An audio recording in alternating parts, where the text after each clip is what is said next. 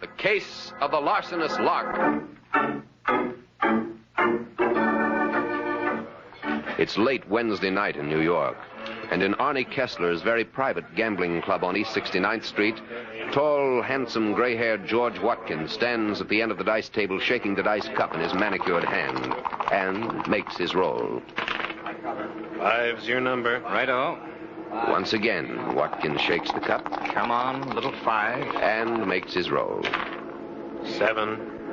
Watkins smiles wryly, shrugs lightly, puts down the cup, and pushes through the crowd. He finds the door to Kessler's private office open and walks in. Kessler is seated at the desk. Oh, Watkins. Sit down. Thanks. How'd it go tonight? Well, for you, fine. I'm clean. Tough luck. Oh, bound to change. How's my credit? Strained to the limit. I'm afraid I'll have to close the book on you. That's all I wanted to know. Good evening, Kessler. You're down for 35 grand, Watkins. That's a lot of groceries. I understand. I'm a realist, Kessler. Don't fool myself. No false pride, so I have to face the fact. The moment I'm no big shot, I'm flat. Bum investment. I'm surprised you carried me this far. Oh, you'll pay off. I'm glad you're so sure. It's my business to be sure. In that case, a little more credit? Now, let's not overdo a good thing, chum. Got to draw the line somewhere, you know. You just pay that 35 and you can have all the credit you like. All right. I'll get it. You bet you will, Watkins. You bet.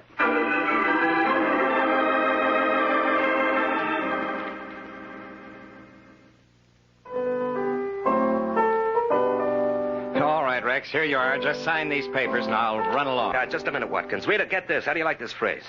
Da-da-dee, da-da-da. You're right, it's corny. Maybe it's better like this. Da-da-dee, da-da-da. Now, it was better before. Da-da-dee. Rex, please. I've got to be going. Okay, Watkins. Give me the papers. Here you are. Here's the pen. Okay. You know, it's funny, I had it the right way in my head, but it's gone. No. I tell you, if I could remember, it's terrific. All right, Rex, but look what you're doing. Signing my name. I gotta look for that. Don't you even read what you're signing? I can't be bothered. That's what I pay Watkins for, my business manager. Huh, Watkins? That's right. Now these checks. Right. You'd think you'd be interested. Interested? In whereases and double entries and capital gains? I say it's spinach and to Watkins with it. Okay, Watkins, there you are. Righto. Now you can get back to your work. So long, Rex. Goodbye, Miss Long. Yeah, be seeing you. Bye. You gotta catch it. It's a natural, believe me. What do you know about him? Who? Watkins. Oh, great. Saved me nearly 10 grand in income taxes last year. If you don't even check on him, Rita, I know what I'm doing. I make the moolah. Watkins sees that I don't spend it faster than I make it. That's Who's all. to see he doesn't spend it? Oh, for the love of Pete, Rita. I mean it. If you expect me to marry you, you've got to have some sense of responsibility. Yeah, sure. Baby, there it is. I know I'd get it. You like? Not bad. Not bad. It's great. What are you doing? Calling my no good of an agent? Rex, I'm trying to tell you. Yeah, not now, honey, not now. Hello? Halloran, listen, I've got a number. Even you'll be able to sell it. Who is it? Who is it? The Cole Porter of the 50s. I'm telling you, I've got something that'll make you. Rex? Who else? Look, Rex, before you get all... Now, will you shut up? You haven't even heard it yet. Goes with those lyrics I showed you yesterday. Now, listen.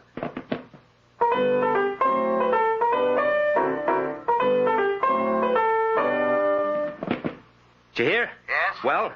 It's a nice tune, Rex, but you know that you No can't... buts, Halloran. This is it. How soon can you get it to Sinatra? Be reasonable, Rex. We can't... Now, look, I don't want any argument. All the time I bang out songs that sell themselves, you try to sit on them. If it wasn't for that contract, believe me, brother, you'd be out, but fast. Listen to the cornball. Where were you before I took you over? Strictly minor leagues. Now it's the big leagues and you're beating them, huh? You got a nice tune. I'll do what I can. Now, look, shut up. I want you over here this afternoon, understand? That creep always got to give me conversation. You'd think a guy'd get some encouragement once in a while, but no, nice tune, he says. And you won't even listen. Got to yap about what? I listen, Rex. It's just that I'm worried. Do you have to turn everything over to Watkins? All right, look, I'll take it once more, slow. Now try to dig it this time, baby, will you? When you're getting the chips, you hire yourself a business manager. Everybody does it. I'm not the only one. Thanks so much for telling me. But everybody doesn't just sign papers and checks without even knowing what they are. All right, let's not get in a hassle about it, huh? Well, if we're going to get married... Who says we're going to get married? Rex! Well, if it's going to be nag all the You're time... not serious. Maybe I am. I don't know. Well, I was only trying to be helpful. I don't see why you have... Oh, for Pete's sake. Look, baby, I got a great idea banging around in my head. I want to get it on paper. Do you have to pitch a hissy now? I'm sorry, Rex. I just... Now, will you cut it out? Honey, look. Doggone it, listen, will you? All right, I'll call Watkins. I'll get an appointment, see. He'll explain just how I stand financially, black and white. Get it all figured out, see. Now, will you please turn off the Niagara and let me get to work?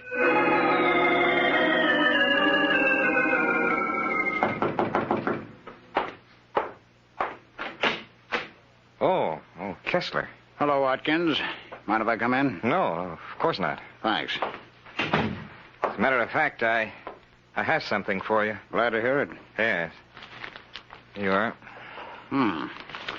1, 2, 3, 4, $5 grand. Good. That leaves an even 30. It may take a little time. Oh, that's all right. Just so long as you settle up before you leave town. Leave town? What makes you think... You bought a ticket for Chicago this morning. How do you know? Have you been having me followed? Let's just say I have a very sensitive Ouija board, You see, Watkins, when I have money outstanding, I like to keep in touch. That's why I don't want you going away until the account is closed. I should have expected this. Very well, Kessler, you've got me. No use denying there's the ticket. I was leaving. As a matter of fact, I'm on a bit of a spot. Let's face it, I'm trapped. How so? Well, I'll tell you. Always was one for cards on the table. It's like this. That $5,000 I just paid you came from Rex Elber, only Elber doesn't know it. I had counted on him for considerably more from time to time, you understand. You can't rush these things or they show up. Well, Elber called a few minutes ago, wants to go over the account. I don't know what's gotten into him all of a sudden, but there it is. Have to face it. He wants an accounting, and I can't possibly explain the check I cashed. If it hadn't happened so fast... So you were going to run out? Well, what can I do? Perhaps if you give me back that $5,000 and I return it to Rex, he may not press the charges. Sure. I blow $5 grand, and if Elba decides not to play ball, you're in the soup anyhow. Well, it was a thought. I don't call that thinking. Well, what can I do? Elba isn't your only client. You have others. That's why I gave you credit. Now, they watch closer. Still, I suppose over a period of time, I could raise the rest. Take your time. I won't rush things so long as I get payments on account like this every so often. But I don't have time. That's just it. Elber wants a showdown today. Oh, can't you stall him? No, not for long. If only I could keep him from asking about that check. There must be something I can do. Not only there must be, Watkins. There better be.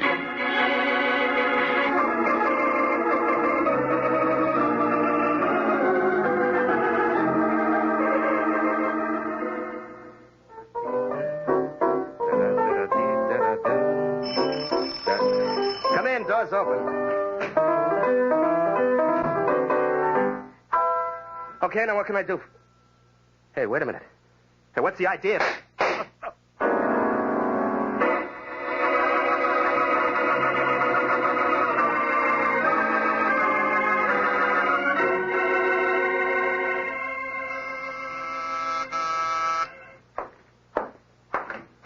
Yeah? This where Mike Waring lives, the Falcon? Yeah. You him? I'm he. Well, Halloran's my name, Vic Halloran, Rex Elba's agent.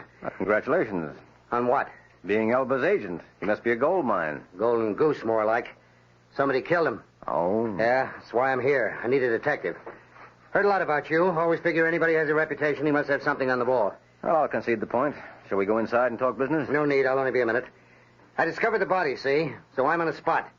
Cops just put me through the ringer. Any reason you should be suspected, other than discovering the body? They suspect everybody. Oh, and you've got nothing to worry about. No more than anybody else. All right. It's like this, see? Who likes his agent? All the time gripes. How come you aren't doing more for me? Rex and me had words often. Loud words. Hmm. But he's my meal ticket. I'm going to knock off my own meal ticket? Ah, yes, the Golden Goose. Get on it, will you, Waring? Okay, Halloran. Try Rita Vaughn, warbler at the Zigzag Club. You think she did it? She's mixed up in it. How do you know? She's a dame. Rex is current. And believe me, in a thing like this, always include the dame in. I'll make a note of it. Dames are trouble. You can count on nothing but trouble. Halloran, you're speaking of the women I love. Take it from me, Waring. Nothing but trouble. Spoken like a confirmed bachelor. Bachelor, I'm paying alimony 3 ways. Now get on it, Waring, will you?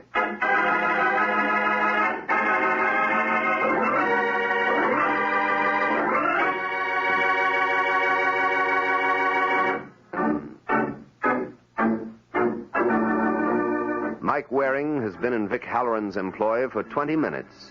Just long enough to get from his own place to the Zigzag Club, where Rita Vaughn has just admitted him to her dressing room. All right, Mr. Waring, now what is it? Well, there's no question about it. You're a dame. What a detective. And dames are trouble. Oh? I have it on the authority of a 3-time loser. And you're looking for trouble? Rex Elba's trouble. Were you it? I was his dame, but I had nothing to do with his death. Uh-huh. So if that's all you want, you might as well run along. Who said it's all I want?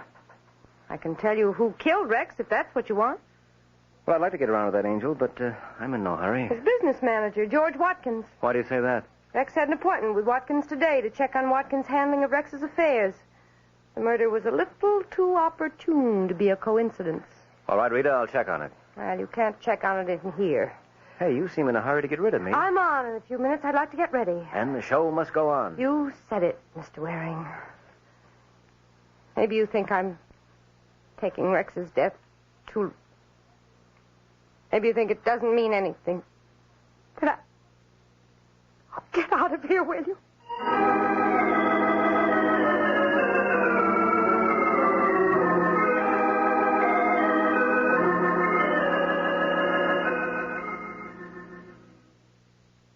Hello, George Watkins around? Who wants to know? Mike Waring. Well, the Falcon. This is an unexpected pleasure.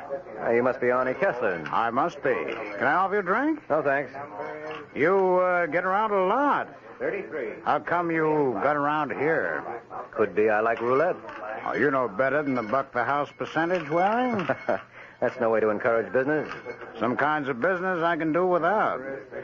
So you're looking for George Watkins, huh?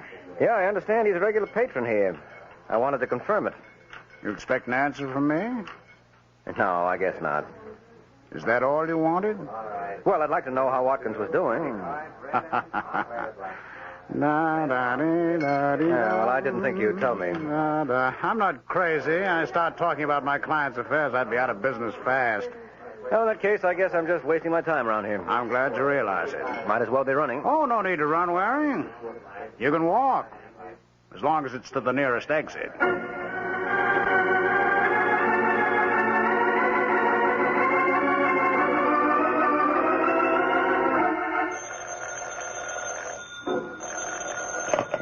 Hello? Hello, Watkins. This is Arnie Kessler. Yes, Kessler. What is it? Who knew that Rex Elba wanted an accounting with you today? Well, I didn't know anyone did, except you. Why? Mike Waring was just here, the Falcon. He guessed you'd been losing at the tables. Oh, dear. Relax. He's still guessing. I didn't give him anything. But if he's checking... I don't think he can prove anything, but I thought you ought to know. Yes. Thanks, Kessler. But who could have put him on to... Of course. That girl, What girl? Rita Vaughn. Never did care for her style of singing. Maybe I can figure a way to make her change her tune.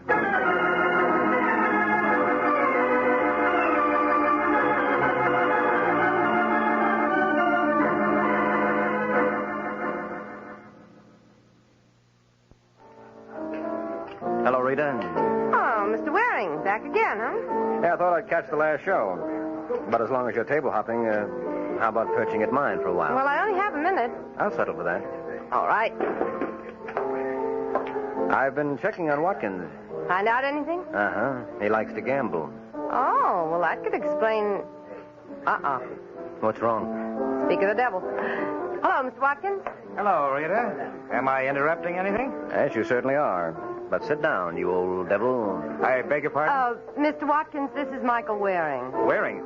Oh, yes. Yes, I've heard of you. From Arnie Kessler. Why do you ask that? Why don't you answer it? I want to talk to Rita. Get in line. I was here first. I'm afraid I'll have to disappoint both of you. Time for my number. See you later.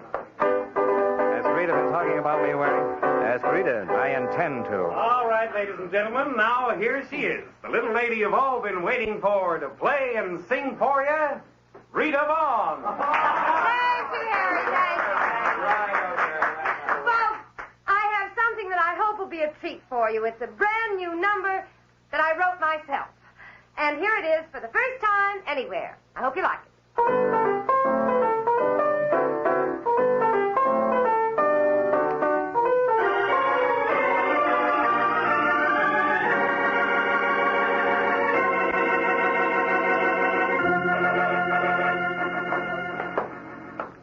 I wonder why she didn't come back to the table, Waring. She said Something scared her. Didn't you see her face when she left the floor, Watkins? No, I didn't notice. That's why I wanted to get back here to the dressing room. Here it is. Hey, somebody's in there. Yeah. Look out, Watkins. Let's see if this door's unlocked. Yeah, it is. Mr. Waring. Yes, Rita. Come to take you in my arms. let go. Not while you're waving shooting irons. Sorry, Waring. She missed. Yeah, so I see, Halloran. But let's not give her another shot at you. What are you doing here, anyway? Telling her off. She's a crook. He hit me. That's why I grabbed the gun. It was self-defense. She's a crook, a grave robber. Did you hit her? We were arguing. Did you hit her? What difference Did does you it... hit her, Halloran? Well, maybe I did. Then the gunplay really was I self-defense. told you. Uh-huh, but I want Halloran to tell me. Well, yes, it was. All right. Then I can let her go. Much as I enjoy holding you in my arms, Rita, I like it under different circumstances. Now, what went on in here? Well, when I heard her singing that song, Did you hear? I didn't see you in the club. I was over at the side, near the door. All right, you heard the song. Yeah, she said it was her song. She made it up. I did. Rex called me this morning, all hopped up. Here's a new number. Plays it for me over the phone. It's this very song, Waring. This very song. I played it for Rex. That's where he got He it. said it was his. We were going to publish it under his name. We thought it would be more popular. Look, I know Rex's style. You can't I tell know me... his style, too. I was influenced by it, I admit that. But I wrote that song. That's a lie. Well, even if it is, Halloran, is that any call to slug the girl? Or did you just toss that in because you don't like dames? I couldn't help blowing my lid, Waring. I'm sorry, but this crooked dame here... All right, hold it. Rita, you say you made up this song? Yes. When? This morning. Rex was working on a tune. It was something like this one, but not the same. Watkins, you were there, you remember. Yes. Well, then Watkins left, and Rex and I were talking, and all of a sudden it came to me. And you played it for Rex? Yes. And he played it for Halloran? Yes, and he told me that... I know what he told you. Did you play it for anyone else, Rita, until tonight? No. And it's just your word against Halloran's. Well, yes, I but don't know what you hope to prove, Waring. Each one will stick to his own story. Oh, I think I've proved plenty, Watkins. What? Who killed Rex Elder? You what? I've proved who killed Rex Elder. Maybe that isn't as important as who wrote the music, but it should determine who's going to have to face it. Who, Waring?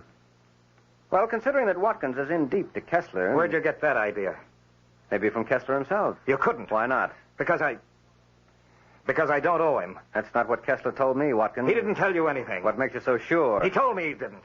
And there must be something he could... Rita, look out! Oh, don't... Too late, Waring. I've got the gun from her. Now, what good do you think it's going to do you? Well, there's one sure thing. Won't do you any good if you make a move. So stay where you are, all of you. I'm getting out of here.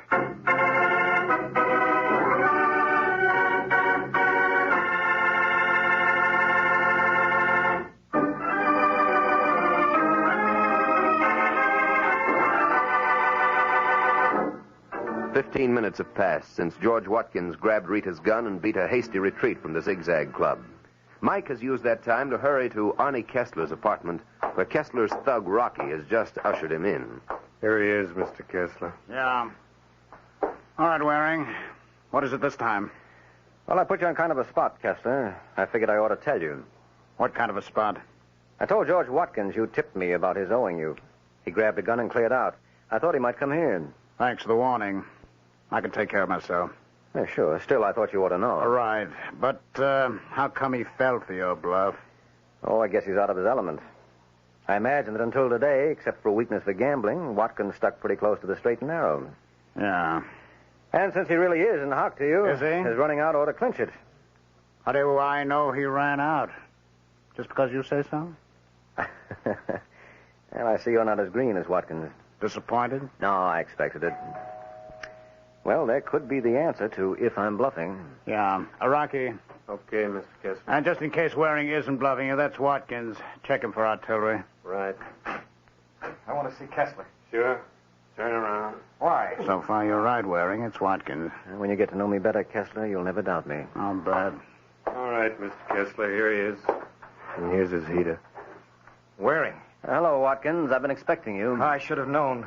You are on his side, That's Kessler. what he wants you to think, but if you shut up and let me do the talking... Certainly. Might as well face it. I've bungled again, played right into his hands. Maybe, but now we have him on our home ground. And please, Kessler, no violence. That's not what I had in mind. At least for now.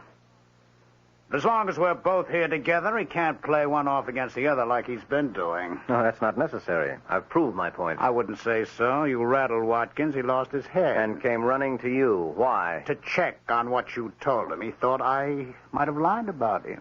You mean he wanted to see if you told the truth about him? It's no use, Kessler. I know he's in hock to you. Now that I know who the murderer is, it's the only thing that makes sense. Oh, you know that, too? Yeah, sure. Waring, I know how it looks. Out of the talking, Watkins. Are you, suggesting that Watkins killed Elba, Waring? Oh, I haven't said that. But I thought... You shouldn't jump to conclusions, Watkins. Well, but then I don't understand. Unless you think I'm the murderer, what difference does it make if I owe Kessler money? My relation with him doesn't affect anyone else. It affects Kessler. But surely you can't think he killed Rex. Why, they didn't even know each other. I know they didn't. Well, then... Now, wait. Elba demanded an accounting with you today, didn't he, Watkins? Never mind, don't answer, but you know he did. And you've been juggling the account to pay off Kessler, so you got panicked. Well... Shut up, Watkins. Yes. All right, you told Kessler about the spot you were in. You'd paid off part of what you owed him, but there was still a heavy balance. Now, if Elba sent you to jail, Kessler would never get his balance. So he killed Elba to protect his investment in you. So that's it. How many times do I have to tell you to shut up, Watkins? Oh, I'm the one you'll have to shut up, Kessler. But before you decide on the rough play you so thoughtfully postponed before, you ought to know the police know I came up here. Yeah? You think I'd have stuck my neck out like this otherwise? Let's face it, Kessler, the jig is up.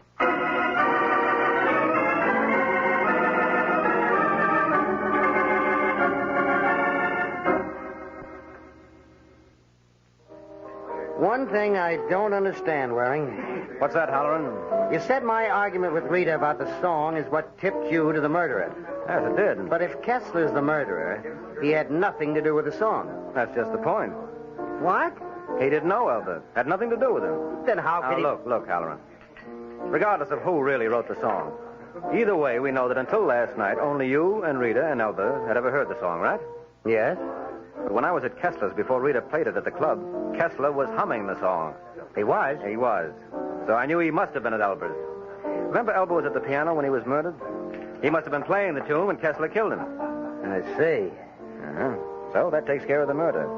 Now everything is settled except who really wrote the song. Oh, that's settled, too. Oh, it is? Yeah, yes, I was wrong. Rita wrote it all right. We had a long talk, and she convinced me. Oh? Yeah, quite a dame, Waring. Quite a dame. Thought you didn't like dames. Who, me? Oh, all I said was anybody who falls for a dame must be nuts. Uh-huh.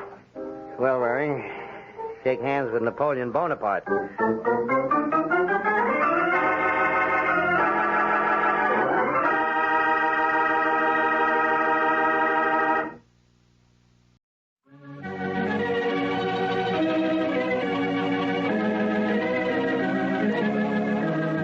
In 1945, I considered myself a very lucky man because I was the announcer on the New Adventures of Sherlock Holmes. My name is Harry Bartell. Won't you join me now as I reminisce about those wonderful days of dramatic radio?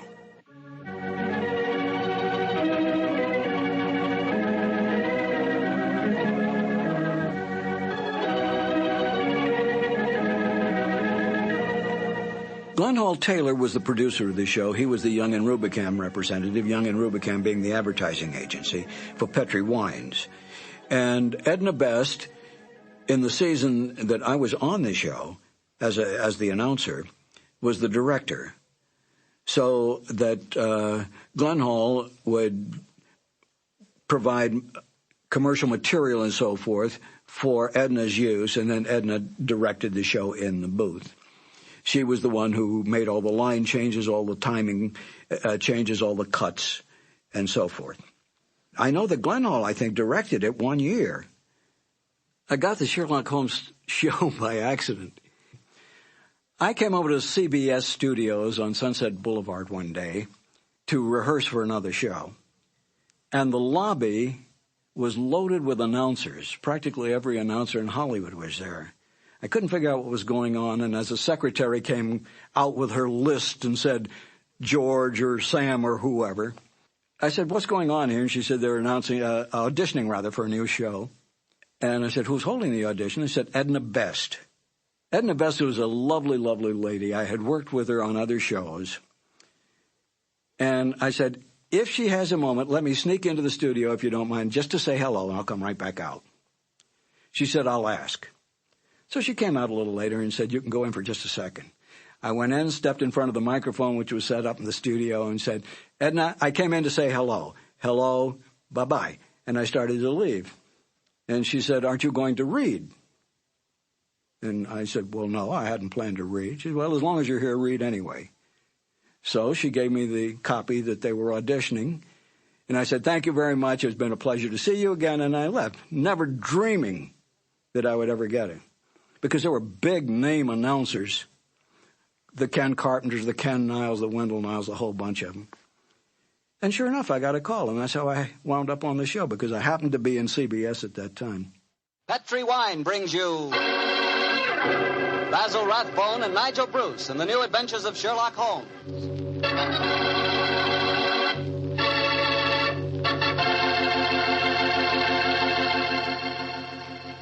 The Petri family, the family that took time to bring you good wine, invite you to listen to Dr. Watson tell us another exciting story about his good friend, that master detective, Sherlock Holmes. And I'd like to tell you something that maybe you already know. The fact that America's favorite wine is port wine. Did you know that? Well, if you didn't, you'll know why port is the way out front favorite if you'll just sample some Petri California port. You just look at that Petri port and you know it's good. That wonderful deep, rich red color. And Petri port is so clear. Well, just hold it to the light and you can sort of see right through the glass. But what you really want to know about a wine is how does it taste? And I'll tell you something. I've never yet been able to find the adjective that'll do Petri port justice. It's wonderful, honest. You just got to taste it for yourself and find out for yourself. You love that Petri port in the evening after dinner when you're sitting around listening to the radio. And it's perfect to serve your friends when they come over. Oh, and you can show that Petri label, too. In fact, you can show it proudly. Because the name Petri is the proudest name in the history of American wines.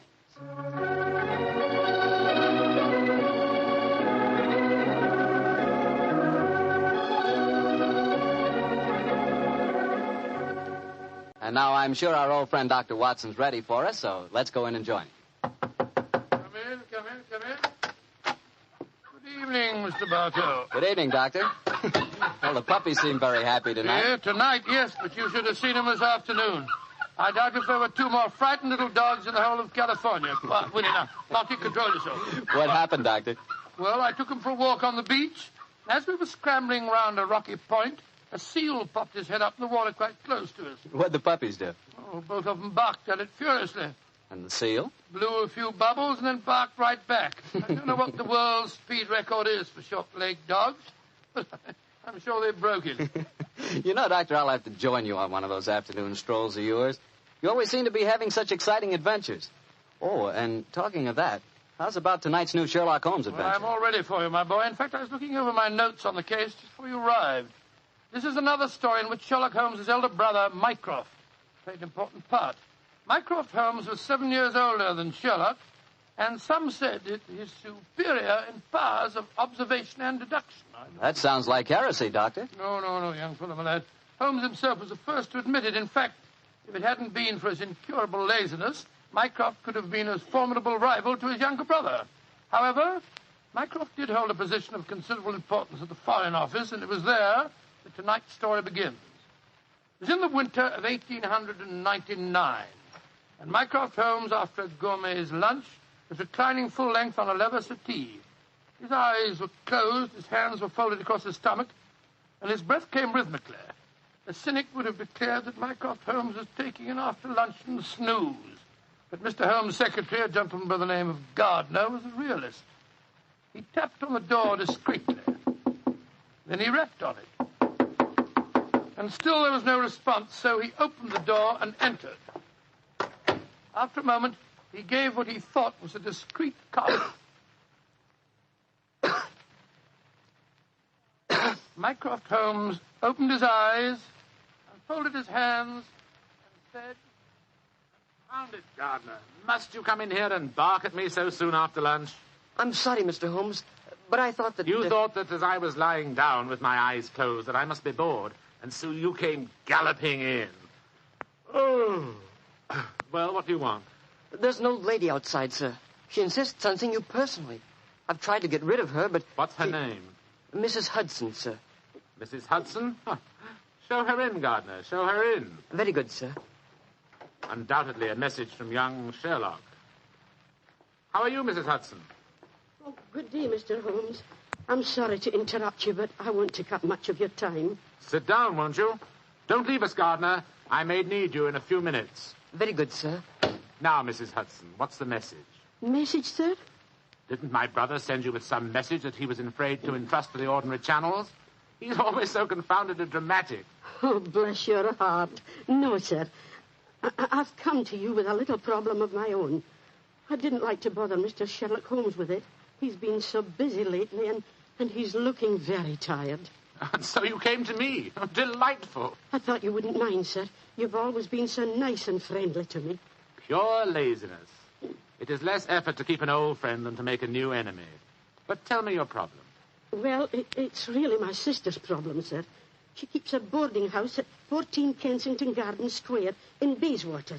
And she's convinced that one of her boarders, a man who has a room on the first floor back, she's convinced that he's a birdman. And what in heaven's name is a birdman? Do you know, Gardner? No, sir. I can't imagine. Oh, it's like a werewolf, gentlemen, except that the man turns into a bird. Oh, come now, Mrs. Hudson. Oh, I know it sounds daft, but my sister's in a dreadful state. Of course, I've been with your brother long enough, sir, to know that such things are nonsense. But how can I prove it to her? What reason does your sister give for holding a strange belief? She keeps finding pigeon feathers in the room. Now, the man doesn't keep pigeons, sir. My sister knows that for a fact. Has she found any traces of scattered food on the window ledge? None, sir. No signs of any pigeons, except the feathers. My sister's a wee bit fey, Mr. Holmes. She's the 7th daughter of a 7th daughter, and you know what that means. Just the same, she's not imagining things, sir. She's shown me the feathers herself. Where were they, Mrs. Hudson? Somewhere on the floor by the end of the bedstead, sir. I brought some along with me. Here, sir. And we found some more in the gentleman's cupboard where he keeps his clothes. By George, I wonder What is it, sir? I'll tell you in a moment, Gardner. Mrs. Hudson, this matter will require a little private investigation. You may return to your sister and tell her not to worry. I shall get in touch with you as soon as my inquiries are completed. Good day to you. Good day, sir, and I'm very much obliged to you. Well, Gardner, what do you make of it? An old wives' tale, sir. You're not treating it seriously, are you? Yes, I am. One of these feathers shows evidence of having had string tightened round it. That suggests a captive bird. Now, a captive bird smuggled into an obscure boarding house would point to something of the greatest importance to us, Gardner. By George, sir. You mean carrier pigeons? Exactly. And remember that we're at war and that the Boers have obtained several important and highly confidential secrets of ours lately. We know there's a leak somewhere.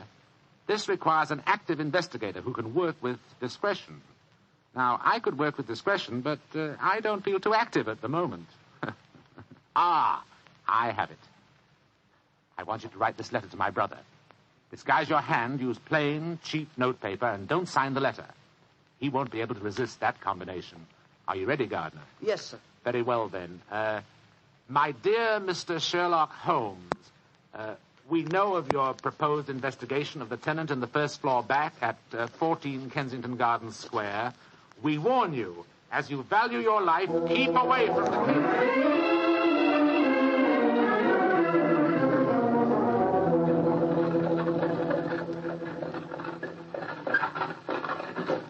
We warn you, as you value your life, to keep away from the case. And that, my dear Watson, is why we are driving towards 14 Kensington Gardens Square, disguised as building inspectors of the London County Council. Well, I must say it's a very challenging letter, Holmes. Unsigned, yes. I notice.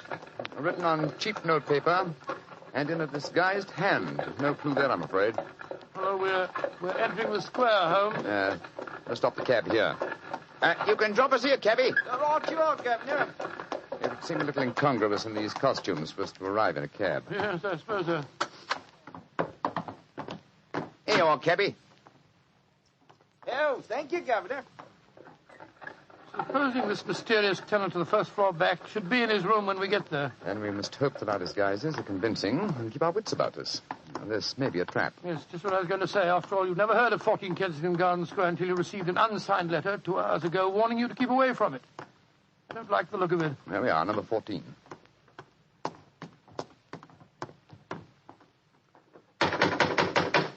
I suggest that you let me do most of the talking. Good Lord, yes. My Cockney accent doesn't compare with yours.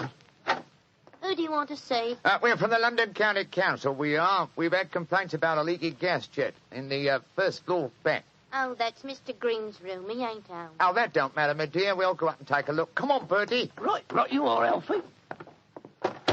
Want me to show you the way? The missus is out shopping. No, thanks, dearie.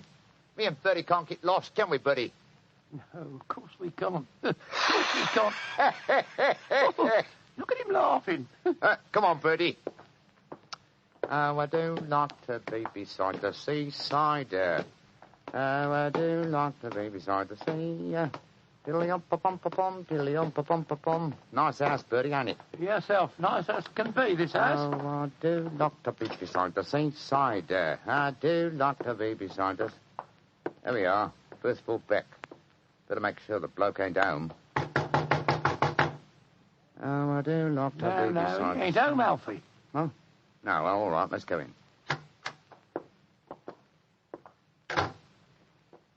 Oh. So this is the mysterious room, eh? Well, it looks perfectly ordinary, doesn't it? Yes, a depressing example of the squalor of boarding house life. Hello. What's this on the bedspread? Feathers. Must have come out of the pillow. No. These are pigeons, feathers, old chap. And look here, Watson. Attached to the bed rail. No, it's only a piece of string. String, yes, but with a small metal ring on the end. A ring such as is used to place around a homing pigeon's leg. But why should someone keep carrier pigeons in an obscure boarding house like this? Yes, why indeed, why indeed? The answer could be that the tenant of this room is engaged in some sinister activity that requires the use of carrier pigeons in sending messages. Yes, there's no evidence of the birds being kept here. That's true, old fellow, that's true. Possibly the owner of this room is given a pigeon by one of his superiors, brings it here, affixes his message, and releases the bird. But why couldn't he just take the message to where they keep the birds?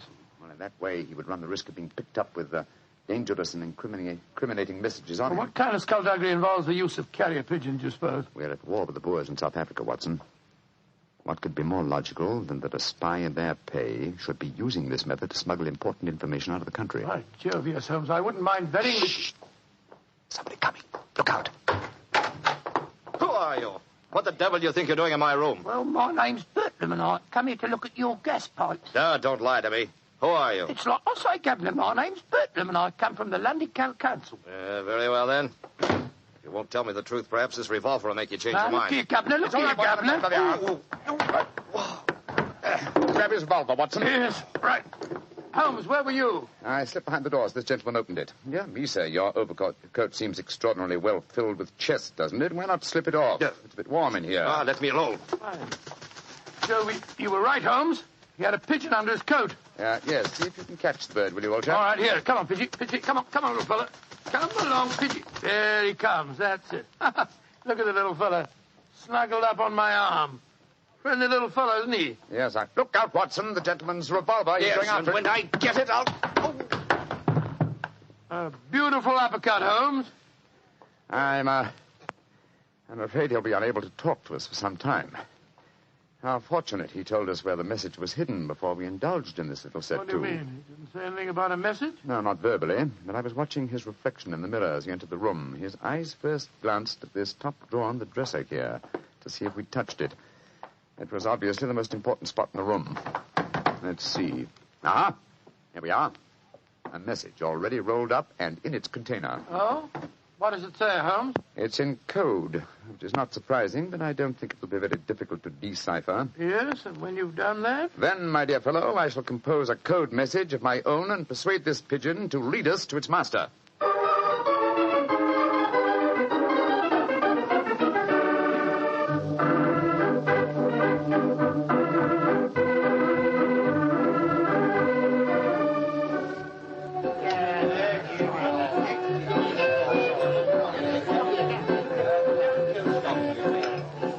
I can see from your puzzled expression, Watson, that you're wondering why I brought you to Dexter's Music Hall in the Edgware Road. Well, I must confess I'm a little confused, Holmes. First of all, we go to Baker Street and you spend hours poring over some obscure book. Then you write out a message, attach it to a pigeon, and let it loose. Now you bring me here. I hate to question you when you're working, but I should be glad if you'd give me some idea of what's going on. Of course, old chap. At times I must seem confoundedly mysterious, I'm sure. Here's the situation. The obscure book I was studying was a table of ciphers. I was trying to decode the message we found in the room on the first floor Well, back. obviously you succeeded, or we wouldn't be here. Yes, the key word was Louis Botha, the name of the Boer leader. The message was a report on the number of troops now in training at Aldershot. Then you were right. We're mixed up with a ring of enemy agents. Obviously, old chap. So I kept the original message and composed another using the same code and dispatched it by carrier pigeon. Well, what did you say in your message? Meet me tonight, 8 o'clock, table number 3 at Dexter's Music Hall. What made you choose this place as a rendezvous? Well, I happen to know that it's a common meeting place for underworld characters.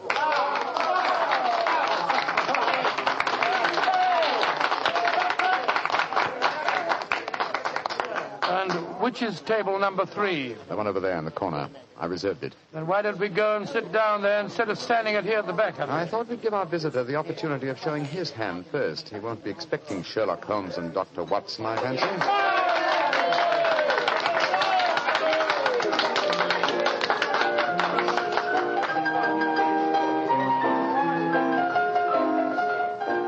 Good Lord, look at this woman coming on to sing. You ever see so many fellas? I'm not allowed to have a bow except upon his line.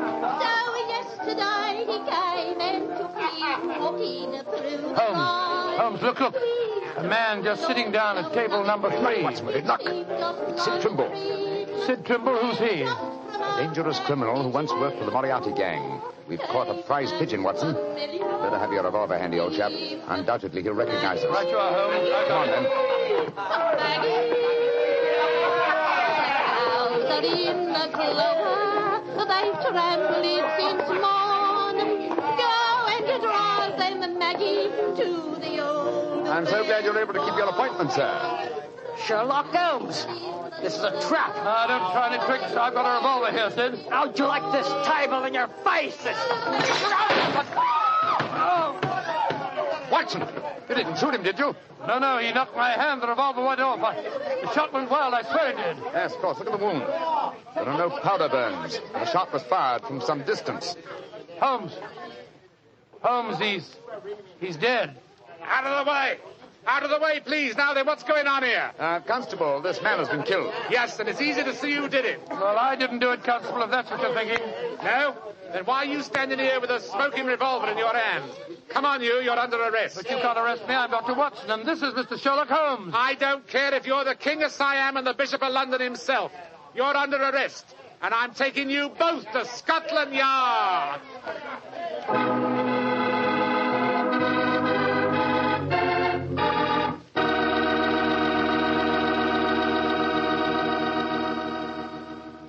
You'll hear the rest of Dr. Watson's story in just a second.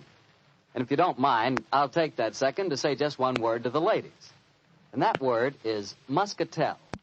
Petri California Muscatel. I want you women to know about it because Petri Muscatel is one wine that practically every woman likes. Maybe because it's such a beautiful color, like pale gold. But I guess really because Petri Muscatel brings you the wonderful flavor of luscious, sun-ripened Muscat grapes. And that's a flavor. Try Petri Muscatel after dinner or any time as a change from Petri port. Have a bottle of each on hand.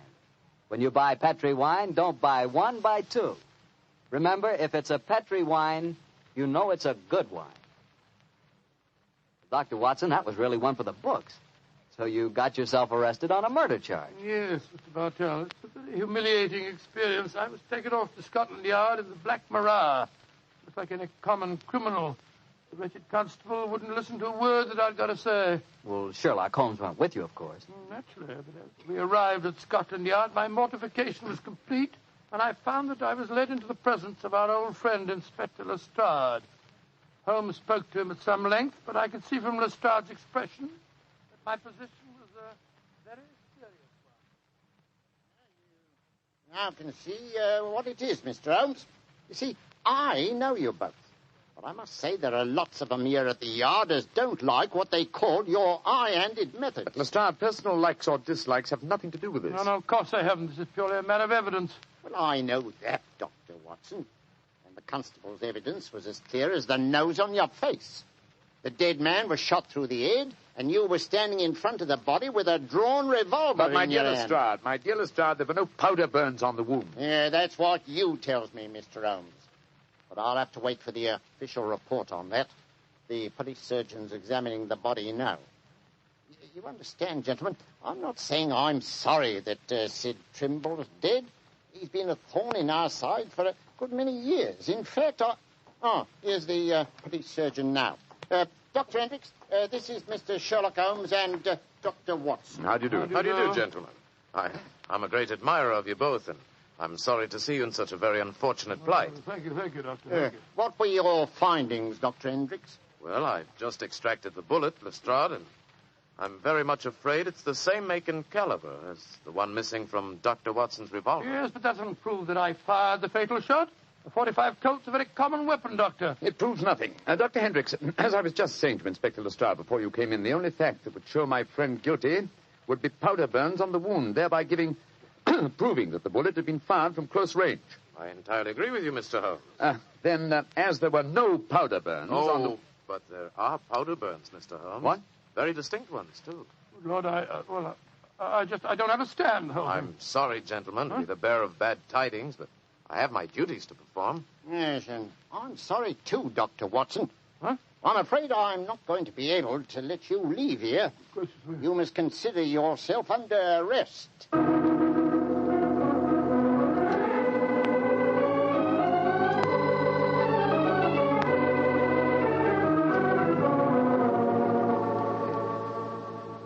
Holmes, I never felt more despondent in my life. Oh, cheer up, old chap. Well, how can I? Locked up in a prisoner's cell. Looks as if I might end up at the gallows. Don't worry, Watson. You'll be out of here before the night is over, I promise you that. I wish I felt as confident as you do. How do you propose to do it? Oh, with the aid of a little hard thinking. Thinking? That won't unlock any cell doors, thinking. But it will, old fellow. It's obvious someone's deliberately trying to incriminate us. Let's try and reconstruct the killing logically. Sid Trimble was a member of an espionage ring. I sent him a false message. After he'd left to keep the appointment, one of his colleagues trailed him to the music hall and killed him before he could betray anything to us. Yes, that's undoubtedly the way it happened. The powder burns, Holmes. How do you account for them? There were none just after the shot was fired. We know that. And yet Dr. Hendricks assures us that there are very distinct powder burns now. May we come in, gentlemen? Yes, of course you can, Dr. Hendricks. Oh, hello, Lestrade. Yes, I thought we'd come and chat with you, Doctor. Well, that's very nice of you, gentlemen. Yeah, not a bit of it, Doctor. You know, it hurts me to see you in here, and that's a fact. And I can't bear to see a fellow medico in such plight without coming in to see what I can do to help, Watson. Yeah, you're very quiet, Mr. Holmes. Am I, Lestrade? I was thinking. You see, Watson, old chap. I have it. You have what? The answer. You'll sleep in Baker Street tonight after all. Mr. Holmes, what are you talking about? The murder of Sid Trimble. The incriminating powder burns were obviously faked. Watson and I know that, whether you and Dr. Hendricks believe it or not. The question is, how were they faked? I think I have the answer. Dr. Hendricks. Yes, Mr. Holmes? If a blank cartridge were fired at the wound after death, it would produce powder burns, wouldn't it? Undoubtedly. Yeah, but who could have done that, Mr. Holmes? Ah, that's the point, Lestrade. Who had the opportunity? The constable who brought the body here. True, old chap. Huh? Also, you, Dr. Hendricks. That's perfectly true. Yeah. Well, I had the opportunity too, Mr. Holmes. I spent half an hour in the morgue alone with the body when it first come in. Well, you've narrowed it down to 3 suspects, Holmes. I hope I don't hang before you find the real killer. I found him, Watson. Why, who is he, Mr. Holmes? The answer is simple, Lestrade. The powder burns were certainly faked by a blank cartridge. Now, if a blank cartridge were fired into a wound, the wadding would have penetrated and distorted the wound. Yes, but supposing the person had removed the wadding from the blank, Mr. Holmes. Its effect would still be quite apparent to the police surgeon who removed the bullet. Am I correct, Dr. Hendricks? Entirely. A surgeon could not fail to identify the marks, Mr. Holmes. Exactly. Therefore, only one person could have fired that blank cartridge without detection. The same person who made the incision necessary to remove the cartridge would also remove all traces of the shot. You yourself, Dr. Hendricks. Holmes, I believe you're right. That's an ingenious theory, Holmes. Surely you're joking. Am I? Then how do you account for the pigeon feathers on the collar of your coat? I'm not... The devil with you, Holmes? Here, come back here. Doctor, Constable, don't let Dr. Hendricks get away. Great Scott. Scotland Yard itself harboring an enemy agent. Upon my soul, Holmes, you've done it again. I must say you've got sharp eyes. I didn't see those pigeon feathers on Hendricks' collar. Confidentially, my dear fellow, neither did I, but Hendricks' guilty conscience knew they might be there. It was a shot in the dark, and I had to take it. If you'd spent the night in a prison cell, I should never have heard the end of it, I'm sure. Never.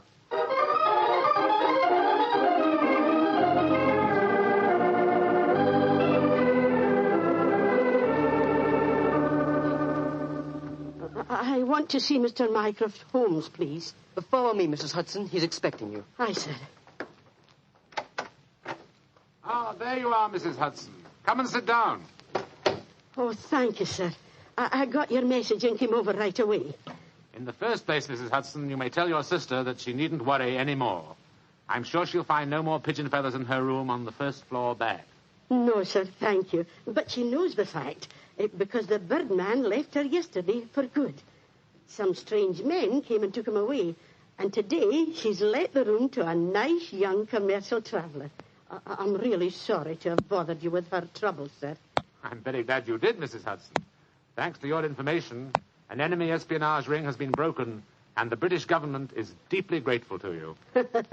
You're always one for a joke, aren't you, Mr. Holmes? Well, I'm glad you're not angry with me. I'll be going now, sir. Just one more favour I'll ask before I go, though. Anything, Mrs. Hudson. What is it? Please don't tell your brother about this, sir. He'd be so angry with me for wasting your time.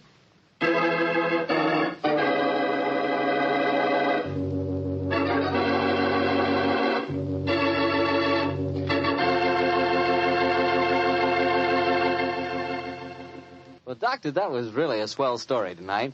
Although it was a bit unexpected for you to have been arrested. Yes, indeed. Mr. Bartell, when you're a detective like Holmes or a doctor like myself, well, you've got to be prepared to meet the unexpected every once in a while. I suppose so. Of course, you wouldn't know about things like that, being a wine expert yourself. Oh, now, wait a minute, Doctor.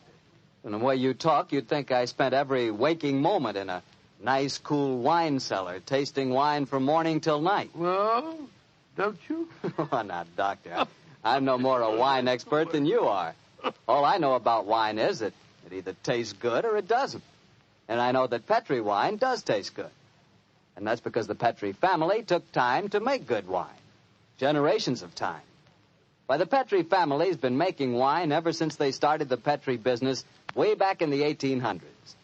And since the business has always been family-owned and operated, they've been able to hand on down from father to son,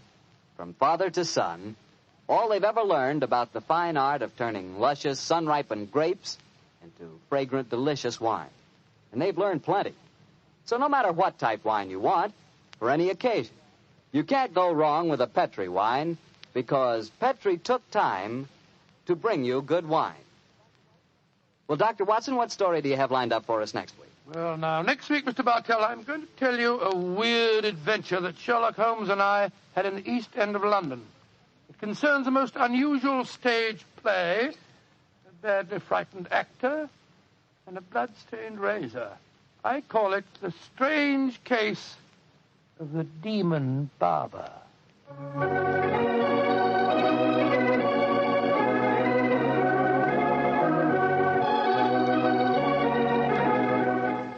Tonight's Sherlock Holmes adventure was written by Dennis Green and Anthony Boucher and was suggested by an incident in the Sir Arthur Conan Doyle story, The Greek Interpreter. Music is by Dean Fossler. Mr. Rathbone appears through the courtesy of Metro-Goldwyn-Mayer, and Mr. Bruce through the courtesy of Universal Pictures, where they are now starring in the Sherlock Holmes series.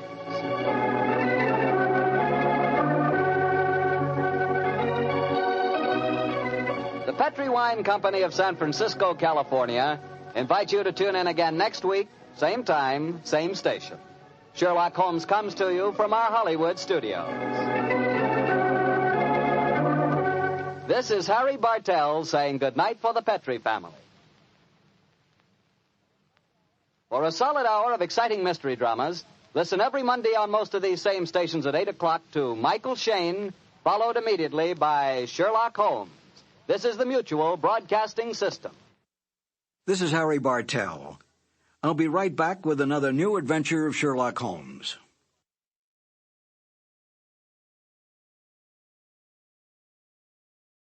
From Hollywood, it's time now for... Johnny Dollar. Tim Connors, John boy. Congratulate me. Congratulations, Tim. What for? I just had another boy. 7 pounds, 12 ounces. Hey, you like cigars? Sure. Well, come on down and pick one up. Oh, maybe you better pack a suitcase, too. I got one for you out in Culver, Montana. Where's that? I just told you. Out in Montana somewhere. We have a debt policyholder there named Henderson. Henderson, huh? Yeah. Now, we don't know if he was murdered, committed suicide, or had an accident. Well, what does it look like? All three. Okay, Tim, be there in an hour.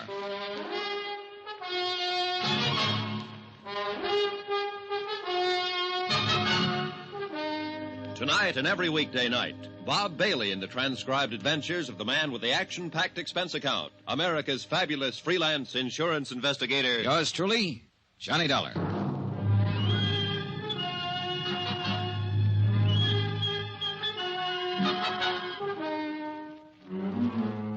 Expense account submitted by Special Investigator Johnny Dollar to Paramount Insurance Adjusters, Hartford, Connecticut. The following is an accounting of expenditures during my investigation of the Henderson matter, whatever it's going to be. Expense account item 1, $1.25 for a detailed map. I had an idea that Culver, Montana was a place that only Rand McNally might know about. They did. I found it tucked up in the high northern corner of the state near Great Falls. Hey, where's your bag? Home. I told you to pack it. Now, look, Give me a cigar, Tim. Tell me about the new boy and the new case. Okay, have a chair. There you are. I wouldn't smoke it if I were you. Terrible. Cost me $2 a box. Hey, you know something? I'm thinking of naming the new boy Johnny. Oh, tough case, huh? Yeah. Look, we're in the same sweet old spot, Johnny. Same old problem. One of our policy holders is dead, and for looking into the circumstances of his death, the insurance company is no longer a friend of the widow and orphan, but a big, bad monster trying to weasel out of a just claim. All claims are just claims, or are they? Well, of course they are. No one ever tried to pull a fast one on an insurance company.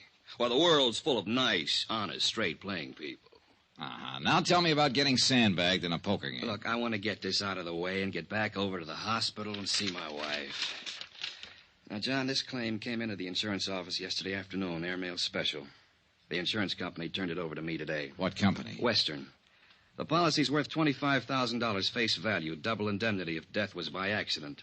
No payment for suicide. Uh-huh. You say the man's name was Henderson? Yeah, it says here, George Walter Henderson, Montana rancher. Last Thursday, he fell 4 stories out of a hotel window in Culver and died instantly. At least that's what we have in this report here. Somebody could have shoved him, or he could have taken the leap. Now, we have to know for certain. Oh, what's on the claim report? Accidental. There was no inquest, no police investigation, and that's not good enough for us. Uh-huh. This Henderson prominent? Well, he was big enough, Johnny. Cattleman, rancher. He was also a major stockholder in the only newspaper in Culver, so I doubt if his paper'd suggest suicide or anything else, do you? I don't know, Tim. I never met the editor. Well, meet him if you like. Talk to him. Talk to anybody in Culver. Find out what was what. This is a lousy cigar. Johnny, you know how to handle these things. We have to have more information than this. Have you tried to do anything on it at all? Yeah, I phoned the sheriff's office long distance and talked to a man named Holton, Eve Holton. He said he'd be happy to cooperate. What else? I phoned the beneficiary to get some information. Name's Pauline Henderson, his widow. Is she going to cooperate, too? I don't think so, pal. Huh? She hung up on me.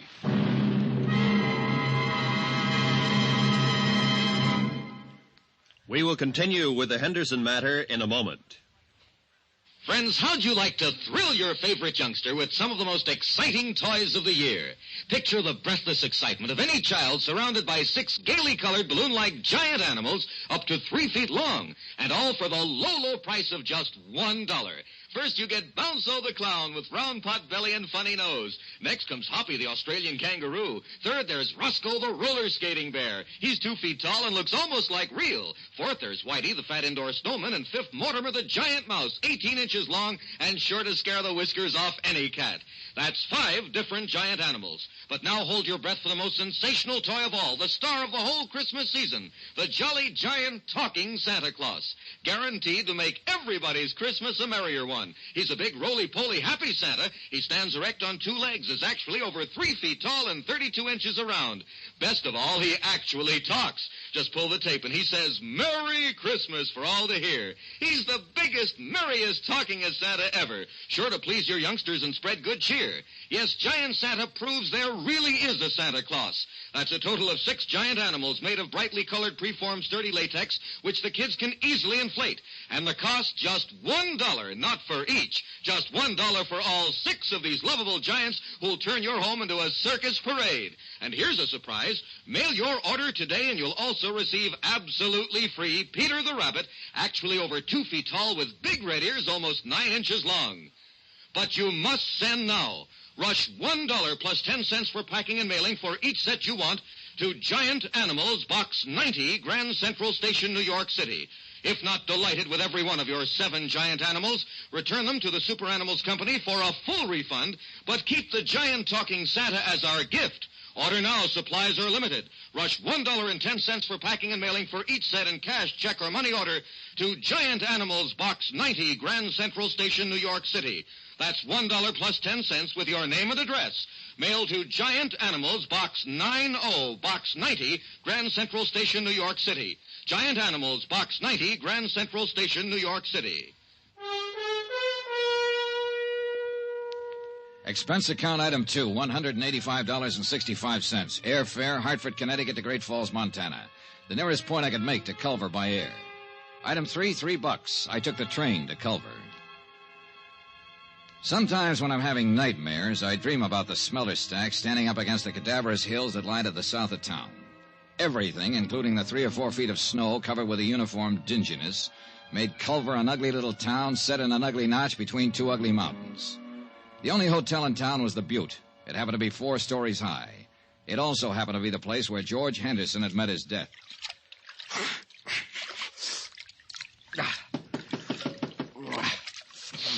Okay, just a minute.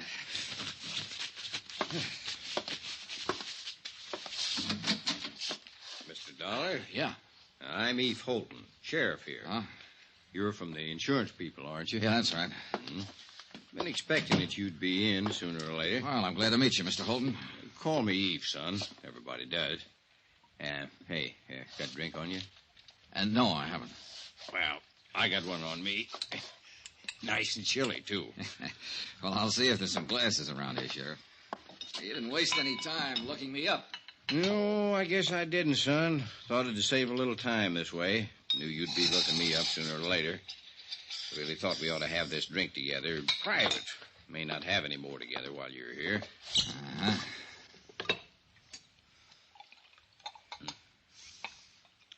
Well, health and happiness, boy. Same to you. Now, this drink we're having. This is in your room, and I'm just a fellow welcoming you to Culver. In my office or on that street out there, I'm a sheriff, and I'm going to be real official. All right, go on. I want you to notice I'm not asking any questions of you, son. I'm just answering anything that you might want to ask me right now. All right. You're going to have to plow ahead yourself on this one, pretty much alone. And let me tell you what kind of plowing you got in store for you. Excuse me. Now, first off, this is a little burg like you ain't used to. We got 3,500, 4,000 people living here. Some of them working that mine you've seen on your way into town. Others hire out to work on the ranches around here. Some in business. Uh-huh. Very tight little place. We hardly ever fool around with anybody else. Sure. Now, you're here because your insurance company don't like to pay off on a policy without knowing whys and wherefores. They don't like the word accident without knowing some of the details. No, they don't. There's a lot of people here, most people, who don't care about those details. As a matter of fact, son, they'd all just as soon put old George Henderson down on the ground and say it was an accident and let it go at that. Well, maybe it was, Sheriff. I don't know. But I'm going to find out. Yeah, well, now, let me go on. Those people who don't like the details don't like detail getters. You understand? Yeah. Scare you any? Not yet. You'll do all right, son. So, maybe you'd kind of like to get your coat on and come to your funeral with me. Starts at 3. Henderson's? Yeah. Give you a chance to look around, get the lay of the land. Okay, good idea. I wondered what kind of bull workers insurance companies turned out. I like you, Dollar. You're all right. You ain't bothering with any questions till you got some worthwhile asking. You tired? A little. Well, this won't take too long.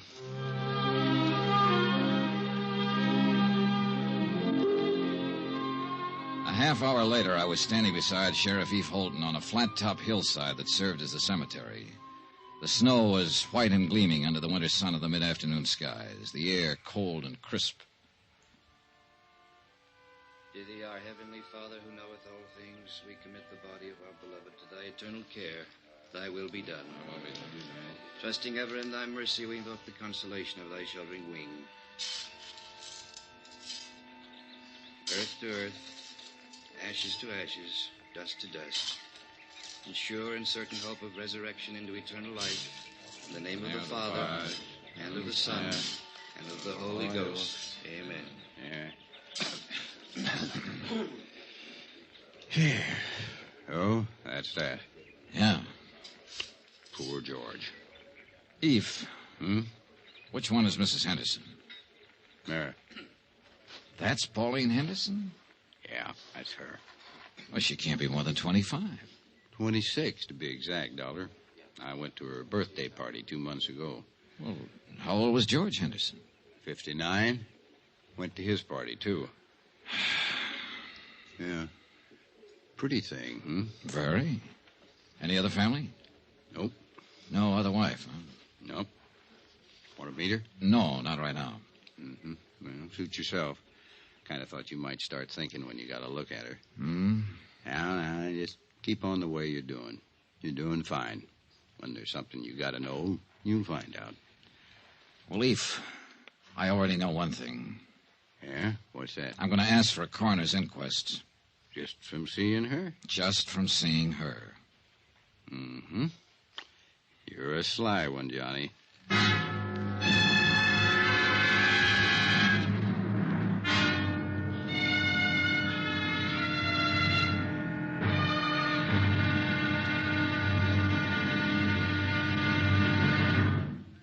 Johnny Dollar will be back in a moment to tell you about tomorrow's episode. Friends, send for your set of some of the most exciting toys of the year. 6 giant inflatable toys for only $1, some up to 3 feet tall. You get Bounce-O the happy clown, Hoppy the Australian kangaroo, Roscoe the 2 feet long roller skating bear, Whitey the fat indoor snowman, Mortimer the giant mouse 18 inches long, and last but not least, the great giant talking Santa, a roly-poly giant over 3 feet tall and 32 inches around the belly that actually says Merry Christmas out loud when you pull the tape. That's 6 sensational giant toys for only $1, made of sturdy, gaily colored latex that the kids can easily inflate. Send $1 for each set to Giant Animals, Box 90, Grand Central Station, New York City. And if you order right now, you get Peter the Rabbit over 2 feet tall absolutely free. If not delighted with your giant animals, your money refunded immediately. Order today. You may never hear this offer again. Rush $1 plus 10 cents for packing and mailing in cash, check, or money order to Giant Animals, Box 90, Grand Central Station, New York City. That's $1 plus 10 cents for each set with your name and address to Giant Animals, Box 90, Grand Central Station, New York City. Now, here's our star to tell you about tomorrow's episode of The Henderson Matter. Tomorrow, I find out how hard it is to believe what I see. And I see plenty. Join us, won't you? Yours truly, Johnny Dollar.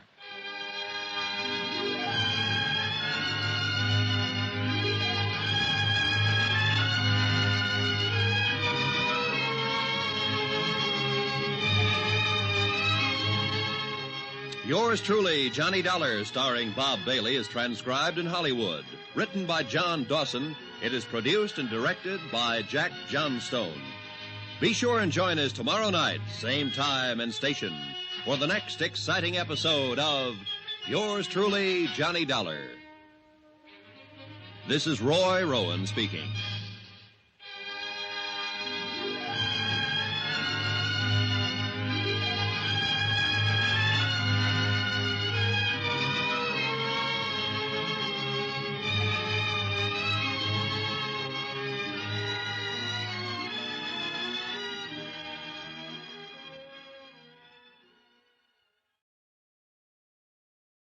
From Hollywood, it's time now for...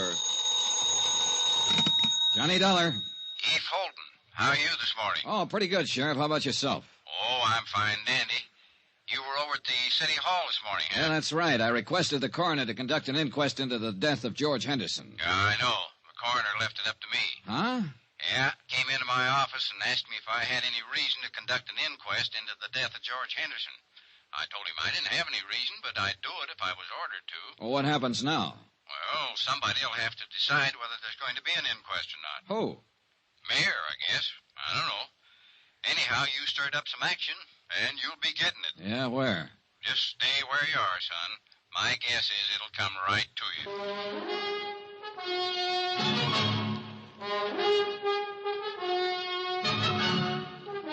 Tonight and every weekday night, Bob Bailey in the transcribed adventures of the man with the action-packed expense account, America's fabulous freelance insurance investigator. Yours truly, Johnny Dollar.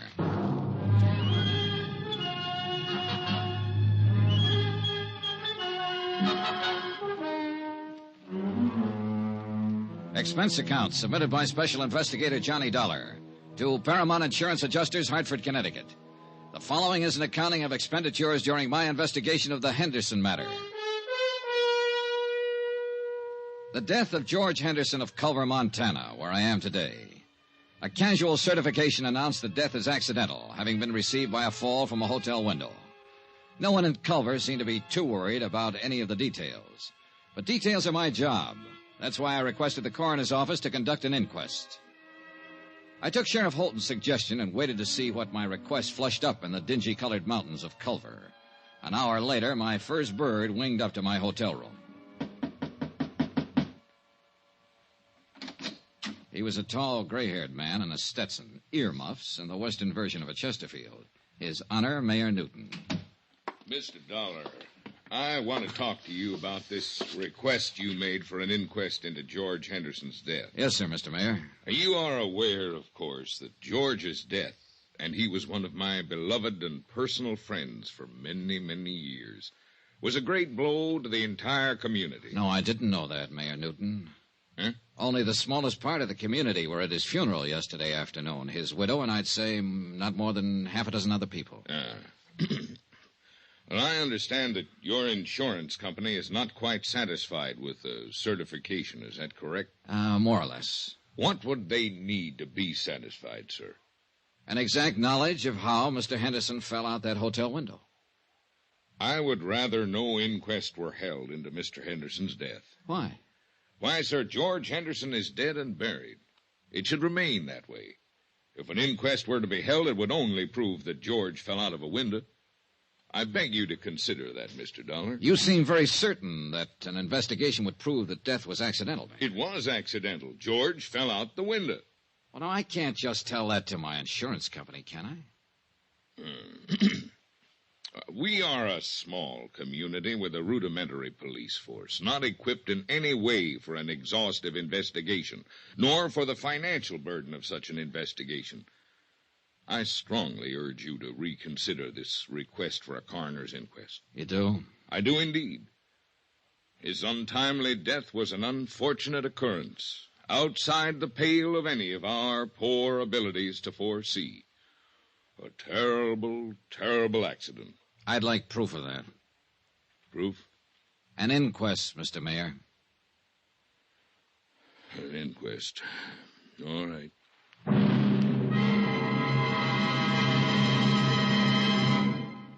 We will continue with the Henderson matter in a moment. Friends, how'd you like to thrill your favorite youngster with some of the most exciting toys of the year? Picture the breathless excitement of any child surrounded by 6 gaily colored balloon-like giant animals up to 3 feet long, and all for the low, low price of just $1. First, you get Bounzo the clown with round pot belly and funny nose. Next comes Hoppy the Australian kangaroo. Third, there's Roscoe the roller skating bear. He's 2 feet tall and looks almost like real. Fourth, there's Whitey the fat indoor snowman. And fifth, Mortimer the giant mouse, 18 inches inches long and sure to scare the whiskers off any cat. That's 5 different giant animals. But now hold your breath for the most sensational toy of all, the star of the whole Christmas season, the jolly giant talking Santa Claus. Guaranteed to make everybody's Christmas a merrier one. He's a big, roly-poly, happy Santa. He stands erect on 2 legs, is actually over 3 feet tall and 32 inches around.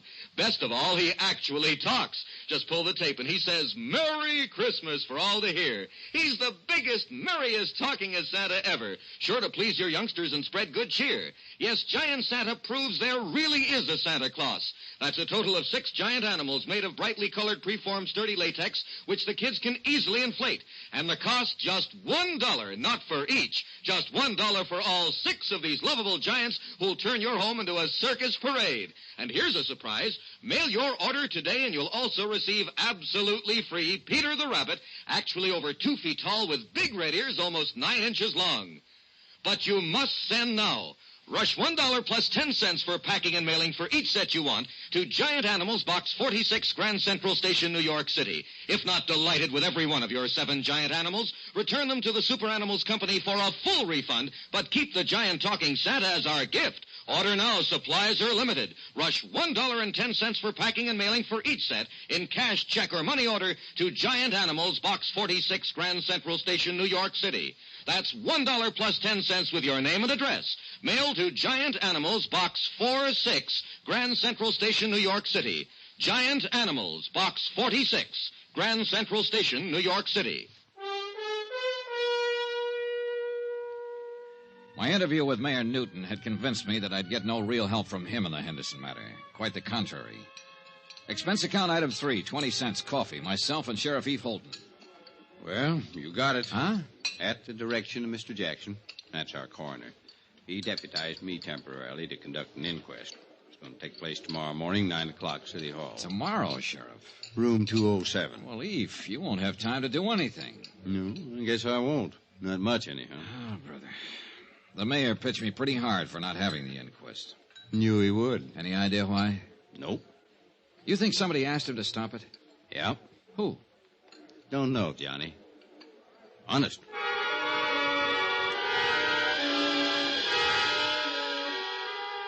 The next morning, I struggled my way against a belligerent north wind to City Hall and the inquest, if you could call it that. I sat in the back of the room and listened while a Dr. Horace Nam assured the 6-man jury that George Henderson was quite dead when he was called out of his office and examined him on the street. Dr. Nam reckoned George had died from a broken neck. An ancient bellhop, a desk clerk, and a chambermaid gave their versions of what had happened the day Henderson fell out the window. You swear to tell the truth, the whole truth, so help you God? I do, Sheriff. I'm the acting coroner today, Miss Copley. Sit down. Now, when did you see Mr. Henderson last? Last Thursday morning. Where was this, Miss Copley? At the Butte Hotel. Mm-hmm. You know what time of the morning it was? About 10 o'clock. I went in to make his bed and straighten up his room. I see. I made his bed while he worked on some papers there, and then I left. Did you see him after that? No, sir. You didn't see him come downstairs for breakfast or anything? No, sir. Do you know if anybody went up to see him? I believe I saw Mrs. Henderson in the lobby after that. Do you see Mrs. Henderson in this room? Yes, sir. I believe that's Mrs. Henderson over there. No, that's Mrs. Henderson. Now, do you know if Mrs. Henderson visited Mr. Henderson in his room? No, sir, I don't know that. Miss Copley, did you happen to notice if anyone else went up to Mr. Henderson's room that morning? No, sir. It went on all morning long.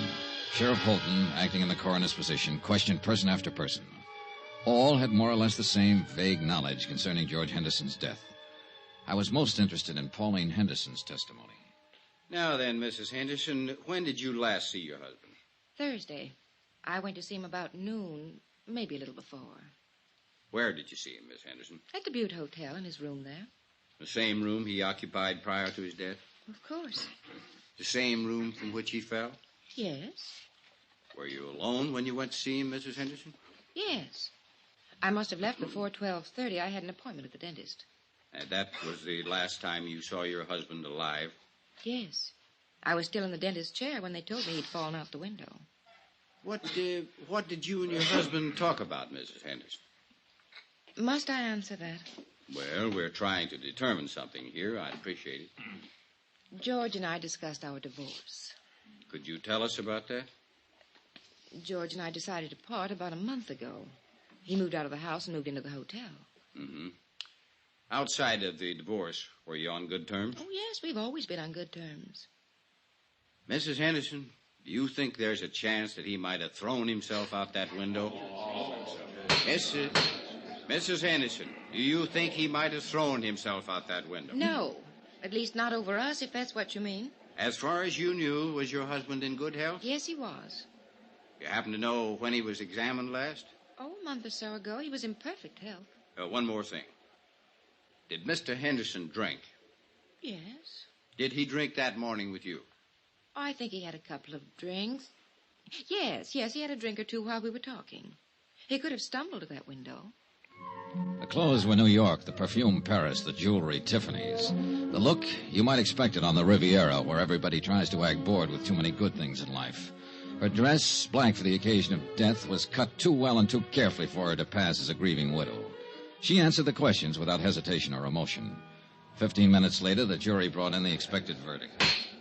Therefore, it is the opinion of this jury that the said deceased, George Walter Henderson, came to his death as a result of injuries incurred in a fall from the 4th floor of the Butte Hotel at or about 12:45 p.m. on the 19th day of this month.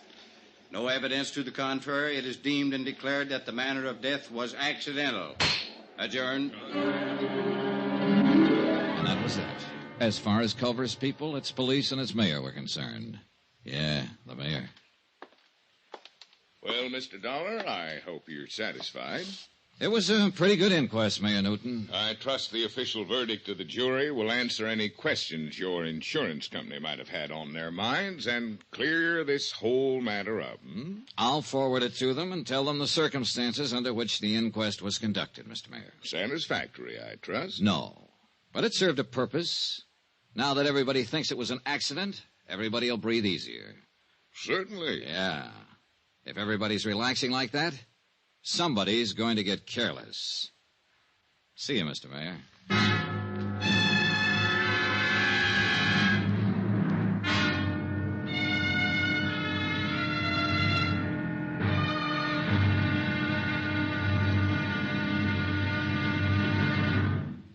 Johnny Dollar will be back in a moment to tell you about tomorrow's episode. Friends, send for your set of some of the most exciting toys of the year. 6 giant inflatable toys for only $1, some up to 3 feet tall. You get Bounce'll the happy clown, Hoppy the Australian kangaroo, Roscoe the 2 feet long roller skating bear, Whitey the fat indoor snowman, Mortimer the giant mouse 18 inches long, and last but not least, the great giant talking Santa, a roly-poly giant over 3 feet tall and 32 inches around the belly that actually says Merry Christmas out loud when you pull the tape. That's 6 sensational giant toys for only $1, made of sturdy, gaily colored latex that the kids can easily inflate. Send $1 for each set to Giant Animals, Box 46, Grand Central Station, New York City. And if you order right now, you get Peter the Rabbit over 2 feet tall absolutely free. If not delighted with your giant animals, your money refunded immediately. Order today. You may never hear this offer again. Rush $1 plus 10 cents for packing and mailing in cash, check, or money order to Giant Animals, Box 46, Grand Central Station, New York City. That's $1 plus 10 cents for each set with your name and address. To Giant Animals, Box 46, Grand Central Station, New York City. Now, here's our star to tell you about tomorrow's episode of The Henderson Matter. People do get careless tomorrow, all over Culver, Montana. Join us, won't you? Yours truly, Johnny Dollar. Yours truly, Johnny Dollar, starring Bob Bailey, is transcribed in Hollywood. Written by John Dawson, it is produced and directed by Jack Johnstone. Be sure and join us tomorrow night, same time and station, for the next exciting episode of Yours truly, Johnny Dollar. Roy Rowan speaking.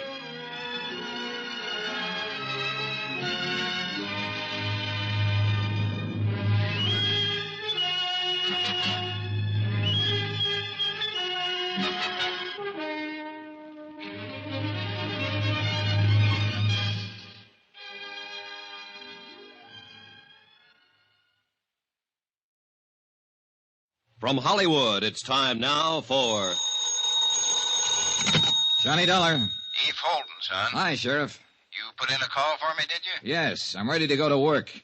Now that the inquest's been held and George Henderson's death is officially an accident, I might be able to move around your little town a little easier. What can I do for you? Help me to move around? The case is closed, as far as I'm concerned. Eve, what's the matter with you? That inquest was a farce. For all I know, Henderson could have been pushed out of that hotel window.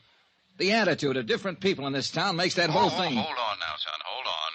I meant to say it's closed as far as my office is concerned. Personally, I think it needs investigating. We can help each other, maybe, you and me. Can I come over? Oh, I better come there. You know how folks are around here.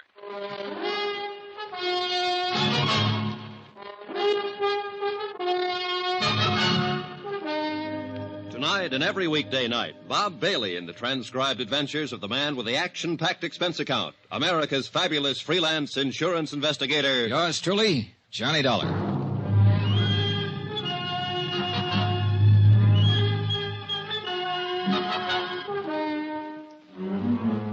Expense account submitted by Special Investigator Johnny Dollar. Location, Culver, Montana. To Paramount Insurance Adjusters, Hartford, Connecticut.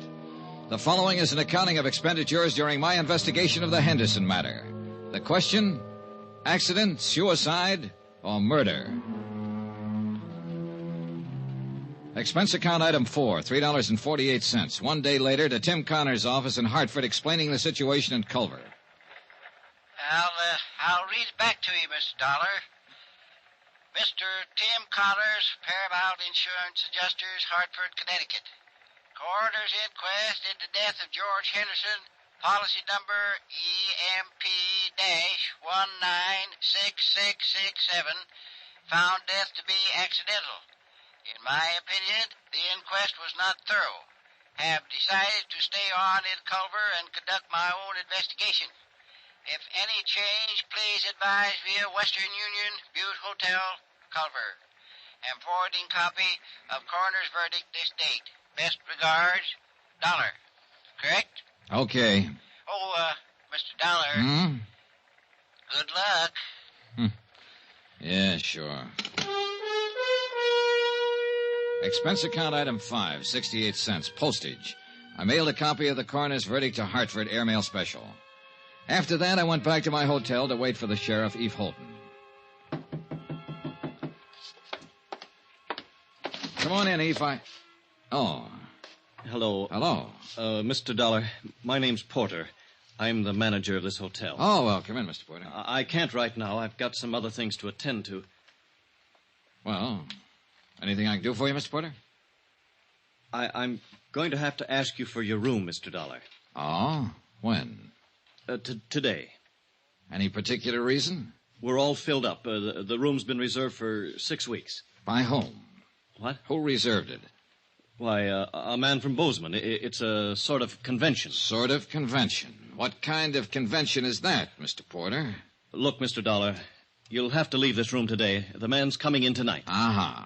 And there's no other hotel in town? That's the way it is, Mr. Dollar. No other place to stay? No. So I have to pack my bags and get out of town, is that it? I must have the room, Mr. Dollar. Who asked you to say you wanted the room, Mr. Porter? Who asked you to come here and kick me out? Why, no one. Well, you go back to no one, Mr. Porter, and you tell no one that I'm staying right here in this room here in Culver until I finish what I have to do here. You tell that to no one, will you? Mr. Dollar, I'd hate to call the police. Go ahead, Mr. Porter. Be sure and tell them about the sort of convention you're having and how all the rooms are sold out. Tell them about Mr. No One and tell them I called your bluff. Anything else, Mr. Porter? I was at the stage where I was beginning to take notes for myself. Note 1. The mayor didn't want to have an inquest into the death of George Henderson. Note 2. When they did have an inquest, they didn't want to really find out anything. Note 3. Mr. Hotel Manager wanted me to keep on not finding out anything by getting me out of town. I explained all of this to Eve Holton when he showed up a half an hour later. Kind of tight, isn't it? I don't know what that means, Sheriff, but it's pretty stupid. Yeah, it's stupid, son, but it could be effective. Now, I'll tell you what. If Porter calls the police, I'm the police, so don't worry about that. I'll hem him and haw him. All right, thanks. Now then, tell me how much your insurance company's stuck for. $50,000 if Henderson's death goes by as an accident. The good book says that's what it was. I know. There's a chance, too, he had a heart failure and fell out of that window. No, sure. Always a chance. We might have to dig him up and find out, Sheriff. Oop, no, hold on. Autopsies and digging people up is one thing you'd have a hard time doing around here. I might insist on it. I don't know. We'll let that go for now. Say, tell me about Mrs. Henderson. Where's she from? Here. Right here in Culver. Now, she didn't get that mink coat and those diamonds she was wearing at the inquest in Culver. More important, she didn't get that continental look here either. So what's the story? Well, her name was Pauline Underwood before she married George. Born and raised right here in Culver. Of course, she went to school in the East, and she's been in Europe a couple of times, but most of her life's been right here. She is a mighty pretty widow. And a mighty rich one, too. Henderson had it. I know. This divorce she talked about at the inquest yesterday. Well, everybody in town knew they weren't getting along, never did get along. How could they? Pauline's 26 and George is 59. He could have been her father. As a matter of fact, he almost was. Well, tell me about that. You got a drink? Oh, yeah. Well, George raised Pauline from the time she was 14. He paid for all her schooling and growing up. She didn't have any folks after her old man died. George was pretty good to her. He sure was. Was he a friend of her parents? Well, Tom Underwood worked out at the ranch for George. When he died, there was Pauline standing around. Oh, yeah. Oh, thanks. And she eventually married him and his money, huh? Well, I wouldn't put it that way exactly. I think she liked him. Now, I've gone over what you're thinking, son. Those two were talking about divorce for some time. The papers had been drawn up for a settlement. She'd have got a lot of alimony and so on. Oh, Pauline had no call to push him out that window or have him pushed out. At least not for money. All right. Suppose he didn't want a divorce. Suppose he loved her and she came to the hotel room that morning and he pleaded with her to try all over again. Suppose she said no. Suppose she said no in a great big cold way. And George Henderson sat there and thought about it after she left. And he got sick all over and he walked over to that window and... Suicide? What do you think? You knew him. He wasn't the suicide type. Oh, nobody's the suicide type until they come to the end of the line, Eve. Then it's too late to interview them and ask them how they got there. Everybody seems to think it was an accident, so I'm just throwing words around. Well, you have a right to do that if you aren't satisfied, son. Hey, getting back to this hotel again. Who might want me to get out of town and not ask any questions? Anybody. Well, who? No idea. But it's somebody who has some feelings in this. Hey, who owns this hotel, Eve? Noah Baxter. Who's Noah Baxter? Rancher. Got a place about 15 miles from here. Pretty big man. Uh-huh. Friend of Henderson's? Yeah. And let me put that question a little different. Baxter a friend of Mrs. Henderson's? I don't know. Can you find out? I can try. Well, find out about him and any other friends, Eve. Friends that might be younger, that might have gone to Europe or school in the East. Yeah, sure. What are you thinking now, son? Well, now, if I were Mrs. Henderson and my husband fell out of a window in this hotel and killed himself, I'd hire a lawyer and I'd sue the hotel for damages. If the insurance company didn't pay off my claim, I'd hire a lawyer and insist that they pay that claim. I'd do those things right away, Sheriff, especially if I thought it was all legitimate. Yeah. Yeah. 2 hours later, I received a wire from Tim Connors. He requested me to look up a man named Thurber, an insurance broker living in Great Falls. Expense account item 6, $4.92, tank of gas. I borrowed Sheriff Holton's car and drove the 80-odd miles to Great Falls that afternoon. Mr. Thurber bought lunch. My Lord, I hope there isn't anything to all this, Mr. Dollar. I just hope there isn't. George Henderson. Yeah, well, there isn't anything to anything yet, Mr. Thurber. I'm still trying to find out the facts. Oh, I knew you were over in Culver. I tried to call you there a couple of times. You were out both times. Finally, I put in a call to the home office in Hartford. I talked to this man, Connors, with the adjustment agency. Yeah. You see, Mr. Dollar, it's like this. I've been over in Jackson Hole for 5 days now hunting duck. We were way in, and I didn't hear about Henderson's death until I got back yesterday. Uh-huh. Now, look, Mr. Dollar, I don't know what reflection this will have on your attitude toward this case, but 2 days before I left, Mr. Henderson telephoned me here in Great Falls. He said he wanted to change the beneficiary on his policy. Oh, in other words, he was going to cut his wife out, huh? Yes, I suppose so. I know they weren't getting along. There'd been talk of divorce. Yes, I guess so. Uh-huh. Did he name a new beneficiary? Yes, a school teacher in Culver named Matilda Knickerbocker. Everybody calls her Maddie. What was his connection with her? None that I know of. I think it was just a name for him to throw in until he could decide on another beneficiary. Why, he didn't have... Wait a minute. Maddie Knickerbocker. Just a school teacher. Everybody knows her. He was awful mad when he talked to me that day. I could tell it in his voice. Now, here's what might interest you just a little more. The day I left on my hunting trip, Mr. Henderson phoned me again. He said to never mind. Mrs. Henderson was still his beneficiary. Had you changed the policies yet? No. Are you sure it was Henderson who telephoned you? Well, yes, I think it was him. Do you remember when you got the call? Oh, somewhere around noon, a little later, I guess. He died between 12:30 and 1. And it must have been just before he fell out the window. He phoned you long distance from Culver, huh? Yes, sir. Well, he was supposed to have been in the hotel all morning, so he had to phone from his room. Well, you can check that, can't you? You'd be surprised how hard it is to check simple things like that around the Butte Hotel. Did you know Henderson very well, Mr. Thurber? He was a customer. I wrote a lot of insurance for him. Know his wife? Oh, yes. Well, tell me about them. Well, go ahead, Mr. Thurber. Now, look, accidents rarely have reason behind them. Suicides and murders always do. You don't think it was an accident? Well, let's say I've heard enough and seen enough to make it a draw so far. Go ahead, tell me about him. And I wish I was married to Mrs. Henderson. I mean, I wish she could see me. I think most any man who's ever met her hoped the same thing. Young men, old men, any kind. But she picked George. George was as tough and leathery as these mountains around us, exactly her opposite. But Pauline married him. He raised her. He was close to her all her adult life. Yes. But, Mr. Dollar, you know and I know she didn't have to marry him. She could have married anybody here in Culver or anybody in London or Paris. You see what I mean? Not quite. Well, I always had the idea that after she married him, she kept letting him know she could have had anybody else she wanted. Go ahead, Thurber. I think she married him for his money. I think she would have killed him for his money.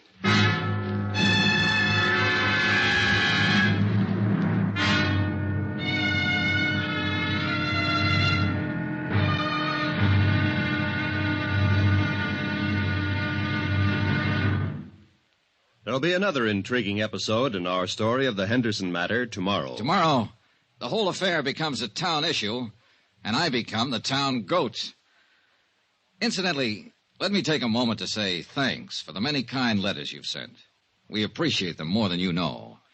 And I only wish it were possible to answer them all personally. Again, thank you. Yours truly, Johnny Dollar.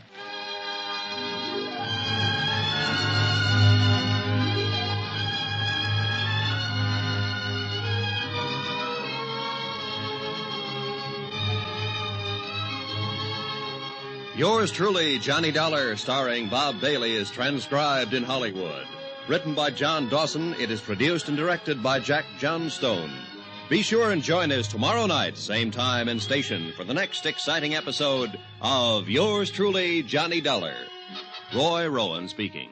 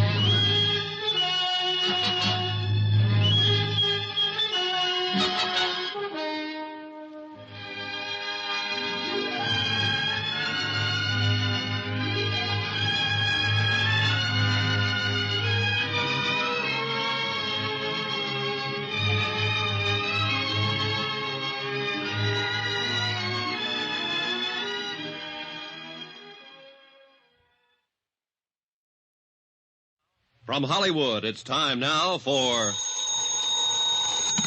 Johnny Dollar. This is Mrs. Henderson. You asked me to call, Mr. Dollar? Yes, Mrs. Henderson. I'm with Paramount Insurance Adjusters. Oh, yes. You probably know we asked for the inquest into your husband's death. Yes, I know. We're trying to clear up the entire matter as quickly as we can, Mrs. Henderson. I'd like to talk to you.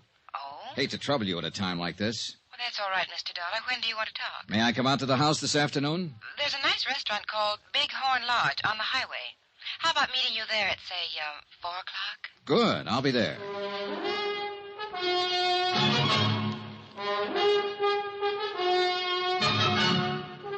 Tonight and every weekday night, Bob Bailey in the transcribed adventures of the man with the action-packed expense account, America's fabulous freelance insurance investigator. Yours truly, Johnny Dollar.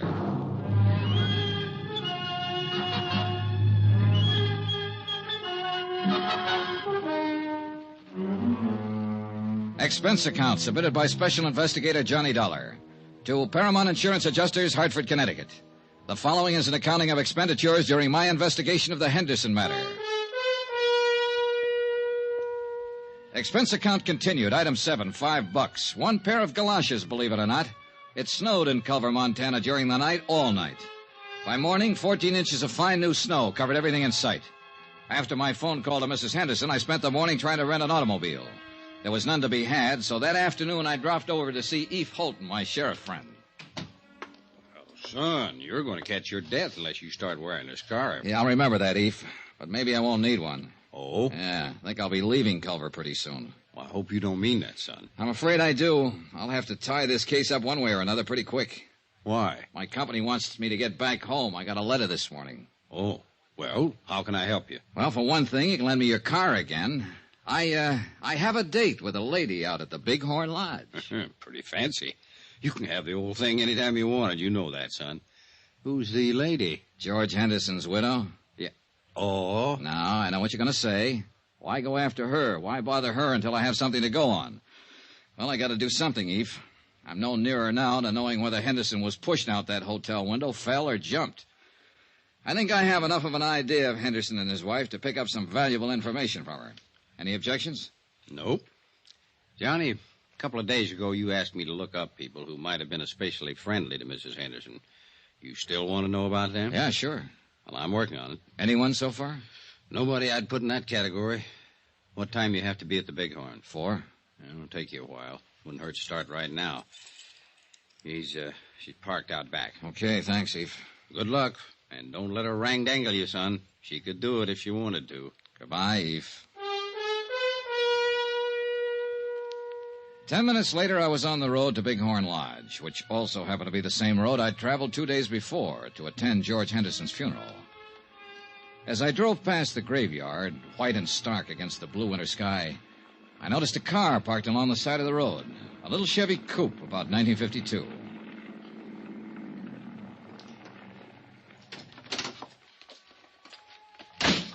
There was the figure of a woman, all alone, standing by George Henderson's fresh grave. Her head was bowed. She didn't notice me as I walked up. A gray-haired woman, about 45, slight, delicate, gentle. Oh, I'm sorry. I didn't mean to start it. Oh, that's all right. Must be getting late. Dear, it is. Do I know you? Why, I don't know. I'm Mattie Knickerbocker. The name had startled me. The day before, an insurance broker in Great Falls had mentioned her. Told me that George Henderson had named her his beneficiary, then changed his mind a few minutes before he died. Your name's not Campbell, is it? No, Johnny Dollar. Oh, Johnny Dollar. You remind me of a boy I had in one of my classes once, Torrey Campbell. Oh, you're a teacher, Miss Knickerbocker? Yes. Everybody knows me, I think.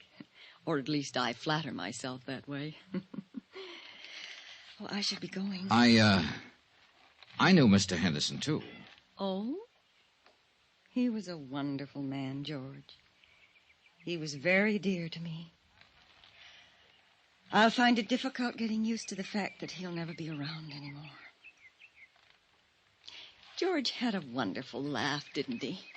Yes, he did, Mrs. Knickerbocker.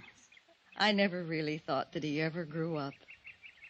Of course, you knew him in a business way, and I'm sure he was very, very grown up in business. But it doesn't hurt to think of him this way now, does it? I don't think so, Miss Knickerbocker. I didn't come to his funeral. I didn't think I could bear it. I thought I'd just drive out this afternoon and say goodbye by myself. Well, I apologize for interrupting you. Not at all, please. Funny little things. Hmm? The birds in the snow. Oh. Such tiny, wonderful little things. A little bit of God in each of them, Mr. Dollar, wouldn't you say? Yes, ma'am. I don't know why. I think George would like to know they're here, near him. Miss Knickerbocker, I have to tell you... No, you don't, Mr. Dollar. I know who you really are. Everyone in town knows. You seem like a nice young man. Was it curiosity that made you stop your car? Yeah, I suppose so. I apologize. Oh, you needn't. I'm just an old friend of George's, saying goodbye to him. Good afternoon, Mr. Dollar. Goodbye. Talking to Mattie Knickerbocker, I felt that for the first time, somebody, namely Mattie, had talked frankly and truthfully about George Henderson. I was still thinking of the frail, drab little woman with the nice blue eyes when I met Pauline Henderson at the Bighorn Lodge. What are these matters you want to clear up, Mr. Dollar? Oh, just some doubts in my mind about your husband's death. What do you drink? Pernod. Pernod. I learned to like it in France. All right. One Pernod, bourbon, a little water on the side. Yes, sir. You sound like George when you order. Hey, I like your Bighorn Lodge.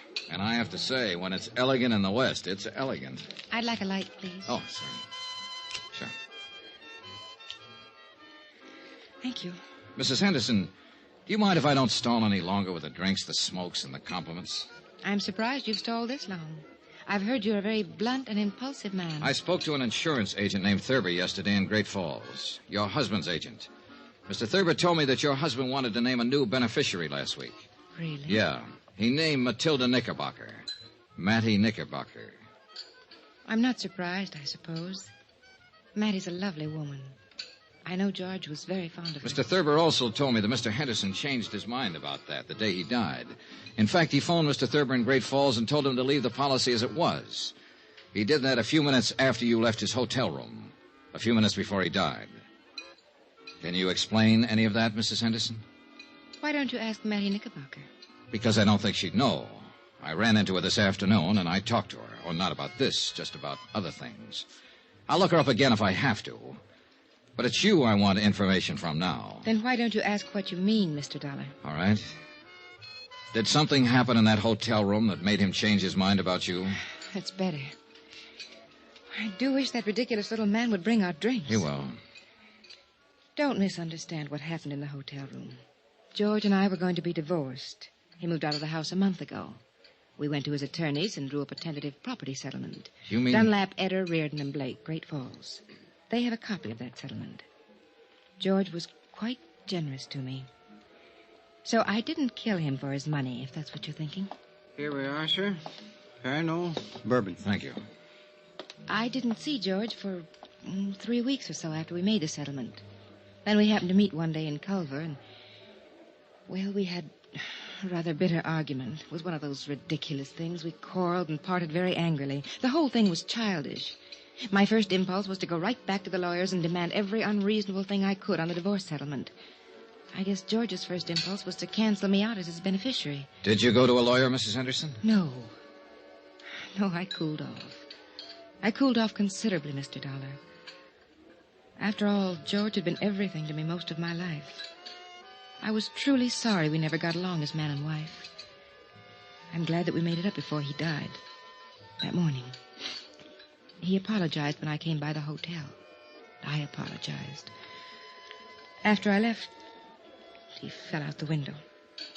Then I can assume that this business with the policies had to do with the argument. Assume what you like, Mr. Dollar. I can understand why you're annoyed by me and my questions. It's just that it's kind of hard for us to believe that a man involved in divorcing his wife would still name her as his beneficiary. I say that because of past experience. Oh, it's happened, but isn't usual. I could have told you that we were reconciled that day in the hotel, that we were going to drop the whole divorce matter, and that George was coming back to the house to live. Yes, you could have told me that, Mrs. Henderson. Mr. Connors in our home office in Hartford called you a few days ago. You hung up on him. Why? Well, I was very upset. I've never been a widow before. Uh-huh. I believe you, Mrs. Henderson. sitting here like this.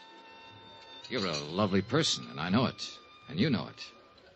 And this is a pretty nice place to conduct business. Why didn't you ask me to your home? I preferred to talk to you here. That's what I thought.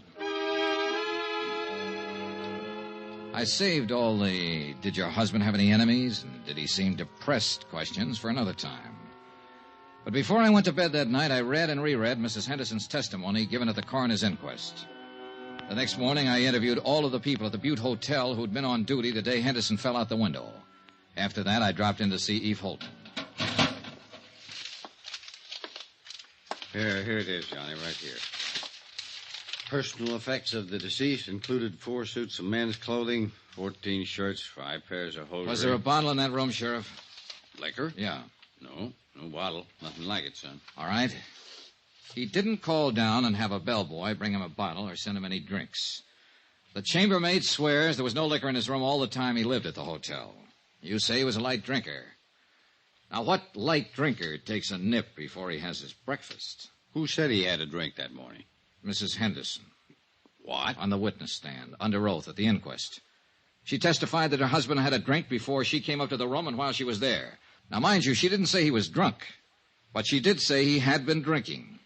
You read over that transcript. So? So I think she threw that in, made sure it got in, because it's sometimes hard to believe that a cold, sober man will walk out of a hotel window and kill himself accidentally. A drunk or a drinker might do it. You and I and everybody at that inquest somehow got the impression that Henderson was slightly tipsy that morning, and Mrs. Henderson saw to that. Now then, if Henderson had a drink, I want to know where he got it. Tell me, Eve, no bottle in the room, no bottle brought up to the room. Where did he get that drink? That's a pretty good question, son.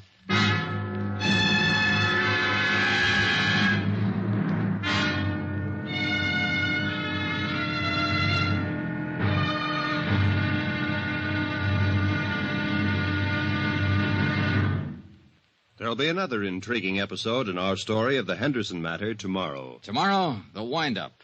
Yeah, the whole case blows sky high. Join us, won't you? Yours truly, Johnny Dollar.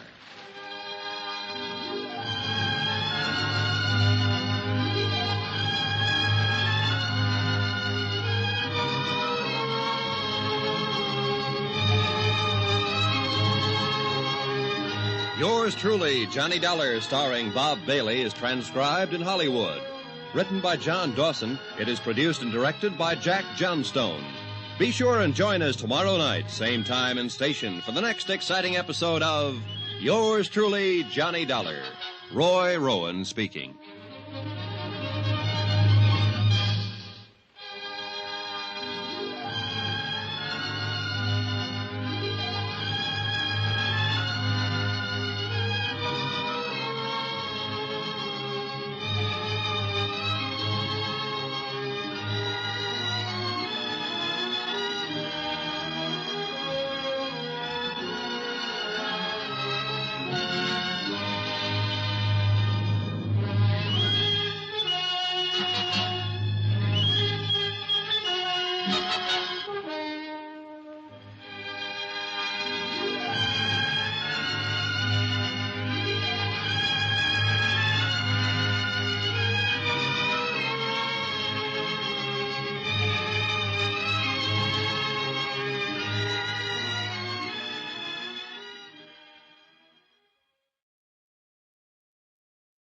From Hollywood, it's time now for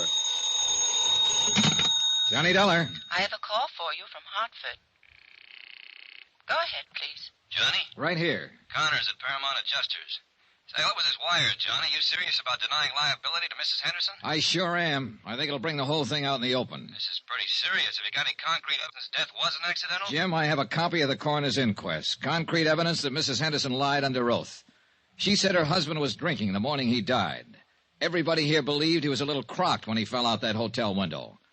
I've got proof that he didn't have a drink that morning. What proof? No bottle in his room. No bottle brought there. Nothing. What do you say?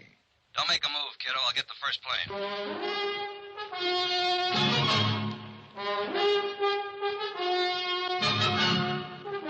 Tonight and every weekday night, Bob Bailey in the transcribed adventures of the man with the action-packed expense account, America's fabulous freelance insurance investigator. Yours truly, Johnny Dollar.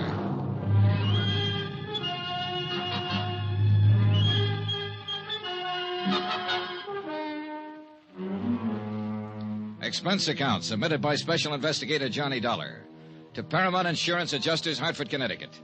The following is an accounting of expenditures during my investigation of the Henderson matter. Sheriff Holton agreed that there was enough of a doubt about the circumstances prior to George Henderson's accidental death to warrant an official re-examination of all the facts. He promised me the police would start an immediate investigation. That was all I needed. I knew Mrs. Henderson would be re-questioned and that the pressure would start to build up. 14 hours later, when Tim Connors arrived in Culver, I had some pressure of my own. Well, Johnny, what? Well, the best thing we can do now is move in. Deny liability on the grounds that the accident is not proved.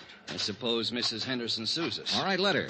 Then the burden of proving that her husband's death was accidental would be on her. Look, Tim, contrary to her testimony under oath, Henderson didn't have a drink that morning he died. All right, she made a mistake. He had a heart attack, got dizzy, and tumbled out of the window. He wasn't drunk. Oh, don't talk nonsense, Tim. Listen to me. Mrs. Henderson was ready for the coroner's jury a couple of days ago, and she was ready for my questions when I saw her yesterday. The only one she wasn't ready for was you a few days ago when you phoned her long distance. You said she hung up on you. Well, she half apologized to me for that, but it was because she couldn't think of anything to say. Well, maybe you're right. But suppose he did die accidentally, and suppose it is a just insurance claim. I tell you it isn't. And the fact that she made a mistake testifying about him having a drink and... Hey, Johnny, do you have anything else? 3 things. Instinct, experience, and statistics. Pauline Henderson's a young woman. She married a wealthy older man. With him out of the way, she has all his money and all her youth. All right, I'm going to phone the company as soon as I can find a phone. Tell them I'm working for evidence, and the best way to get it is to bring Mrs. Henderson out in the open. File a complaint against her. What charge? Suspected murder. Oh, no, Johnny, that'd get us in all kinds of trouble. Remember the drink, Tim. Henderson didn't have the drink. I will have to have more than that. I'm sorry, Johnny. All right, I'll get you more.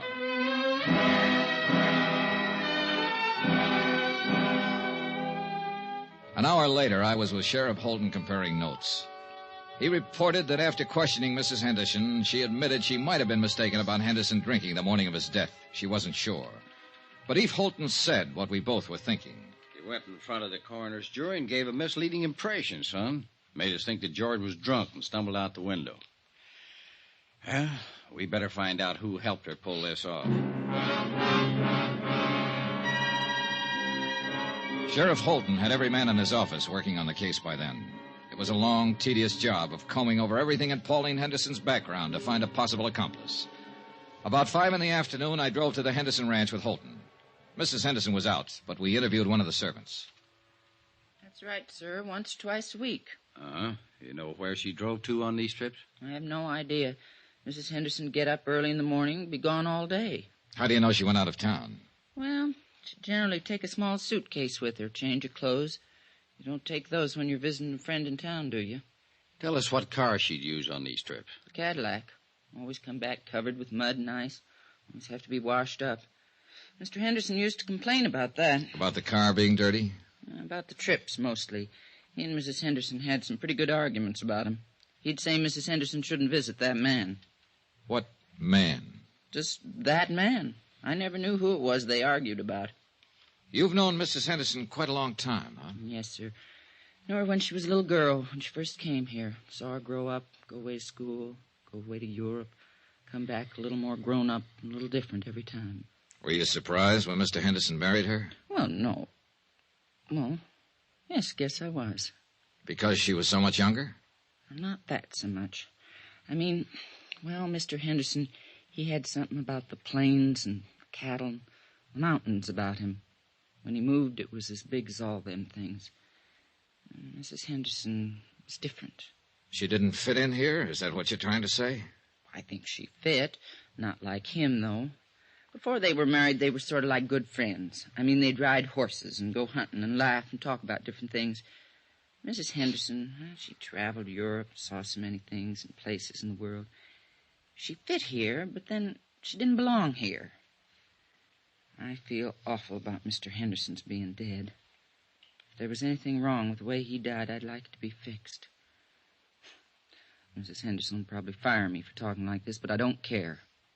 This house isn't the same no more.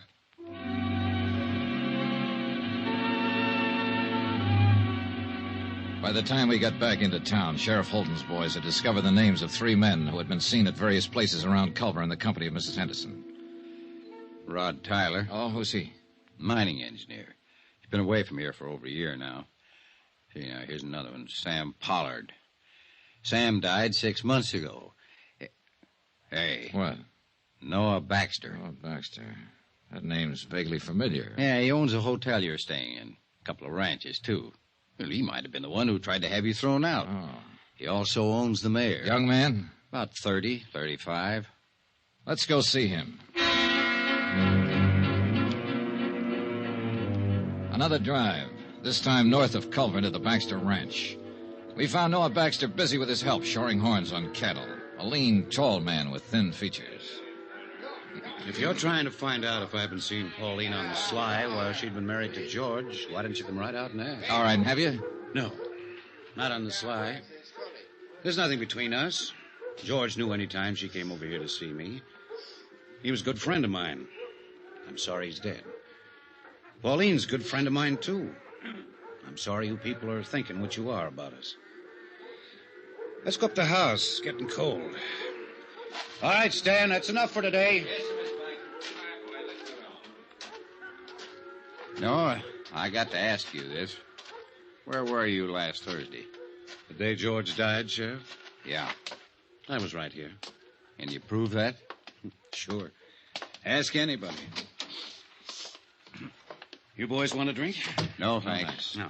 Well, I do. Mac! Mac! I can get it myself. When was the last time you were in Culver, Mr. Baxter? 3-4 weeks ago. My cook and the others handle what supplies we need. Do you mind if we talk to some of your help around here? No. What do you want to talk to them about? About last Thursday? About what happened when Mrs. Henderson came here to visit? It wouldn't look good if she came here to visit me, would it? Well, that depends on the circumstances, no? She'd come and sit there and read and look at some of those paintings. We'd talk when I had time. Anything wrong with that? No. Mr. Baxter, I think I ought to tell you, I've asked my company to file a complaint against Mrs. Henderson. Suspicion of murder. Oh. I'd like to tell you something. She didn't kill him, and she didn't have him killed. She loved him a lot more than George loved her, I think. Both of you know her. Her dad was a drunken cowhand. When he died, George took her over, gave her everything. So you see, you're wrong. She loved George for giving her what he gave her, and mostly for being the kind of a man he was. I lied to you a couple of minutes ago. There was something between us. It was bound to happen sooner or later. She'd come here to cry on my shoulder, and I let her. Cry? About George. He wanted to divorce her. Didn't you know that? I had the idea it was the other way around. Oh, you're all wrong. George raised her, educated her, made her into a woman, and then he married her. And she wasn't what he wanted at all. You know who George wanted to marry? Mattie Knickerbocker, the schoolmarm. Go on. Oh, there was nothing between George and Mattie, but there would have been if he'd lived. What about you and Mrs. Henderson? Yeah. The thing that was between us was that I wanted her. She didn't want me, but I wanted her. I was glad when she told me about the divorce coming up. I really think she would have listened to me. But she wanted to be married to George. She really loved him. Sure you don't want one of these? No. No. And I really loved her. I went to see George last Thursday at his hotel. You know why? To tell him to go back to Pauline. Yeah, because I knew what he meant to her. You can talk to my people around here. They'd lie for me and say I was here last Thursday all day. They'd tell you that Pauline never came to see me. They'd lie right down the line for me. But, Mr. Dollar, I can't let you get out that complaint and take her in. One of my trucks was taking some beef to the hotel last Thursday. I rode in with the driver and went in the back way. I went right up to George's room to talk to him. Pauline had just left. I wanted to talk to him about the same things I've been telling you. I didn't want to hurt him. I loved him, the same as everybody loved him. When I got to his room, he wouldn't let me talk at all. He was mad that I interfered, and he tried to swing on me. I shoved him once. He went out the window. That's all. I killed him.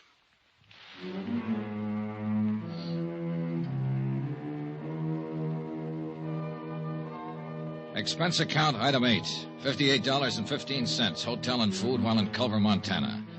Item 9, same as item 2, transportation by train and plane back to Hartford. Item 10, $88, miscellaneous. Expense account total, $802.50. Remarks? We still had to pay double indemnity. Mattie Knickerbocker, Pauline Henderson, Noah Baxter, they'll pay another way. With the hurt that comes to nice people. Yours truly, Johnny Dollar.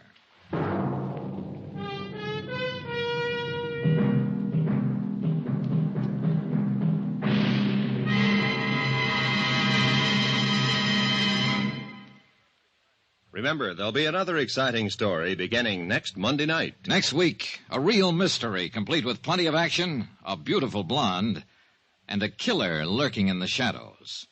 Join us, won't you? Yours truly, Johnny Dollar.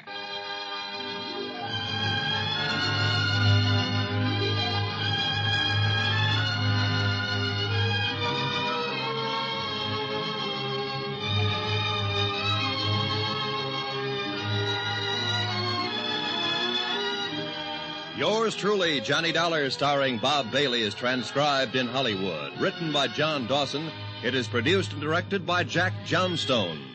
Heard in this week's cast were Lillian Baeff, Irene Tedrow, D.J. Thompson, Herb Ellis, Marvin Miller, Forrest Lewis, Bob Bruce, and Russ Thorson. Musical supervision by Amerigo Marino.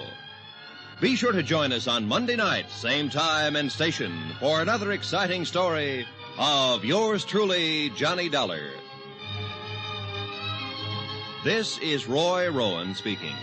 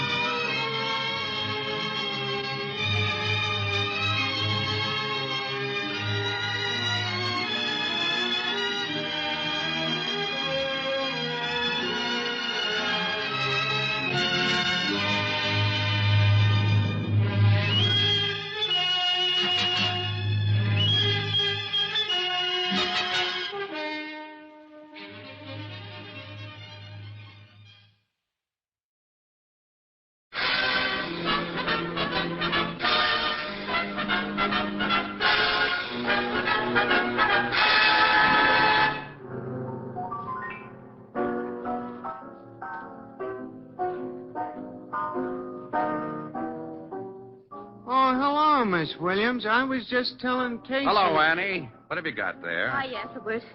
Oh, Casey, don't they look good? I just couldn't resist them. A jar of strawberry preserves. Say, they look just like those my grandmother used to make.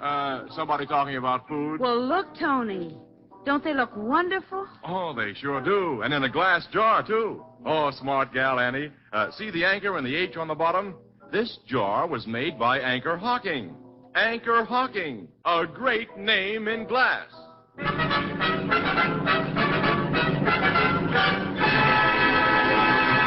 Crime Photographer, brought to you by Fire King Oven Glass. Anchor glass containers, Anchor caps and closures. All products of Anchor Hocking, a great name in glass.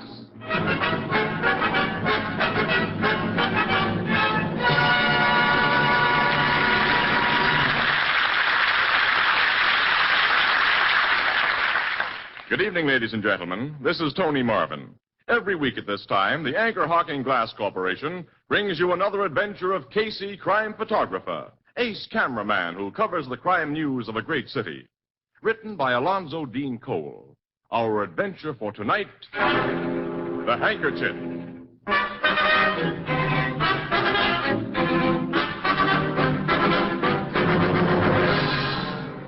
Joe Paletti's Tavern in the factory district at 11:30 o'clock on a Friday night is almost deserted. Behind the long bar, two white-coated bartenders are busily polishing glasses, while Joe Paletti himself, a jovial-looking fat man, checks his cash register. The street door opens and a huge uniformed policeman enters. Evening, Joe. Ah, Lieutenant McHugh. Hi, Mac. Hello, Lieutenant. Bill, Andy. Say, where's your other barkeep tonight, Joe? Gus? Oh, he was not feel so good. I told him go home and lie down. But he'll be back on the job at 12 o'clock when the rush starts. This is the night of your big rush, isn't it? Friday's payday at the factory. Yeah, 5 minutes after 12 o'clock, everyone who's quits work at midnight comes in to cash his paycheck. And buy a drink. Or a dozen drinks. You got a sweet racket, Joe. Yeah, to cash these checks is good business. What do you have, Lieutenant? I'm out of cigars again. Well, here's your special brand. Thanks. Say, how much worth of checks you figure on cashing for that factory crowd tonight? Well, last week was over 16,000. Tonight in my safe upstairs, I got 20,000 bucks. Well, that's a lot of dough. Too many people know you keep heavy cash on hand these Friday nights. That's dangerous. Oh, what's dangerous? And I got a first-class safe in my apartments upstairs. And I also got a burglar alarm. Ain't you cops got a precinct station just 1 block away? If anybody tried to stick me up, ain't you going to come and stop them? You're a hard guy to argue with, Joe. Because he's got a thick skull, McHugh. What are you doing here, Snyder? I just dropped in for a beer. Snyder, when I paid you off 2 weeks ago, I told you to get out of my place and keep out. So what? Public place, isn't it? Come on, draw me a beer, Joe. All right. Bill. Yeah, boss. Give this louse a beer. See he pays for it. Okay. Your boss don't like me, Bill. Neither do I, or anybody else here. Here's your beer. Thanks. Here's your dough. Where you working now, Snyder? I ain't working. Joe Paletti's seen to that. I ain't recommending no bartender I catch you stealing from my cash register. I didn't steal. If you could prove I did, you'd have turned me over to the cops. Joe could have proved it. He just gave you a break, Snyder. You're not decent enough to appreciate it. Now finish your beer and get out of here. Okay, copper, I'll drink up and get out. Mind if I wipe my mouth off first? How do you guys like this handkerchief I'm using? Pretty classy, huh? Yeah, it's just like you, Snyder. It's loud, it's cheap, and it's got a lot of yellow in it. Maybe someday, Joe, you'll be kind of sorry for the raw stuff you pulled on me. For so long. When I see you next, I hope it's in the obituary columns. He's got a few drinks under his belt, Joe. If he comes back tonight, you better keep an eye on him. You too, Bill. He won't bother the boss, Mac. Well, I've got to get back to the station house. Here's for the cigars, Joe. Thanks. So long. So long. Oh, Lieutenant. Yes, Joe? How's your wife? Oh, about the same. She doesn't get any better. She's been sick a long time, huh? Yeah, over a year. Cost you plenty of money, huh? Every cent I had. Look, if I can help Now, thanks, Joe, but the guy in my job can't borrow dough from, well, not and keep his nose clean. I'll see you later. So long, Mac. Good night, Lieutenant. Andy. Yes? You bring up plenty lemons? More than we need, Joe. Okay. 10 minutes to 12. I go upstairs now and get the money from my safe to cash them paychecks.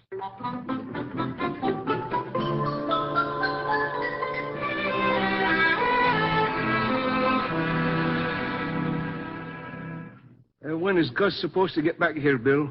12 o'clock, Andy. I hope he gets here. We need help to handle that factory mob. Gus won't let us down. I wonder if we shaved enough ice. There's plenty. Say, what was that rat Snyder in here for? I was at the far end of the bar when you and the boss and Lieutenant McHugh were talking to him. Oh, he was just...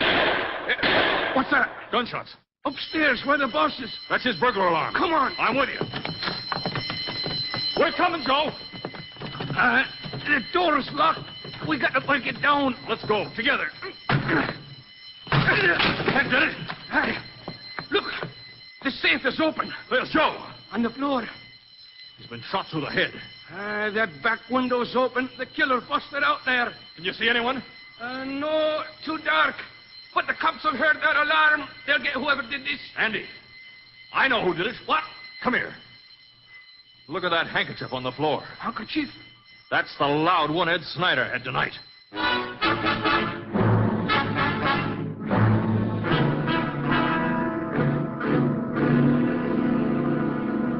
All right, now, Bill, if you and Andy will take another pose in front of that door you busted open after you heard the shooting. Like this, Mr. Casey? Yeah, that's fine, yeah. Hey, you get in this shot, too, Gus. Well, I didn't get here till after poor old Joe was killed, Mr. Casey. Well, that doesn't matter. You're one of the bartenders. Stand next to Andy, huh? Okay, all right. All right, all face the camera now. Hold it. That does it. You got enough pictures, Casey. Now I want these gentlemen to go on telling me what happened after they found the body. Well, we told you about all there is to tell, Miss Williams.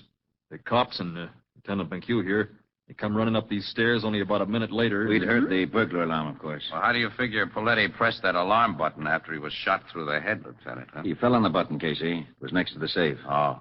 But you policemen didn't catch the killer, Lieutenant.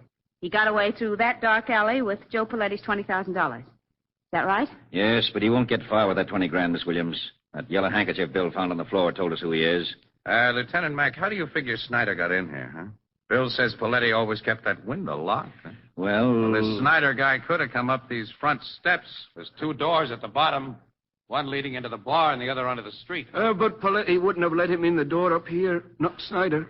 Doesn't matter how he got in. Before he got out, he left evidence enough to burn him. Thanks, Sergeant. We'll go up now and look things over. Come on, you fellas. Captain Logan, Casey. Hello, Logan. All right. Casey. So the big boss of the homicide squad has finally gotten here. Hiya, Captain. I might have known you two'd get around to get in my hair. Hello, McHugh. Glad to see you, Captain. Hello, Doc. Pete. Get to work, you tech men. There's your corpus delicti, Doc. Lieutenant McHugh, your sergeant downstairs, has given me the general layout. It's open and shut on this guy Snyder, huh? As far as I'm concerned, there's his handkerchief. Bill, the head bartender here, identifies it, too. 100%. Not many guys that carry a loud-colored handkerchief like that. It's a cheap handkerchief, Logan, which means a lot of guys probably carry them. Casey, you must have all the pictures you need by this time. Go back to your paper with them and don't bother me. Ann and I have got to stick around for the payoff, pal. Well, sure. We're waiting for Snyder to be brought in. All right. Can you tell what caliber bullet killed the guy, Doc? I can, Captain. There's a .38 caliber slug lying under this chair. I wouldn't touch it, of course, till you homicide guys got here. I see, Lieutenant. It's a .38, all right. Caliber you cops use. Yeah. Police positive size. Lieutenant Mack. Yes, Casey? Where did this guy Snyder carry this handkerchief you saw him use tonight? You remember, Bill? Yeah, sure, in his coat, the breast pocket. I remember him tucking it back there. Huh? Why do you suppose he took it out of his breast pocket and dropped it here? As a definite lead? Well, I don't know. Maybe Poletti's last act was to yank that wiper out of Snyder's pocket. That's possible.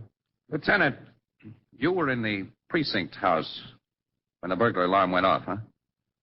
No, I was out getting some air around the corner. Alone? Yes. Why? Just wondering. Nobody ties Snyder up with his handkerchief except you and Bill, Lieutenant. Say, look here, Captain. You're not getting the wild idea that maybe... Until I have more than this handkerchief as evidence against Snyder, I'm going to investigate this job from every angle. But you can't possibly think that Captain Logan. Yes, Feldman? We've got Snyder. Bring him up here. Yes, I get pictures of. Okay, Snyder, get moving. Come on, you. Okay. You don't have to yank my arm off. So you're Snyder. I ain't trying to say any different. Hello, McHugh. You tried to get away with a little murder tonight, didn't you, Snyder? The smug who pinched me, give me the idea that's what you try to pin on me. Prove it if you can. Shut up until you're asked to talk. Yeah, okay, copper.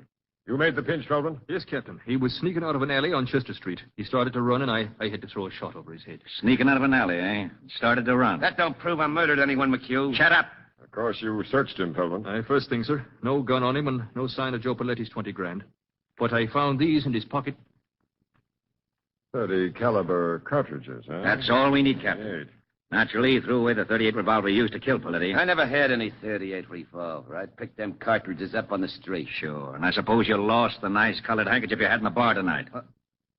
I don't know what you mean, McHugh. He didn't have any colored handkerchief when I pinched him, Lieutenant. Is this your handkerchief, Snyder? Well, No, I never saw that thing before. We know it's yours. What have you done with the money you took from Paletti? I didn't take no money. I didn't kill Paletti. The truth now will save you a lot of trouble, Snyder. Well, Okay, I'll tell you what you want to know. You killed Paletti. Yeah. That does it, Casey. Yeah, that does it. Now, Snyder, what did you do with the 20 grand you took? That's the big payoff question, ain't it, Copper? Well, I wanted to pay me something, so you don't get an answer until I see my lawyer. Take him to headquarters, boys. Come on, Snyder. Okay, Copper. Gonna let him see a lawyer now, Logan? Why not? He's confessed the murder. And, Casey, did you almost get me on a phony track about Lieutenant McHugh? Oh, yeah. Yeah, I was all wrong. 100%. Well, see you later, pal. Mm-hmm. Yeah, so long. Come on, Casey. Let's get our stuff to the office. Okay, Annie. Annie, you know, it's funny. What? I've got the doggonedest hunch that I wasn't all wrong.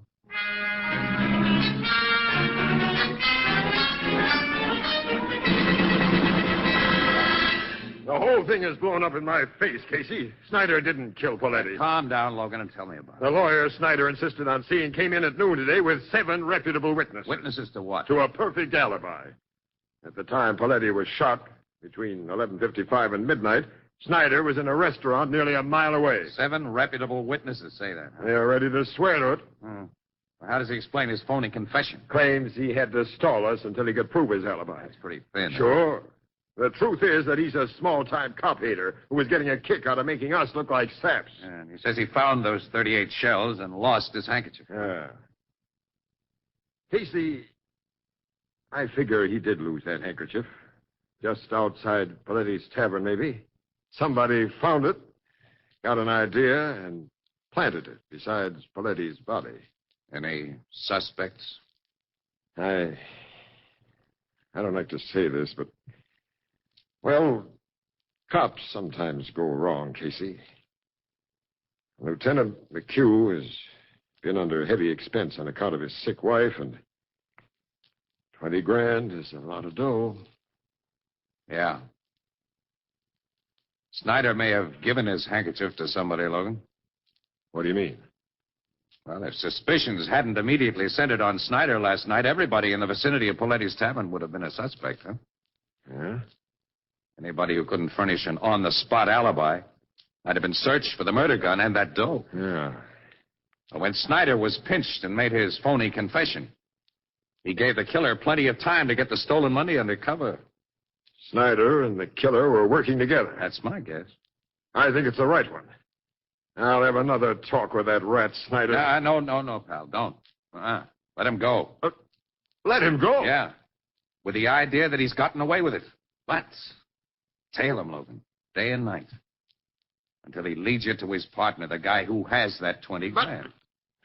Okay, Casey, we'll try it your way. But your way had better pay off. Let's pause right here. We'll return to Casey, crime photographer, in a moment. To find out more about old-time radio, old-time video, and the pleasures of listening to audiobooks, visit the Audiobook Club website, www.audiobookclub.com, where you can get 4 audiobooks for just 1 penny. MediaBay.com. And now we rejoin Casey, crime photographer, and the conclusion of The Handkerchief.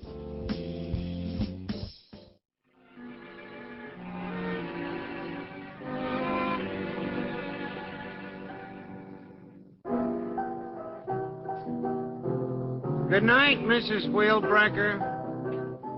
The strangest darn people come in here sometimes. Yeah, well, don't look at us when you say that, pal. Casey, hello, Miss Williams. Hello, Ethelbert. Say, I've been wondering when you two would come in. Anything new on that Paletti murder? No, Not yet, Ethelbert. You know, I take a personal interest in that case, being as how it happened to a bartender, a brother professional, as you might say. Captain Logan's detectives have been shadowing that Snyder guy for 3 days now. They sure have. They know what he's done every single If minute. he hasn't made or received any phone calls or made contact with anyone who might be a logical suspect. Or at least he hadn't up to noon today when Logan showed us the latest report on him. It's nearly 6 o'clock. Maybe something's happened since. Logan would have let me know if it had. Maybe your idea about Snyder was wrong, Casey. Listen, that's what I'm hearing from Logan. Now, don't you start pulling it. Give the idea a little time, huh? Well, gee, I didn't mean... Oh, Walter, will you... Never mind, Ethelbert, never mind. I'll get it. It's probably from me anyhow. Excuse me, Annie. Sure. Blue note. That you, Casey? Yeah. I thought it might be you, Logan. Anything new? Get into that jalopy of yours and come to Spring Road off 200th Street as soon as you can make it. Well, there's nothing but woods out there. Oh, yes, there is. There's something I want you to see, smart guy. What's that? The dead body of Snyder.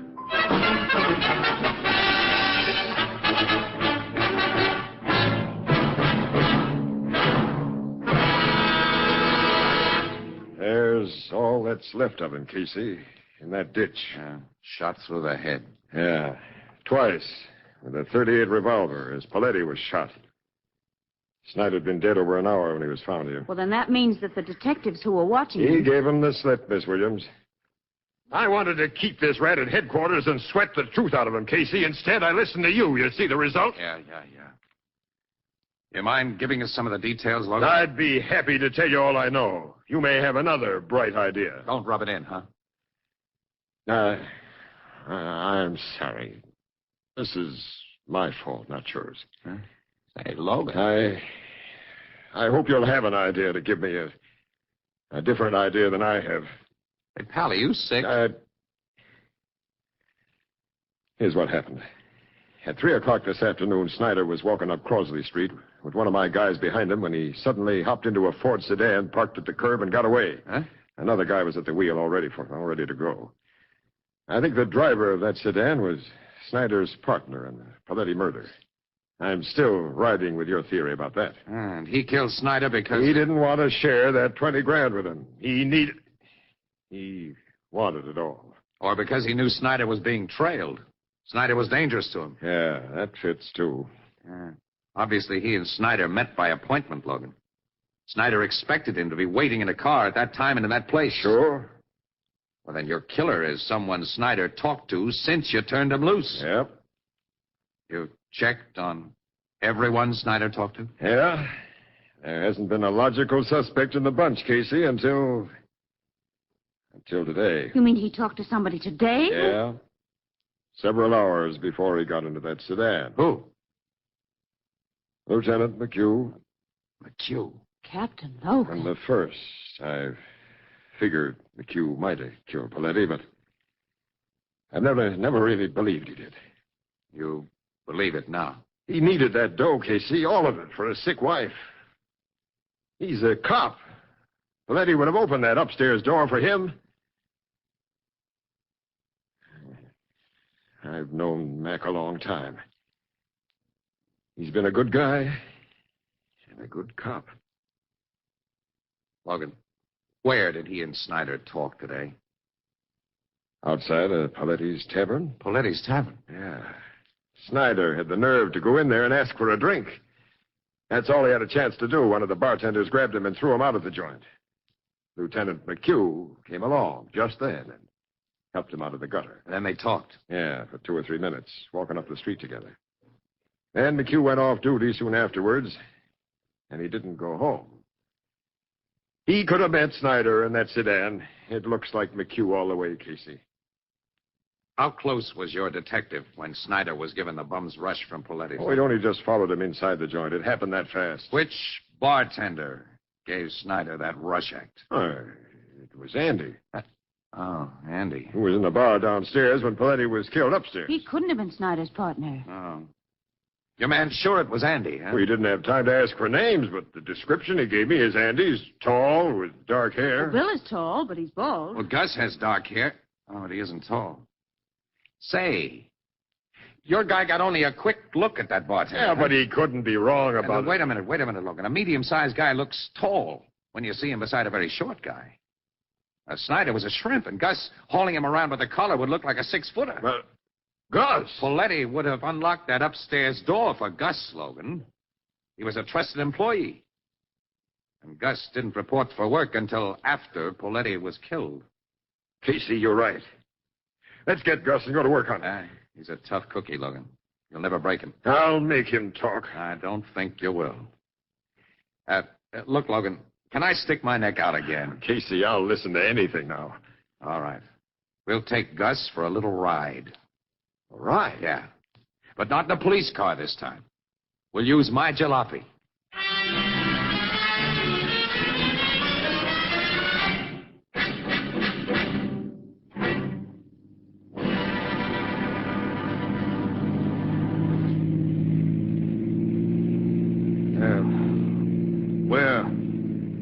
Where are you guys driving me to?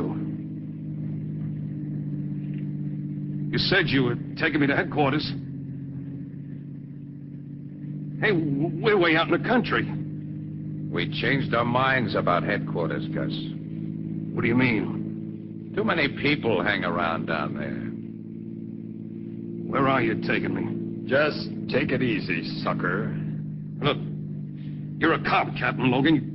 You can't kid me into thinking that We know you got that 20 grand, Gus. I tell you, I don't know anything about it. Yeah, that's what you told It's us. what I'll go on telling you. This is a nice deserted spot, Logan. Yeah, a perfect spot, Casey. Shall I stop here? Yeah. Right. What are you going to do here? Just talk. For a while. Step out of the car, Gus. No, yeah, pal. Hey, why are you pulling that gun? You can't bluff me. I ain't afraid. What have you done with the money you stole from Poletti? I told you. What have you done with that dough? I ain't got it. We want that 20 grand, Gus. And we're gonna have it. Hey. I'm getting a picture now. You two came to my hotel room alone. You bring me out here alone. I get it now. You two are working together. Logan and I do a lot of work together, Gus. So that's it. You want that dough for yourselves. Where is it? I ain't talking. We'll see about that. Here, Casey, hold my gun on this mug while I... pal, I will. Oh, you don't. You dropped the gun. I'll get it. No, I got it. Easy. Stick up your hands, you lousy. I stick them up. Okay. Okay. Thanks for the scat. You two saps should have stayed honest. You ain't got the brains for fast stuff. So you thought you'd hijack my 20 grand. Listen, Gus, you're in the racket. You know how guys have to figure. If you'd been nice and told us where to find that dough... Sure, Gus. We'd have been nice. So now I'll be nice to you. Tell you where to find it. It's buried under a flower bed on my old man's grave in Oakwood Cemetery.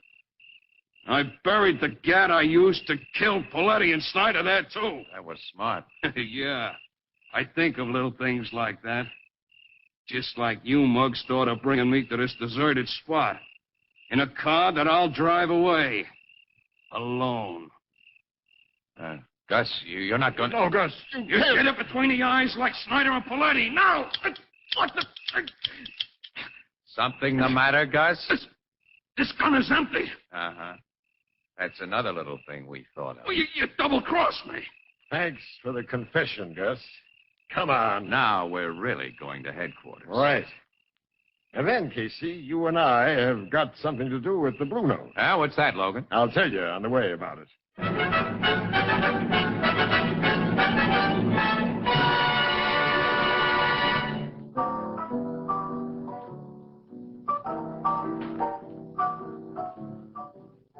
So you cops found that 20 grand and the murder gun just where Gus said it was. Eh, Captain Logan? That's right, Ethelbert. Yeah. Gus figured he had no reason to lie to a pair of dead pigeons, as he figured Logan and me to be. Well, I'm certainly glad that a disgrace to the bartending profession like he was is going to get what he deserves.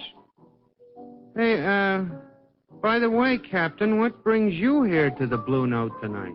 Ethelbert, Casey and I want a box of the best cigars you have in the place. Yeah, we want you to send them to Lieutenant McHugh, Ethelbert. Here's his address here. Well, sure, but Casey, why are you and Captain Logan, head of the homicide department, sending cigars to a cop? Well, you see, that is... It's just... you see, McHugh likes to smoke cigars.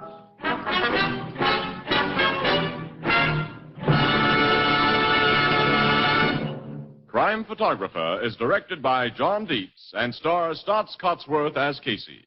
It is written by Alonzo Dean Cole and is based on the fictional character of Casey created by George Harmon Cox.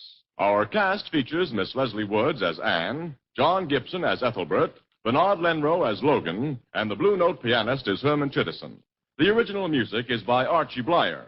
Crime Photographer is brought to you by the Anchor Hocking Glass Corporation of Lancaster, Ohio, and its more than 10,000 employees. Anchor Hocking. A great name in glass.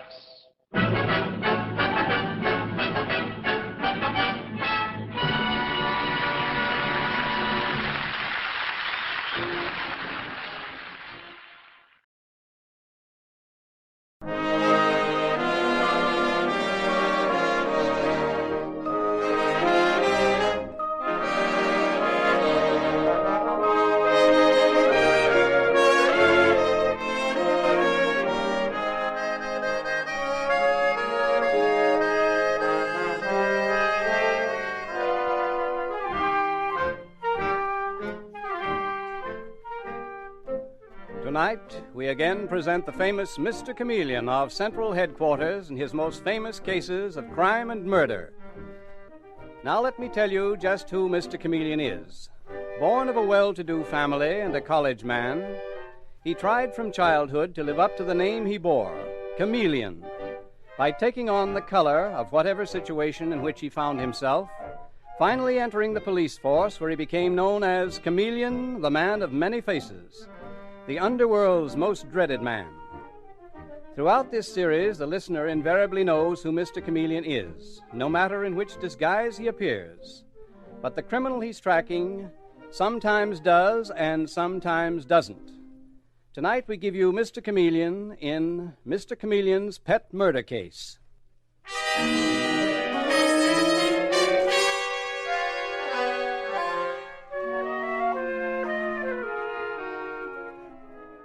Our story opens in the criminal courts, during that solemn moment when sentence of death is about to be pronounced.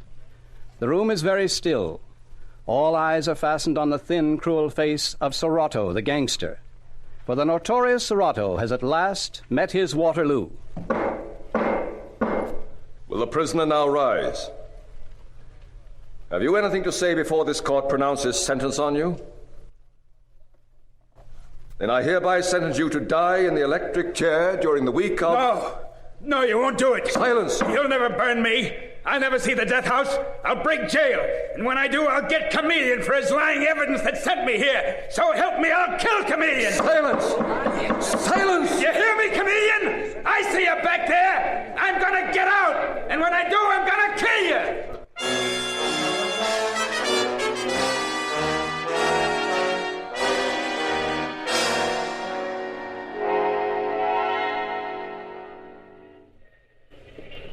Well, I'm a policewoman, Mr. Chameleon, but I never heard anything like the voice of that man Serrato in the courtroom. He means to kill you. You're in dreadful danger. Oh, there are a lot of them in prison who've said they're going to kill me, Madeline. No, I feel very good. When you put an end to the career of a mad dog like Serrato, well, it makes you pretty proud to be a cop. But suppose he did get out. Maybe that's just a woman's way of looking at it. Let's go out to dinner tonight. And, incidentally, I've always wanted to ask why a beautiful girl like you ever got the idea of being a cop on. My father was on the police force. He was killed by a hoodlum just like Serrato. Oh, I'm sorry. I didn't know that. Very few people know. But I adored my father. Madeline, look, about dinner. Dinner?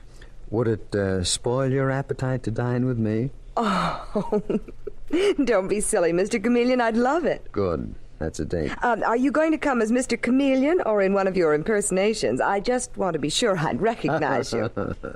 Just Chameleon. I'll go home and dress and pick you up at 7:30. You and I are going to celebrate Serrato's conviction.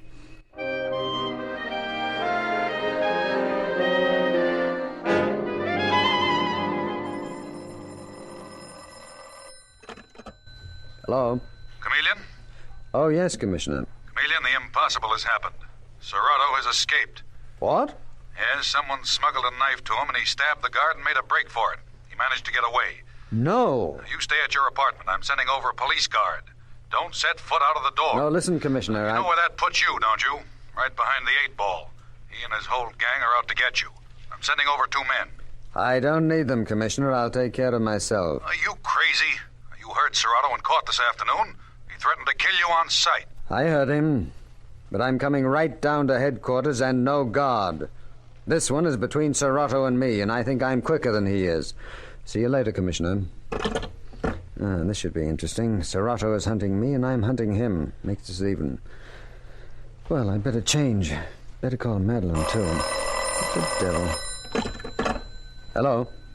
Is this Mr. Chameleon? Yes? Is this Mr. Chameleon, the detective who goes around making like he's somebody else?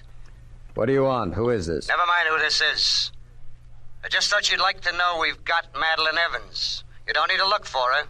You can't find her. Maybe nobody will ever find her. Unless you're willing to play ball. What do you want me to do? Take back the evidence you gave at Serrato's trial. Say that you lied, that the whole thing was a frame-up. Give me 24 hours to think it over, Marty. Marty? You think I didn't know that voice? Marty the moron, as Serrato calls you. He never called me that. Tell him for me to take it easy with Madeline and give me a little time. I'll think it over. And tell Serrato if he doesn't take it easy with Madeline that... Ask him how he'd like to digest a slug in the stomach.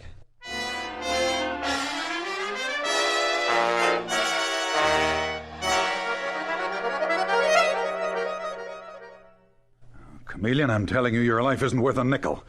Madeline Evans is in terrible danger. Not only is Serrato himself after you, but you know as well as I do, his gang is organized. We're organized, Commissioner. Yes, but he has the advantage. You're out in the open. You can't see him, but he can see you. Now, if they could kidnap Madeline when she was on her way home... They won't try that with me, not yet, Commissioner. Not as long as Serrato thinks he can make a deal with me. Who is it? Tom Smith. Come in, Tom. Commissioner, you know Tom Smith, the Daily Chronicle. Oh, yes. I told him to come over here. I have a favor to ask of him. Anything you say, Mr. Chameleon? Is there a story in it? Yes. Big one, eventually.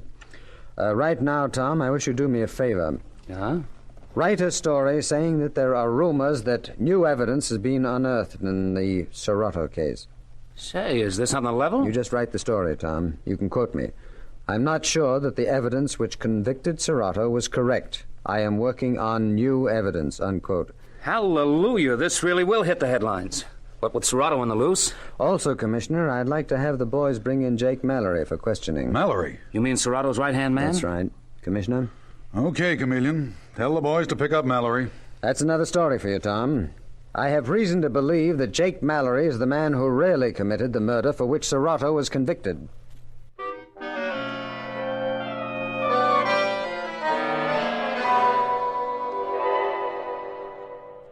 Read all about it. New turn in Serrato case. Rumors, a new trial. Read all about...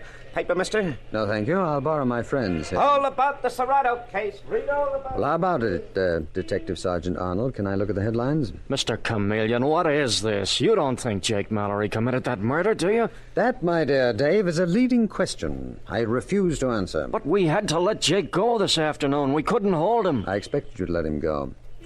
Dave, you know Lily McCarty when you see her, don't you? Serrato's girlfriend. Oh, yeah, sure. She lives right in this block. But listen, Mr. Chameleon... I think I'll go and pay a call on her. And I'll go with you. No. No, Dave. Now, don't worry about me. Until Madeline is safe, I have to move in a certain way. I know exactly what I'm doing.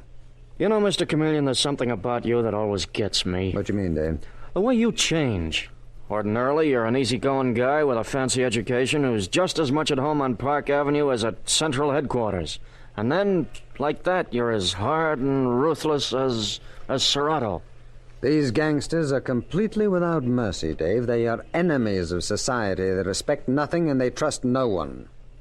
They trust no one. That is the thing that you must always remember. Hey, Mr. Chameleon, there she goes. Mm-hmm. Lily, Serrato's girl. You gonna question her? No. No, Dave, believe it or not, I'm going to invite the young lady to dinner.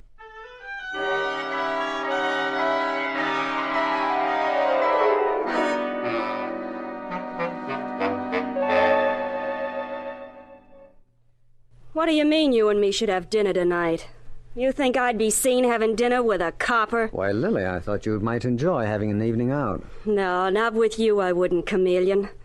I wouldn't go with you if you'd take me to the St. Regis. Funny you should happen to mention the St. Regis. That's what I was going with Madeline Evans. Where is she, Lily? I don't know where she is. I don't know where Serrato is either, so help me. I'll meet you at the Montmartre restaurant at 8. I won't be there. Oh, yes, you will. I have enough on you to send you up for life. I know perfectly well that you were mixed up in the Rockman killing and the Millerstown holdup. I have got plenty of leads if I want to follow them up. Then why don't you, Chameleon? You meet me at dinner tonight, or something very strange may happen to you.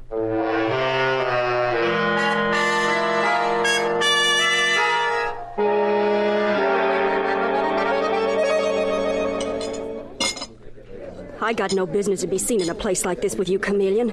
They'll think I'm leading you to Serrato. I don't even know where he is. You know where Madeline Evans is? That sort of kidnapping is right up your alley, Lily. You've managed them before. I never even seen her. Well, in that case, we'll go for a little drive tomorrow. The country is so beautiful this time of year. No, I can't meet you again. I wouldn't dare. Do you mean that your pals don't trust you, Serrato and Jake Mallory? Jake Mallory? Say, listen, he's fit to be tied.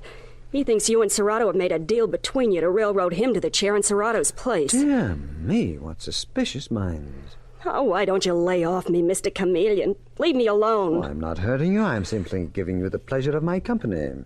Yeah, that's enough to make him kill me. You know, I might be more touched if I didn't know you for a thoroughly brutal murderess. The complete sadist. What's that? Something Serrato called me? Marty Lewis went in one of his rages the other night because he says that Serrato called him a moron. He says that's an insult, is it? A sadist is much worse. Come on, Lily, where's Madeline Evans? Or must you and I have another date tomorrow?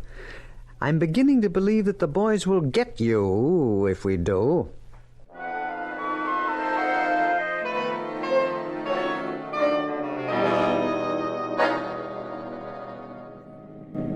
Mr. Chameleon, there's a car behind us. I'm sure it's following us. Relax, Lily, and enjoy the countryside. Oh, I shouldn't have come with you today. Now they'll be sure I'm talking. Tell me where they've taken Madeline Evans, and I'll turn the car around and take you right back to the city. Otherwise, you won't be able to get rid of me, Lily. Okay. They got her in a little house over in Long Island City. I'll give you the address. And then let me go and don't come near me again, you dirty cop.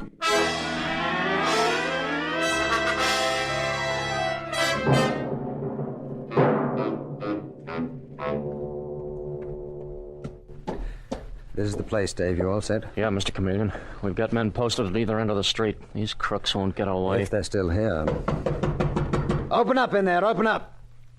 We have to break it down, Dave. Okay, here goes.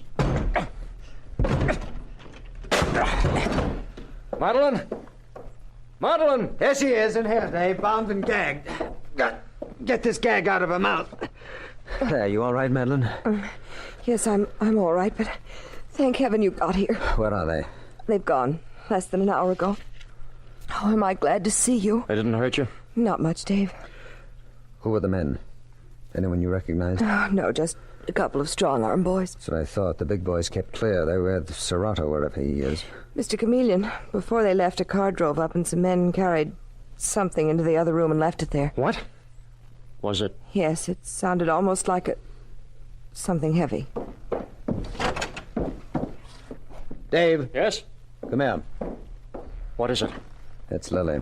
They killed her and dumped her body here. Mr. Chameleon. No, don't feel sorry for her, Madeline. She'd have done the same to you and enjoyed it. Well, that's one of them gone.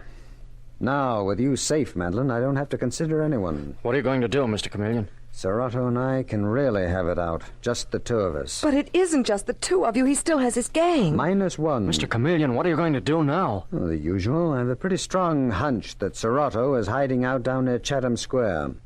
Think I'll hang out there for a couple of days. But not out in the open. You mean you'll put on a disguise? Oh, yes. That better be a good one. No, on the contrary, Dave. This time my disguise is going to be so transparent that anyone, even Serrato, will recognize me instantly.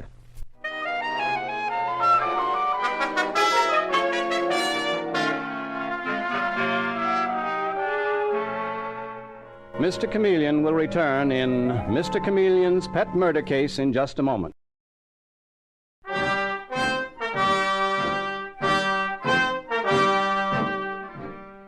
And now we return to Mr. Chameleon and his pet murder case. It is the following morning, and in the office of the police commissioner, we find Mr. Chameleon dressed in the shabby clothes of a man from the tenement district. I thought I'd patrol that neighborhood.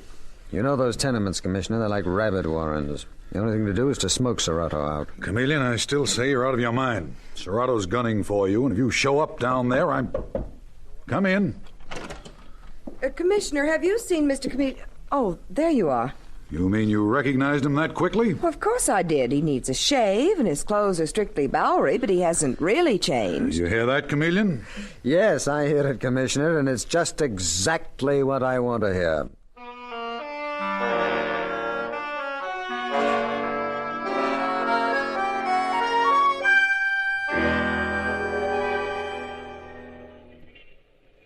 Give me a dime for a cup of coffee, mister. No. Oh, please, mister. I'm kind of down on my luck. Beat it. Did you hear me? Beat it. Hey, who are you?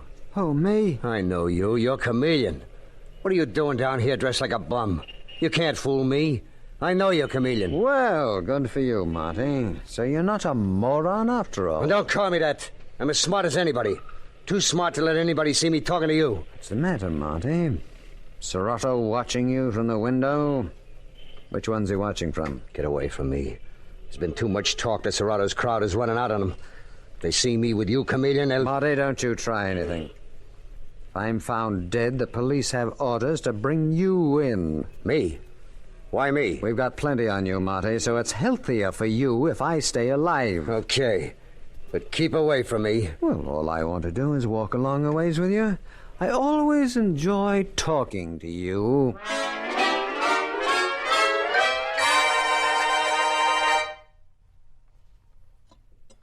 Mister, can you give me a dime for a cup of coffee? What?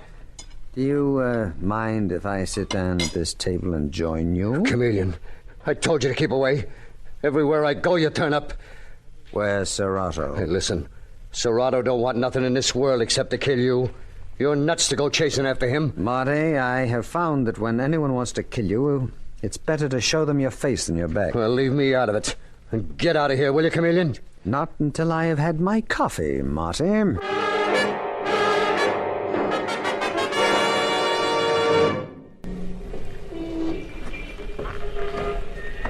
Give me a dime for a cup of coffee, mister. Huh? Oh, no, not you again, Chameleon. Yes, you leave me alone. Why, Marty, have you been drinking? You know Serrato doesn't like that. They've been tailing me. They think I'm singing to you. Save your tears, Marty. When Rockman was murdered, he cried and pleaded too, and you just sat there and laughed. Where's Serrato? I won't tell you, Chameleon. Everybody's run out on him except me and Jake Mallory. But I ain't gonna squeal. Not even if Serrato is a dirty so-and-so. I told him that to his face. My, you're getting reckless, Marty. Well, good night. Pleasant dreams.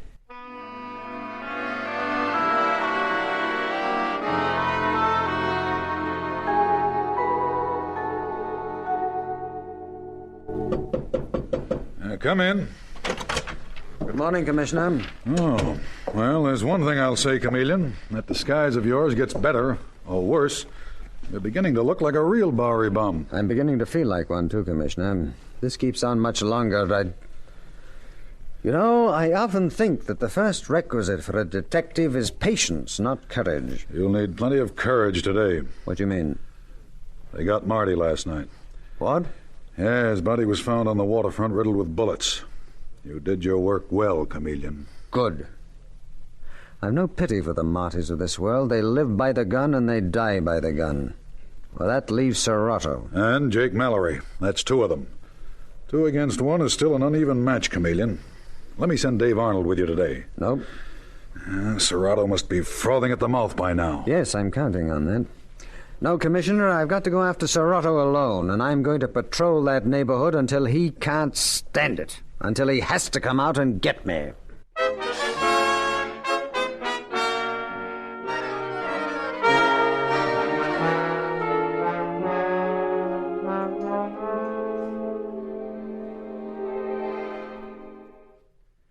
Look at him, Jake.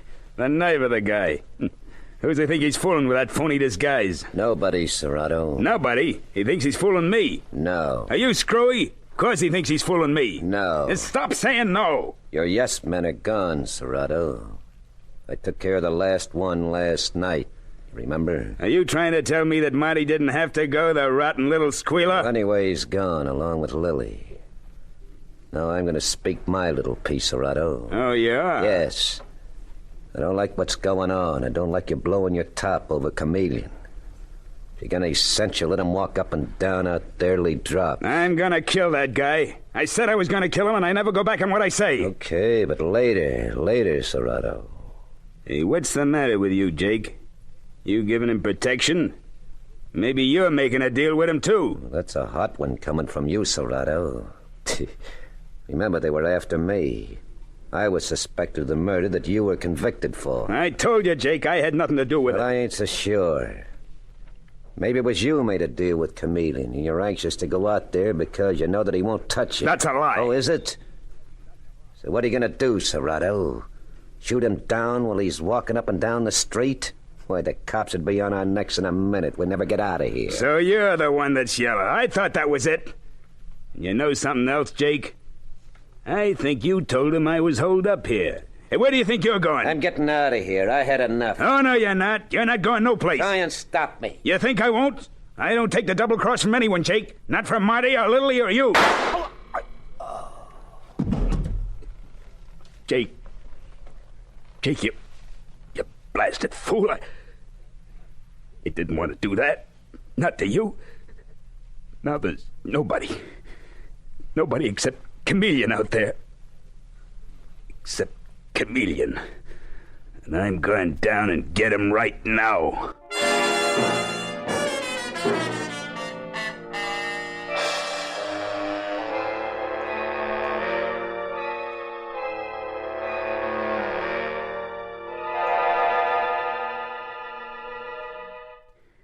There he is, Chameleon. Thinks he's fooling everybody. Thinks he's fooling me. If I can only get him to come into this hallway, and he'll do it, because he thinks I don't know him on account of his disguise. And once I get him in here where it's dark and quiet, Hey, you. You there. Did somebody call me? Yeah. Come in here a minute, will you? What for, mister? You want to make a buck? Do I just ask me? I have asked you. Sure I want to earn a buck. What do you want me to do? I wouldn't kill nobody. Not for a buck. Quite a comic, ain't you? I want you to run an errand. Take a message someplace. Is that worth a buck to you? Yeah, it sure is. Then, come on in here. Well, come on, why don't you? I don't know, mister. Couldn't you give it to me out here? No, I couldn't. I gotta write the note out first. Oh, then go ahead and do it. I'll wait. Don't you want your buck? Yeah, sure I do. I ain't eating 24 hours. Okay, come and get it. You can go and eat while I'm writing the note.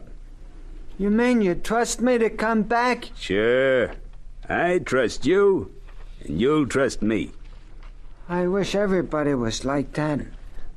You know, I can't see you in there. It's so dark. Where are you? Right here. Oh. Yeah, now I see you. Well, take a good look. It's the last thing you'll ever see, Chameleon, you dumb copper. Do you think you fooled me with that phony disguise? No, I didn't think I'd fooled you, Serrato. You should have known that you couldn't play cat and mouse with me, that once I got a line on you, I'd shoot first. I'm dying. You shot me like a dog. Yes, you're dying, Serrato, but before you do, I have a little message for you to take along with you. Your girlfriend, Lily, did not squeal on you. I forced her to talk to me in the same way with Marty. He was loyal to you, too. No. And no. Jake? Where's Jake Mallory? I killed him. I thought that would happen, because that bird brain of yours, Serrato, couldn't conceive of anyone being loyal. Not even your pals. You're a murderer, Chameleon. Well, you can argue that out with St. Peter when he turns you away from the gates. I simply went on the principle, if I can't get all the crooks myself, I let them kill each other off.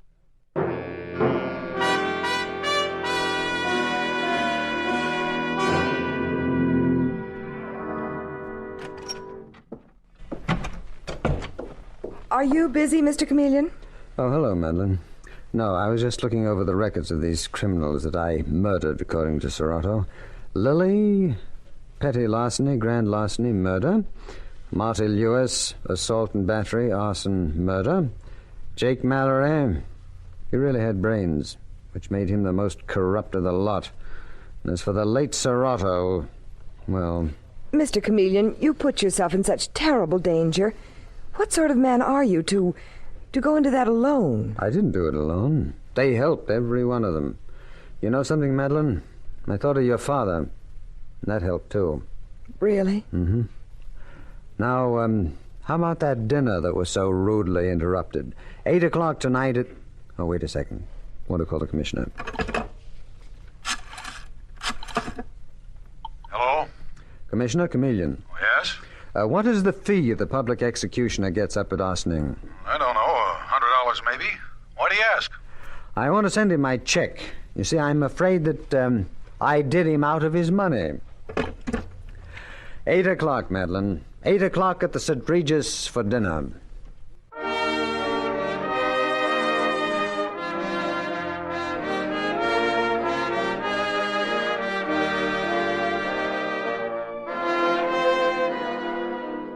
And with these words, Mr. Chameleon concludes tonight's murder case.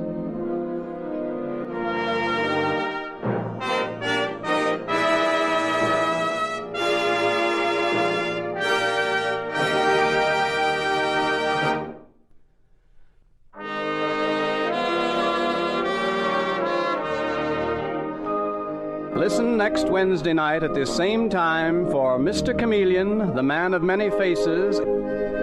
The part of Mr. Chameleon is played by Carl Swenson, with dialogue by Marie Baumer from the original story by Frank and Ann Hummert.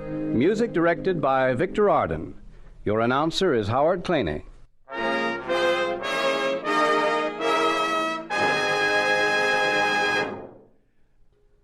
Mr. Chameleon, the new mystery drama, will be heard in another performance next Wednesday night at this time. This is CBS, the Columbia Broadcasting System.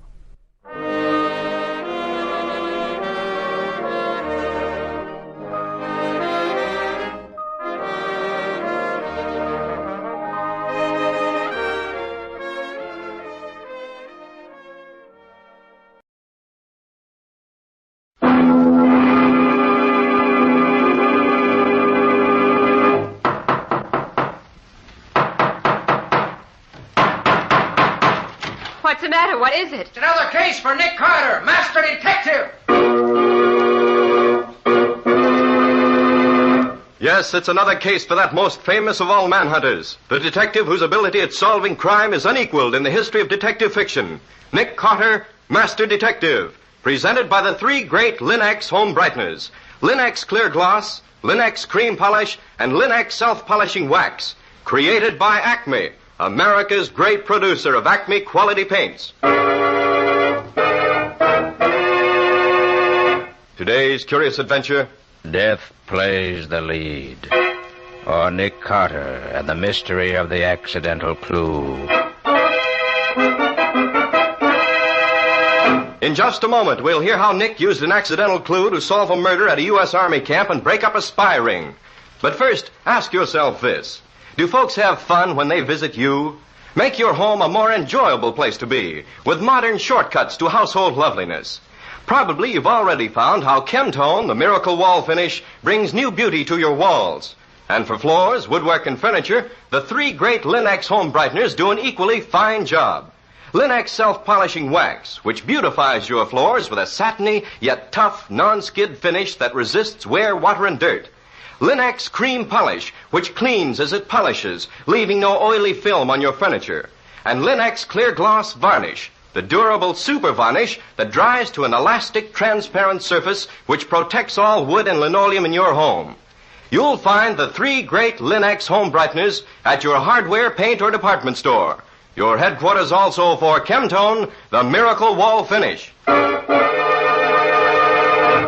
Now for today's mysterious adventure with Nick Carter. Somewhere in these United States is an Army training camp, and somewhere in that camp is the USO Theater, which, on account of the rain pouring down outside, is unusually well filled. As our story opens, Nick Carter with his 2 assistants, Patsy and Scubby, are hurrying backstage in the theater in the company of their host, Major Wayne. Right through here, Nick. Gosh, what a mob. Look, Scubby, there are more soldiers backstage here than actors. Yeah. Quiet. Quiet, please. Quiet. Where's Mr. Dexter? Right here, Major. I'm glad you could get here so soon. This is bad business, Mr. Dexter. Very bad business. Who was it was killed? My leading lady, Margot Craven. She was shot in her dressing room, right in here. Mr. Dexter, this is Nick Carter. He just happened to be here visiting me today, but I'm going to ask him to take over the investigation for me. We're lucky to have such a great detective here when we need him. Thank you, Dexter. Now, suppose you tell me what you know about this right from the beginning. Of course. It really started right after the first act. I was in my office when Ross Craven, Margot's husband, came in. Well, Dexter, you've done it again. It's a hit. You really like the show, Craven? I certainly do. But say, what's the matter with my wife? Why, what do you mean? Is anything the matter with Margot? I just stopped in the dressing room and she was crying. And she swears she won't go on for the second act. She will, if I have to drag her on. Those boys will be disappointed. You go out front, Craven, and don't worry. I'll go back and see her. All right, Dexter. You know, sometimes I think she should have married you instead of me. You certainly can handle her better than I can. Did he mean anything special by that, Dexter? It's no secret that I've been in love with Margot for years. But she married Craven, and that was the end of it for me. I see. Suppose you go on with your story. I started backstage, and just as I got to the passageway where Margot's dressing room was, I heard a shot. I ran to her room, opened the door, and found her lying on the floor. I just had time to be sure she was dead when Paddy came in. Who's Paddy? Paddy Berg, my assistant, my best friend, and my pal and protector. He entered the dressing room right behind me. Is she dead? Yes. Yes, she's dead, Paddy. Well, did she kill herself? I don't know. That must be the gun on the floor there. A pearl-handled .32. And I think I have seen her have it before now. Yeah. Oh, hey, she left the window open. It's raining in. I better close it. It's lucky you weren't in here with her when it happened. I saw you crossing backstage as the shot was fired, but I wish someone else had seen you. Meaning what? Meaning that lots of people knew you was in love with her. That it nearly broke you up when she married Craven, that's all. They might think you killed her because you was jealous. That's absurd. 5 minutes, Mrs. Craven. 5 minutes. Well, Paddy, there's one call she'll never answer. Never again. Oh, gosh, Mr. Dexter, that's tough. I've been examining the gun, Nick. There are no prints on it at all. I see. Dexter, do you have any idea why Mrs. Craven refused to go on for the second act tonight? Why, she... I can tell you why. Yes? And who are you? That is Carl Shaw, our star. Mr. Shaw, what did you mean by saying you could tell why? Margot Craven was in love with Dexter. She was eating her heart out for him. Said if she couldn't have him, she'd wreck the show. That's why she wouldn't go on for the second act. And I'll bet he went in to argue with her, maybe threatened her, and she grabbed the gun for protection. They struggled for it, and it went off, killing her. Do you know that happened? No, but I know Margot, and I know Dexter. Look here, Shaw. If Dex won't defend himself, I'll do it for him. Why don't you tell Mr. Carter the truth? That you were in love with Margot yourself, that you've been threatening to kill her ever since she married Craven. Sometimes she teased you till you got so mad you almost went crazy. Are you insinuating that I killed her? Yes, I am, right to your face. What's the matter here? What's happened? Margot. Margot! That's her husband, Mr. Carter. Your wife's dead, Mr. Craven. Dead? You didn't kill her, did you, Dexter? We don't know who killed her yet. We aren't even certain she didn't kill herself. I was afraid Dexter might have done it. He has such a rotten temper. And it would have been my fault because I asked him to come back here and argue with her. Mr. Craven, do you know anyone who might have had reason to kill her? Yes. Carl Shaw. What? He had a filthy temper, and Margot was always teasing him. You lie. Maybe you killed Margot yourself. Why do you say that, Mr. Shaw? Craven didn't love his wife. He wanted me rid of her. You told me so. That's a lie, and you know it. Mr. Craven, where have you been since you talked to Dexter before? You certainly didn't get as soaked as you are now, sitting in the theater. Well, no, I went out and walked around to cool off. Then I saw the soldiers leaving the theater, so I came back to find out what happened. Nick, don't move too suddenly. But as soon as you can, look at the window. The window? What do you... Oh, a face. What was that, Nick? No, it's gone now. There was a face at the window, staring in at us, Major. There's nothing but rain there now. Scubby. Yeah, Nick? Take a look outside. See if you can find any footprints. The mud's so thick out there, you want to be able to find some good ones. Sure thing, Nick. I'll be right back. Well, Major, I'm afraid we'll have to ask the whole company to stay here in town tonight. Accommodations may not be too good, but they'll have to do until the case is cleared up. Looks to me as if any one of several people might all equally well be guilty. We'll see that they're all taken care of, Nick. There are tracks, all right, Nick, but there's nobody there now. I'll put a guard out there for tonight, Nick. We can take a better look at the prints in the morning. That's all, folks, but don't go anywhere until I say so.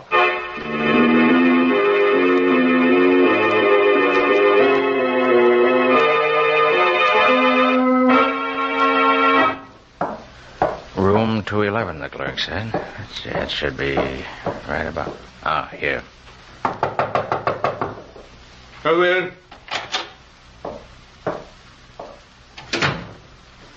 Hi, Dick, did I? Come in, have a drink. Thanks, Craven. I don't drink. I don't ever want to be sober again. When I'm sober, I remember all the rotten little things I did to Margot. She should have married Dexter.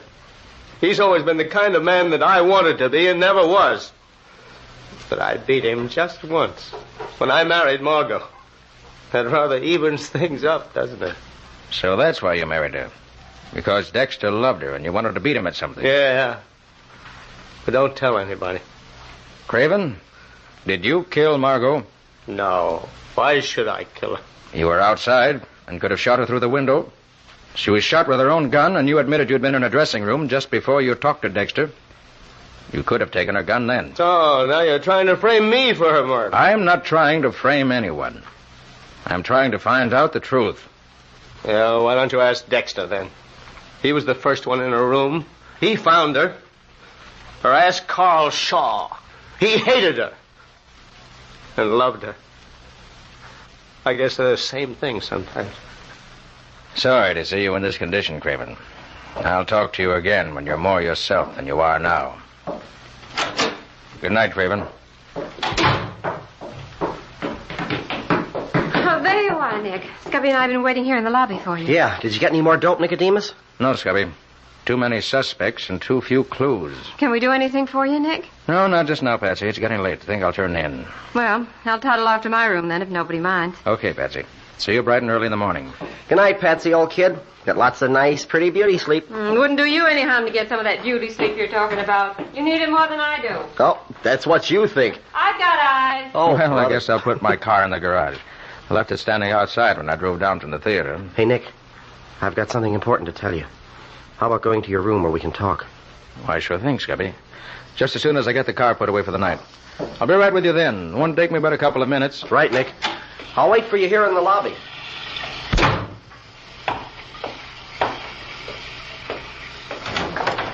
Good evening, Mr. Carter. What the... Keep your mouth closed, Mr. Carter, and climb in behind the wheel. Just a moment. Only one gun tonight, huh? That's all. Okay, get going. Very well. You're giving the orders. For now. Drive straight out Main Street, Mr. Carter. Oh, so it's you. You know me? Don't know your name, but I do know that you're the man I saw staring in the dressing room window earlier this evening. Yes. You'll drive straight ahead for about 5 miles. When you come to a crossroad, you'll turn left and continue on. I'll give you further directions then.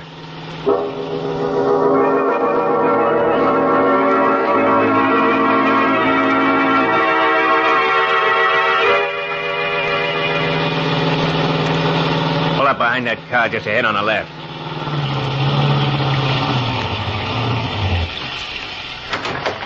That you? Yes. I haven't had time to search him yet, but he must have him. The MP didn't get him. We know that. If you'd only tell me what this is all about, maybe I could help you. Step out of your car, please.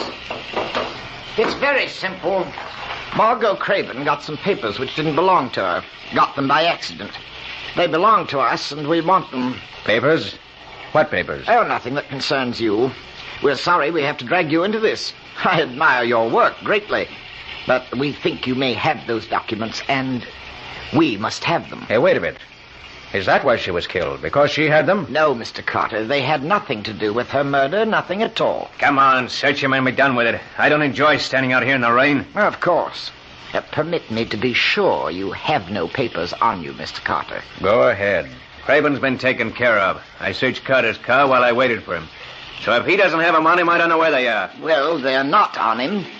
Mr. Carter, on your word of honor, you know nothing about our papers? I do not. How much does that mean? Oh, with Mr. Carter, it means a great deal. Well, thank you. That's a bit unexpected, but very welcome. If we find later that you've lied, we shall, of course, kill you. Now you may get back in your car. Watch out. We're still covering you with our guns. That's better. Now what? Now I take over. We're going to drive away and leave you here.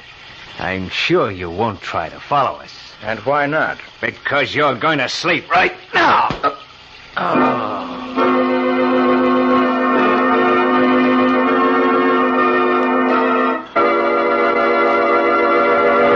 Miles from the little army camp town, alone and unconscious in his car. What's going to happen to Nick now? Are the men he just met mixed up in the murder, or was Margot Craven killed by one of her so-called friends? We'll see in just a moment. Whatever floor surfaces you have in your home, wood, linoleum, rubber, or asphalt tile, you chose them because you found them attractive. Keep them that way with Linex self-polishing wax, which beautifies without tiresome rubbing and polishing. Simply wipe Linex self-polishing wax on any floor surface, and it dries to a satiny yet tough finish which wears amazingly. That's because Linex self-polishing wax contains the greatest possible amount of genuine carnauba wax. And once you've applied Linex self-polishing wax, there's no need for you to re-wax the whole floor when parts of it begin to show wear. A floor finished with Linex self-polishing wax is easy to keep clean, too. For Linex self-polishing wax is unusually resistant to dirt and water, keeping the dirt on the surface where it's wiped away in a jiffy with a damp cloth or mild suds. And the underwriters' laboratories, whose seal is on every bottle of Linex self-polishing wax, have proved that it's the non-skid floor wax, resisting slip even when water is spilled on it. Get Linex, Lin-X, Linex self-polishing wax now.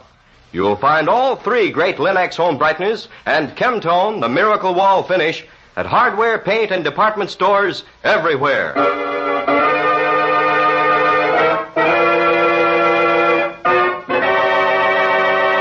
And now back to our story. Slugged unconscious by a pair of desperate men, Nick lay slumped over the wheel of his car for several long minutes.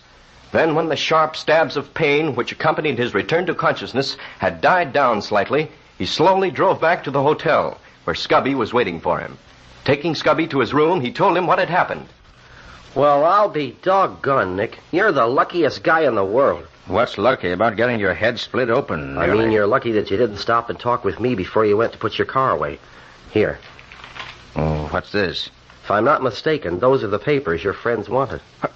Where'd you get them, Scubby? I found them behind the dressing table in Margot's room. You did? When was that? While you were busy talking to Dexter, I was looking around, and, well, I ran into these. Well, why didn't you say something about it then? I thought you might like to go through them before we turned them over to the police.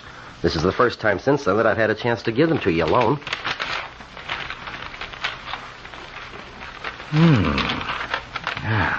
What are they, Nick? Scubby, these are in code. I rather think they should be turned over to Major Wayne at the camp. Well, why give them to him? Well, use your head, Scubby. They're in code, I said, and Margot got them at an army camp. These were given to her by mistake. And that can mean only one thing as I see it. Spies. Gosh, Nick. Do you really think so? I do. Come on. I'll get my car out of the garage and take them out to camp right now and turn them over to Major Wayne. Maybe these papers will help us catch the killer of Margot Craven.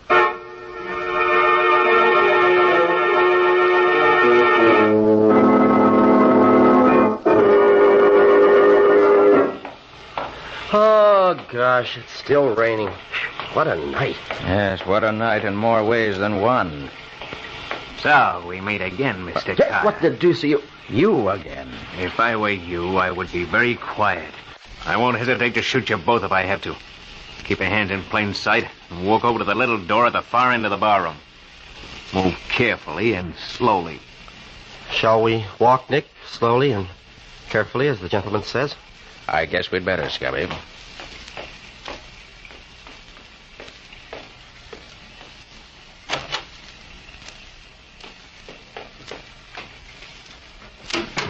Well, Mr. Carter, I told you I was not a man who could safely be lied to. I didn't lie to you. Mr. Carter, those papers we are looking for are in your overcoat pocket right now. Please give them to me at once. Certainly. Thank you. You're a man of sense. I regret it is a little late for having sense. Here are the others now. Oh, well, it's about time you were coming. Hey, Nick. Oh, sorry, I'm late. Nick, that's Carl Shaw. So I see. Carl Shaw, huh? Well, this is fine. Did you get the papers from him? Yes. No thanks to you. It wasn't our fault that my sister was assigned to the wrong dressing room. I had a devil of a time getting things fixed up so she could change, but Franz threw the papers through the window before Margot got her things out. She'd never seen my sister, so the mistake was natural. Mistakes are never natural, and mistakes are never tolerated. I'll be happy when that man Carter dies. He's too clever to be allowed at large. Yes, you're right. But he's such a prominent man, his death will make quite a stir. It's unfortunate. It will break up the show unit, which we have so carefully organized. Now, Shaw, you will have to form a new unit of your own and take it around to the different camps. The work must go on. Of course. When do we take care of Carter? As soon as we've finished our work here, we're going to pack up and move on to another town. On the way, we shall dispose of Mr. Carter and his able assistant. Right now, we must see about the contents of these papers. They must go out at once. Hadn't we better tie up these two guys so to be sure they'll still be here when we get back? Yes, Mike. Tie them both, hand and foot. And leave them back at the bar. We'll take care of them later.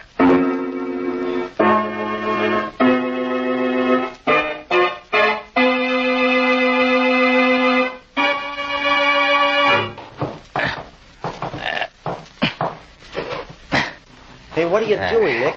You've been wriggling around like that for the last half hour. I'm getting these ropes off my wrist, Scubby. I hope. Yeah? Well, how are you coming? I'll have my hands loose in another few minutes. Well, how are you doing it, Nick? I tried to get my hands free, but gosh, these ropes are too tight for me. Hey, what's the secret? The secret's very simple, Scubby. When the ropes were put on us, they were damp. I enlarged my wrist muscles as much as I could, but he tied the rope too tight for me to get out of it.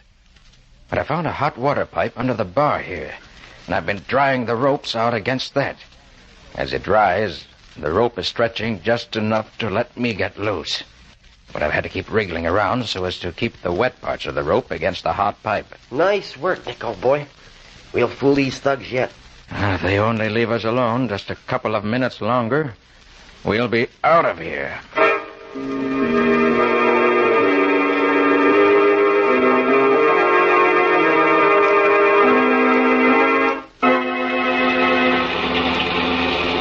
You'd better not drive too close to their hangout, Major Wayne. No, I won't, Nick. I'll stop a couple of blocks away and we'll sneak up on them from there. Sorry, I couldn't arrest them myself and save you the trouble. But I have no official standing in cases of espionage, naturally. Quite so, Nick. But I'm glad you're going to give me a hand to capture them. Don't forget, Patty and I are here, too, Major. Of course, Dexter. I'm only too glad that you and Patty happened to be with me when Nick brought me the news. Now, we'd better work out a plan of action before we get there. You know the layout, Nick. What do you suggest?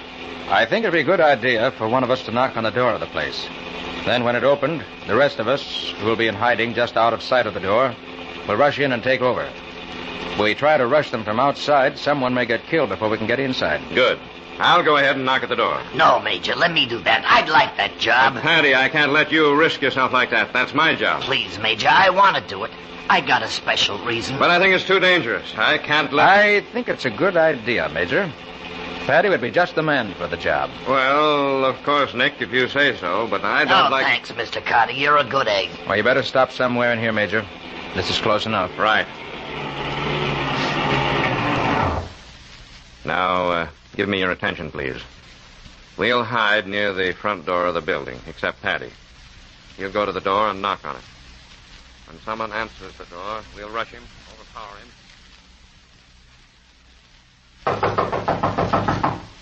I hope nothing happens to Patty. I can't understand you wanting him to do that job. I'll explain later, Major. Oh, there. The door's opening. Well, what do you want? Get your hands up. Come on, Nick. Keep them out shut. So, that's it, huh? Well, drop that gun before I... You, The rest of you come out with your hands up. The building is surrounded. We're coming. Don't shoot. We get up. Stop shooting. We're coming out. Nick! Patty's badly hurt. See what you can do for Patty, Nick. I'll take care of these enemy spies. All right, Major. How bad is it, Patty? It's curtains, Nick. Last curtain for me. We shouldn't have let you do this, Patty. But I wanted to, Dex. I wanted to. But why, Patty? Why? I think I can answer that, Dexter. Yeah. Nick can tell you. He knows. What's he talking about, Nick? What do you know? Patty, you killed Margot Craven, didn't you? Yeah, I killed her. And now I'm dying just like I hoped I could. You killed Margot? But why, Patty? Why? Because Patty was afraid that she'd wreck your business and your life, Dexter. She was the kind of a woman who had to rule everybody with whom she came in contact. And she could have ruled you in the end because you loved her. Unless I'm mistaken, Patty tried to argue her out of a sit-down strike. There was a fight, and she was killed. Accidentally, perhaps. And then Patty jumped out the window, ran outside, and came back in just as you went into the dressing room from backstage. Right, Patty? Yeah. I don't know how you knew it, but I felt you did. Thanks for letting me go first. This way. Oh. Patty. You've put me in your debt forever. But, Nick, how did you know that he killed the Craven woman?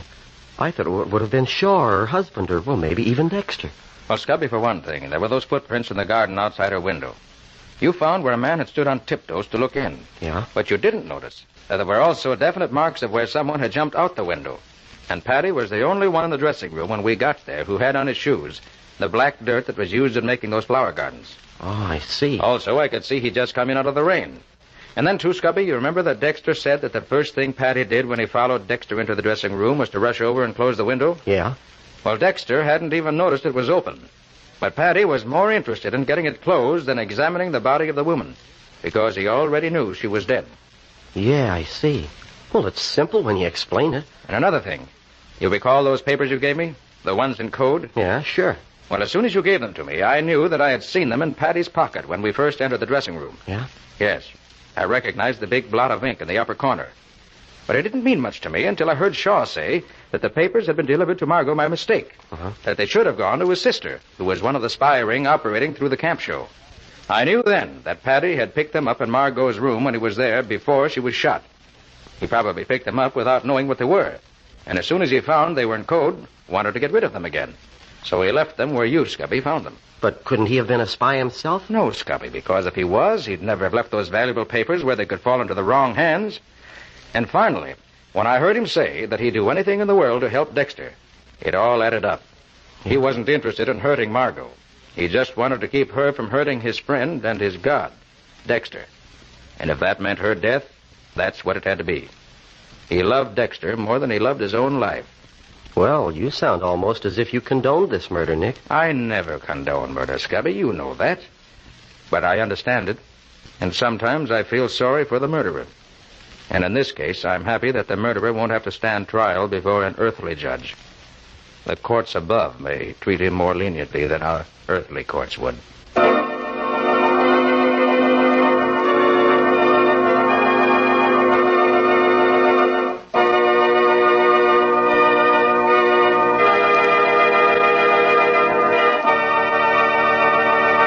In just a moment, Nick and Patsy will bring you a preview of next week's exciting case. But before they do, consider this. When it comes to keeping up your furniture's appearance, fingerprints and scratches are two of your greatest problems. But Linex Cream Polish, the quick, easy way to furniture beauty, banishes fingerprints, helps hide ugly scratches in one application. Linex Cream Polish actually cleans as it polishes, too, saving one whole step in your cleaning routine and removing cloudy dust and polish accumulation immediately. And, best of all, Linex Cream Polish dries to a hard surface that leaves no oily film to attract additional dust. Make additional work for you. Save hours of extra work each week for the added leisure time you need to do the things you like to do. Ask for Linex Cream Polish at your dealers now. Get all three great Linex home brighteners, Linex self-polishing wax, Linex Cream Polish, and Linex Clear Gloss Varnish. The three great Linex home brighteners will keep your floors, your woodwork, your furniture looking the way you want them to look. So ask for these products at your hardware, paint, or department store by name. The three great Linex, L-I-N-X, Linex home brighteners. Another outstanding investment, the world's safest investment, in fact, is United States war bonds. And every bond you buy brings victory nearer, makes America safer. Let's go for the knockout blow. Now let's hear from Nick Carter himself. Well, Nick, would you care to give us a hint as to your next week's story? Yes, Ken. I'll give you just a hint or two, and that's all. A gangster dead on the beach of an exclusive Long Island estate. A dope peddler shot to keep him from talking. Hindu servant who knew too much and not enough. A movie star in the making. And plenty of trouble for Nick on the way. On the way where? To the solution, naturally. Nick never goes anywhere else once he gets started on a case. Okay, I'll be waiting for that solution he digs up in this one. What do you call it, Nick? Murder by suicide. Or the mystery of the death on the beach. And no more until next week. So long. So long, everybody. And so long to both of you. We'll be looking forward to seeing you again next week.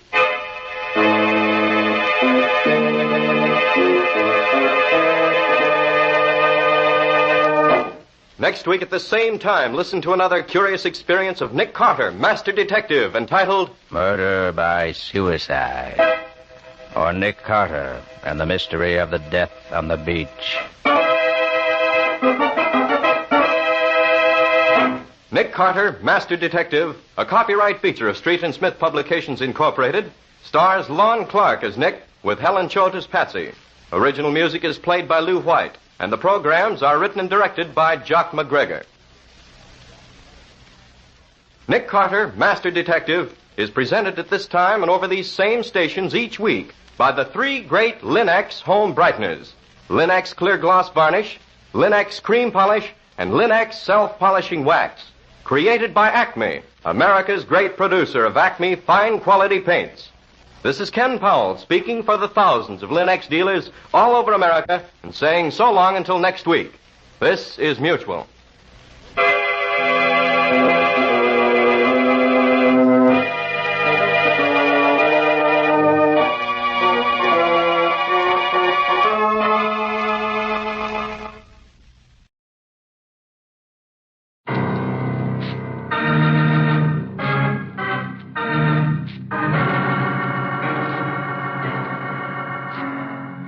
Standard of California, on behalf of independent Chevron gas stations and standard stations throughout the West, invites you to Let George Do It.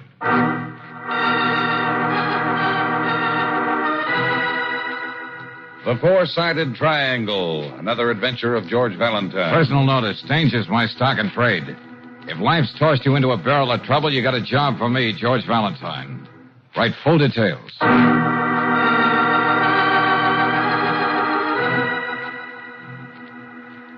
Dear Mr. Valentine, I'm here briefly on a visit from Canada just to make certain of one thing. Was Dr. Kenneth Sterrett, my best friend, murdered, or was it really an automobile accident? As a novelist, I admit the situation is trite. The older, successful man, the restless, beautiful wife. And if my suspicions are right, even the inevitable other man. If you care to interest yourself in something you may dismiss as an obsession on my part, I'll be at my hotel all day. Sincerely, Owen Marby.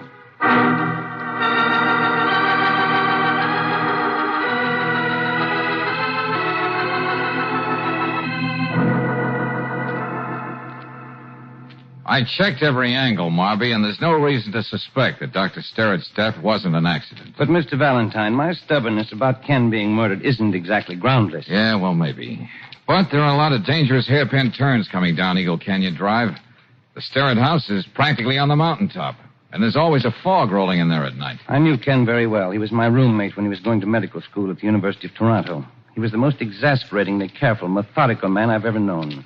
He drove a car the way old ladies used to drive electric buggies. But that night he received an emergency call from a hospital.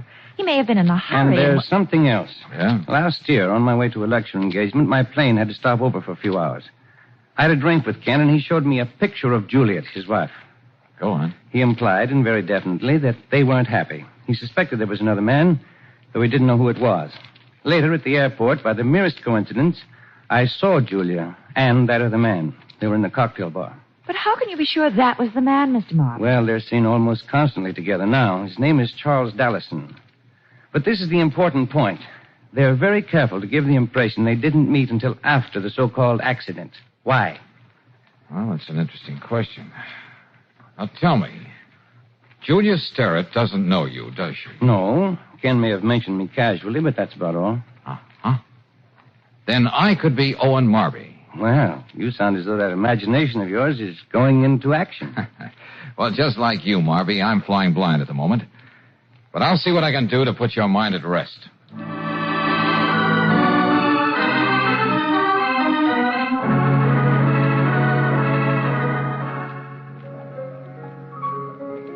Okay, now, Brooksy, you're on your own. Don't let the head waiter steer you anywhere but the booth next to Julia and Dallison. It's all reserved for you. But how do you know they're going to show up for dinner tonight? Well, I checked that, too. Just try to overhear as much as you can. Now, I gotta get going.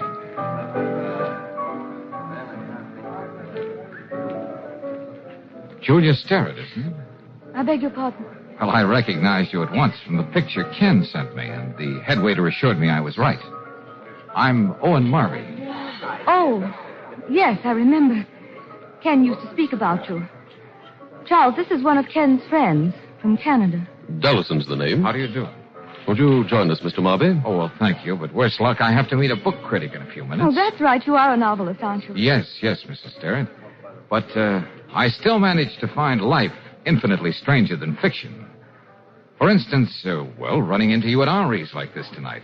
But I was going to look you up anyway, Julia. I should hope so. I thought it no more than right to apologize for making it more difficult for you after Ken's death.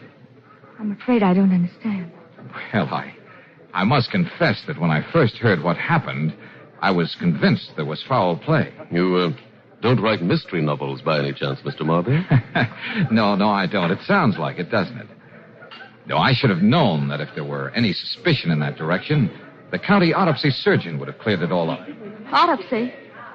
But why... Well, you see, in a rash moment, I even wrote your district attorney what seems now to have been a melodramatic and slightly hysterical note. I think you can be forgiven, Marby. You know, a tribute to your friendship with Dr. Sterrett rather than your zeal as a busybody. Oh, but I won't consider myself really forgiven, Julia, unless you have dinner with me tomorrow. Of course, the invitation includes you too, Dallison. Sounds delightful.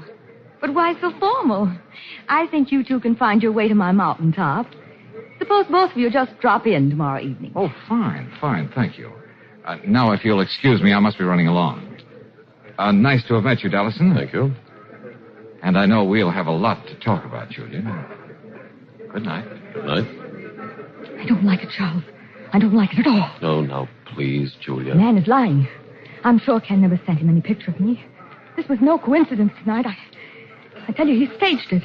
He's up to something. Shut up, Julia. Do you want the whole place to hear you? He's the only one who never believed it was an accident. I could tell by the tone of his letter of condolence. He still doesn't believe it. Julia, we'll have to do something about your nerves. If you let a little thing like this upset you... Let's get out of here, Charles.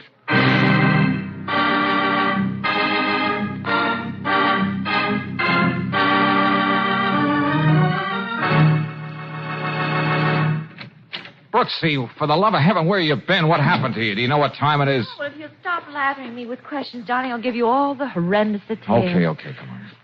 Oh, my feet. Let me sit down. Oh, here, sit down. Well, how did I know those two were going to park halfway up Eagle Canyon Drive and get into a gab fest? What?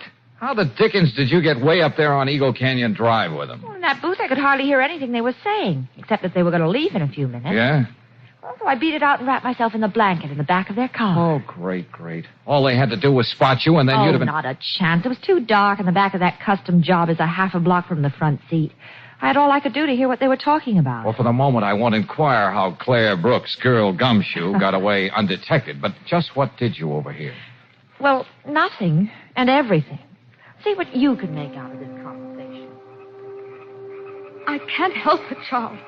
There was something about Marby. I can't explain it. It was as though he were laughing at us all the time. You're going to make life very difficult for yourself, Julia. If you go to pieces every time you bump into a visiting fireman who once knew your husband. Oh, darling, let's not wait any longer. It's been 8 months now since Ken. There's no reason why we can't be married. It's simply not the way I planned it. But wait 1 year. That morally approved period for widow's weeds to blossom forth again into passion flowers. You and your plan. I want to be able to laugh again. And I want you to, Julia. We'll laugh together. And wherever we go, we'll have the orchestra play something fitting. Say the Merry Widow Waltz? Isn't there anything you can't joke about? Didn't you feel any qualms at all when Marby went babbling on about writing in district attorney? That nonsense about an autopsy? Didn't you... Wait a minute, Julia. Yes, autopsy. A term so blankly used by policemen when they suspect poison in the case. Charles. Come to think of it, Julia, maybe you're right. We ought to know more about our guest from Canada. It'll help us decide the best way to entertain him tomorrow night. Well, what do you say, George? Well, give me a minute, will you, Angel? See, incidentally, how did you get back without being seen? It's 4 miles from that eagle's nest to the boulevard. And not a house or a gas station in between. Oh, when I took off my high heels, it was a snap. Got an extra pair of arch supports on you, mister? Oh, brother. A mere man salutes you, Brooksy. Eddie, you buster. I still say, what do you make of it? Oh, not a thing you could stick a pin in. All which they couldn't deny having said. But it wouldn't be going out on a limb to assume that the suspicions of Owen Marby are far more fact than fiction.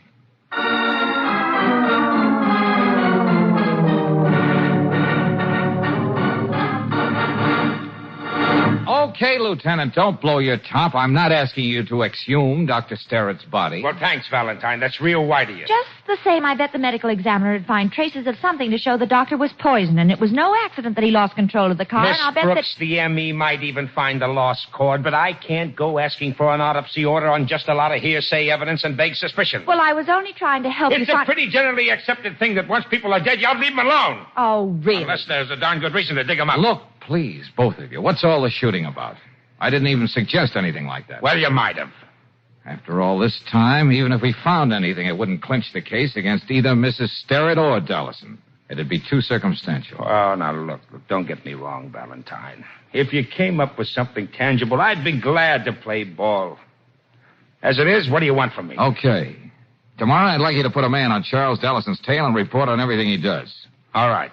I guess I can do that. Brooks, he can keep an eye on Mrs. Sterrett. Within reason. I'm not at my best climbing up and down mountains. Just as they want to be prepared to receive me, I'd like to hold a few top cards myself.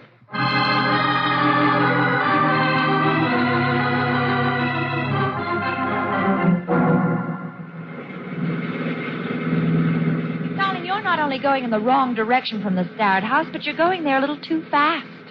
I don't recall any 60-mile-an-hour zones within the city limits. Would you mind going over your day with Mrs. Sterrett again, Angel? There's one part of it that intrigues me. Oh, I don't know why. Beauty parlor at 11. Lunch at Miranda's tea room alone. Visit to a Dr. Rayford on Barton Street. A stop over to Rexall Drugstore, and so to home. I think I'll have a few words with Dr. Rayford on the way out. Well, why, George? Old operations always make stimulating conversation. But right now, I'd better take care of this little matter. George. Sorry, Brooksy. Well, of all the dopey things, what are you trying to do? You'll see, Angel.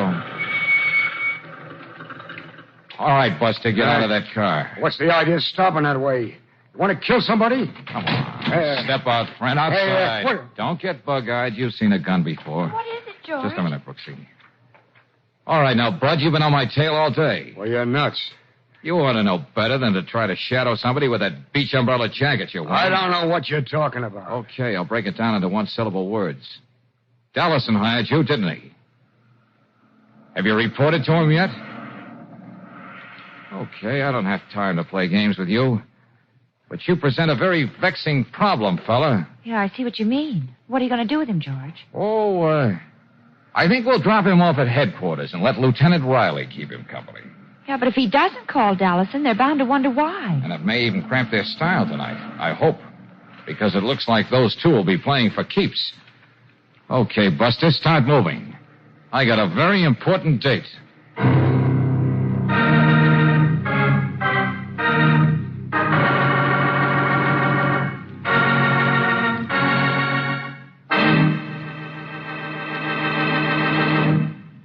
We'll return to tonight's adventure of George Valentine in just a moment. Whether you're driving a brand new car or one of the older models, there's one way, and a sure way, of getting the very best performance out of it. And that's to depend on Chevron Supreme gasoline. For this carefully blended high-octane gasoline puts command performance in your car. It commands fast starts, smooth, steady acceleration, all the extra power your car needs on steep hills.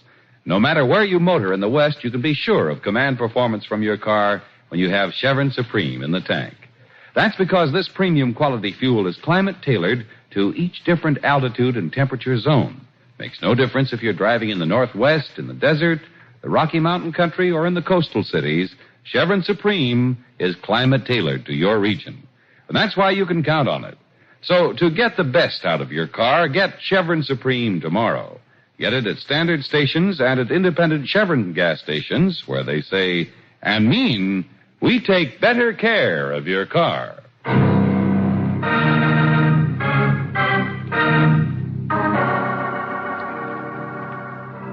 And now back to tonight's adventure of George Valentine. Every 45 minutes, a murder takes place. Every 2 hours, said murder is a perfect crime. So, if you're in George Valentine's business, you can just take it in stride when you have to impersonate a Canadian novelist to prove an 8-month-old accident was a homicide.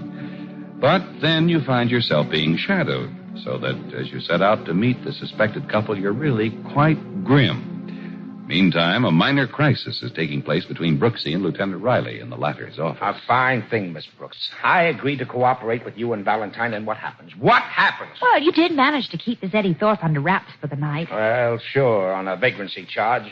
But one of these days, I'm going to get caught up the creek without a paddle messing around with you two. Well, I wish I knew what George expected to find stopping off at Dr. Rayford's office. Mrs. Starrett only dropped in there for a few minutes today. Don't you know by now that when he gets a brainstorm, it's like an act of nature? You don't know what he'll do next or why. I tell you, one of these days I'll... Hello, Riley. Oh, Valentine, where the devil are you? I thought you'd be with them by now. Oh. What? Shh, quiet. Okay, I'm listening. Go on. Where is...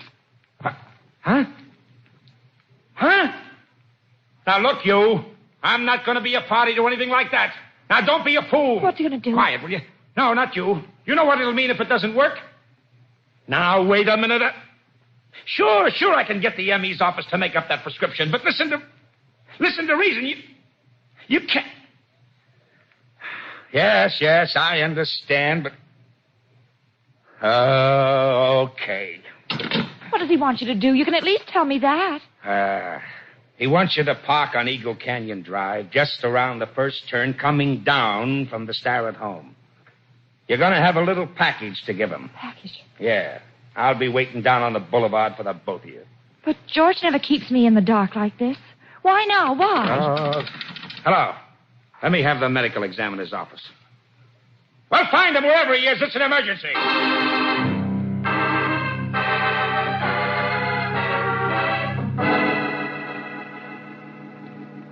How about another drink, Marby? Soda, wasn't it? Yes, thanks. You know, I'll be glad to get back to Canada so I can tackle my new novel again. Four-sided triangle. What an odd title. Yeah, the story's been giving me quite a bit of trouble. Oh, really? What's the plot? Maybe we can help. Well, frankly, nothing very original. The usual triangle. But the lovers are completely successful in doing away with the husband in the case. I'm sorry. You've already begun to intrigue Julia, but go on, Marby. Well, they do it so neatly, in fact, there's no suspicion of crime. Not a shred. Then what seems to be the trouble? I can't decide whether to let my hero and heroine, if you can call them that, live happily forever after, or let them face retribution. Here you are. Oh, yes, thank you very much. I was playing around with the notion of introducing a character who won't believe the husband's death was an accident. The fourth side of the triangle, I presume. Yes, that's it exactly. He's one of those virtuous, pig-headed men. He doesn't rest until he ferrets out the truth. And, well, so on and so forth. How does it sound to you, Julia? He sounds like such an exemplary character. Would you say he was quite true to life? Oh, well, just take me, for example. My first impulse when I heard about Ken. I kept seeing in the accident more than there was. And I imagine I'm fairly typical. Was that your only problem with the book, Marty? No, but I was thinking of introducing something more subtle. You know, try to find some little, almost meaningless thing my two scoundrels might have overlooked in their planning. Say a matter of coincidence. I thought novelists always tried to avoid coincidence. Well, now, why should they? It happens all the time. Now, you and Dallison here, Julia.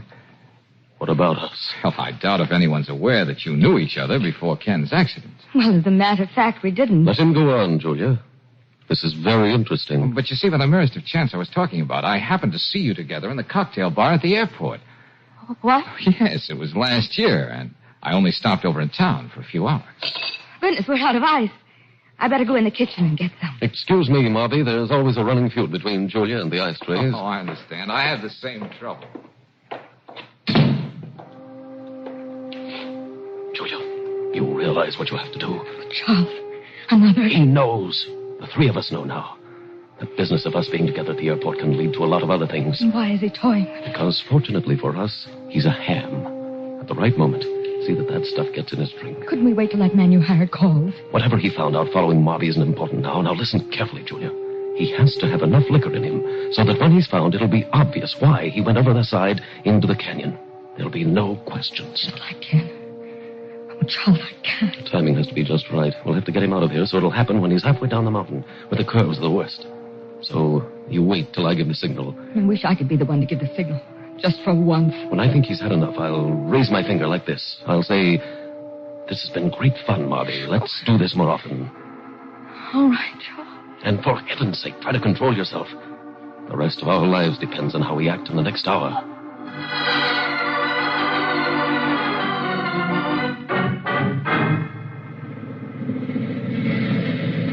Well, it's about time, Ferris. I did everything but fly, Lieutenant. Okay, I'll take that. Here you are, Miss Brooks. I'll ask you again, Lieutenant. What is this? What have I got here? I told you before Valentine made up the rules for this little game. I didn't want any part of it. You heard me on the phone. Now there's no choice but to play it his way. Just give him that package. For 2 cents, I'd call a cab, just so I could tell somebody where to go. Go on, get in that car and get started. And remember, park just this side of the last big turn before you get to the top.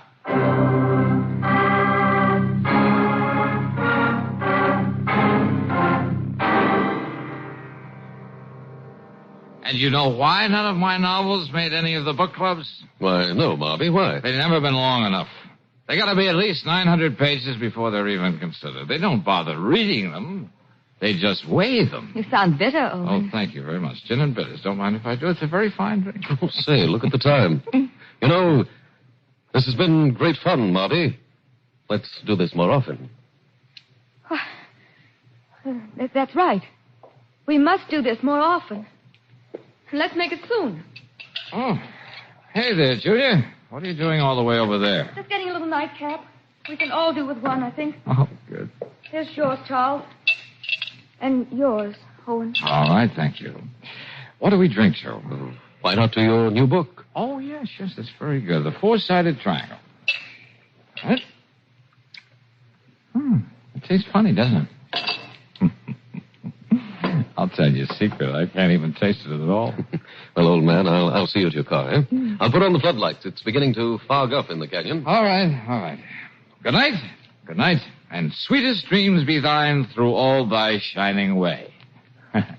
Poetry. Yes. And watch yourself driving, Marty. We wouldn't want anything to happen to you.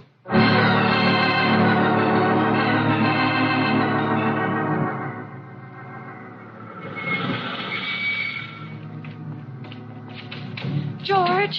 Have you got it, Brooksy? Let me have it. Oh, darling, I saw your headlights Quick, weaving down Hazel, the... quick. Well, here, but... Now get inside and take the wheel. Okay, George. Here's to you, Brooksy. Happy days. Oh.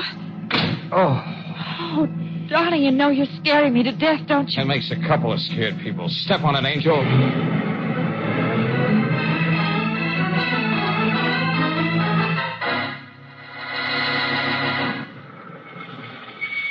Okay. Okay, Miss Brooks, we'll take care of him He now. fainted. I didn't dare Yeah, stop. I know. Come on, boys. Come on. Get him into the ambulance. Got a hold of him, don't we? Yeah. All right, let's go. I'm going with him, You'd Lieutenant. only be in the way, believe me. In the way? Well, you don't expect me to Now, stand... boys, don't wait for the hospital. Start pumping him out now. Oh, pumping him out. You knew this was going to happen, and you let it. And now you're going to tell me. There was no stopping him. What did he do? He found out Dr. Rayford gave Mrs. Starrett a prescription for some poison today. Poison? Presumably to make a solution to use on her flower beds. Being a colleague of her late husband, he didn't even think twice about it. And George walked into this and purposely The let himself stuff in be... the bottle you gave him is supposed to be the antidote for the poison. If he got it in time. Oh, that big, crazy, stubborn Well, loon. that's what your boyfriend calls getting evidence that'll stand up in court. He just naturally likes to do things the hard way.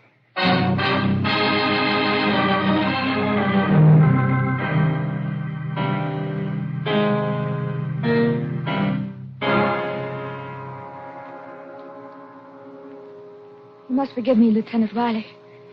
This has been a great shock. Mr. Marby was my husband's best friend. Yes. Just when did he leave? What time was it? Oh, hours ago. About 10:30. You see, he was feeling rather, gay. We felt that if he was going to drive, he oughtn't overdo it. Even so, I suggested that he stay over. Oh, this is terrible. Yeah.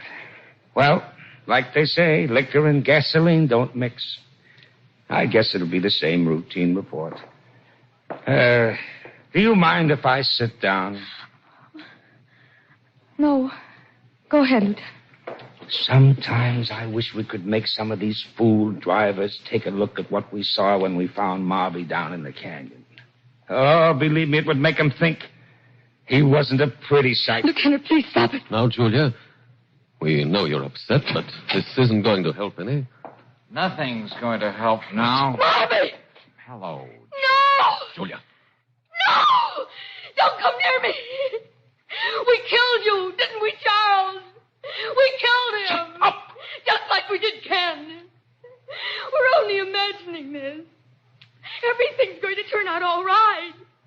Tomorrow we're going to laugh and be happy. That's the way it's supposed to be. That's the way. That's it, Lieutenant.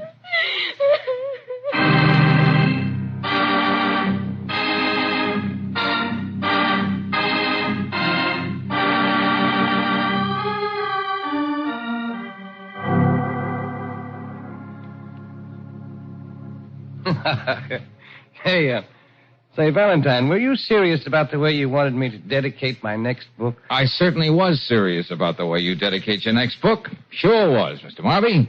To Mr. and Mrs. George Valentine. Mr. Darling!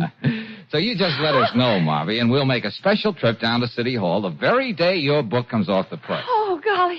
I just don't believe it. I like your other suggestion, too. I should be more commercial. Aim for the book clubs. Write something 800-900 pages. Of course, it'll take years before I get it to my publisher, but it may be worth it. Oh, years, huh? Oh, why doesn't one of these build-ups ever pay off for me? Oh, maybe I just don't live right.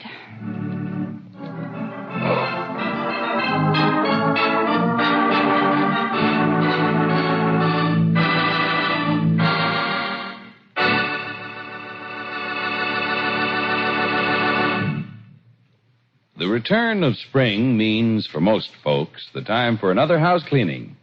And speaking of things attended to at regular intervals, how long has it been since your car's oil has been changed? You know, for the life of your car's engine, nothing is more important than a crankcase drain and a refill with RPM motor oil at regular intervals. Like any other piece of equipment used daily, your car's engine is bound to accumulate a certain amount of harmful contaminating material. RPM motor oil was compounded to take care of these troublemakers, to keep them from building upon interior engine parts during the oil service period. When the oil is changed, this harmful material is drained out. That's how compounded RPM keeps your engine clean mile after mile. And that's not all. For RPM also protects hot spots left bare and exposed to wear by ordinary motor oils. It stops corrosion and rust-proofs as it lubricates. Why not see about that oil drain and refill tomorrow? And for protection you trust, be sure you refill with RPM motor oil, first choice in the West. Get RPM at independent Chevron gas stations and at standard stations where they say and mean we take better care of your car.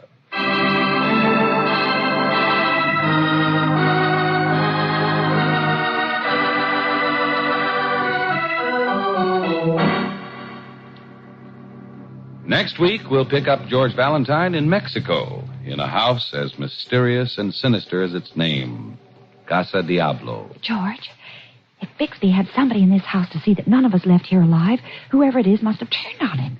You know, like Frankenstein turning on his... George, you're not even listening to me. Angel, if there's a grammar school around here, I think I'm going to enroll in the kindergarten. Huh? We're right down to the oldest outdoor sport in the world, Brooksy. The hunter and the hunted.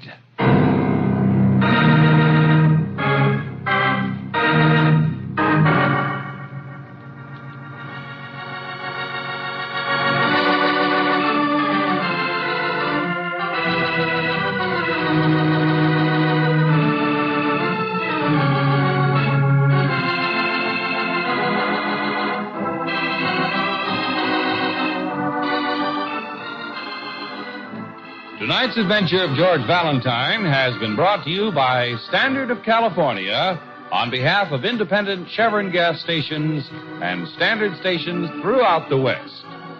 Let George Do It stars Robert Bailey as George with Francis Robinson as Brooksy.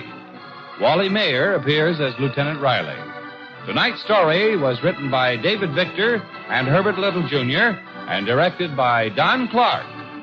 Also heard in the cast were Barton Yarborough as Marby, Lorene Tuttle as Julia, William Woodson as Charles, and Mark Lawrence as Ferris.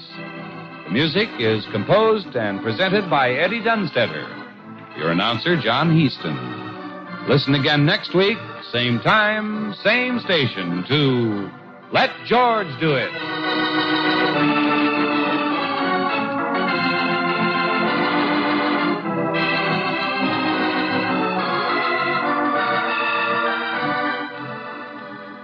This is the Mutual Don Lee Broadcasting System.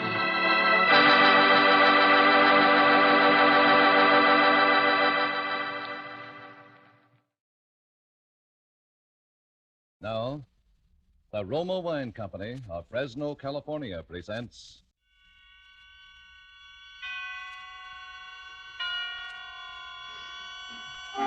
Suspense.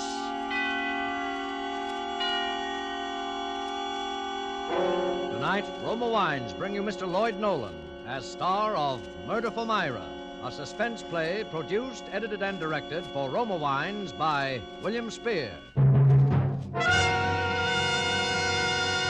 Suspense, radio's outstanding theater of thrills, is presented for your enjoyment by Roma Wines. That's R-O-M-A, Roma Wines. Those excellent California wines that can add so much pleasantness to the way you live, to your happiness in entertaining guests, to your enjoyment of everyday meals.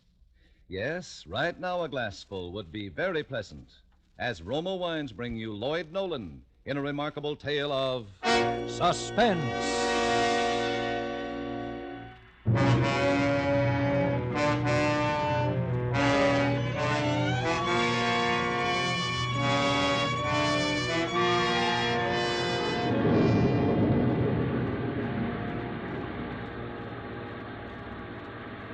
It was raining hard. I was on the bus for Hollywoodland. Myra had said, Take the last bus, Ernie. That'll get you to the house at about 1:30, and I'll see to it that His Highness and I don't get home from the party until after 2. That ought to give you plenty of time to get set. Well, I had taken the last bus, and it was 1:10, and we were coming to Beechwood Drive. Don't ride all the way. Get off at Beechwood and Franklin and walk up, just in case. I pulled the cord. I was following Myra's instruction to the letter.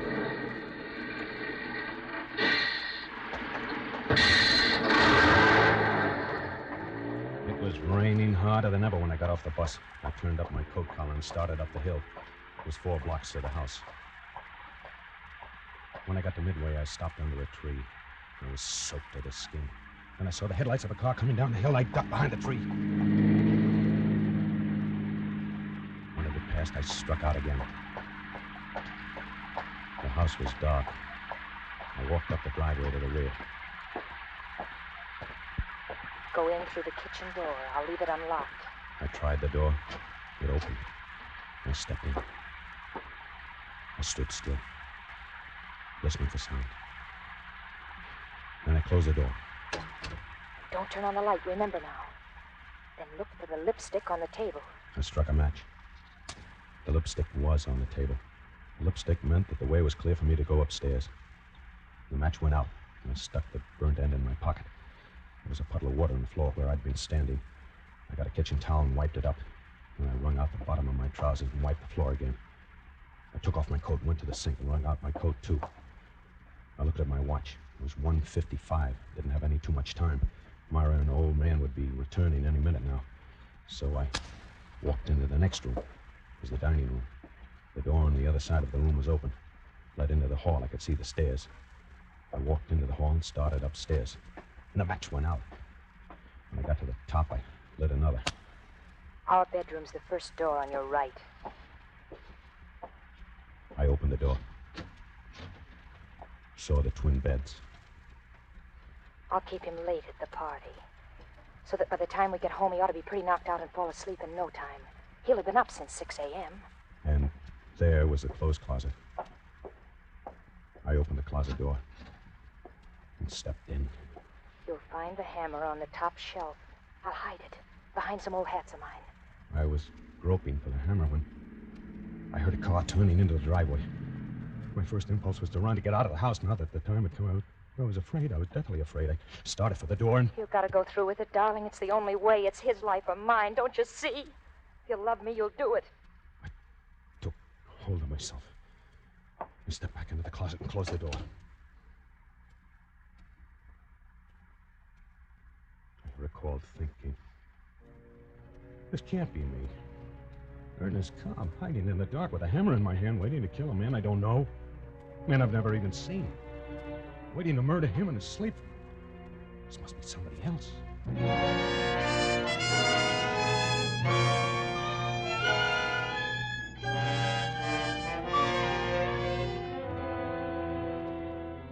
For Suspense, Roma Wines are bringing you as star Lloyd Nolan in Murder for Myra by Lee Horton and Paul Bernard.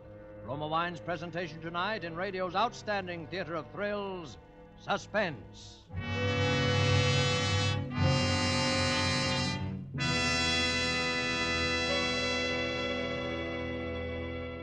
Elsa Maxwell's ideas on gracious entertaining are followed by women all over America. The other day, she said this about Roma wine. One of my favorite wines is distinguished Roma California Sherry, a glorious gold and amber wine, delightfully light and nut-like in taste. Roma Sherry is ideal for any occasion, before dinner with appetizers, or during the friendly evening hours. Yes, good Roma Sherry, like all Roma wines, is always unvaryingly good. The goodness of carefully selected grapes, brought to perfection in California's choicest vineyards, gently pressed, then, unhurriedly, guided to flavor richness by Roma's ancient winemaking skill. Yet all this goodness is yours for only pennies a glass. Remember, because of uniformly fine quality at reasonable cost, more Americans enjoy Roma than any other wine. R-O-M-A, Roma Wines. And now Roma Wines bring back to our Hollywood soundstage Lloyd Nolan in Murder for Myra, a narrative well calculated to keep you in suspense.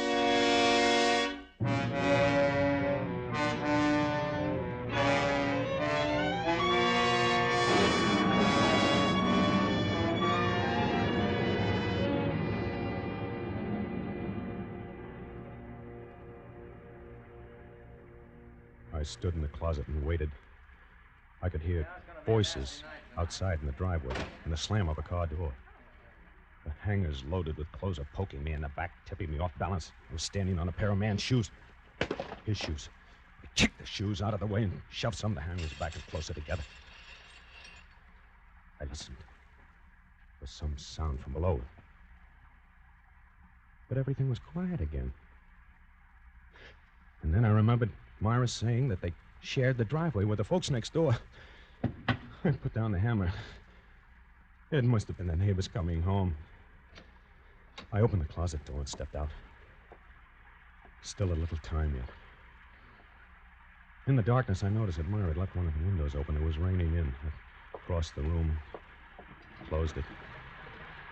There was a nightstand by each bed, and an alarm clock on one of them. I never heard a clock that made so much noise, just ticking.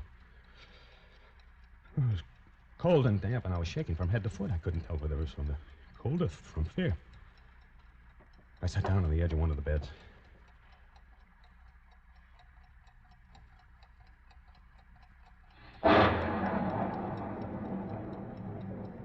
And then I decided to have another look at the hammer. In a few minutes, I was going to have to use that hammer. It's a big, heavy one, Ernie. It'll do the trick, all right.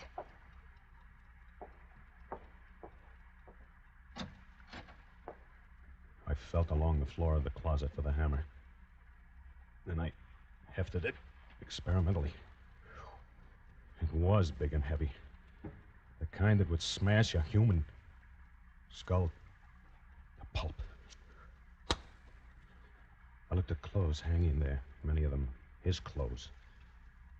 In the flickering light of the match, one garment caught my eye, probably because it was long and white and had big gaudy flowers on it.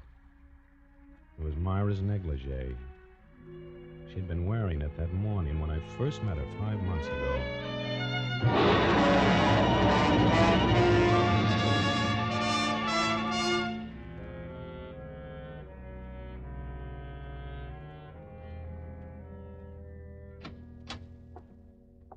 Hello. What can I do for you? Oh, good morning. I hope you'll excuse me for bothering. You see, I'm taking a poll of homeowners. What kind of poll? Well, it has to do with your post-war plans. I don't have any. My husband does the planning in this family. I just go along for the ride. Oh, I see. Well, still, if you're not too busy, I would like to ask you a few questions. Why not? I'm just sitting around twiddling my thumbs. Come on in. Thanks. Thank you. It's a beautiful day outside, isn't it? Is it? I hadn't noticed. I sat down on the sofa and opened my portfolio. I felt ill at ease. Bare emotions do that to me, and Myra's emotions that morning were as bare as her throat in that low-cut negligee. I knew right away that she'd had a row with her old man. In my business, you get so you can figure out things like that. And it was as plain as the nose on my face. My nose was pretty obvious that day. I'd been to the beach and I was burned to a fiery red and my nose was peeling. She laughed then. At me, I guess. You got quite a case of sunburn, Mr. Cobb. Ernest Cobb. Yes, I have, haven't I? That's too much beach, I guess. I haven't been to the beach in 2 years. Oh, don't you like it? Sure, but what difference does that make? His Highness doesn't. Who? My husband. Let's have the quiz. Oh, yeah. Yes, of course. Now, first, your name is... Blair. Myra Blair. His name is Ray. And his business? He's an aircraft engineer. A scientist. And you don't work? No, I'm just the housewife. The little homemaker. You don't sound as though you fancy the role, Mrs. Blair. I hate and despise it. No, that's a shame. Any children? Yes, a daughter 4 named Julie. She's at nursery school. And now for the questionnaire. Are you do you know whether or not your husband is planning any extensive repairs or remodeling on your home after the war? I haven't the foggiest notion. It's like I told you. I'm part of the decorations here. What I think and how I feel doesn't count. Oh. I suppose you think I'm talking out of turn. Well, I am. I'm sick and tired of the whole mess. He comes home and smokes his filthy pipes and tinkers around his workshop down in the cellar, and I just sit here. Night after night, it's the same thing. Look at me. Am I so hard to take? Well, he's probably just got his mind on other things. Yeah, I know. Planes, planes, planes. That's all I hear. That's the war, Mrs. Blair. He's phooey. It was the same before the war started. I'm not getting any younger. I want to have some fun. Do you blame me? But no. I think everyone's entitled to some fun and good times, Mrs. Blair. Call me Myra. I never did like being called Mrs. Blair. About the questionnaire. Now, perhaps you can answer me... Phooey to the questionnaire. I'm sorry. I'm just in a nasty mood, that's all. I had a fight with him last night and another one this morning. I had to blow my top to someone. You just happen to be it. Oh, that's all right. About your questions, honestly, I don't have the answers. It's like I said. Sunburn of yours, you better do something about it. Well, it does burn pretty much, all right.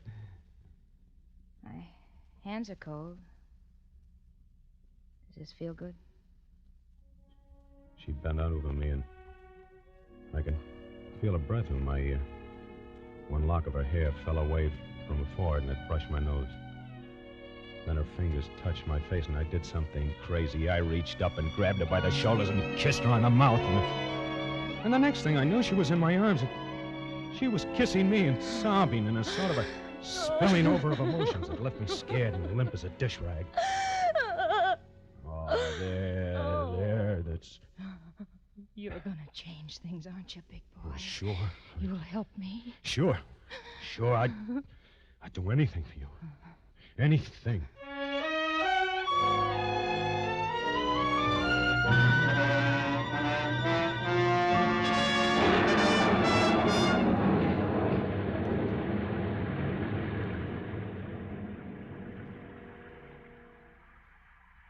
The match went out. The negligee merged back into the other clothes there. I stuffed the hammer back into the corner and came out into the room again to wait for Myra and His Highness to come home from the party. His Highness. He's unbearable, Ernie. Every time he puts his filthy paws on me, I go all raw inside. No matter what we did or where we went, he was always there, in her mind. We had another fight this morning, Ernie. Do you want me to show you the black and blue marks? And then one night when we were having dinner, it all spilled out.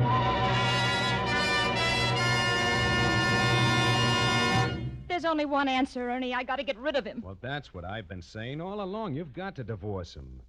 No, Ernie. That isn't what I mean. Well, then what? I mean I'm gonna have to do away with him. Myra. What? You're out of your mind. You don't know what you're saying. No, yes, I do. I've thought it all out. Myra. Don't say such a thing. Don't even think it. What you're suggesting is... Murder, Ernie. That's right. Murder. Didn't sleep that night. And yet, worried as I was, that the idea didn't seem real to me. Murder was something you read about, something for gangsters and madmen to traffic in. It wasn't a thing that could touch me, Ernest Cobb, or Myra. She didn't say anything about that. The next time we were together, I thought she'd come to her senses. She'd just been upset. And then one night we went rowing in Westlake Park.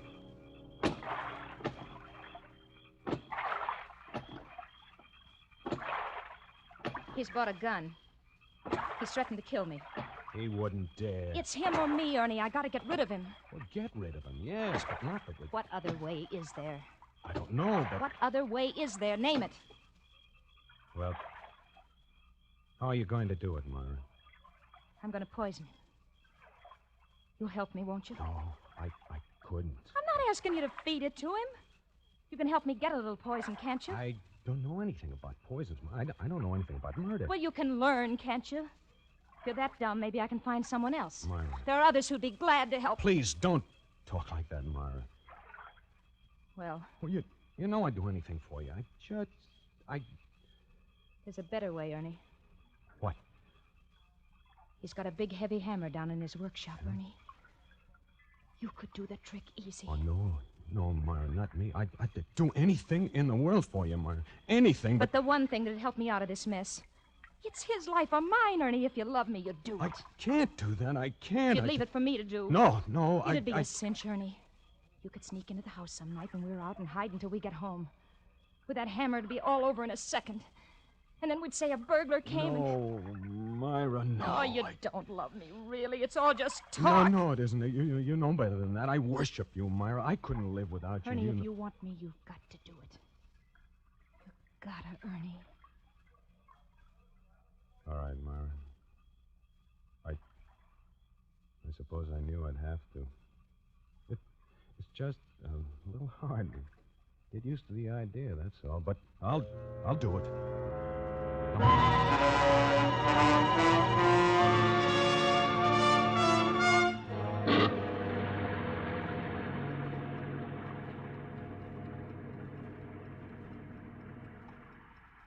I looked at my watch. It was 2:10. They'd be home soon. I lost my nerve once and started downstairs, and someone walked past the house, that's all. Just walked past the house. I ran back up into that bedroom with my heart pounding so that it drowned out the sound of the clock. Then the headlights of a car flashed across the wall. A car that was turning into their driveway. There was no mistaking it this time. This was it. I could hear the voices of a man and a woman. The woman's voice was Myra's. Slam up a car door. Footsteps on the cement driveway. I eased back into the closet once more. Felt for the hammer on the floor and closed the door, all but a little crack. Then I heard the front door open and close. Somebody walking upstairs. Come on, Julie, wake up. Wake up now, darling. Come on. We've got to get undressed. Go to bed. It was Myra. The kid was asleep and she was carrying her. That's the girl. That's the girl. Now stand up. That's it. Turn around, darling, so Mama can unbutton your dress. There. You go in your own room, dear. Take off your shoes. Mama will be right in. I heard her walking toward the closet. Ernie, are you there? Yes. I knew she was standing there, but I couldn't see her. I groped for her in the darkness. My hand touched her shoulder, and then she was in my arms, her body pressed against mine, and I was kissing her. Did you find the hammer? Oh, Myra, I Did you find the hammer? Yeah, the hammer, yes. He's putting up the car. He'll be up in a minute. Myra, it's all off. I can't do it. You've got to. I can't do it. Ernie, listen to me. I can't. I tell you, I can't. Shut up and listen to me. Ernie, you say you love me. Oh, you know I do. I worship You want me, don't you? More than anything in the world. All right, then. If you want me, you got to do it. But Mommy! Coming, darling. Quick, Ernie, you'll do it. I'll do it. Of course I'll do it. I knew you would. Mommy! She kissed me and closed the door. And then I heard him coming upstairs. He came into the room and switched on the light. I heard him moving around. I figured he was undressing and getting ready for bed. Well, is she asleep? She will be in a minute. Well, that kid isn't getting enough sleep, Myra. Now, don't start that again, please. Where are you going? Oh, the clothes closet to get my pajamas. Why? I held my breath. I'll get them for you. I flattened myself against the wall. She opened the door, reached for the pajamas. Our eyes met for an instant, and she was gone. The door closed. Here you are. Well, thanks. What are you hiding in there? What do you mean hiding? Well, the way you made a dive for that door, I thought nuts. that... What would I be hiding? I don't know. I just said... What are you doing?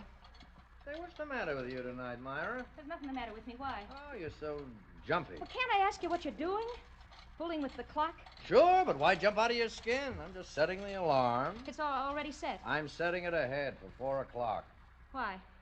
Because I got to be at the plant at 5 this morning. I've got a trial run. Oh. This was something we hadn't figured on. I looked at my watch. Well, it's 3 now. You won't get much sleep. I know it, but I can't help it. Don't put the clock on my table. Put it on your side, where it always is. Oh, okay, if it's so important. Hey, how did all this water get on the floor here? Through the window, I suppose. No, but it's closed. I closed it when I came up. We left it open. Oh. Well, if you're getting up at 4, you better get to sleep, don't you think? Oh, I guess so. I heard them get into bed. Well, good night. Good night, Myra. The stage was set. I breathed easy. Now, I'd only have to wait for him to... Then the thought struck me. Suppose he doesn't fall asleep right away. Suppose he doesn't fall asleep at all. He isn't so tired. Even if it is late. He doesn't sound knocked out to me. And before he can get to sleep, then the alarm will go off and I looked at my watch. It was exactly 5 minutes past 3. This will never do. I thought I gotta get a hold of myself. I've got nearly an hour yet, and in that time he ought to... I listened. I couldn't hear a sound. Was he asleep? He might be, but I didn't know. I had to be sure. I'd wait half an hour. And if I didn't hear anything by then, I could be pretty certain he was. The minutes dragged on, and I listened. When the half hour was up and I hadn't heard a sound, I sat down on the floor, took off my shoes, and I picked up the hammer and turned the doorknob. I turned it very slowly. It made no sound. Then I opened the door and stepped into the room. Who's there? Who's there? Daddy, I want a drink of water. Oh, it's you. All right, baby, just a minute. What? What's the matter? Oh, it's the kid. She wants a drink of water. Oh, no, don't get up. Don't get up, Ray. Go back to sleep. I'll get it. I stepped back into the clothes closet and closed the door. I felt the blood drain from my head. I leaned against the wall. I heard Myra go into the kid's room. And then I slid to the floor.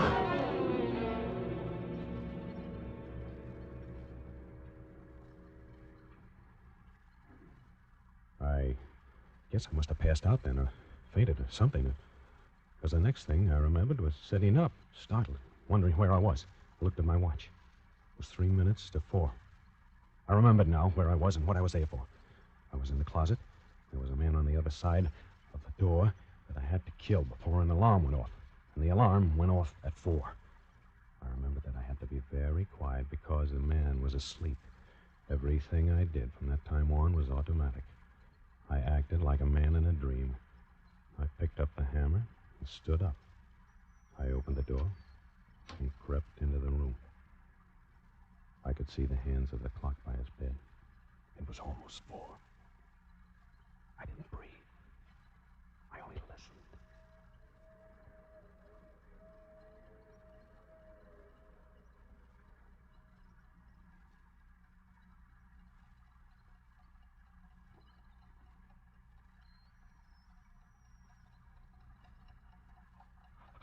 I touched the foot of the bed. I felt along the side of it until I reached the headboard. Now, I was standing over him. I raised the hammer over my head and swung down. And I hit him again, and again, and again. And then I yelled, Myra, Myra, turn it off, will you? Turn the alarm. Hey, Myra, over the corner.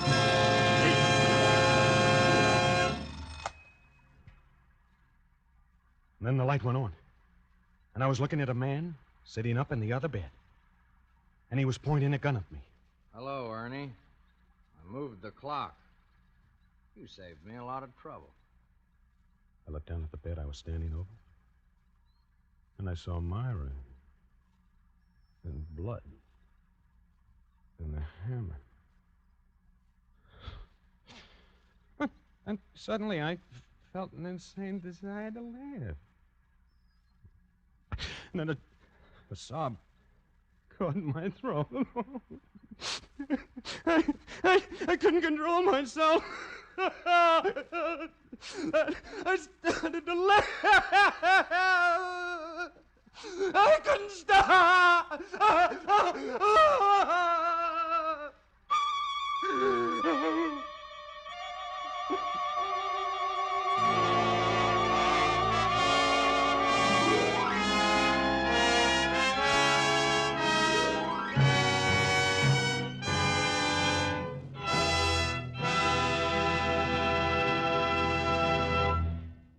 Roma Wines have brought you Lloyd Nolan as star of Murder for Myra. Tonight's study in Suspense.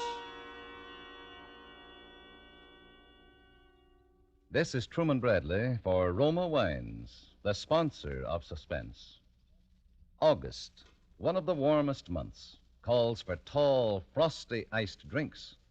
And famous hostess Elsa Maxwell recently said, "I've discovered the perfect hot weather drink, wonderfully cooling and refreshing, one that guests really go for.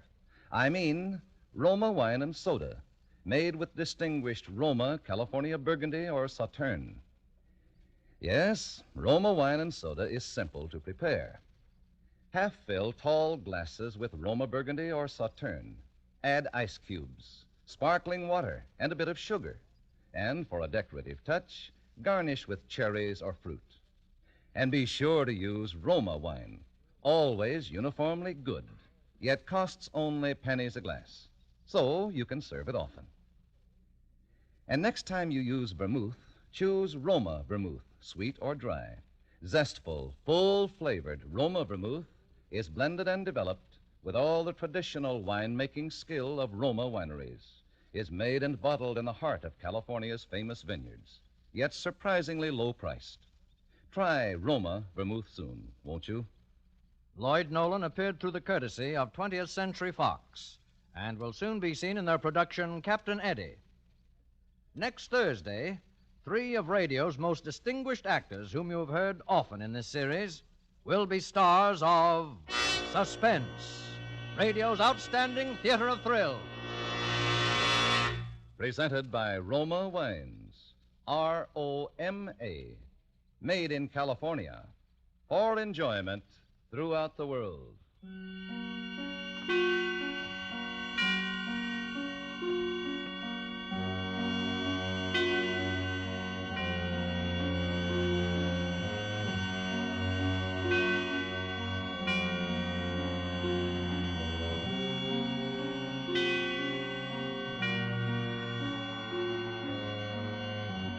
This is CBS, the Columbia Broadcasting System.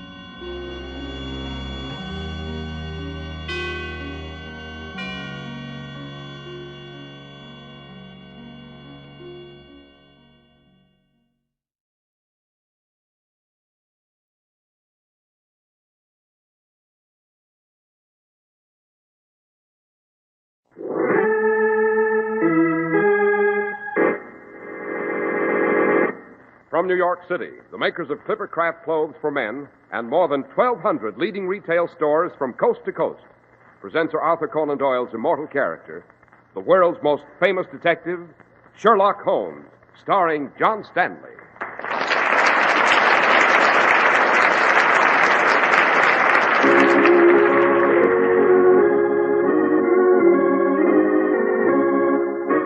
This week's story, The Adventure of the Ancient Queen.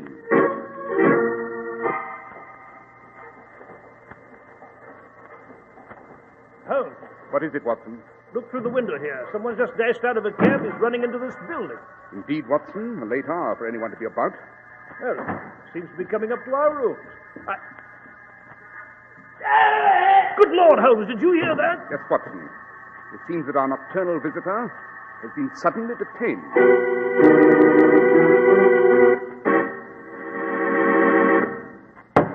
Well, we're at the door of Dr. John Watson's study, and we're about to hear another of his adventures with the fabulous Sherlock Holmes. Well, good evening, Mr. Harris. Oh, good evening, Dr. Watson. What memoir are you working on tonight? I call it The Adventure of the Ancient Queen. And a rather weird and bizarre case it was, too. One of Holmes's prime favorites, I might add, with an origin over 3,000 years old. 3,000 years old? Exactly, Mr. Harris. Well, Dr. Watson, who was this ancient queen? All in good time, Mr. Harris. I shall reveal that a little later. But now it would seem is the appropriate time for a word about those excellent Clippercraft clothes. So it is, Doctor. If you've been wearing high-priced clothes, you may wonder how your Clippercraft dealer can afford to give you one of the finest suits you've ever seen for only $40 or $45. Well, it could happen only in America. And here's the answer. The friendly independent store in your community that sells Clippercraft clothes. is one of the more than 1,200 fine stores throughout the nation who concentrate their huge purchasing power just to bring you big money suits at exceptionally low prices. The savings on fabric purchases alone are tremendous. Naturally, production and distribution costs are lowered, and enormous economies are affected by Clippercraft's operation of their great tailoring plants on a full-time schedule all year round. And there you have it. The honest reason behind Clippercraft's amazing values. That's why you can own a handsome Clippercraft suit of luxurious worsted at only $45, and why millions are so delighted with Clippercraft's incredibly low prices for fine topcoats and overcoats. Yes, compare Clippercraft with clothes selling for many dollars more.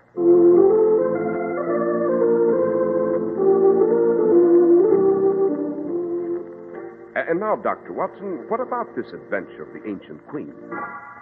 Well, Mr. Harris, as I recall, it took place in the spring of 1896.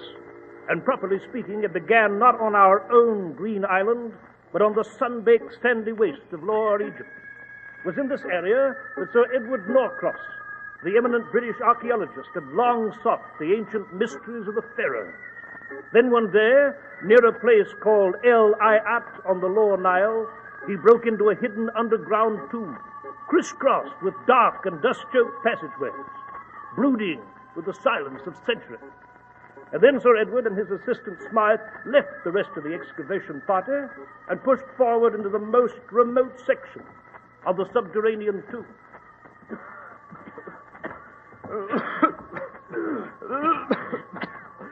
It's dust, Sir Edward. It's almost impossible to breathe. Yes, my the accumulation of some 3,000 undisturbed years. I don't like it, sir. We've never gone this deep before. I don't know. I've got a feeling we are not alone here. Oh, rubbish. No living person has entered this tomb for centuries. Perhaps up ahead we may... Smythe. Yes, sir? Hold that lantern higher. I think I see... Smythe! Smythe, we found it! Good Lord! Come on, let's have a closer look. Look, Smythe. The hieroglyphics, the reliefs on the walls, the lotus bud columns, the green stone beetle, the sacred hawks of Horus, royalty, 19th dynasty in the period of Ramesses the Pharaoh. And here's a stone mummy case, a sarcophagus. By George, sir, it must be... Yes. Come, Smythe, help me. Let's force open this stone coffin cover. Yes, sir. I'll get under it with the crowbar, sir. It's opening, sir. Smythe. Look. Good Lord, sir. It's a queen. Yes, Smythe. The queen of the Egyptian pharaoh, Ramesses II. I've been looking for her for years. Years. And now I've found her. We'll take her back to London, put her on exhibit in the British Museum. But will His Excellency Ahmed Bey allow this, Sir Edward? Ahmed Bey is merely the Khedive's agent for archaeological matters. I have a directive from the Crown, from Buckingham Palace itself. Oh, look at her, Smythe. Lying there in the mummy case. Looks almost alive, doesn't she? Yes, Sir Edward. It almost seems like a sacrilege to disturb her. Beware, vandals. Sir Edward, what was that? Voice. A voice from somewhere in the tomb. Beware, heathen disturbers of the dead, violators of the tomb. Let the dead sleep. Sir Edward, listen. Beware, desecrators. Take thy vile gaze from the Queen of Ramesses. Go. Leave this tomb and never return. Remove the noble one from her sacred sleep, and ye too shall sleep, the sleep of death. Hearken to me, or ye shall die.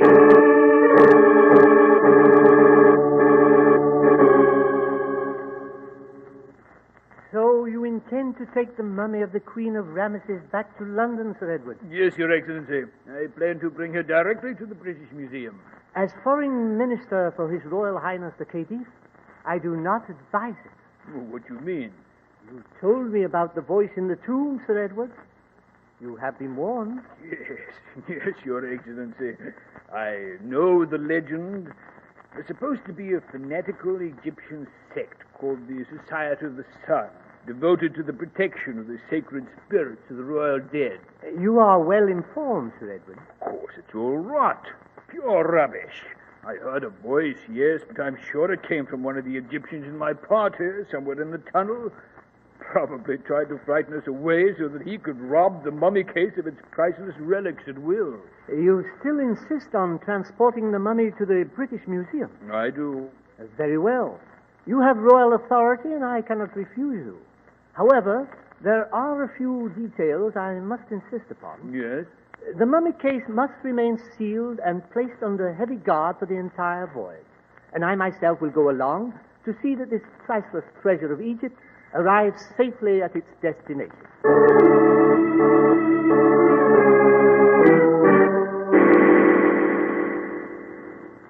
Mr. Holmes, Dr. Watson, now you have the background of the story from His Excellency here, Ahmed Bey, and myself. We came directly to your quarters here at Baker Street as soon as we saw the sarcophagus safely delivered to the museum. I see. We felt that this was a matter far beyond the province of the official police. Sir Edward here insisted that you were the only man in the Empire capable of coping with this problem, Mr. Holmes. In that assumption, Your Excellency, Sir Edward is entirely correct. And I must say that I find your account of the incident in the tomb quite fascinating. Sir Edward, do you think this fanatical cult may strike soon? It has already struck, Dr. Watson. What? Do I understand you to say, Sir Edward, that the society has taken its first victim? Yes, Mr. Holmes, yes. My assistant, Smythe. He vanished on the ship on our third day out. We never saw him again. The deuce, you say? Interesting, Sir Edward. Very. Your Excellency. Yes, Mr. Holmes? What is your opinion of this secret cult devoted to the protection of Egypt's ancient tombs? Mr. Holmes, I am what you call modern. I was educated at Oxford, and I know the views of the Western world on these legends. I am not a superstitious man myself, but I have a feeling that this cult does exist. Then you think it is dangerous, must be taken seriously? Yes, Dr. Watson. I have repeatedly suggested to Sir Edward here that the only safe course is to restore the mummy of the Ramesses Queen back to its original resting place and seal the tomb. Send the Queen of Ramesses back to Egypt? No, Your Excellency. This is the greatest discovery of my career. As you wish, Sir Edward. I must warn you, however, that I, as well as you, are in acute danger of death. After all, I have been an accessory to spiriting the mummy out of Egypt, and if these assassins decide to pay a visit to my suite at the Savoy, What the deuce is The window pane, Watson, has just been smashed. Yes, someone threw an object through it. Quick, Watson, to the window. See anyone on the street below? No, Holmes. I thought I saw a shadow turn the corner, but I couldn't be sure. Mr. Holmes, Dr. Watson, here's the object that broke your window. It's the scarab. Yes, a green stone beetle. And there's a note attached to one of the claws. Allow me to examine the note, Your Excellency. Dash it, Holmes, don't just stand there. What the devil does it say? Beware, Sir Edward. You have been warned. Your time will come, and soon. For he who despoils the tomb of the pharaohs, he who violates their eternal rest, dies.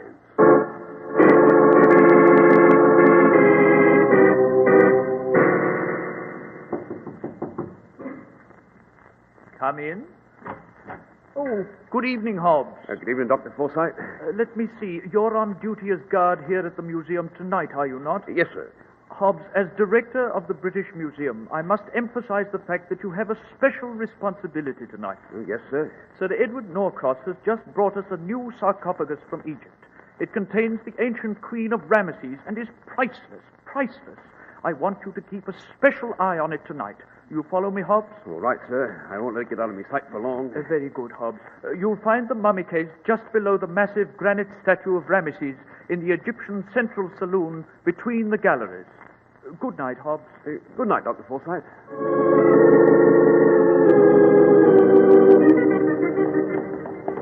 I say, Holmes. Yes, Watson? Where the devil are we going? After Sir Edward and Ahmed left our rooms, you rushed me out in the street, and I didn't... First, Watson, we're going to the home of my good friend, Dr. Eustace Forsyth, director of the British Museum. Indeed, why? It's past closing time at the museum, but I hope I can induce Dr. Forsyth to allow us a special showing of Her Ancient Majesty, the Queen of Ramesses. Holmes, surely you don't believe that? Watson, I'm prepared for anything at this point. We're dealing with a mystic here, with a group of fanatics who will stop at nothing. I've instructed Sir Edward to bolt his doors and lock his windows, but I fear it may not be enough. What do you mean, Holmes? I mean that Sir Edward's in very grave danger. Unless I underestimate this strange society of the sun, other lives will be at stake before this night is done.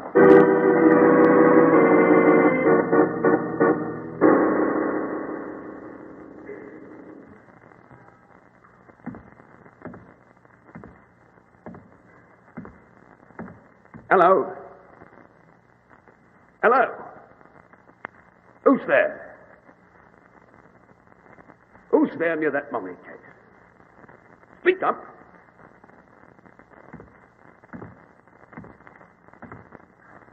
Could have sworn I saw someone lurking around that mummy case with the Ramese queen in it. No. No. No!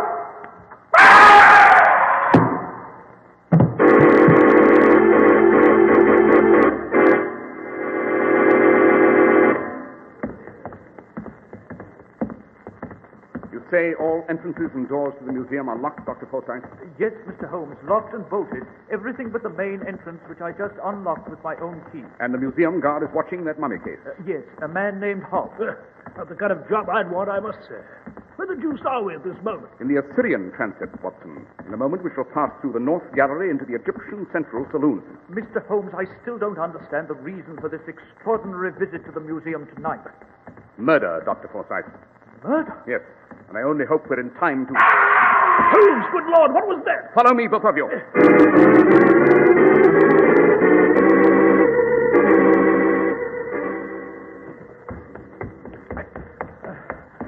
Here we are, at the Egyptian Central Saloon. There's deuced dark in here. Quick, Watson, a match. Yes. Here you are, Holmes. Here's the massive granite statue of Ramesses II and the mummy case of the Queen at its feet. Holmes, good Lord. Just as I feared, Watson, we're too late. Why, it's Hobbs. Hobbs, the guard. He's covered with blood. Yes. Dead. Yes, struck in the head by a tremendous blow. Watson, look. Where? Up at the statue of Ramesses II. Note the clenched granite fist. Holmes, good heavens. The statue's fist is... It's smeared with blood. I don't understand it. I don't understand. Beware. What's that? What on earth is that? The so-called voice of Ramesses, apparently. Beware, heathen disturbers of the dead, violators of the tomb. Let the dead sleep. Hearken unto me, or ye shall die.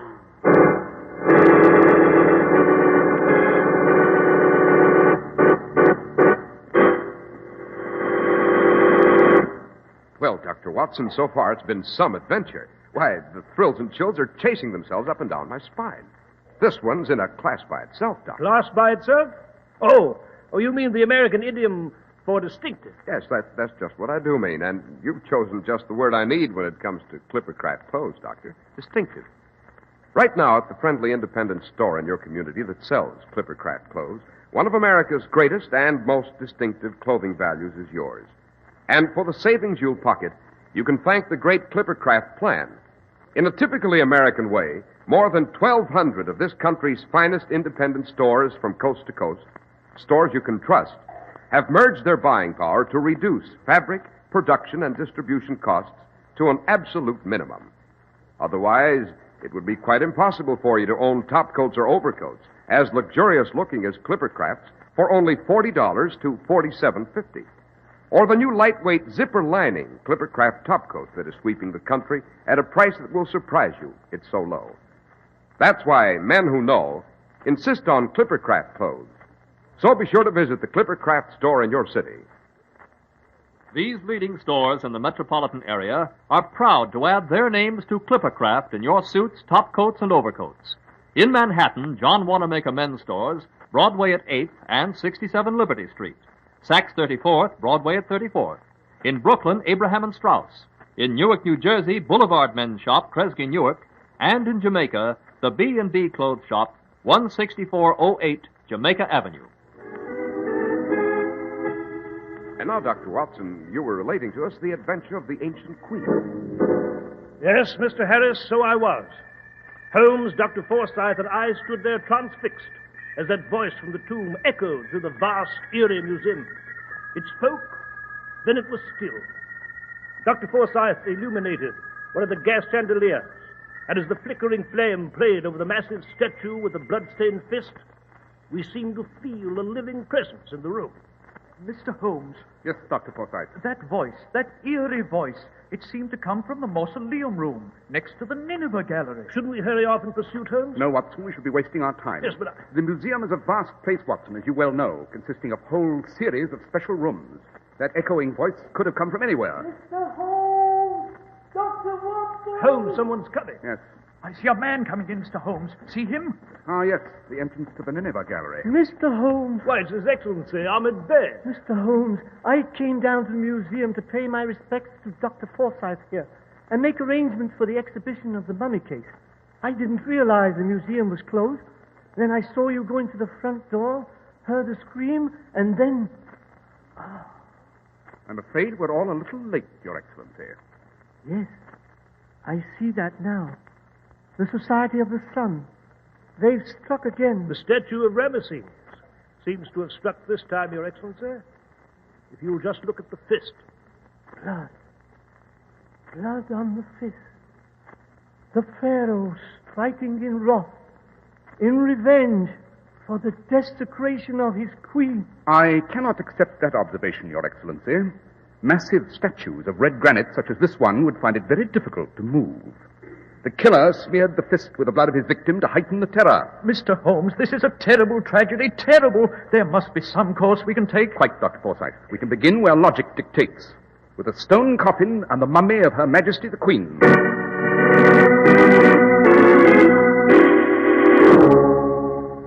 Watson, you take that end of the stone cover, I'll take this. It's quite heavy. You mean you're going to open the cover of the mummy case, Holmes? I am indeed. Mr. Holmes, it is dangerous. Quite, but entirely necessary and a risk we must take. Moreover, the mummy case has already been opened. You will note the seal is broken. By Jove, Mr. Holmes, it is. Precisely, Dr. Forsythe. Now then, Watson, lift her up.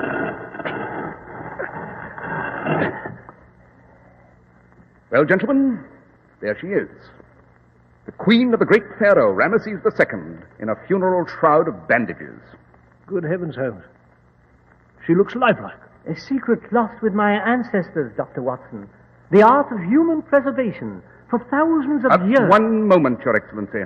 Yes, Mr. Holmes? A most unusual mummy, this. Look closely at that portion of bandage just over the heart. What about it, Holmes? It's apparently been ripped open for some reason and then re-sewn with modern thread. Mr. Holmes, you're right. I usually am, Dr. Forsythe. Moreover, there seems to be a cavity under that section of bandage. Note, as I press my finger upon it, it yields to the touch. Your Excellency. Yes, Mr. Holmes? I seem to recall reading somewhere that the Queen of Ramesses was given a rare and invisible gift by the sun god Ra. As one of the foremost Egyptologists in the world, have you ever heard of this legend? No. No, I have not. You're quite sure? I am positive, Mr. Holmes. Why do you ask? Merely an inherent curiosity, Your Excellency, or perhaps a positive thirst for facts. Come, Watson, we must be off. Where to, Holmes? Baker Street, my dear Watson, Baker Street. To enjoy a quiet pipe and a bit of good reading.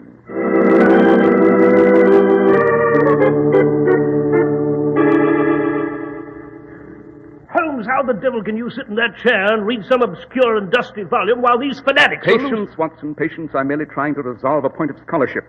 This obscure and dusty volume, as you've so irreverently called it, happens to be a rare edition of the Journal of Egyptian Mythology from the First Dynasty to the Middle Empire. I can't say I'm impressed, Holmes.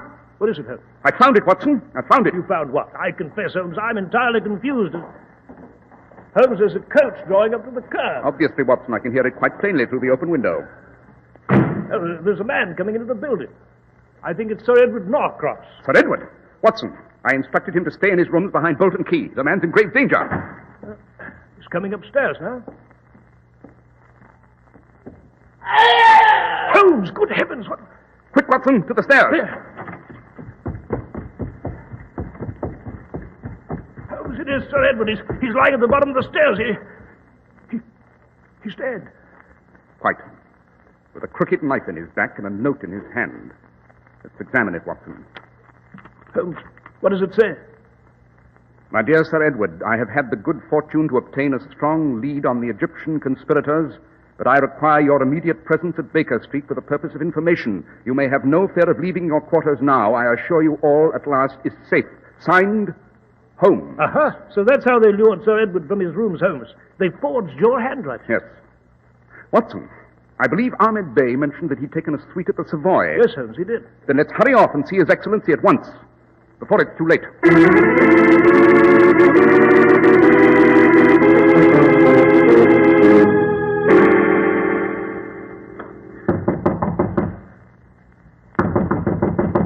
Your Excellency. Doesn't seem to be anyone in, Holmes. By Jove, Holmes, he's left his door unlocked, you know. Good Lord.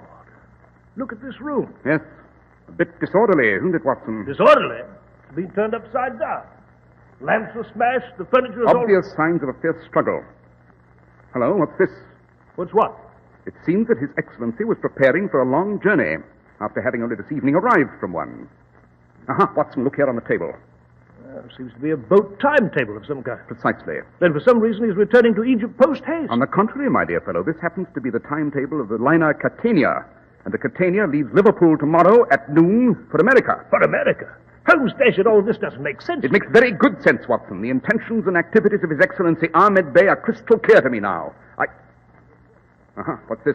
There's only a towel thrown over the bed, Holmes. Use your eyes, man. Observe closely. You see this brown and sticky stain on the corner of this towel? Yes, Holmes, I see it now, but what is it? That stain happens to be resin. Resin? Quite. And it may interest you to know, Watson, that mummies in the 19th Egyptian dynasty were embalmed in a coat of resin before they were bandaged in order to preserve them. Oh, now what's the... I shall be very happy to resolve this entire adventure for you, Watson, or at least partially, on our way to the British Museum. It's there, I think, that we shall see the end of this blood-drenched affair.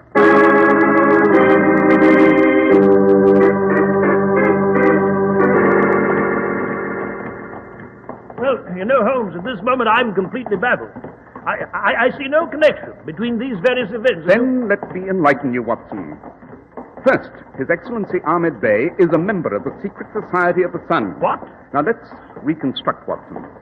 Note that Ahmed Bey insisted on staying close to the mummy on its trip to England. Yes, but It's reasonable to suppose, then, that Ahmed could have thrown Smythe overboard. But subsequent events made me sure of it.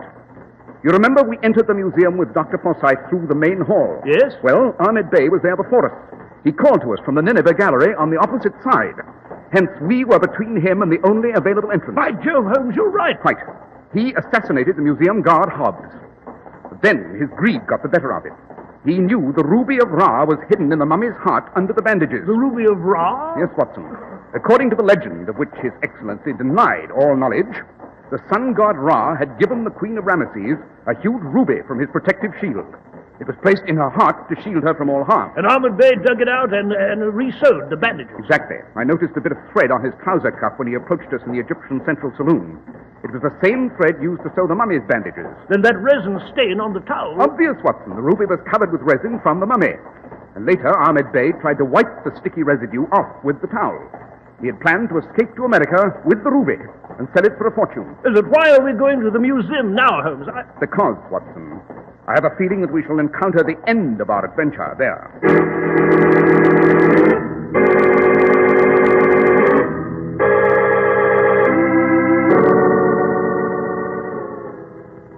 Come, Watson. Let us again examine the occupant of this sarcophagus. Yes. Give me a hand with this stone cover, will you? Right.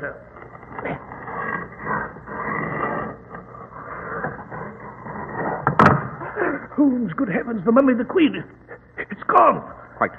And in her place lies His Excellency Ahmed Bey, with a crooked knife in his back. Precisely, Watson. The revenge of the Society of the Sun. Ahmed Bey tried to betray his own colleagues in vain. Yes, Holmes, I confess, I don't see how they can spirit a mummy out of the British Museum. They can, Watson, and they have. This, my dear fellow, is not only a sinister and deadly organization, but extremely resourceful. I have no doubt that even now they're taking the ancient queen back to Egypt, where she will again be entombed, away from prying foreign eyes, and with her, the great ruby of Ra. Holmes, what shall we do? Do? Nothing, my dear Watson. We've done what we can. To pursue this mummy further would lead only to further death and disaster. We're dealing in the realm of the mystic, almost the supernatural. To disturb the Queen of Ramesses is, after all, a kind of vandalism. And I, for one, am inclined to let the dead rest in peace.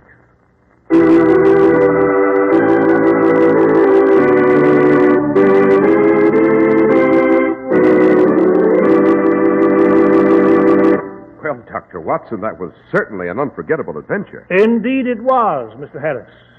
And I might say here that as far as I know, the ancient queen of Ramesses has never been found. And Holmes and I always took the view that, well, may she rest in peace. Well, and now, Dr. Watson, what adventure will you have for us next week? Well, next week, Mr. Harris, I shall relate to you the adventure of the discordant bells. It concerns a creaking rope, a red smudge, a jangling refrain, and a human pendulum.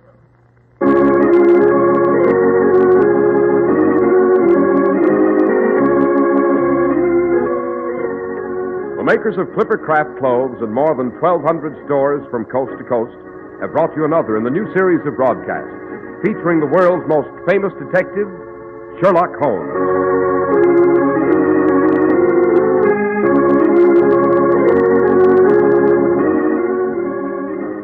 Our stories are based upon the character Sherlock Holmes, created by Sir Arthur Conan Doyle, and the program is produced and directed by Basil Loughlin. Sherlock Holmes is played by John Stanley, Dr. Watson by George Spelman. This week's story was written by Max Ehrlich with special music by Albert Berman.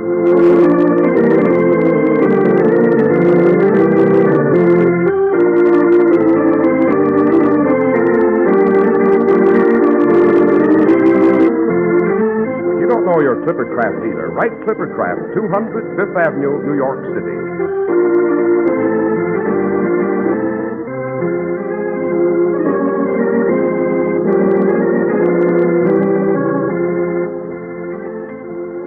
Be sure to listen next week to Sherlock Holmes in the adventure of the discordant bells.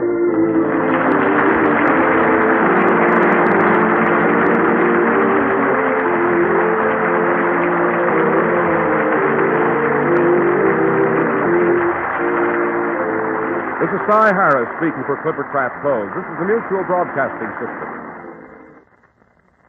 Fly Eastern Airlines for double dependability. Dependable airliners, dependable personnel, an unbeatable combination. Save 5%. Buy round-trip tickets. To fly anywhere in the world, call Eastern Airlines or your travel agent. This is WOR, New York. R, New York. R, New York. R, New York.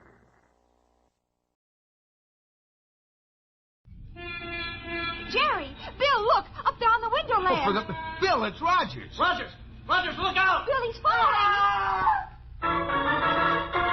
Mr. and Mrs. North, starring Barbara Britton and Richard Denning. Listen as Pam and Jerry solve the mystery, Background for Murder.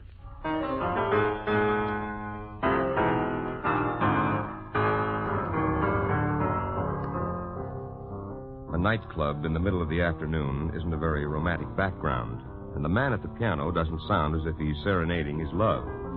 Still, the light in his eye as he looks at the fresh-faced young girl seated next to him is unmistakable, and the background becomes unimportant as he woos her in his own special language and with an odd, rather frightening intensity. I got eyes for you, Judy. You're the greatest. Stop it, Hip. You just think you're interested in me because I'm something new. Interested? Judy, baby, I flipped the first time I saw you come into the place.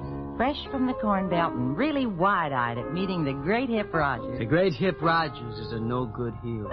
Why, Hip, you mustn't say things like that. I think you're a wonderful person.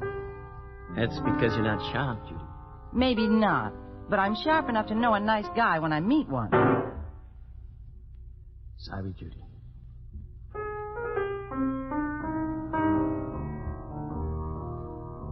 That's nice. I like that. What's the name of it?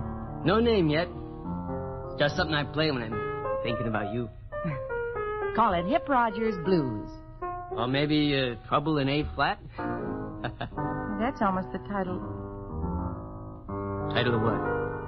Nothing. It just sounded familiar. Where's your friend Mitchell? Haven't seen him around recently.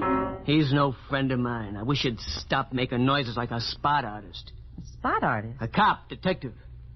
Always asking questions. Like, what does Mitchell do for a living? Yeah, that's salty. Put it down.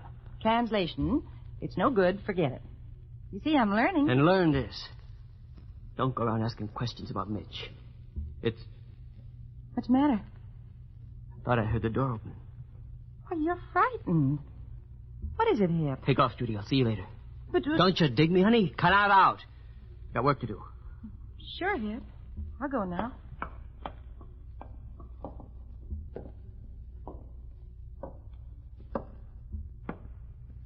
Hello, Mitch. How long have you been here? Not long, but long enough. Depends on why you're asking. Maybe I don't like the way you walk in here like you own the place. No, Hip. You own it, but I own you, and don't you ever forget it. How can I? Yeah, that's better.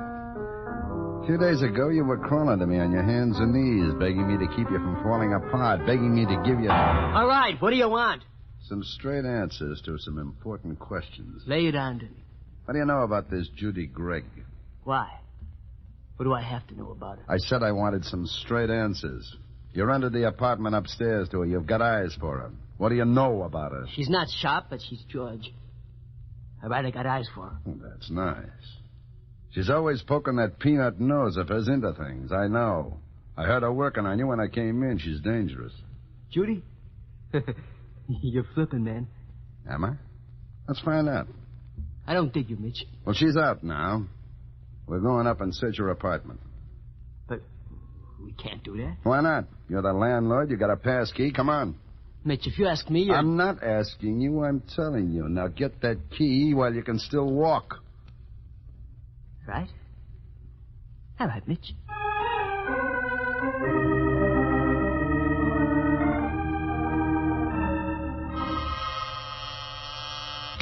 Yes, Miss Pennington. Your wife is here, Mr. North. Oh, have her come right in, Miss Pennington.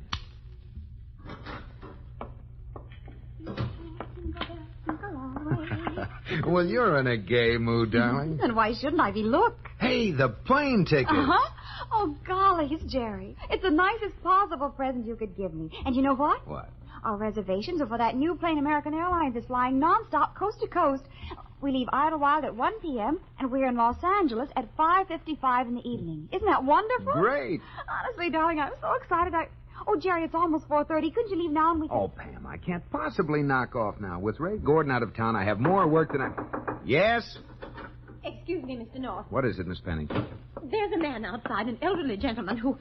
Who what? Well, he's acting so strangely. Strangely? What way, Miss Pennington? He absolutely refuses to leave until he sees you. Until you tell him what you've done with his daughter.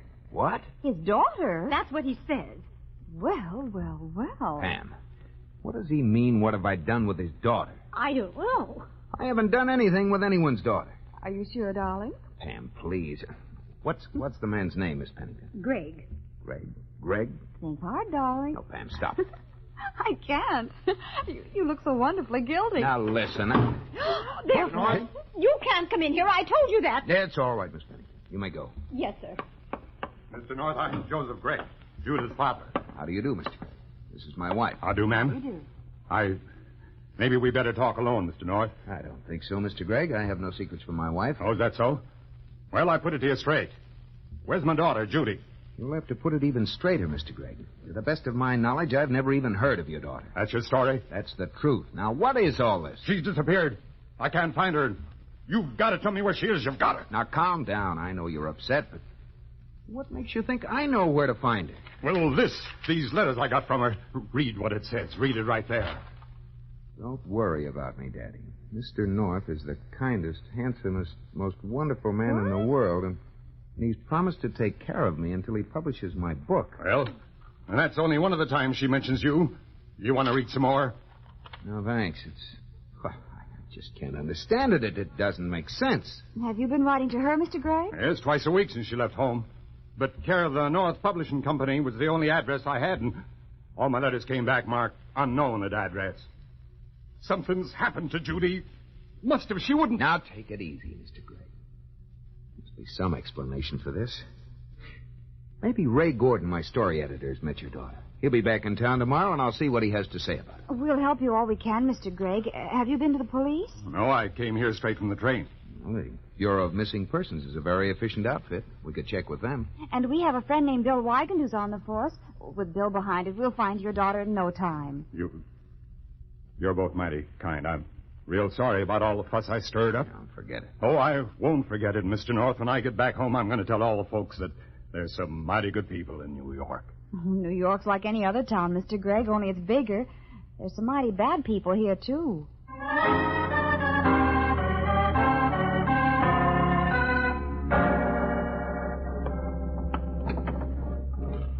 Let's cut out of here, Mitch. We haven't found anything, and Judy could be coming back any time now. Come on over here and give me a hand with this drawer. It's locked. You're not going to break it open. Shut up and lean on this. That's it. Now, let's see. Yeah, down here underneath this other stuff. Yeah, look at this. It's a book, a notebook, so what? Well, read it. Go ahead. Here, right where I'm pointing. I don't dig this stuff. Why would she write all this down? For the police, you fool. She's got enough in here to put us both away. That's all, man. I won't buy it. That's just what you might have to do, Hip. You might have to buy all of it. You mean she's doing this for the loot? If that's what she's after, she can bleed us dry. She's got us pegged, Hip. But this stuff in here is just a mess of words. Special talk she picked up here and there around the club. Is it? You're a soft touch. I tell you, she probably doesn't even dig half this stuff herself. All right, let's go along with that for a minute. Let's say that the stuff in here doesn't make any sense to her. I'd bet on it. You'd bet what? Your skin and mine, too? Even if she doesn't know what she's got, there's plenty around who wouldn't need a diagram to figure it out. I don't see what... Read it! I'm supplying the stuff. You've got to push it for me. The Sapphire Club is our #1 store. It's all there in the book. Go ahead, read it. What are you going to do? I'm going to wait here. When she comes in, I'm going to... There she is now. Get over there by the door. Jack. Shut up and move.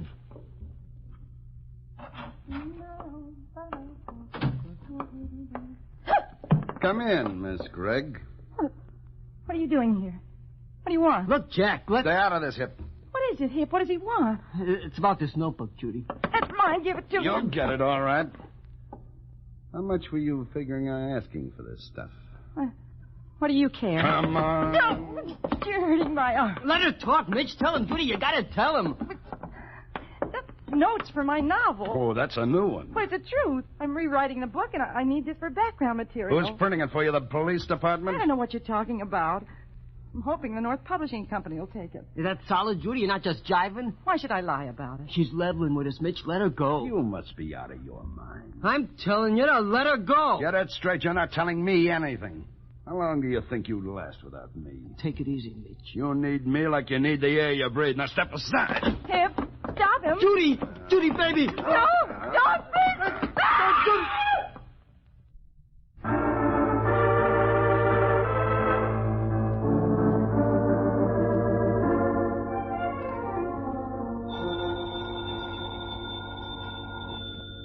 Jerry, the phone. What's that? The phone's ringing. Answer the phone. Oh, no. Pitch dark. Where's that light? There. Hello. Jerry, this is Bill. Oh, holy smoke, Bill. It's 5 o'clock in the morning. I know, and I'm sorry, but it's about Judith Gregg, the girl you phoned me about yesterday. You found her? Yeah, we found her. Fast work, Bill. That's very good. Not so good, Jerry. She's dead. What? Suicide, according to the preliminary report. She'd been living in a small apartment directly above the Sapphire Club on 52nd Street, and that's where they found her. Well, how did it happen? The gas jets were wide open. She was lying on the kitchen floor. Must have been lying there for some time. Oh, that's terrible. Yeah, but the toughest part is still to come, and I'll leave it for you and Pam, if I may. Well, what is it, Bill? I'd like you to break the news to the girl's father and then bring him over to the apartment. I'll meet you there. All right. As soon as possible. Check. What is it, Jerry? What's the matter? Mr. Gregg. Oh, that poor guy.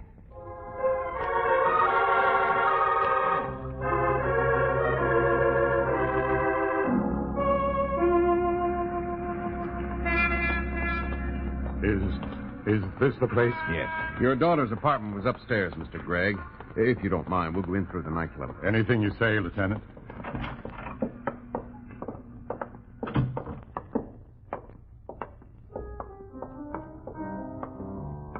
Rogers.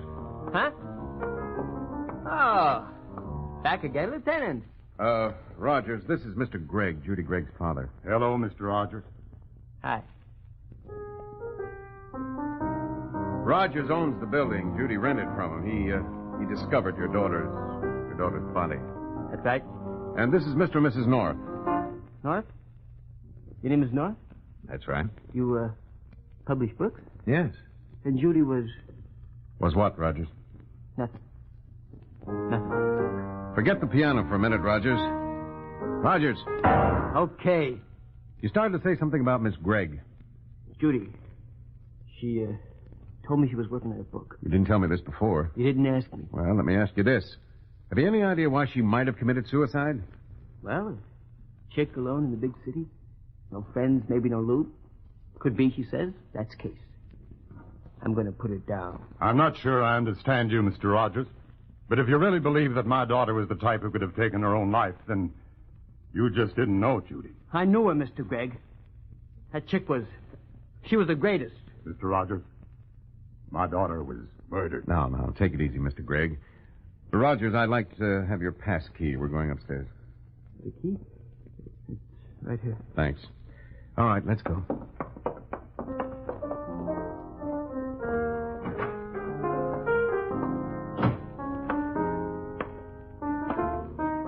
How's it going, Hip? Lay off me, Mitch. Why didn't you open up and tell him the whole story while you were at it? Maybe I should have. Now let me alone. Don't you ever even think that way, Hip.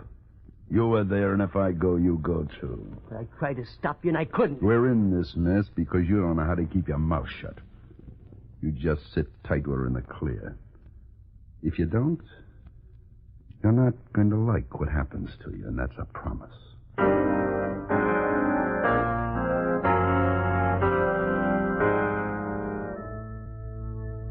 I'd know my Judy lived here even if I hadn't been told. She's made it kind of a little home. Judy is... Well, she was good at that sort of thing.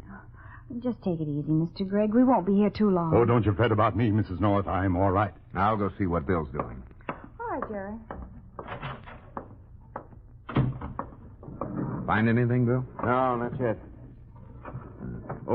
See if there's anything in that hat box, will you, Jerry? Okay. No, nothing but a couple of silly-looking hats. Are you looking for anything in particular, Bill? Yeah. What? Oh, it's just a hunch. I'll tell you if I find it. Incidentally, I've ordered a full investigation and a complete medical report as soon as possible. Now, that ought to satisfy Mr. Gregg. Yeah, maybe yes and maybe no. Oh, let's see what's in here. Lingerie, blouses, stockings, and what? This.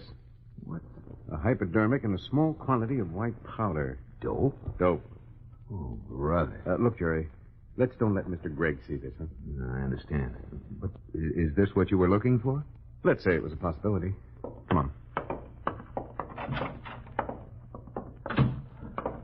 All right, Mr. Gregg, we're leaving now. I'm going to stay here a while longer, if you don't mind, Lieutenant. I don't think it's the wisest thing for you to do, Mr. Gregg. Why don't you come home with me? You can have some coffee and relax and even take a little nap. Oh, thank you, Mrs. North. You're very kind, but I feel close to Judy here, and I'd really prefer to stay alone for a little while. I really think it'd be better for you if we took you back to our apartment. I guess I know what you're all thinking, but I wish you'd put it out of your minds. My daughter was murdered, and I intend to live long enough to see the murderer pay for that terrible thing that he did. Until then, I'm not going to do anything foolish.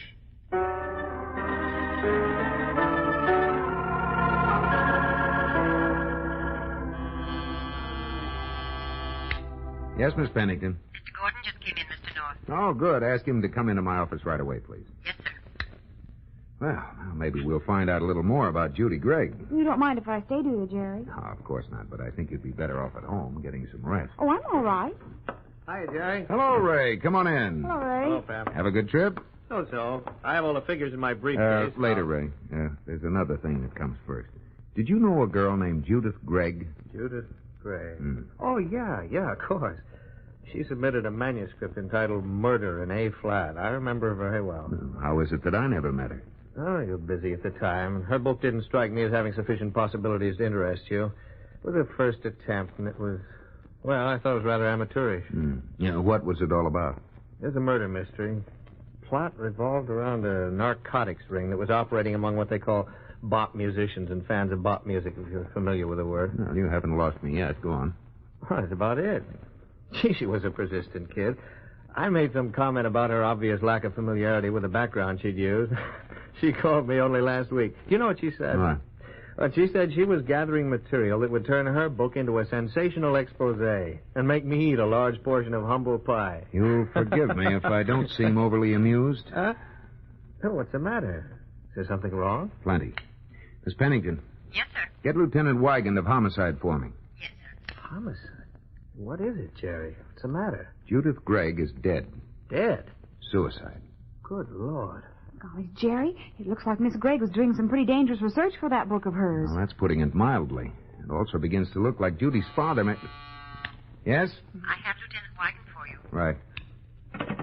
Hello, Bill. Look, I think I've picked up some information about Judy Gregg that you should have. My story editor, Ray Gordon, just told me that... What's that? When? Yes, I understand. We'll be waiting for you downstairs in front of my building. Oh, what is it, Jerry? What's happened? Well, Bill just got a complete report from the medical examiner. Judy Gregg was slugged and given a stiff dose of chloroform. She didn't commit suicide. She was murdered.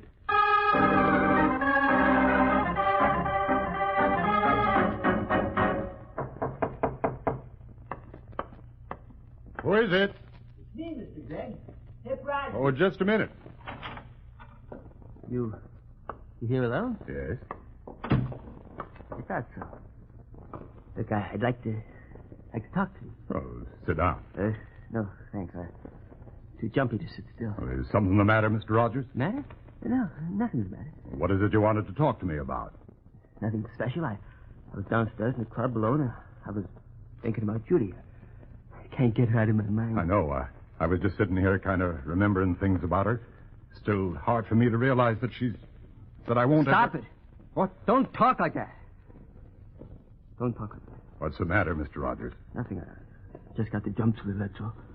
What are you afraid of? Too many things. Look, I'm no good, Mr. Rogers. I'm rotten, clear down to the core, but you gotta listen to me. Judy was... Well, she was the most. I told you that. Now the cops are messing around. They may come up with something about her. That looks pretty bad. What? Never mind. Just listen to me. There'll be a lot of jive, and don't you believe it? Judy was a good, clean kid. She never did a thing to be ashamed of. I know that. You don't know anything. You don't know what the cops might say about Judy. But don't you believe it? What are you trying to tell me, Mr. Rogers? Nothing except... Nothing. Mr. Rogers. What? Do you believe that Judy killed herself? Well? No. I know she did. Then she was murdered. Yeah. And you know who killed her? I'll take it from here. Mitchell, how did you... The back... Who are you? Sit down, Pop. Who are you? The name's Mitchell. Jack Mitchell. Are you the man who... Yeah, I killed you, kid. You? Then your friend here helped me make it look like suicide. That's a lie. I didn't help him. I tried to stop him. What do you think you're doing, Pop? I'm going to call the police. That's a lie. Operator! Jack! Skip it, operator. Jack, you killed him! No. And I'm not going to. You are. Me? Yeah, the old man's going to take a suicide dive out that window, Hip. And you're the guy who's going to start him on his way.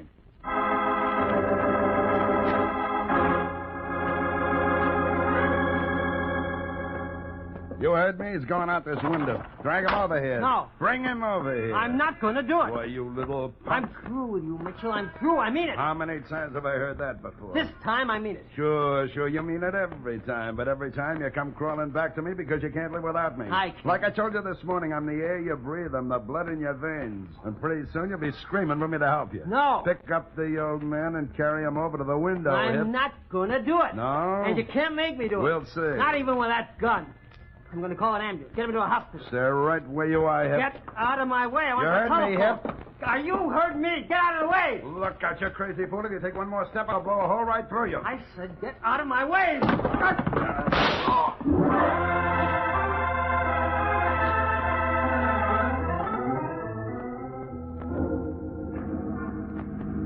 Rogers' place is in the next block, Jerry. Right. Look, and when we get there, I want you and Pam to go upstairs and get Mr. Gregg while I find Rogers and ask some questions. Okay. What's your theory about that hypodermic needle and dope you found in Judy Gregg's room? I think the stuff was planted there, but the medical report shows that Judy Gregg wasn't a drug addict. Here we are. Okay, let's go. You think this man here, Rogers, killed Miss Gregg, don't you, Bill? I think that Rogers knows a lot that he hasn't told me. That's why I think... Hey, where'd that come from? Jerry! Bill, look! Up down the window ledge! Rogers! Fighting with someone! Rogers! Rogers, look out! We're going...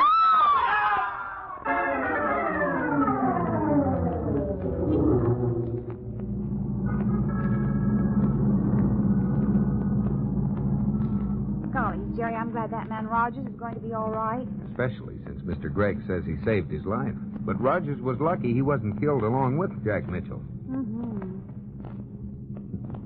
Happy? In heaven. Well, not quite, but you're 15,000 feet closer to it than you were an hour ago. Yes, isn't it a beautiful big plane? Yeah. I was reading the other day that they'll have jet airliners that'll fly from New York to Los Angeles in 3 hours. 3 hours? 3 hours. And because of the time difference, you'll arrive on the West Coast at the same time you left the East. You'll leave at 7 in the morning and arrive at 7. One breakfast in New York and another breakfast in Los Angeles. Well, let me tell you something, Jerry North. I'm never going to fly in one of those planes.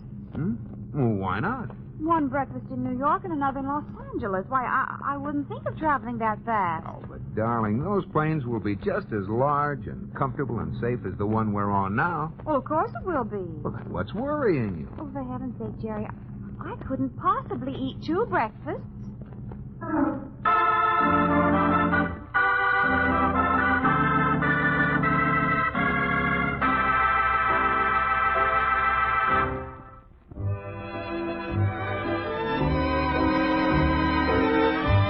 The adventures of Mr. and Mrs. North are brought to you through the facilities of the United States Armed Forces Radio Service.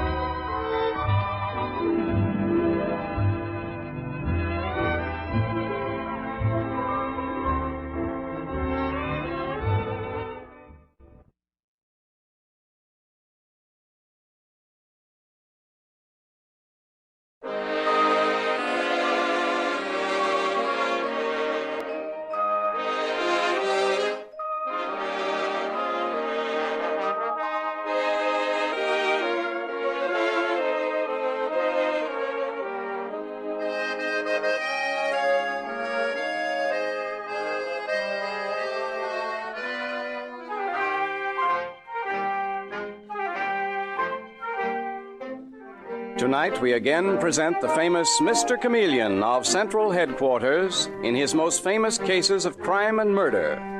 Brought to you by the makers of genuine Bayer aspirin. Now let me tell you just who Mr. Chameleon is. A college man, he tried from childhood to live up to the name he bore, Chameleon, by taking on the color of whatever situation in which he found himself, appearing in endless guises, finally entering the police force, where he became known as Chameleon, the man of many faces, the underworld's most dreaded man. The listener invariably knows who Mr. Chameleon is, no matter which disguise he assumes. But the criminal he's tracking down seldom does. Tonight we give you Mr. Chameleon in The Case of the Dance of Death.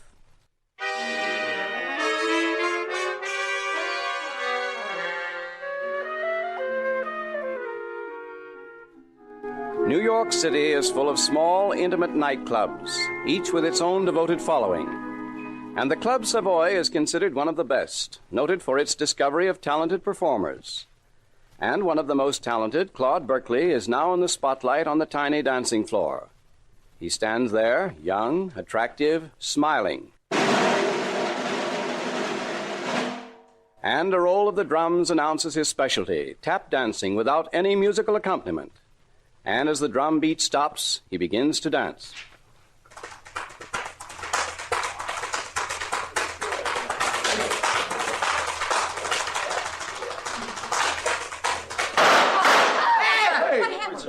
What happened? He's been shot. Someone shot Claude Berkeley. He's dead. He can't be. Yes, he's dead.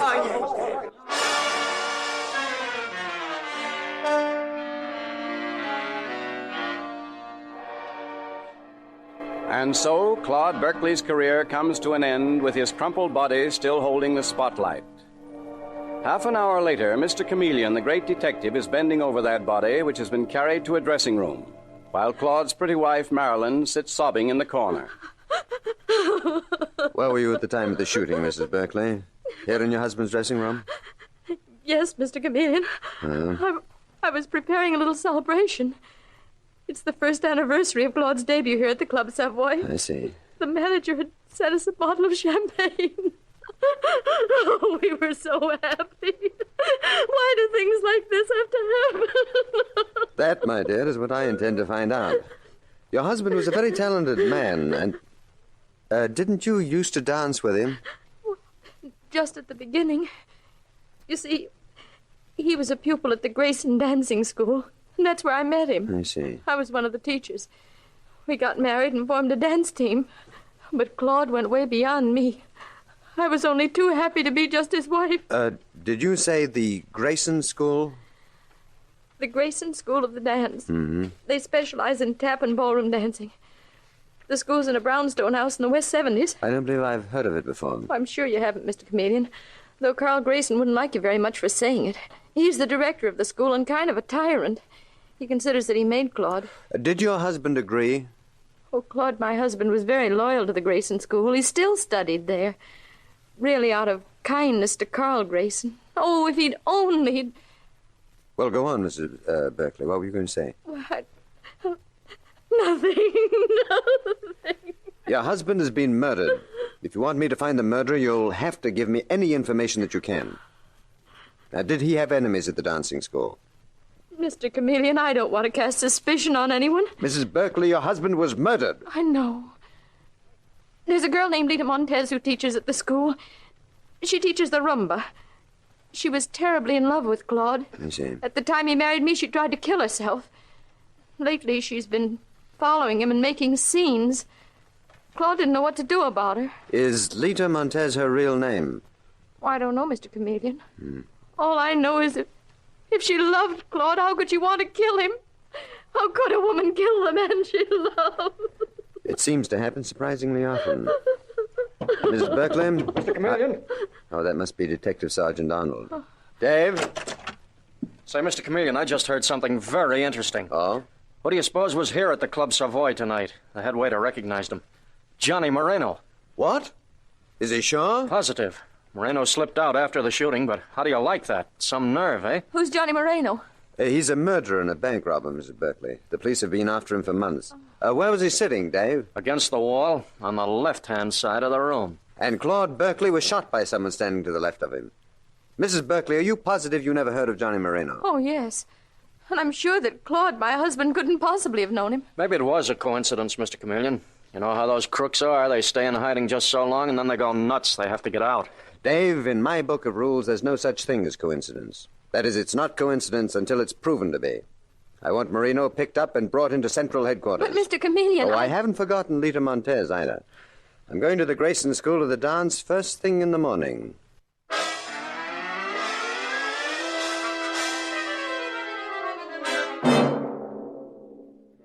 And next morning at the Grayson School of the Dance, Mr. Chameleon is saying to Lita Montez... Come on now, Miss Montez. Tell me everything you know. Mr. Chameleon, it's unbearable that I should be questioned. I, Lita Montez, I who loved Claude Berkeley. Nevertheless, I am questioning you. Where were you last night, Miss Montez? I was home in bed. My dancing classes ended at 10 o'clock, and I went home to bed.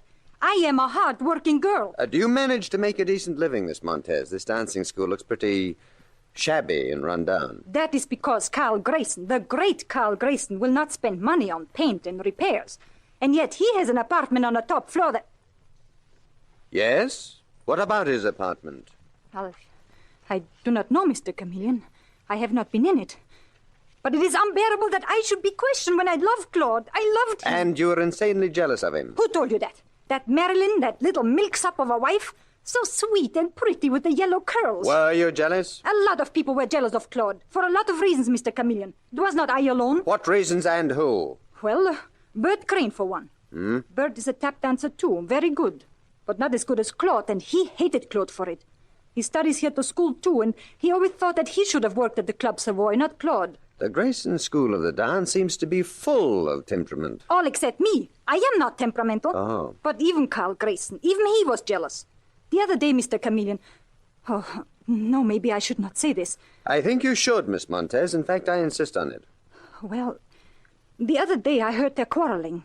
Claude and Mr. Grayson.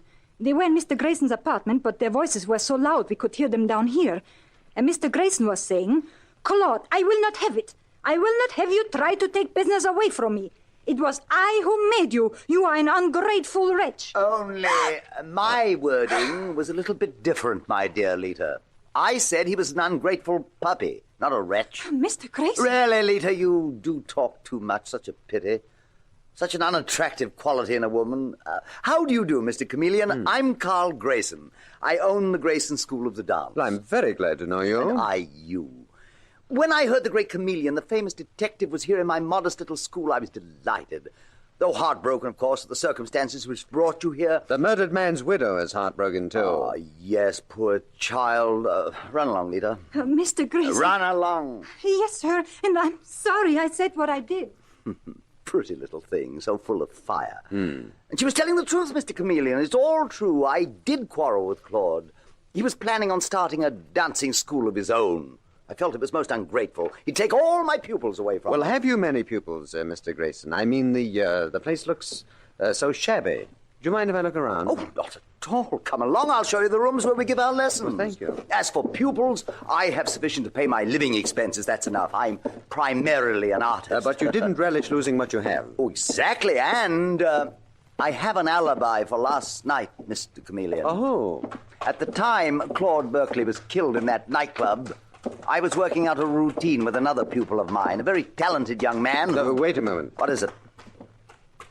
That dancing. I want to listen. Oh, it's just someone practicing a tap dance. Be quiet, please. That sounds as if it might be the young man I spoke of, Bert Crane. Well, don't interrupt him. Bert! Mr. Chameleon, the detective, wants to talk to you. Mr. Grayson, I told you not to interrupt him. But why not, Mr. Chameleon? Bert can practice any time. This is important. Bert, my boy, this is the famous Mr. Chameleon. He's here investigating Claude's tragic death. Yeah? Well, I've got an alibi. I was here at the school with you, Mr. Grayson. I was practicing my new routine until after midnight. Yes, I've already been told that, Mr. Crane. Mr. Grayson here was very quick to supply both you and himself with an alibi. And you doubt us, Mr. Chameleon? What suspicious minds you detectives have. Yes, haven't we? Unfortunately for the criminals of this world. Mr. Crane, I am not an authority on tap dancing, but it sounded to me as if you had a brilliant technique. Thanks, pal. It's nice to have someone appreciate me. Well, I do. I wish that you'd repeat those steps. What? That dance that you were doing when I came down the hall. I would like to see it. Well, I'm kind of winded right now. I'd like to see it if you don't mind. Go ahead, Bert. Dance for Mr. Chameleon. Okay, Mr. Grayson. Here goes.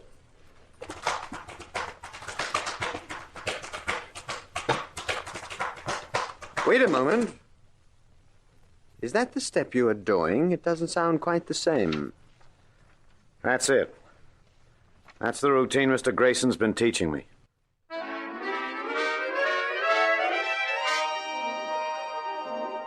Now, a few minutes later, at the office of the Commissioner of Police at Central Headquarters, Mr. Chameleon says... The point is, Commissioner, that dancer Bert Crane was lying. That wasn't the tap dance routine that he'd been practicing. At least I don't think it was. Yes, but what difference does it make, Chameleon? What's the connection between a dance routine and Claude Berkeley's murder? I think there is a connection. Though what it is, I don't know yet. Just as I think there's some connection between Claude Berkeley's death and the presence of that gangster, Johnny Moreno, at the Club Savoy. But this dance routine... Commissioner, I couldn't swear to it, but I am almost certain that Bert Crane was tapping words in Morse code. What? Yes, sounds fantastic, doesn't it?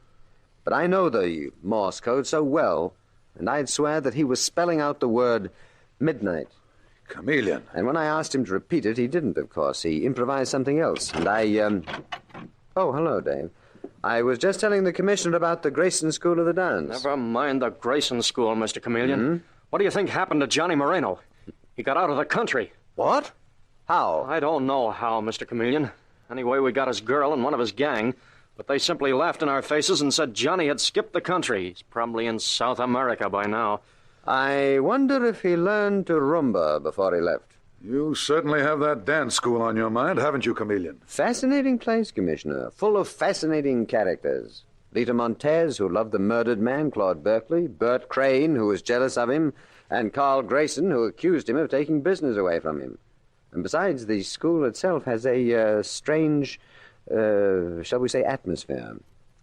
I think I'll have to start taking rumba lessons myself. You mean you're going there in disguise, Mr. Chameleon? Mm-hmm. I am, Dave. I want to see that dancing school when they're not on guard against the police. I shall take the name of Harry Parks. Harry comes from Illinois. He owns a hardware store in the town of Greenville. And he's in New York on business. And before he goes home, he is determined to learn the latest dance steps. And who knows? While I, as Harry Parks, am learning to rumba, maybe I, Mr. Chameleon, will learn who killed Claude Berkeley.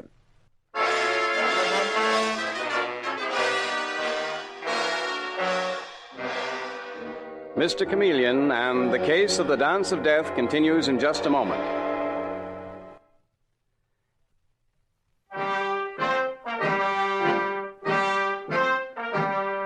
And now back to Mr. Chameleon and the case of the Dance of Death. Mr. Chameleon is convinced that the Grayson School of the Dance is a strangely sinister and mysterious place. And he believes that the answer to the mystery of the death of Claude Berkeley, the tap dancer, lies within the walls of the brown stone front which houses the school. And so we find him, in his disguise as Harry Parks, taking rumba lessons from Lita Montez, one of the murder suspects. A very subdued Lita, who mechanically instructs her pupil... 1, 2, 3, 4. 1, 2, 3, 4. 1, 2, 3. Oh, my. Just a minute, Miss Montez. I have to catch my breath. Remember, I'm a boy from the country. I'm not doing bad, huh? I'll knock 'em cold when I get back home to Illinois. Yes, you're a very good pupil. You're a very good teacher. You know something? It seems to me, though, you're looking kind of peaked. Where's the old pep and fire? Got something on your mind? Oh, no, Mr. Parks. Well, you almost act scared. Come on, tell old Harry Parks. You know, everyone in town comes to my hardware store and tells me their troubles. Oh, you're very kind, but... Well, just a minute. Someone I know just passed the door. The widow of Claude Berkeley. What? You mean the tap dancer that was murdered in that nightclub? Yes, and I want to speak to her. Marilyn! Oh, Marilyn! Yes, Lita? I had to tell you. Oh, this is Mr. Parks, Mr. Harry Parks, a pupil of mine. How do you do? Glad to know you, Mrs. Berkeley. What did you want to tell me, Lita? Well, I heard that you've been very kind to Bert Crane, that you saw to it that he got Claude's old job at the Club Savoy. That's right. Bert's a good dancer. There's no reason why he shouldn't have the chance he needs. Just the same, it was very generous of you, Marilyn, to help him, and I wish... Marilyn, I'm not a bad girl. Please believe me, I had nothing to do with your husband's death. Well, Lita, I know you think so. I do not blame you for thinking so, but soon I may have proof that I did not kill him. Lita, nothing would make me happier than for you to find evidence against Claude's murderer. And I don't think you're bad. You couldn't help loving Claude. But this must be very embarrassing for Mr. Parks. Well, no, I don't mind. You ladies go right ahead. No, I think we've said enough. I'll be seeing you, Lita. Yes, Marilyn. And believe me, dear, I don't think you're bad. Sweet-looking girl. Yes, she is. Mr. Parks, would you like to take another half-hour instruction in the rumba? Miss Montez, if you don't mind, I think I'll call it a day. You know something? I'd like to see Mr. Grayson. Carl Grayson, the head of this dancing school? Well, he's the only one around here, isn't he? Don't he have an apartment on the top floor? Why, yes, but Mr. Grayson seldom sees people up there. Well, he's going to see me. I want to tell him that I like his dancing school, and when Harry Parks wants to do something, he goes right ahead and does it.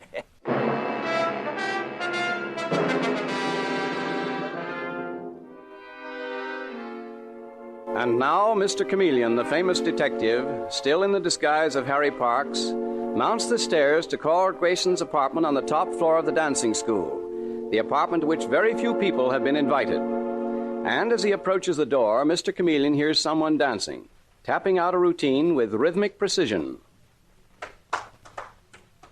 And Mr. Chameleon smiles. Then, looking every inch the small-time peeper, he pushes open the door to the apartment and enters. What the devil are you doing here? Who is it, Bert? How do you do? Oh, well, who are you, sir? How dare you come pushing in here this way? Well, my name is Harry Parks. Are you Carl Grayson? I am. And I asked you why you came bursting in here this way. Well, I didn't. I knocked a couple of times. This young man here was dancing. I guess he couldn't hear it. I'm one of your pupils, Mr. Grayson. That is, I'm Lita Montez's pupil, and I just wanted to tell you I think your dancing school is fine. I'm very happy to hear that. Yes, sir. I can rumble with the best of them now. Little old Harry will knock him dead when he gets back home in Illinois. That's fine, but of course, I still can't dance like this young man here. You're a professional? Yeah? He's a very talented boy. His name is Bert Crane. You'll be hearing about him. He opens tonight at the Club Savoy. Is that so?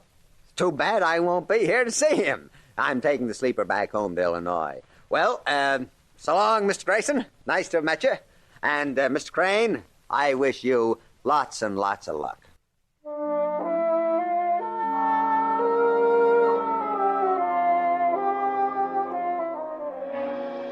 Now, at police headquarters, a short time later, Detective Sergeant Dave Arnold greets Mr. Chameleon. Well, Mr. Chameleon, did you get anything at that dancing school?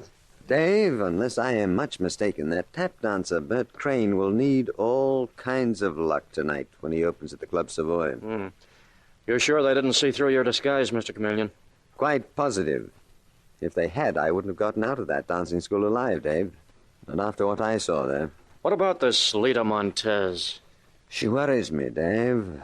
I've sent one of the boys from headquarters to her apartment. I want her kept under constant guard. Oh, well, I could have gone up there, Mr. Chameleon. No, I want you with me at the Club Savoy tonight. I've already reserved a table. Though not in my name, you can be sure. Oh, I'll take that. Hello? Oh, yes, Detective McLean. What? What? Well, how did it happen? I see. No, of course I don't believe it. Leave the body just where it is. What is it, Mr. Chameleon? Lita Montez has been killed. Mr. Chameleon? Detective McLean got no answer at Lita Montez's apartment, Dave. The superintendent let him in, and they found her body shot through the heart. That's a cold-blooded outfit. That is an amazing outfit, Dave. That is one of the strangest criminal organizations I've ever been up against. But tonight, when you and I are at the Club Savoy, I hope to get the whole lot of them, including the murderer of Claude Berkeley and Lita Montez.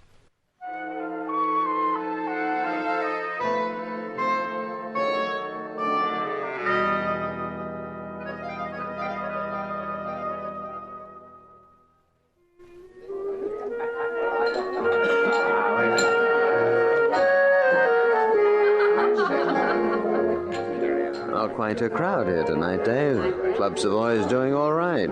Nothing like a murder to boost business. What time does Bert Crane do his tap dancing act, Mr. Chameleon? Oh, in just a minute now. I imagine his nerves are pretty on edge. I think I'd be pretty nervous if I were in his dancing shoes. Mr. Chameleon, look. Over there to one side. Butch McCarthy. Well, I haven't heard about Butch since he pulled that bank hold up and then went underground. The Club Savoy has an interesting clientele. Yeah, but our boys are right behind Butch. He can't possibly get away. Well, here's the master of ceremonies. Bert Crane is about to make his dancing debut. Ladies and gentlemen, I take great pleasure in presenting that great new find, Mr. Bert Crane, a tap dancer extraordinary who will present first a little number entitled Steps Without Music. And here he is, Bert Crane! Okay, Dave, here we go. Sit quietly until I say the word. Right, Mr. Chameleon. Mm-hmm. 13. West. Clay. Street. 13 West Clay Street. That's what he's tapping out in the Morse code, Dave. Well, come on, stand up. Give the signal to the boys near Butch McCarthy. Ladies and gentlemen, I would like your attention. Everyone stay exactly where you are, and you, Bert Crane, don't move. I'm Chameleon of the police. I'll kill the first person who moves. Dave, bring in Carl Grayson, please. Detective McLean, bring in Carl Grayson. You, Bert Crane, come on. Get off that stage. Come with me to your dressing room. What's the meaning of this, Chameleon? You'll find out quickly. Come along, Crane. I demand an explanation from you, Mr. Chameleon. Just why was I dragged down here to the Club Savoy? Because I ordered the police to drag you here, Grayson. But why? Why? Because you were operating a criminal ring here, a vicious and dirty business that's let hundreds of desperate criminals escape from this country scot-free. Oh, that's nonsense, Chameleon. I demand to be released. Your game was to teach tap dancing routines to dancers, like the murdered man Claude Berkeley. Is that a crime? And those tap dancing routines were rarely Morse code messages. Messages which rapped out addresses, telling escaping criminals where to pick up forged passports to get them out of the country. We've arrested Butch McCarthy outside with $5,000 cash on him. He confesses he was listening for Bert Crane to tap out the address where to pick up a phony passport to get him out of the country. What? If there's anything like that going on here, I never knew it. That's something the boys are doing themselves. Mr. Chameleon, he's lying. Now I know, Grayson, why you made me learn such strange steps. You dirty dog trying to... That's right, Bert Crane, but don't you worry. Move your hand any nearer to that light switch, Grayson, and I'll shoot you down. Put your hands up. You big-mouthed fool, Crane. I'll kill you for trying to frame me. Yes, just as you killed Claude Berkeley, eh, Grayson? Well, I'm afraid you won't get the chance. Keep those hands up. I didn't kill Berkeley. You didn't, who did? If you're such a smart copper, why don't you find out for yourself? I will. And quick, Grayson. You killed Claude Berkeley because he caught on to your passport racket and tried to start one of his own. Dave, you bring in the murdered man's wife, Madeline Berkeley, please. Yes, sir. She's just outside the door here. Oh, Mr. Chameleon, what is this? Have you found poor Claude's murderer? Oh, Carl. Carl, it can't be you. Claude trusted you so... What's that? Carl, how could you? Oh, how dreadful, how terrible. Why, you two-timing little devil trying to pin this on me? Listen, Chameleon, she's the one who killed him. Why, sure she did. That's a lie. Grayson, I'll... Dave, get that gun away from her. Let me go. You bite my hand again and I'll knock you over. Okay, I've got her, Mr. Chameleon. I didn't want to tell you, Chameleon, but I felt I had to. It's hard to believe at first. Such a nice, innocent girl. You lying double-crosser, Grayson. You helped me kill Claude. I tell you, Chameleon, he helped me. I know that too, Madeline Berkeley. And more than that. You and Grayson were in the whole thing together. The traffic in forged passports, the phony dance school, this Club Savoy where the tap dancer really tapped out Morse code messages to criminals. I tell you, Carl Grayson did it. Oh, haven't I been through enough? My husband murdered. I loved him so much. Cut the act, Madeline. You were in love with Grayson. In love with Grayson? What a lie. Yesterday, when I walked into Grayson's apartment, I saw you in his arms in a very passionate embrace before you ran into the next room. Now we've got you, Chameleon, you lying cop. You were never in my apartment. Oh, yes, I was, Grayson. I was disguised as Harry Parks. You were Harry Parks, that hick from Illinois who was taking dancing lessons? Yes, nifty disguise, wasn't it, Grayson? You sneaking cop. That doesn't prove I committed murder being in Carl's apartment. No, but it helps. This gun Detective Sergeant Arnold took from you is the same caliber that killed your husband. I got it from Carl. She's lying again, Chameleon. It's her gun. Careless of you, Madeline, to have carried that gun around, but you were getting careless on all fronts. You were so anxious to kill Lita Montez, who knew too much about you and Grayson, that you left your fingerprints all over her apartment. What? And she was killed with a bullet from an automatic, just like this one. Marilyn, you crazy fool. I told you to be careful. Yes, you had gloves on, didn't you, Carl? I think that's quite enough. No more arguments, please. You'll both be tried for murder. You, Marilyn Berkeley, as the killer of your husband, Claude Berkeley, and of Lita Montez. And you, Carl Grayson, as her accomplice. Dave, you take them along, please. Not nice people at all.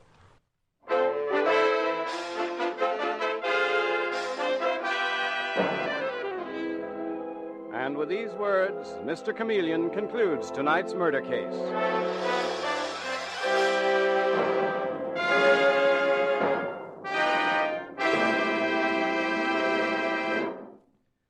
Listen next Wednesday night at this same time for Mr. Chameleon, the Man of Many Faces. The part of Mr. Chameleon is played by Carl Swenson, with dialogue by Marie Baumer from the original story by Frank and Ann Hummert. Music directed by Victor Arden. Your announcer is Howard Claney.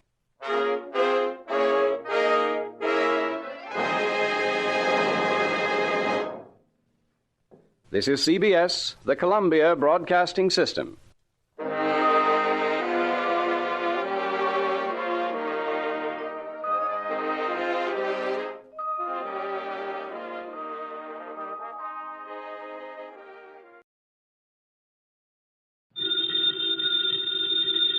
Ladies and gentlemen, the ringing of that phone bell means mystery, adventure.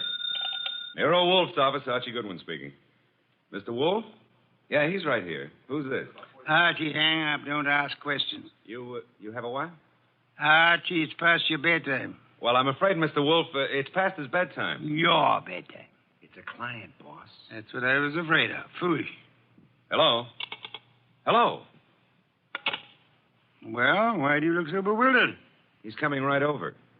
He says he's got a date with murder.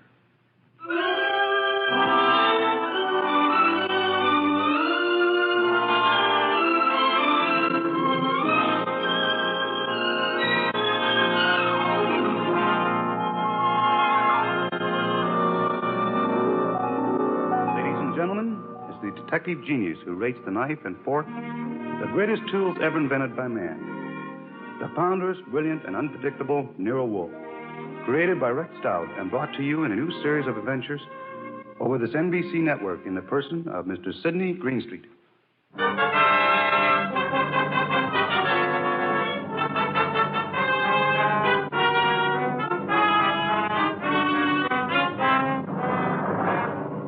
Tonight's story, The Case of the Calculated Risk, was as strange and baffling as any Nero Wolfe had to deal with.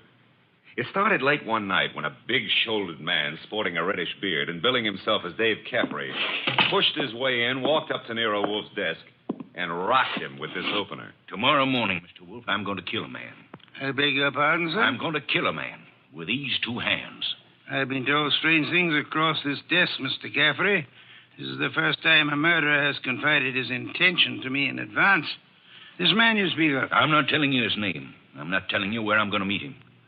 This session tomorrow is going to be private and personal. But if anything happens to me between now and then, I want you to take over.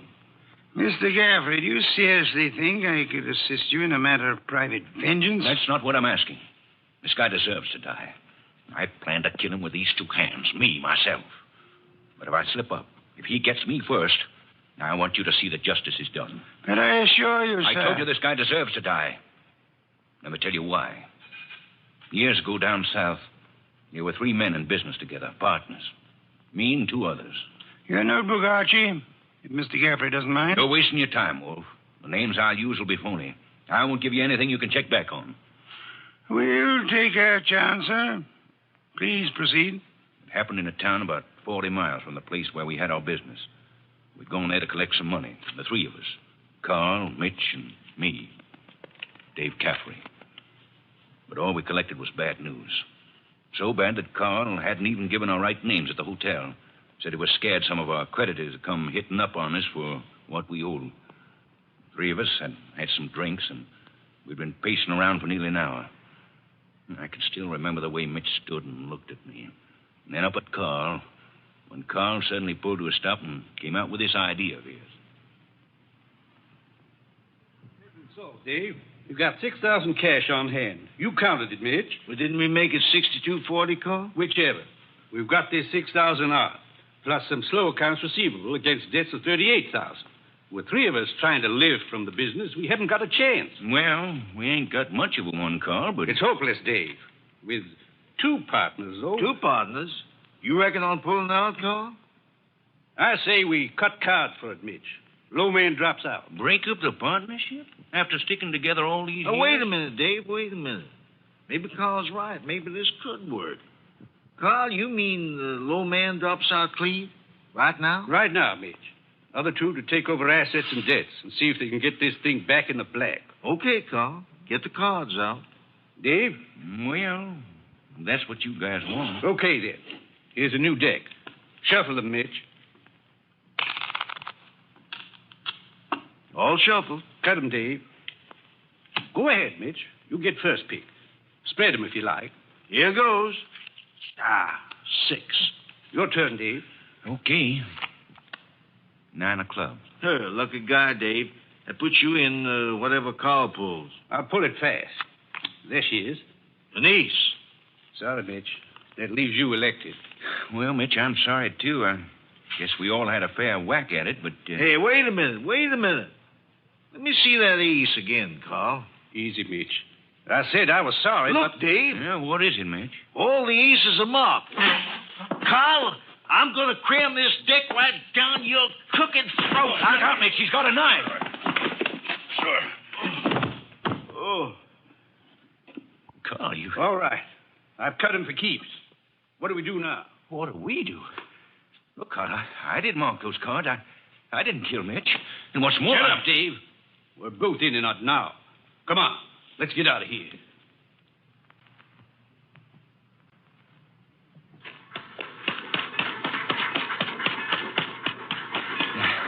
Now what, Carl? Look, Dave, this is where we split up. 2 men together, easy to trace. You head one way, I go the other. Yeah, but the dough, I got no money. Here, I'll split up the 6,000. This is your half. Here, stick the envelope in your pocket. Now, grab that tray. Get set. I'll catch the next one going the other way. Get going, Dave.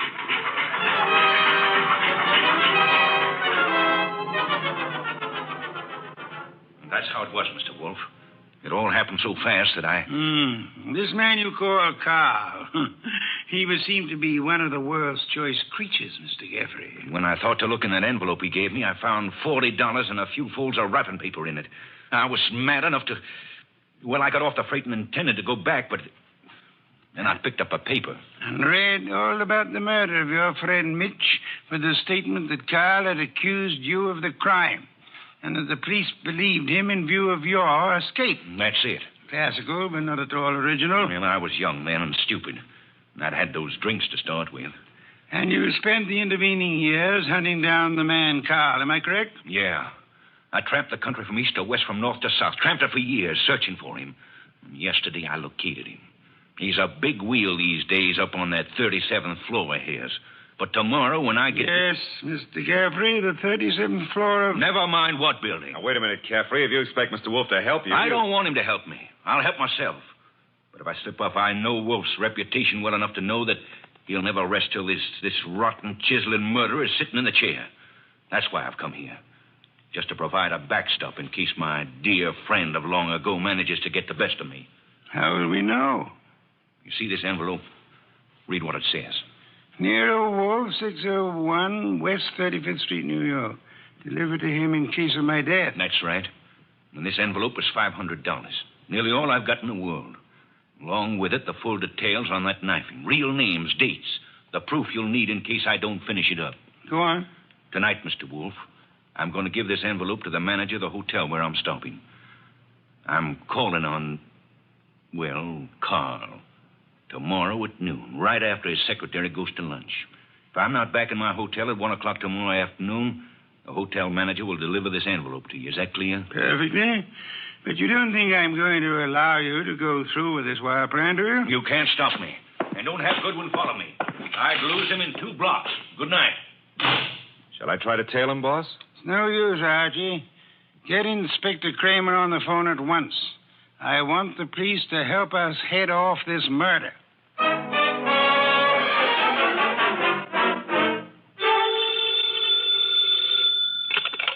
Nero Wolf speaking. It's Archie. I'm calling from the morgue. And? They found Caffrey's body in a subway washroom, mugged and stabbed. Wallet gone, pockets cleaned out, no envelope. Just 2 hours ago he was here. No envelope, eh? Gone. Witnesses? None so far.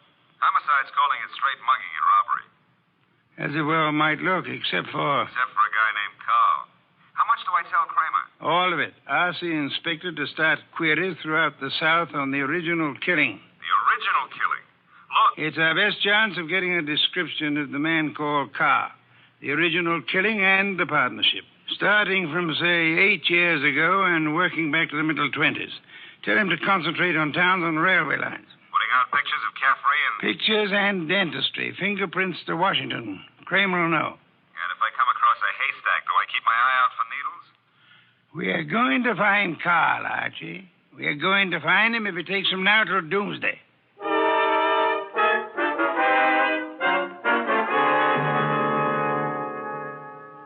Mr. Wolf, let's face it, we're licked. Licked, Archie? 3 days now. We found Caffrey's hotel here in New York. No traceable phone calls. Not a witness has turned up on that subway washroom party. And Kramer says he's getting nowhere with those answers from the Southland. The original story is bound to come slowly, Archie. We are asking a check on the unsolved killings of a dozen states over a 20-year period. And what now? You start trudging, Archie. Trudging? Through office buildings, through 37th floors of many office buildings. You keep trudging till we find him. Oh, now, wait a minute, Mr. Wolf. This is a big city, remember? I might have to go through hundreds of buildings. This morning, Archie, the Municipal Reference Library informed me that there are exactly 34 buildings of 37 floors or higher in Manhattan. Now, when you rule out the United Nations building, hotels... Okay. Maybe not so many 37th floors, but lots of offices per floor. Maybe 40 or 50. Call it 30 times 40, and you've still got 1,200 to start with. And you don't know what kind of business. You don't know what Carl's real name is. You don't even know what he looks like. There could be 4,000 men like him. 4,000 affluent men, Archie? Yeah, well, all right. Caffrey said he was in the chips, though. You know, for a guy who'd been bumming around, that could mean anything from 10 grand a year up. Hey, wait a minute. That cuts your field to 1,000. 1,000 tall men? Tall? I've been over those notes. Caffrey didn't say he was tall. As plainly as you could ask. Caffrey was almost your height, but he said Mitch stood and looked at me. And then he looked up at Carl. Up, Archie. That makes Carl your height or taller. Yeah. Well, maybe Caffrey and Mitch were sitting down, and Carl was, Caffrey told us the three were standing at the time. Check your notes. I've studied them. Okay. Maybe that does cut it down some. Yeah, it's still a lot of citizens that start checking for a southern accent. Don't rely on accent, Archie. Carl has had many years to lose any accent he might have had. Yeah, that's true. And so we narrow it, Archie. A man almost surely tall. A man not using the name he was born with. A man with an unexplained gap in his past. I ought to be able to reach right out and tap him. You go skeptical again, Archie? Well, it's still a pretty big haystack. Let's see if we can't trim it some more. On these building lists I've been going over, I've ruled out for now the members of professions requiring lengthy formal training. Medical men, lawyers, scientists of most kinds. Yeah, that's chopping it down, I'll admit that. I'll have further eliminations as we get into it. And I'm putting Saul Panzer on a second list this afternoon. Some of the credit references I'll handle by phone. So I start trudging, huh? You start trudging. And remember, Archie, since you'll probably be operating through secretaries, you're looking for a murderer named Carl, not for a new set of telephone numbers to brighten your winter.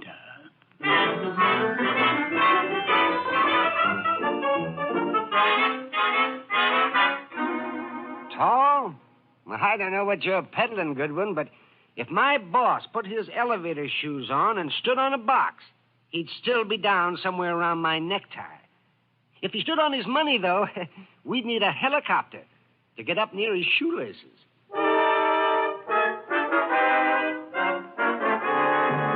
Oh, Miss Tunis, do you mind if I sit down? Why, of course not, Mr. Goodwin. Oh, thanks. You know, I've been in 12 offices on this floor, and you're the first girl who's seen the importance of this survey first crack out of the box. Well, I'm sort of new here, and I try to pay attention. Oh, you're not just beautiful. You've got a head on you. Is Mr. McLean in? Well, he's at lunch right now. Lunch? Oh, that reminds me. Know any good restaurants up this way? Well, I was just going to the downstairs drugstore myself, but I wouldn't say Well, that... come on. Put your bonnet on and let's skip the drugstore. This meal is on the Executive Resources Survey.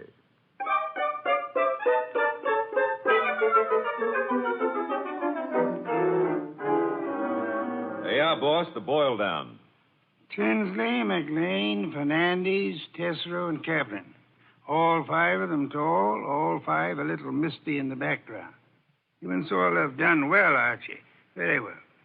But I'm crossing off Fernandez and Kaplan. Why? The Credit Bureau report clears Fernandez, and Kaplan was on a special war job. The FBI x-rayed his record twice.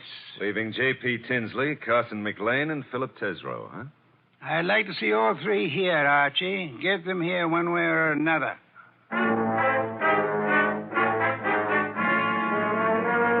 And so you do admit that Tinsley isn't your real name? Mr. Wolf, are you a blackmailer or what? I'm a licensed private investigator, sir.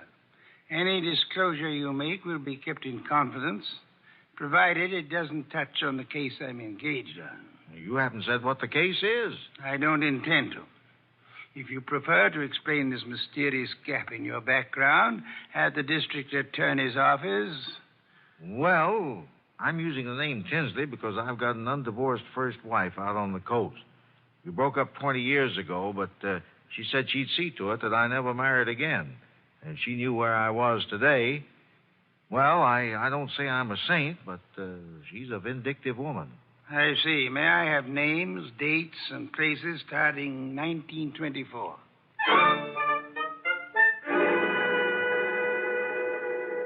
I can't quite understand your interest, Mr. Wolf. It's rather complicated, to put it briefly, Mr. McLean.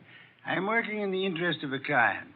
Our people have found this puzzling gap in your background, and I'd appreciate such clarification as you may be able to supply. But I told you, Mr. Goodwin, I was raised and educated in the Orient. Until 32, I was in business with my father in China. Where you say your father died? Died.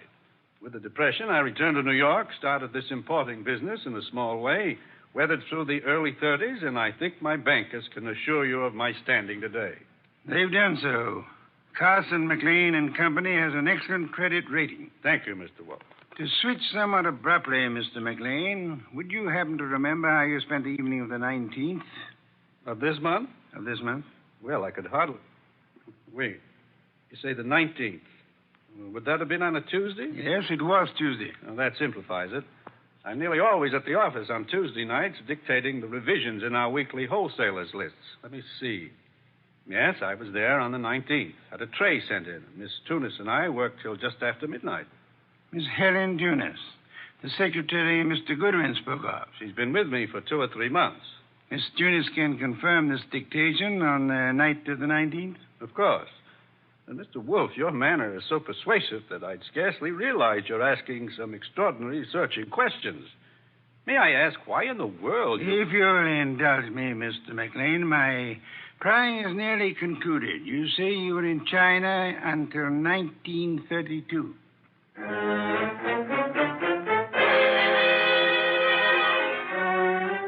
Mr. Tesreau, I'll be brutally frank. We know that your name is not Tesreau. And we know that you served a prison term from 34 to 38 for arson. I'd like some straight answers. I didn't say I wouldn't answer your questions. The past can remain your own, provided... Look, Mr. Wolf. I've been going straight for 12 years. And this business of mine is on the level. Now, if this is a shakedown... I'm asking where you were on the night of the 19th. And I'm telling you I stayed in town. I ate alone. And I went to a movie. I caught the 11:35 for Stanford. And that's all there is to it. You're denying that you were ever in business in the South? I was born in the South, but I haven't been back there since I was a kid. What about the arson? I put in 4 years squaring for that mistake. Let's start again, Mr. Tesreau. You say you were in Cincinnati in 1931.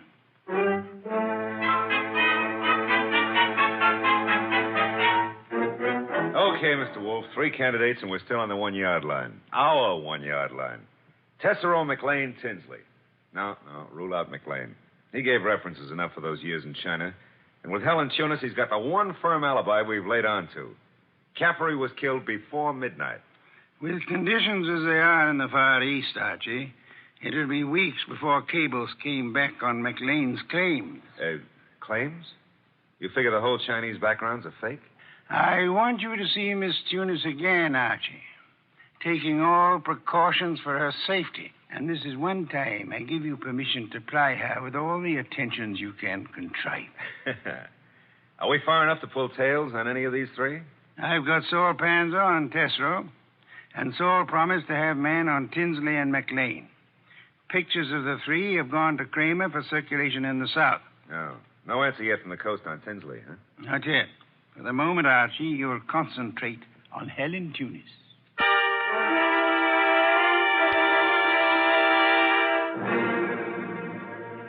Helen, I've got to see you tonight. I'd love to, Archie. Now, look, but... Helen, I phoned you to come out in the corridor this way because I didn't want McLean to know we're talking.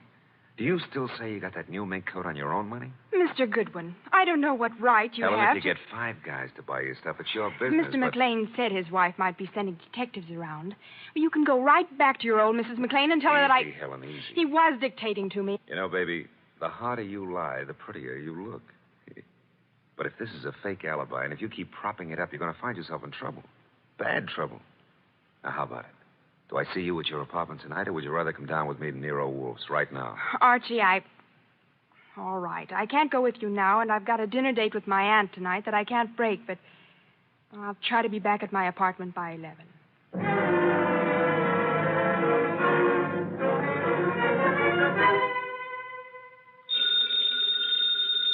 Archie.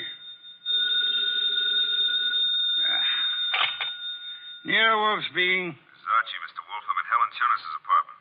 Well? I could cut my throat for not making her come with me this afternoon. Trouble? Not for her anymore, poor kid. I got here 3 minutes ago and found her strangled. Couldn't have happened more than half an hour ago. McLean. McLean. Didn't Saul Panzer say he was getting a tail on him? He was a new man, and he lost him. I should have left you on McLean, Archie. Yeah, we were both wrong. What do you want me to do? Phone the police immediately. Well, this is 32nd Street. I'm only 3 blocks in a job from the office. What if I come back and call from there? Come back then. I'll phone Kramer myself. Mr. Wolf, I'm still kicking myself for that. Look out, Archie. Too late, Mr. Wolf. Keep coming right in, Goodwin, with your hands up. No, I wouldn't try that. McLean. And keep your hand out of that desk drawer, Wolf. This time you're too late, McLean. My hand's in the drawer, and I think I'll leave it there. You don't think I'd shoot? I'm sure you would. But you've got 2 of us to cover now. No, Archie, don't try to draw yet. How'd you get in here, McLean? He surprised me after making his way in through the area way below, and of course it had to be Fritz's night out. I caught your fat friend just 2 seconds before he could get in his call to the police, Goodwin. I overheard his talk with you from the hallway here. My apologies for not crying out sooner, Archie. Get your hand out of that drawer. Pull it out without the gun, Wolf, or I'll let you have it now. I refuse to, McLean. Seems obvious that you mean to kill us in any case. I'm afraid that's true, Wolf. But when you called me here and Goodwin started making dates with Helen Tunis... Poor kid, I told her not to talk to you. She didn't, Goodwin. I've been scared of you and Wolf since I followed Colby here that first night. Colby? You knew him as Caffrey. I caught up with him afterward in that subway washroom. No, keep that hand up and watch that gun of yours, Wolf. When I found that envelope on him and read the letter to you contained in it, I knew he hadn't spilled the whole South Carolina story to you. South Carolina? Would the original knifing have been taking place anywhere near Hampton or Jasper counties? Hampton County. But our business is over the line in Georgia. It doesn't matter now. Pity, Archie. We learned this afternoon that we were growing warm on South Carolina. Mr. McLean, may I ask what you hope to achieve by this insane project of disposing of Mr. Goodwin and myself? I'm buying time, Wolf. I've $90,000 in small bills in that bag there, plus a plane ticket to Buenos Aires. I've got a silencer on this gun. If you 2 aren't found till tomorrow morning, I'll be out of the country before they start looking for me. You don't think the police will put out an alarm for you when they find the body of Helen Tunis? Goodwin left it to you to report that. Remember? Let's remind ourselves to be prompter on reporting deaths, Archie. Starting with our own, Mr. Wolf? Glad you can take it that way, Goodwin. You actually think you can knock the 2 of us off? I'm about to find out, Goodwin. One moment, McLean. You've never been a real gambler. You know that. With marked cards, of course. But you're not the man to face a sure loss now. A sure loss? The loss of your life. Within seconds after you try to pull that trigger. I told you I had a silencer. You think anyone will hear the shots? There'll be more shots than you count on. My hand's on a pistol now in this drawer, and Mr. Goodwin has a .38 in his shoulder holster. You can't shoot through the desk. and Goodwin won't get a chance to draw. You're an intelligent man, McLean. Vicious, but intelligent. May I describe the certainty of your immediate death if you don't throw that pistol on the desk and give yourself up? There are two of you, I know that, but...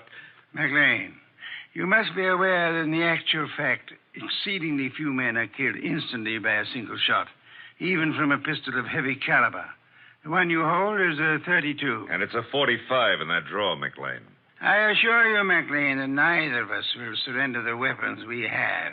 Should you start shooting, we'll both do our best to draw and keep firing till you're dead. You're stalling, Wolf. What have I got to lose by trying for you both now? Your life? I'll correct that.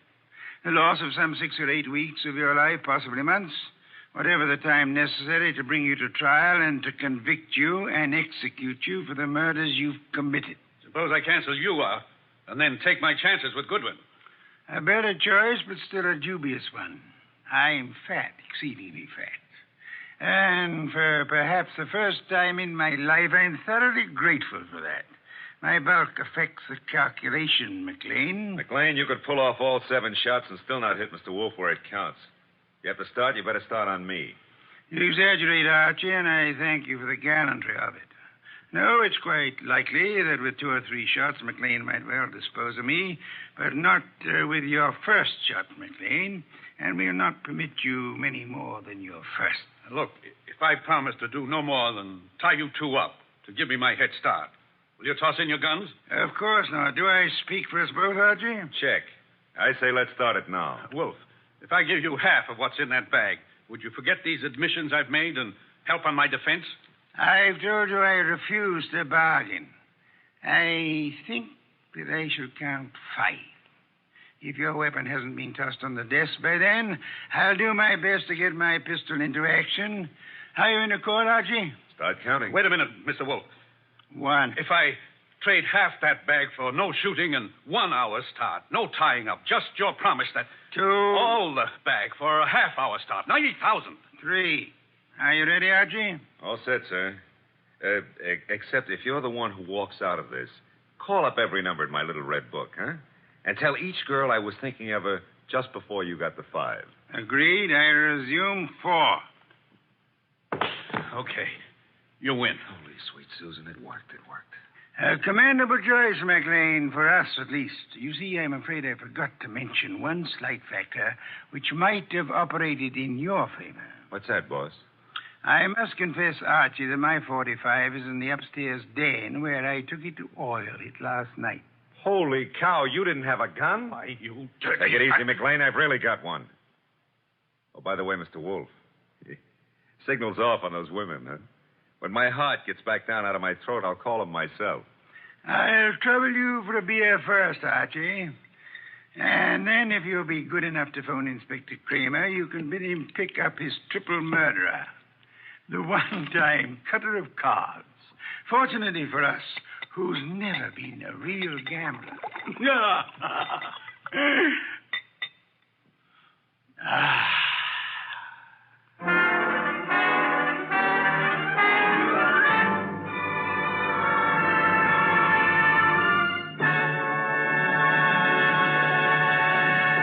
You have been listening to The New Adventures of Nero Wolfe, starring Sidney Greenstreet.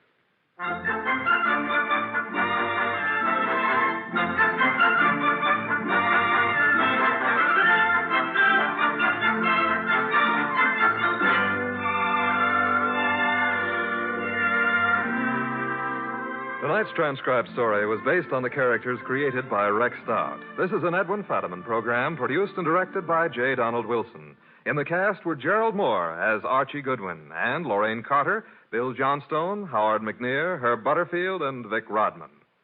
Next week at this same time, Nero Wolfe and Archie will bring you The Case of the Phantom Fingers. Don Stanley speaking. 3 chimes mean good times on NBC.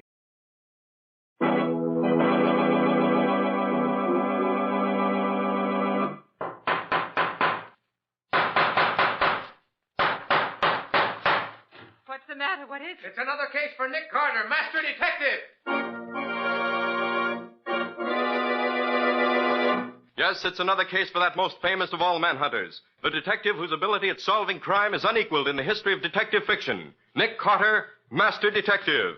Presented by the three great Linex home brighteners. Linex Clear Gloss, Linex Cream Polish, and Linex Self-Polishing Wax. Created by Acme, America's great producer of Acme quality paints.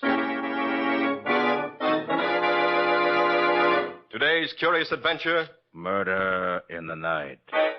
Or Nick Carter and the mystery of the milkman's discovery.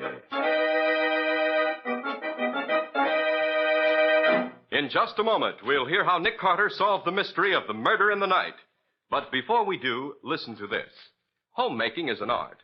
And as a successful homemaker, you know that the real achievement is keeping your home attractive. That's why you use Chemtone, the miracle wall finish, to give your walls renewed loveliness. Now, to keep floors, woodwork, and furniture at their shining best, it's the three great Linex home brighteners. Linex Clear Gloss, the durable super varnish that dries to an elastic, transparent surface which protects all wood and linoleum in your home. Linex Cream Polish, which cleans as it polishes, leaving no oily film on your furniture. And Linex Self-Polishing Wax, which beautifies your floors with a satiny yet tough, non-skid finish that resists wear, water, and dirt. Get the three great Linex home brighteners at your hardware, paint, or department store. Your headquarters also for Chemtone, the miracle wall finish. And now for today's mysterious adventure with Nick Carter. Nick and Patsy are spending a short vacation at the home of Walter Summers, sheriff of a small county in upper New York State. Peace reigns supreme over the Summers household as our story opens. A peace which, unfortunately, is rudely shattered by...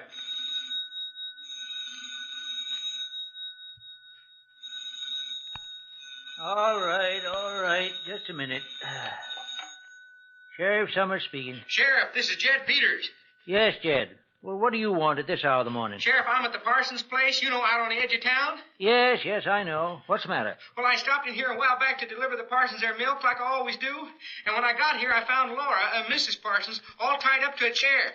Well, I asked her what had happened. She couldn't talk much, but she said something about a man killing her husband and tying her up. What? I looked, and sure enough, Mr. Parsons is dead. Shot through the head.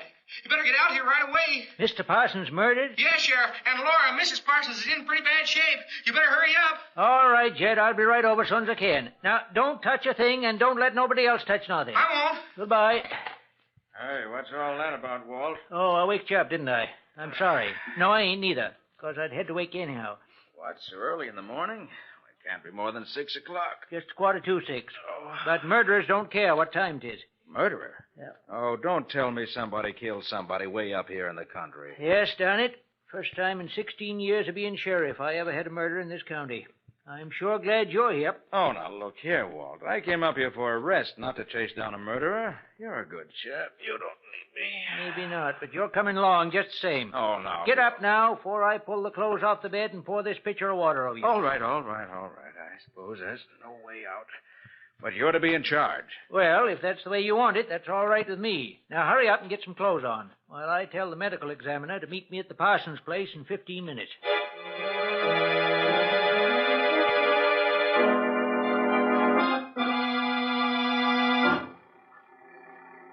I'm surprised Patsy didn't want to get up and come along. Well, when I asked her, she just said she'd see us later. Said she wanted to get all the beauty sleep she could first. Looks as if she was going to get the vacation, not you. Don't fool yourself. I'm going to see that this killing is solved in record time. If I have to prove I did it myself. Anything for peace and quiet. You know what's funny about the Parsonses? Young Henry Parsons and his wife, a right pretty little girl she is, too. They come to town about 2 years ago. Stayed at the hotel till they found a house that they liked. It's a little bungalow, built right smack on the edge of the cliff overlooking the river. The fellow that owns the bungalow, he sort of took a liking to Henry and got him a job in the lumber mill. He's been there ever since. Good steady worker, they tell me. Did they have any enemies? Oh, not so far as I know. They never went out much, but everybody liked him. He was a real nice fellow. And if ever I saw two people in love with each other, it was them two. Yeah, they was more lovers than married folks. Leastways, more than most married folks that I've seen. This is going to be pretty bad for her, then. Losing the man she loved. Yes, you're right. There, that's the house. The gray one with the smoke coming out of the chimney. Oh, I tell you, it's going to be terrible, Nick. I'm dreading having to ask her any questions about it. You wouldn't want to... Oh, no, not much I wouldn't. I'm just a private in the rear rank today. I thought you wouldn't. Well, this is it. Might as well get it over with as soon as I can. Come on, let's go in. Door's probably open. Yes, it is. Doc Winslow ought to be here in just a few minutes now. He only lives a few miles further from here than I do. Morning, Sheriff. What? Doc, you here already? You must have flew over. Well, I left soon as I got your message. Well, good for you. Meet Mr. Nick Carter, a friend of mine. Hello, Mr. Carter. Morning, Doctor. Parsons is dead, all right. Shot right through the head. He's there in the dining room. Miss Parsons taking it pretty hard, is she? Terrible hard, Sheriff. I put her to bed in the spare room. Somebody gave her a real good sock in the jaw, judging by the looks. I'd like to give her a sedative, but I knew you'd want to talk to her first, so I've been waiting till you got through. Oh, thanks, Doc. I knew I could count on you. Say, where's Jed? I don't see him around. Well, Jed felt that babies had to have their milk, murder or no murder. So I told him to go ahead, but to come back soon as he could, and I told him not to tell a soul what happened here. Well, that's something anyway. I hope he minds what you told him. Now, look, Sheriff, you going to question Mrs. Parsons now, or ain't you? Yes, right now, Doc. Come on, then. Come on, Nick. Right with you, Walt. Morning, Miss Parsons. I'm terrible sorry to hear about Henry. Now, can you tell me what happened? I'll do my best, Sheriff. Good girl. Now, suppose you start right at the beginning and just tell us whatever you can. Well, I was asleep when I heard a loud noise. It woke me up. What kind of a noise? I don't know, just a loud noise. Like an explosion. Like... All right. We know what you mean. And then what? I woke up. I found that Henry wasn't in bed beside me. That scared me, so I called him. He didn't answer, and I started to get out of bed. And I saw... Yes, Miss Parsons. What was it you saw? Henry on the floor, dead. All right, steady now. Take it easy. And what did you do then? I screamed. A man hit me on the chin, that's all. Mrs. Parsons, did you get a look at this man who hit you? Could you tell us what he looked like? He's about medium size, stocky, and on old clothes he hadn't shaved for several days. There was a scar across his forehead and down over his cheek. Did you ever see him before? No, never. Well, now suppose you go on with your story. When I became conscious again, I was gagged and tied up in one of the kitchen chairs. The man said he was sorry he had to kill me, but he couldn't take any chances on my telling the cops about it. Did he have a gun, Mrs. Parsons? Yes, I could see it in his pocket. He said he couldn't shoot a woman. He knew a better way to do it. And what did he do? He turned on the gas. He said that was an easy way to die. And he left me. Where'd he go then? I heard him moving around in the dining room. And I heard him climb out the window and shut it. And he left the gas turned on? Yes, I almost died before Jed got here and turned it off. And then Jed cut you loose. Yes, it seemed hours later. Well, that's about all she can tell us, Walt. You better let her get some rest. Yeah. Well, thanks, Miss Parsons. That'll be all for now. We'll let you know if we want to know anything else. I'll send the doc in. Thank you. Doc, you can put her to sleep now. We're through with it.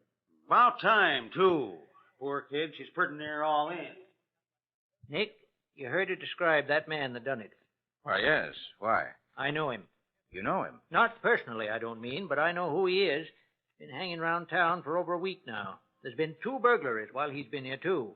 I've been going to arrest him on suspicion, but now, by gosh, I got a real reason to arrest him. Yes. Looks that way. Well, let's take a look at the body. Yeah, Doc said it was here in the dining room. Oh, yes, there it is. Mm-hmm. He must have just been coming out of the bedroom when he was shot. Yeah, never knew what hit him, seems like. Now, look there, Walt. The center window. What? Oh, the catch is smashed. So that's how he got in. Yes. Mm-hmm. Henry must have heard him in here, got up to see what was going on, and the burglar shot him. Footprints here on the windowsill, too. And I can see some prints down in the garden under the window. Well, sir, that settles it. I'm going to find that tramp, and I'm going to get a confession out of Now, him. wait, Walt, wait. You have to have more evidence than a footprint to convict a man of murder. But Miss Parsons can identify him easy, because she saw him. Well, suppose you go after him. I'll stay here and see what else I can dig up in the way of evidence. You don't want to go with me? No, it's better if we each work on a separate angle. Get results quicker that way. Okay, Nick. I'll get hold of my deputy, and we'll find that murdering tramp in short order. Just a minute, Walt, just a minute. Thought I heard someone just outside this door. You mean somebody's listening? I think so. Let me open the door. Well, Jed, what are you doing here? Nothing. Well, Jed, you hear anything worth listening to? I wasn't listening. I just happened to be standing here. Well, if you wasn't listening, I don't know All what right, you... Walt, let me handle this. Well, How does it happen you're back so soon, Jed? Got your milk all delivered? Well, just took the milk to houses where they got babies, and I came back just like Doc told me to. Of course. You tell anybody about the murder? No, Doc said not to. Mm-hmm. Jed, what time was it when you first heard Mrs. Parsons moaning? When I set her milk on the back porch, about 5 o'clock. 5 o'clock, huh? Yeah. But you didn't phone the sheriff until after 5:30. What delayed you? Why, I was untying Laura, Mrs. Parsons, and trying to get her to tell me what had happened. I see. Did you break in the front door or the back when you came in? Neither one. The back door was unlocked. Oh, the back door was unlocked. So you just came in that way. Why, sure I did. So what are you trying to do, get me balled up? I'm not trying to do anything to you, Jed. I just want to get all the facts straight. Okay, what else you want to know? Suppose you tell us just what happened when you came in the back door. Well, Laura, Mrs. Parsons, was tied up in one of the chairs near the gas stove. I smelled gas, and she said whoever it was had turned it on to suffocate her. So I turned it off. Gosh, she was almost out. Then I cut the ropes that were holding her, and I let her loose. What else did she say? She didn't say nothing much. She was just about unconscious when I found her. She talked about a man coming in and killing her husband and some other stuff I didn't get. I see. And what did you do then? Why, I took her into the spare room, and I put her on the bed. Then I called the sheriff. That's all. Jed, I notice you're pretty friendly with Mrs. Parsons. What do you mean by that? Why, the way you call her Laura, that's all. Oh. Well, you see, she's been giving me grammar lessons for about an hour every day after my milk's delivered, so I got to know her kind of well. Mrs. Parsons is very pretty, isn't she? You're darn right she is. Swellest looker on the whole route. You like her very much, don't you? Sure I do. She's been awful good to me, and I just like her. You in love with her, Jed? In love with her? Of course not. She's married. You weren't so much in love with her that you'd be jealous of her husband, want him out of the way, perhaps? Hey, look here, you. If you're trying to say that I killed Mr. Parsons, you can darn... Shut up, Jed. Nick's doing the talking here. You're just answering questions. Well, he didn't think he can come around here making cracks like that. I don't know if I'd call that a crack. There's been considerable talk around town about how much time you've been spending with Miss Parsons. I never took no stock in it before, but now... I tell you, there's nothing to it, Sheriff. We was just good friends, that's all. All right, Jed. That's all for now. But don't go anywhere. But I ain't finished delivering my milk yet. Listen, if Nick says wait, you wait. I'll tell you when you can go. Murder's a serious thing. Of all the thick-headed dumb clucks I ever saw. You think Jed really had anything to do with it, Nick? He certainly had the motive and the opportunity. Can't afford to overlook any angle until we're sure. For the present, I suspect everyone. What in heaven's name is that? That's Mrs. Parsons. There may be more trouble. Come on, come on.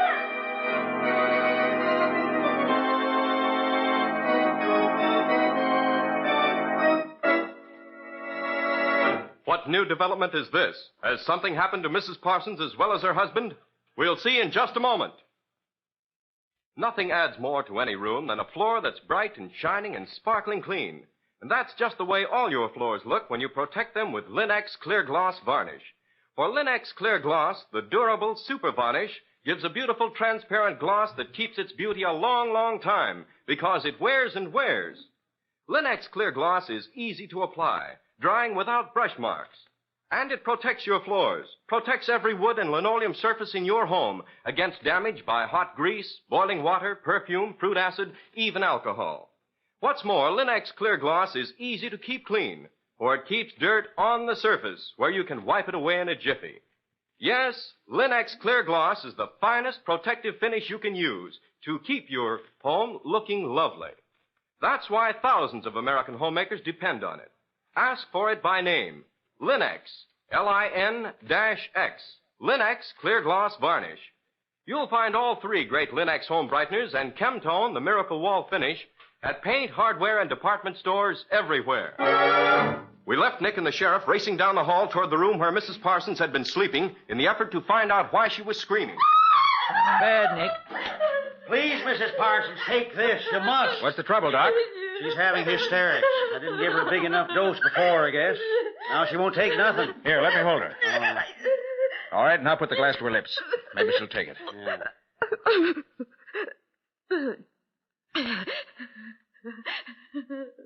That did it. it. That'll keep her quiet. Gosh, I thought she was being killed from the noise she was making. You fellas find anything? Yes, sir. We found the marks where the killer, that is, the fellow we think must have killed him, broke in through the window in the dining room. I'm going out after him now. Where'll you be, Nick? If I'm not here, I'll be at your place. I'm going back and get Patsy as soon as I'm through here. We came up here for a vacation, you know. All right, Nick. I'll be seeing you. Good luck with your hunting.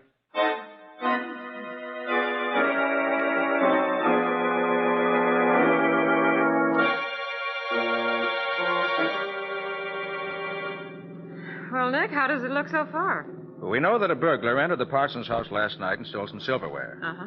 When I went back to look after Walt left, I found the sideboard in the dining room was cleaned out.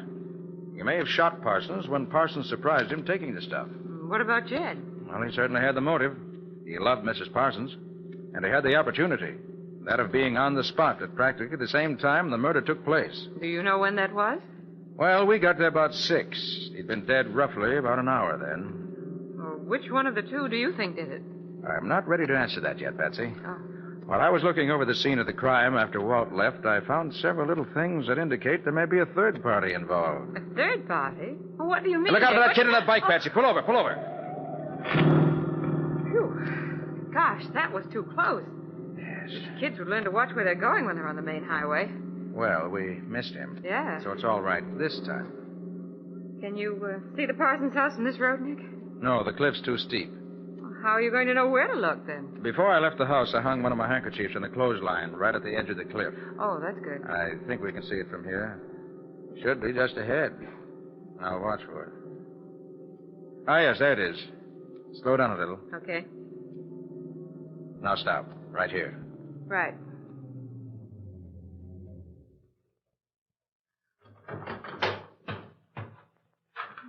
Good thing you hung that handkerchief up there. You'd never know there was a house there. Now, you know what you're looking for, don't you? Yes. You don't think it could have gone across the road, do you? I doubt it, Patsy. Take a trained baseball player to throw it that far. No, it's somewhere between the road and the bottom of the cliff. Now, you look from here up that way, and I'll look from here down. We've got to find it if it's here. We can't give up until we do.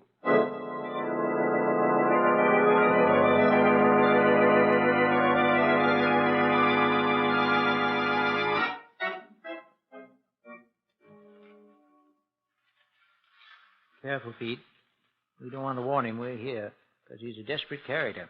Good thing those kids seen him coming this way, Sheriff. Saves us a lot of hunting around.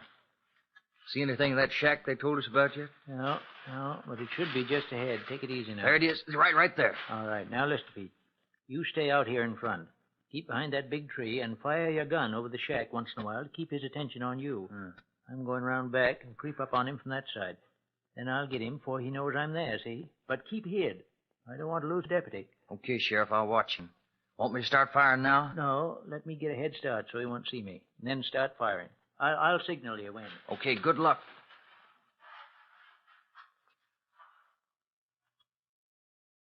There's a signal. Here goes. Get your hands up. We got you surrounded. You can't get away. Got him, Sheriff. You got him? Dog, nabbit. There ain't nobody here. Has he been living there, Sheriff? Yeah, he's been here all right. But he must have cleared out right after the murder. Must have got scared and run for it. Well, look, Sheriff. Huh? Here's a fork under this old piece of carpet. Got a big initial P on it. Uh-huh. One of Parsons is likely. Oh, this is our man, all right. What now, Sheriff? We're going back to the office and send out an alarm for him. He won't get fur before he's nabbed. I'll see to that.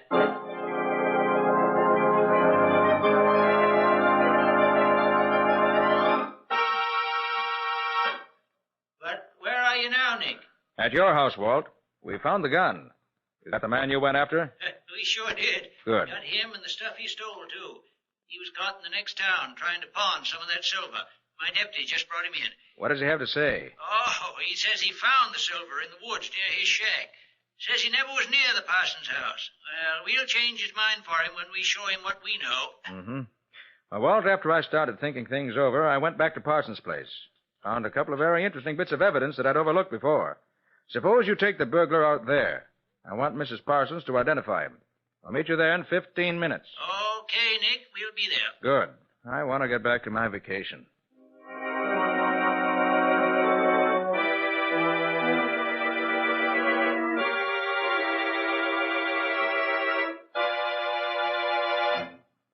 Well, now that we're all here, Doc, will you ask Mrs. Parsons to join us? I want her to identify this man. She's feeling a little quieter now. I'll get her. Have I got to stick around here forever, Sheriff? I got a job to do. If I don't get back, I'll be fired. If you don't stay where you are, there'll be trouble. Now, you sit down. But I got to get Sit back. Sit down. There's some things I want to ask you as soon as Mrs. Parsons gets here. Oh, Walt, take your prisoner over to the other side of the room so she won't see him when she first comes in. All right, Nick. Come on, you. Come on. All right, quit shoving. I'm coming. Mr. Carter, won't you make this as quick as you can? I don't feel I can stand much of this questioning. We'll spare you all we can, Mrs. Parsons. But there are certain things we have to know. Won't you sit down here next to Patsy? Yes, here, Mrs. Parsons. Let me help you. All right, but I... Ah! There! That's the man! He did it! He hit me and tied me up! Ah, you're nuts. I may have sucked you, but I never touched your old man. Well, looks as if that settled it. If you're the one that hit her, you're the one that killed Henry. We found you with the silverware on you, and Miss Parsons here identifies you. Now, you're going to admit that you did it? No, because I didn't. I swiped the stuff maybe, but I didn't croak nobody. I just gave her a clout on the jaw to keep her quiet. Uh-huh. Well, Nick, what you got to say now? You satisfied? No, Walt, I'm not. There's several things that don't match up here. No, I don't know what's the matter with you, Nick. But I know you'll do it the way you want to anyway, so go ahead. Now, you. What time did you break into this house? About 2 o'clock. Did you see either Mr. or Mrs. Parsons? I looked in. They were both asleep. I didn't wake them up. You did. You woke Henry and... Please, Mrs. Parsons, please be quiet. Nick knows what he's doing. You just took what silver you could find and went out again, huh? Yeah. The woman woke up and was going to stop me, so I had to sock her one to keep her quiet. And then I ducked out. And that's all. He's a lying, thieving, murdering... I don't think so, Walt. But, Nick, listen... Let me finish, please. Jed, what was Mrs. Parsons wearing when you found her this morning? Why, she had a pink sort of house coat, lots of lace on it. Yes. Did she look pretty in it? She sure did. But that don't mean I had... Just answer my questions, please. Mrs. Parsons, did you ever see this gun before? No, I never saw it before. You sleep on 2 pillows, don't you? Why, yes. And you never saw this gun before? No. No, I didn't.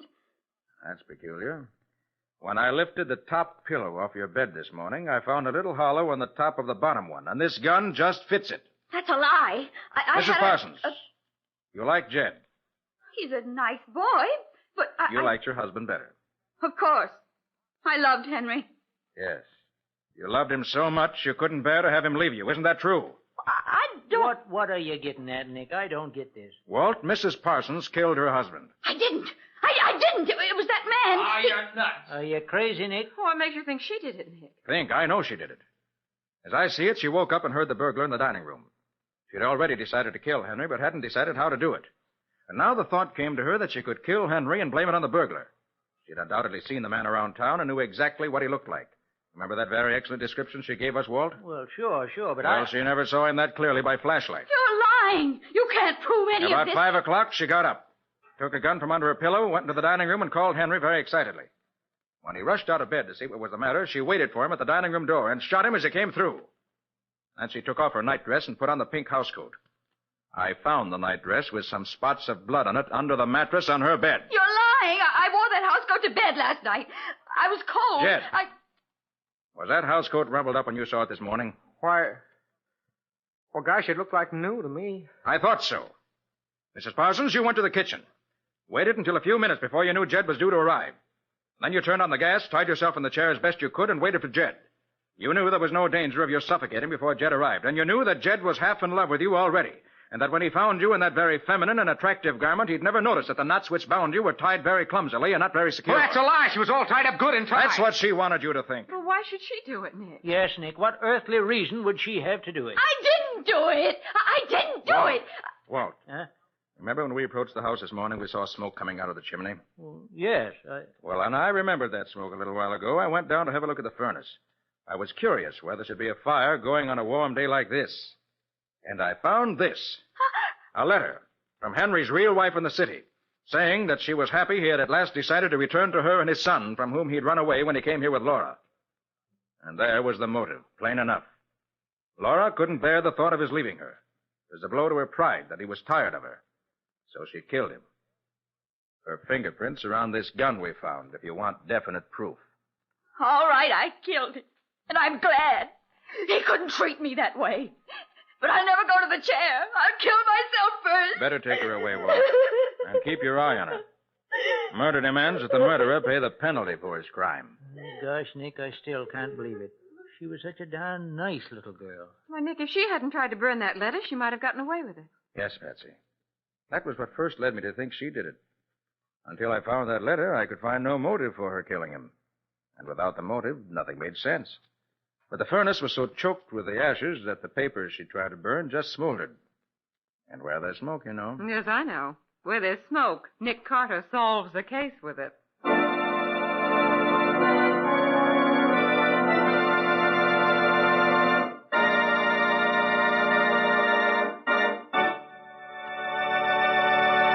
In just a moment, Nick and Patsy will bring you a preview of next week's exciting case.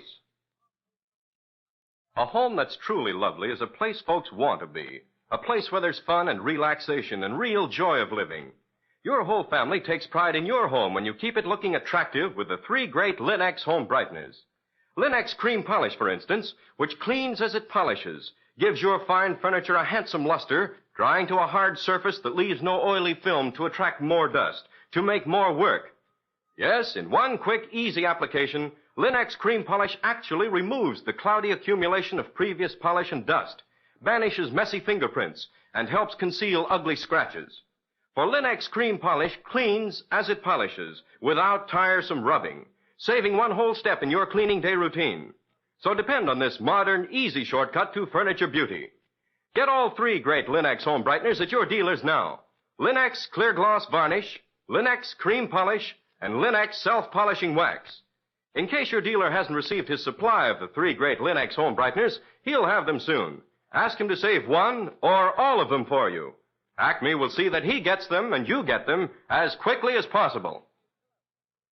And now let's hear from Nick Carter himself. How about next week's story, Nick? Can you give us a hint? In spite of the fact that the doctor said it was heart failure, a young man felt so sure that his uncle had been murdered that he arranged a midnight seance with a famous medium. And had everyone who could have committed the murder there to see what went on. And did the medium succeed in contacting the dead uncle? Well, she claimed she did. Everyone there thought they recognized his voice. And did he accuse anyone of murdering him? That's where the story starts, Ken. And that's where it's going to end for now. Yes, no more until next week. So long. So long, everybody. And so long to you, Nick and Patsy. We'll be looking forward to seeing you again next week.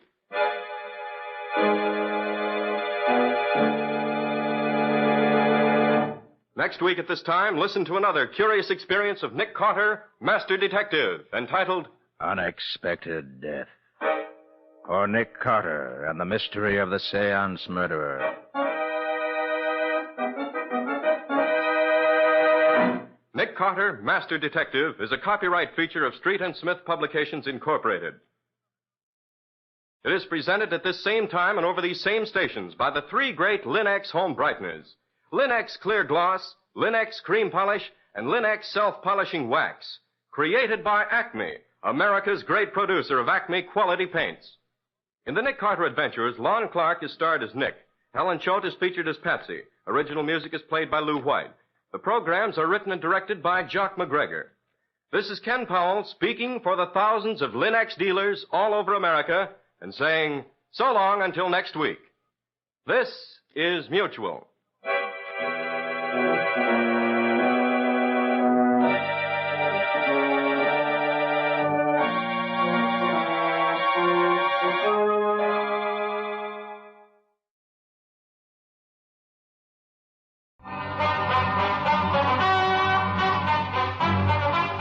Diamond, Private Detective, starring Dick Powell.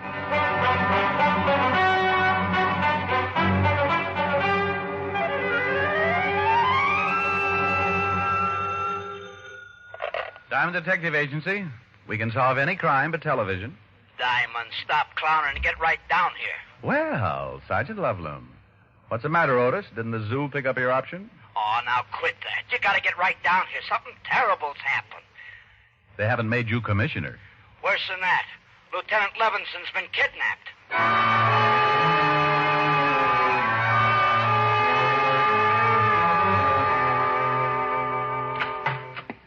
Diamond to see you, Captain. Hello, Collins. Sure. All right, Diamond. Otis just called me about Walt. Now, look, Rick. I know Walt's a personal friend of yours. He's a good friend of mine, too.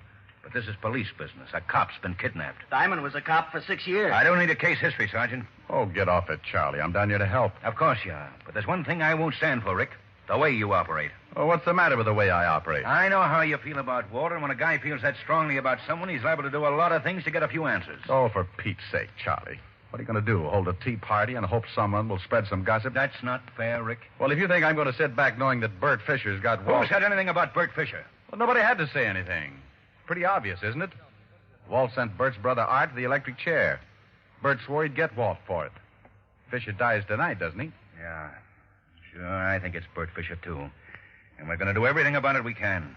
Bert's been in Detroit, hasn't he? Yeah. I've got a call into Detroit. Should be hearing any time. This phone call you got saying they had Walt. I didn't have time to trace it. The guy said Walt was being held, and when Art Fisher dies tonight in the chair, so does Walt. Charlie, I'm going to work on this thing whether you like it or not. Yeah, that figures. But I promise you, Rick, I won't save your skin if you get out of line. Any leads yet? No. You're rounding up the usual stoolies. Well, I know a couple of boys who might have a few angles. Who? Nobody who would give you any information. These guys aren't stoolies. They might tell me because I think they like me. You see, Charlie, sometimes it pays not to be a cop. I'll expect any information you get, Rick. Oh, sure. Well, I'll see you later. Rick? Yeah? Be a good boy, will you? Collins, if we don't find Walt by 11 o'clock, can you hold up Fisher's execution? No. Oh, that's swell. I'll keep in touch. Hey, Diamond, you think you can do anything? And I can try. Do me a favor, Otis. Okay. Get me a complete background on Bert Fisher. Everything. All his friends, his record, as far back as you can go. Gee, Diamond, I'm scared for the lieutenant. You're not alone with that one, Otis. In the Bowery, living in a broken-down rooming house, was a man. 20 years ago, he'd come to the big city with his trumpet tucked under his arm. He'd started playing with little combinations along 52nd Street, and pretty soon the word got around. Everyone came to listen to him. They called him the Dean of Jazz, and the title stuck. Then one night he had an argument with one of the Fusari mob, and the next morning they found him in an alley, half dead, his face beaten to a pulp. It was a long time before the Dean could get around again, and it was a lot longer before he could play his trumpet. And by then, no one would have him.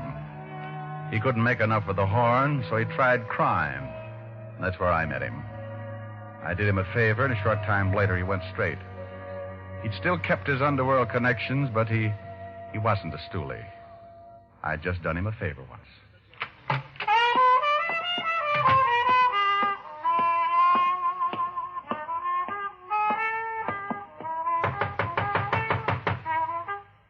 Yeah, who is it? Richard Diamond. Oh. Hello, Diamond. How you, Dean? Like to see you. Yeah. Yeah, I kind of figured you would. Dean, you ever run into a guy named Fisher? Bert Fisher? How about a drink? No, thanks. Skull. Oh, man, it's going to be hot today. This, Bert Fisher grabbed Lieutenant Levinson. Says he's going to kill him. I can't help you. Oh, Dean, I just need one little lead to get started. Yeah, sure.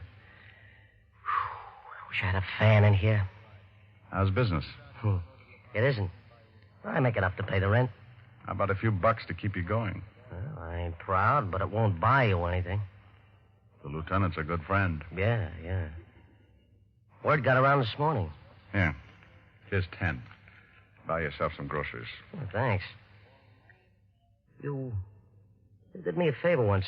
Forget it. Bert Fisher's got a lot of rough hoods working for him. They're most all from Detroit, but they kill the same as anyone from here. Mm-hmm. Dean, do you know anything at all? I might. Who wants to die?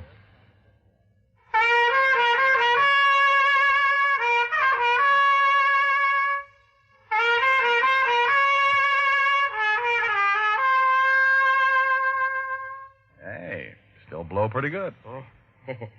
Sure, me and Bix. Well, I'll see you around. Yeah, thanks for the 10. Oh, Dean, about 11 o'clock tonight, play a few bars at the funeral march. Oh, Diamond. Yeah? You remember this tune, don't you? For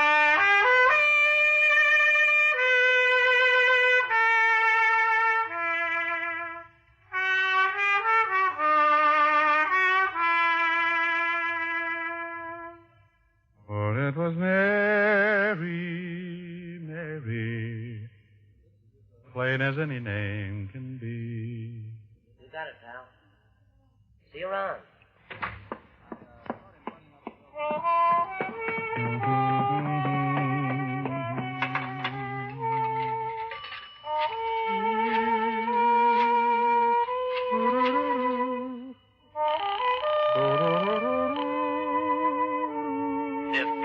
Sergeant Loveloon. Oh, this is Diamond, Otis. What did you find out? Oh, I got reports on everybody we know is connected with Bert Fisher. You want me to read them off? Anybody on that list named Mary? Mary? No. These guys are all named Hallelujah or something. Look, check all of those names and see if Fisher or any one of his boys ever knew a girl named Mary. Then after you do that, I'll... You'll what? Holy smoke, I'll talk to you later.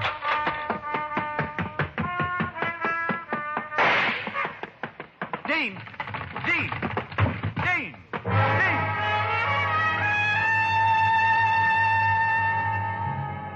The Dean had blown his last note. He was sprawled face down on the dirty carpet, clutching the shiny trumpet. A thin line of red was spreading out from a bullet hole in his chest, and the open window sent me across the room in a hurry. I looked out on the fire escape to see a man drop to the alley below. We both fired a split second apart.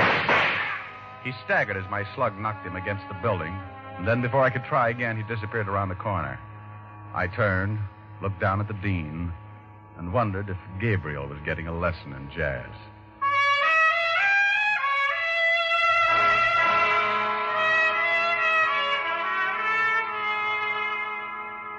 Diamond, I warned you before you left here Okay, Charlie. A nice guy's been killed, but all the crying in the world isn't going to help. Hey, I got something, Diamond. Let's see. Good grief, he's got the whole department working for him. Come on, Otis, what have you got? Is it all right, Captain? Yeah, go ahead. I should be in the second-hand business. Report on one of Fisher's old mob, Lou Baxter. Only one of the whole bunch who had a girl named Mary. Mary? Who's Mary? Charlie, look at this picture. Lou Baxter. I've been looking at it all morning. Oh, take another look. This is the guy I shot climbing down off the fire escape after he killed the Dean. What? Holy smoke. You know where you can pick him up? Oh, he's a local boy, all right. Didn't go back to Detroit with Fisher. I've had a call out in since 10:20 this morning. Hey, what about that girl, Otis? Name's Mary Sinclair. Used to go with Lou Baxter, Captain. No address on her. Mary Sinclair and Lou Baxter, huh? Well, it's the first lead we've had. I'll get the boys on it. Charlie had his methods and I had mine. Otis got in touch with the musicians local, and in half an hour I had a list of all the places the Dean had worked since the union had a record on him. I started checking dives, restaurants, jam joints, questioning owners, bartenders, waiters. No one knew a girl named Mary Sinclair. Around 3 o'clock, I wandered into a place on 52nd Street known as the Red Parrot. Hi. I'm looking for information. You a cop? Private cop. Uh-huh. You remember a guy who played here last year? Trumpet man, the Dean? Sure. Everybody knows the Dean. Something wrong? The Dean got himself killed. Oh, no.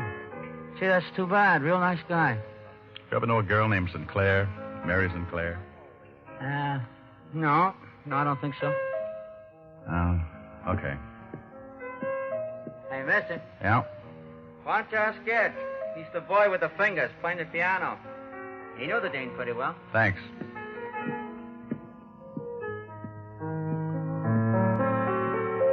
You, Ed? Yeah. What can I do for you, Pops? I understand you're a good friend of the Dean's. Sure, we're compatible, but I ain't seen him in a while. You looking for him? No, for a friend of his, a Mary Sinclair. Cute chick. Where can I find her? Why do you want to find her, Pops?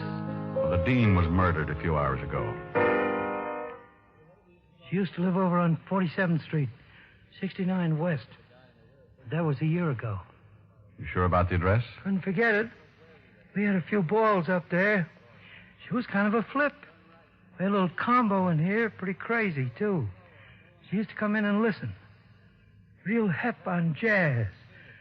Knew all the old-timers by name, like the Dean. Remembered when he was tops, before he got hurt.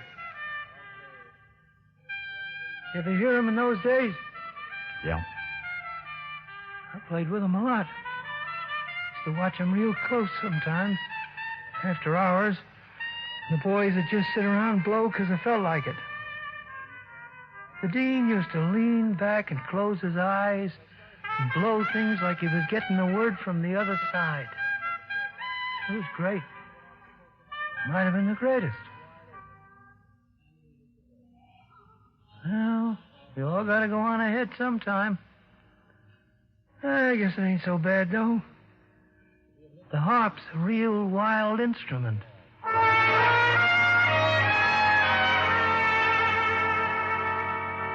I left the piano player and headed for the address he'd given me. There was a good chance Mary Sinclair wasn't living there anymore, but it was the closest I'd come to any kind of a lead. When I got there, I held my breath and looked at the mailbox. Score for Diamond. Miss Mary Sinclair still lived in the building.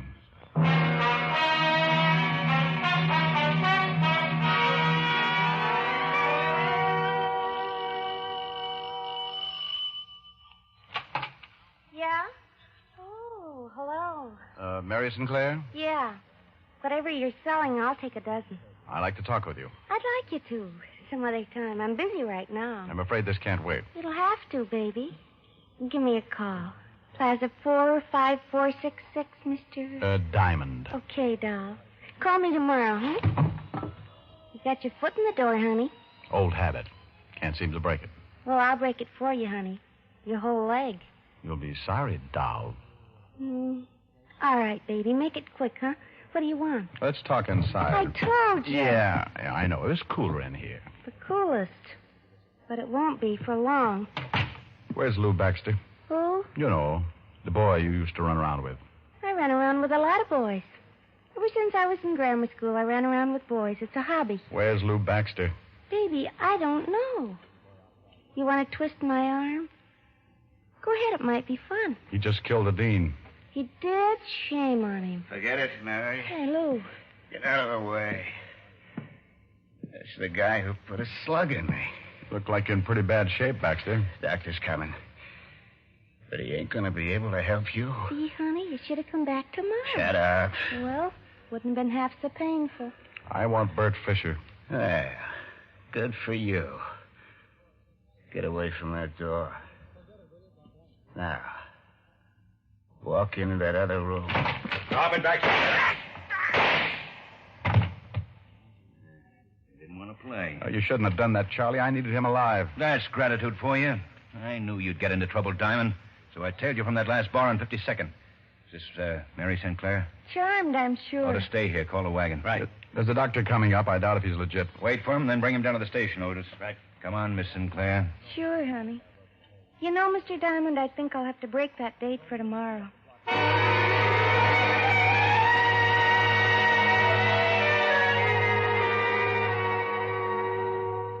Here are Baxter's things, Captain. Watch, wallet, nothing much. Yeah, let's check the wallet. Book of matches.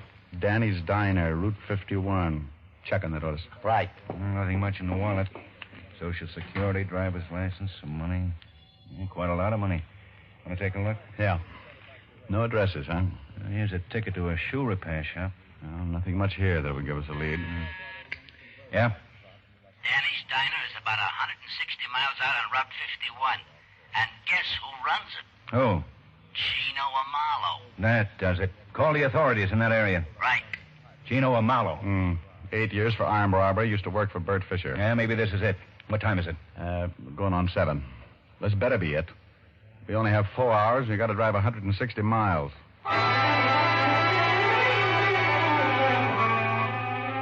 Captain Collins talked to the sheriff's office and set up a rendezvous with him near Danny's Diner. Then we piled into a squad car and roared across the 59th Street Bridge for Route 51. Step on it, Otis. We're doing 80 now. 10 to 90. It's getting late. Rick, you think we should bust right in the diner and take Amalo? No. Amalo doesn't know me. Never seen me. You stake out your men around the place and I'll go in. Give me a couple of minutes, then you come in, work on Amalo a little, and then leave. If he knows where Fisher is, you'll try to get in touch and I'll tag him.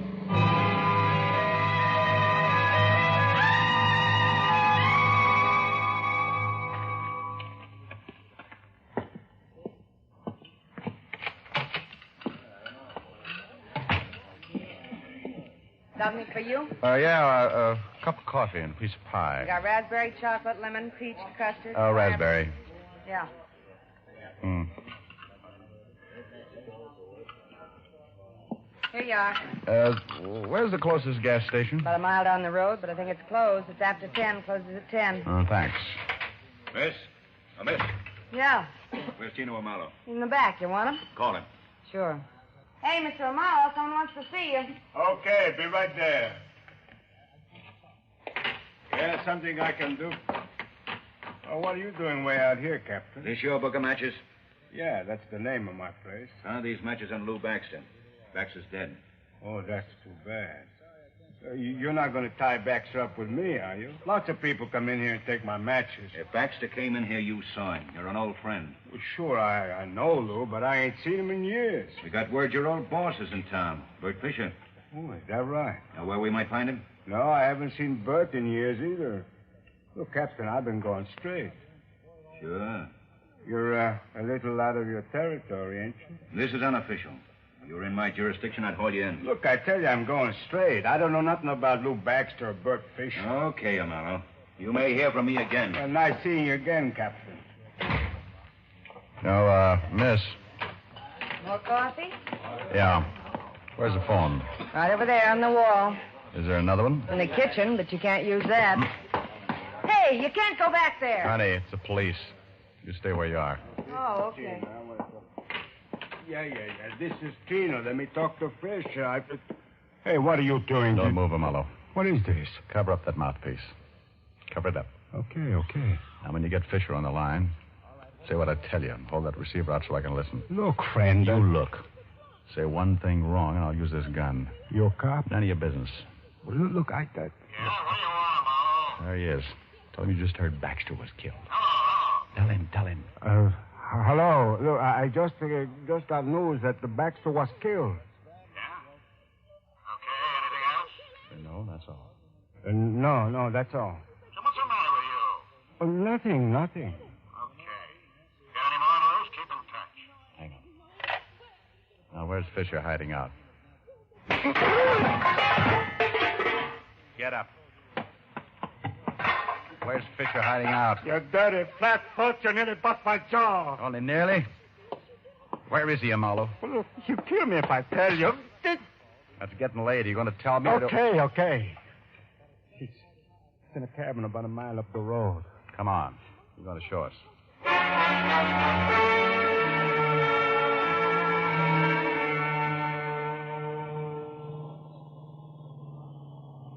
It's just around that bend. We better get out here and walk.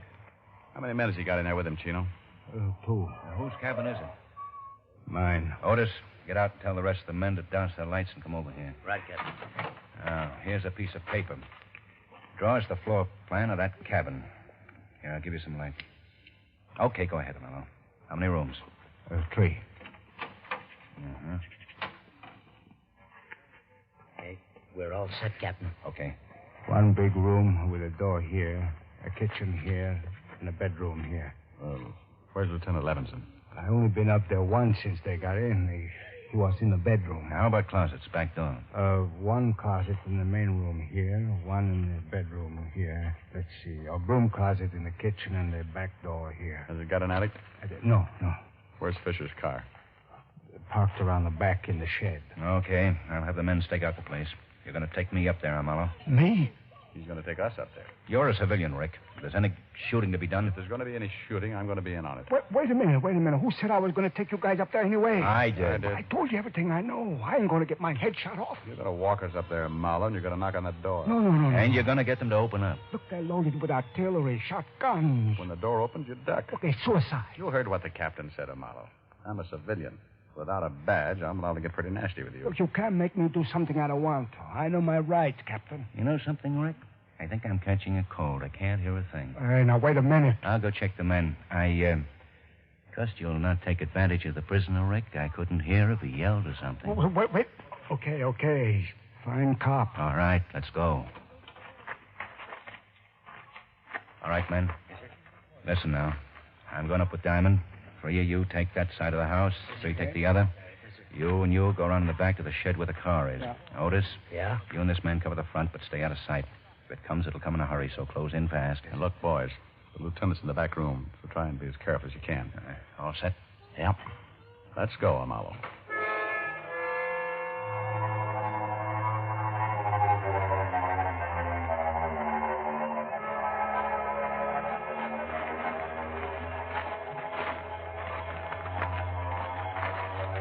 There it is. Light in the front window. It's 10 minutes of 11. I hope their watches aren't fast. Keep going, Amalo. Okay, Otis. You two drop here. Right, Captain. Good luck. What are you stopping for, Amalo? I just remember they told me to yell if I came up. If you try to pull anything... No. Honest. They told me to yell. Okay. You stay here. We're going up on that porch. Count 20, then yell. And play it smart. I won't fool with you, Amalo. Okay, Captain, but I'm scared stiff. You're not alone. Come on, Charlie. This guy's trying to put on the leg. You know what he's running Get on that side of the door.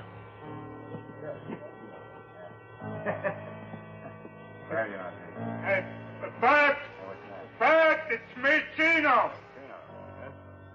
Hey, Bert, I gotta see you. You alone? Yeah. Can I come up? It's all right on the med. Okay, come on up. Get him right. What are you doing? One going into the bedroom. Look out!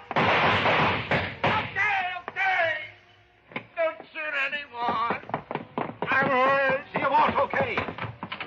Walt? Well, it's about time. Get these ropes off me. You okay, Walt? Yeah. Thanks, Charlie. What time is it? 11 o'clock. Happy birthday.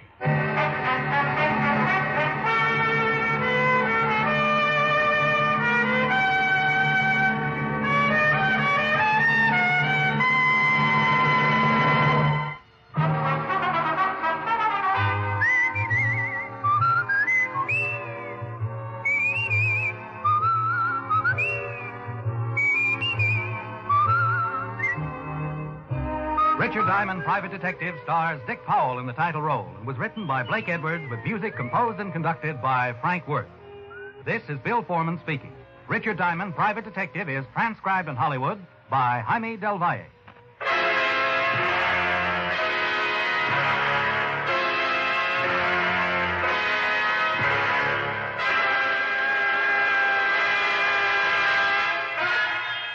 Richard Diamond, Private Detective, has come to you through the worldwide facilities of the United States Armed Forces Radio and Television Service.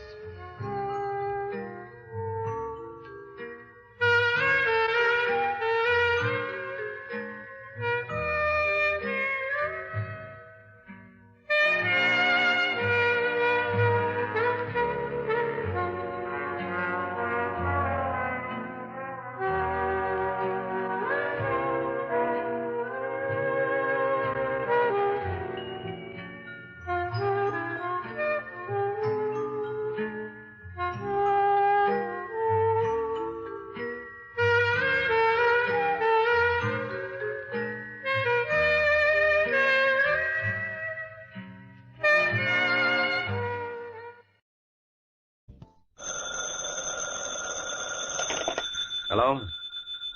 Yes, this is the Falcon speaking. Oh, Peggy.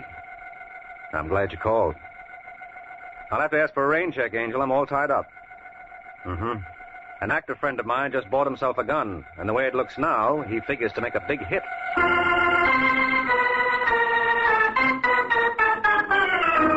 The Adventures of the Falcon, starring Les Damon. Now join him on the air when the Falcon solves the case of the disappearing doll.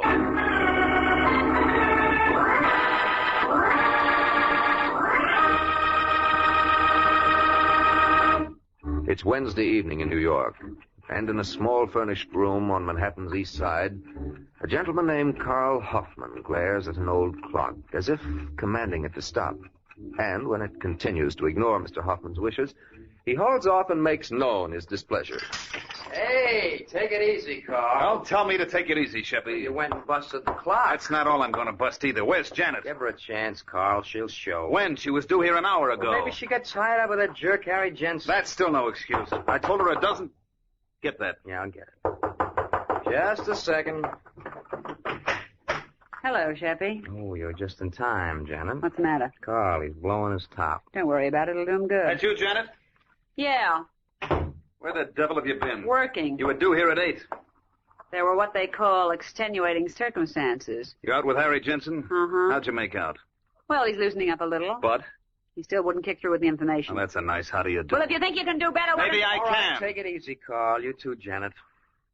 Where does he get off bawling me out? How long have I had to work on Harry? Look, we know it's only been a week, but time is getting short. Vince Dario will be here tomorrow. Who? Vince Dario. Carl's bringing him in from Toledo for this. Why? Because he's the best man in the business, that's why. And Yeah. Vince isn't the kind of a guy who'll hang around if we can't promise him action. Well, I'm doing everything I can. Yeah, sure she is, Carl. Now, why don't you two just kiss and make up? All right, I'm sorry, Janet. Forget it, honey. Come here, baby.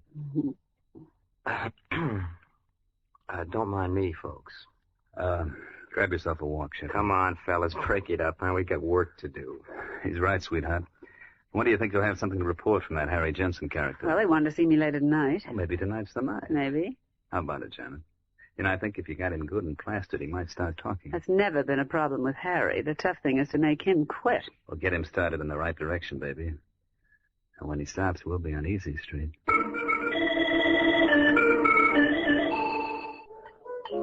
Hey, no more for me, Janet. I had enough. Oh, don't be such a sissy, Who's a Harry. sissy? You are. Yeah? Now, let me show you something. Give me that bottle. Now, Harry, do you think you should? Watch. Well, well, well. How's that? Oh, darling, you're terrific. Hey, you want to know something, Janet? What? Hey, you're pretty terrific, too. I'm crazy about you, baby. Crazy enough to marry me? Say the word and we'll do it like that. Don't tempt me, Harry. I mean it. So do I. What did we live on? What will we live on? What's the matter with me? I make good dough. $80 a week. Is that anything to sneeze at? Oh, no, that's wonderful, darling. Yeah, I'm top man with the outfit.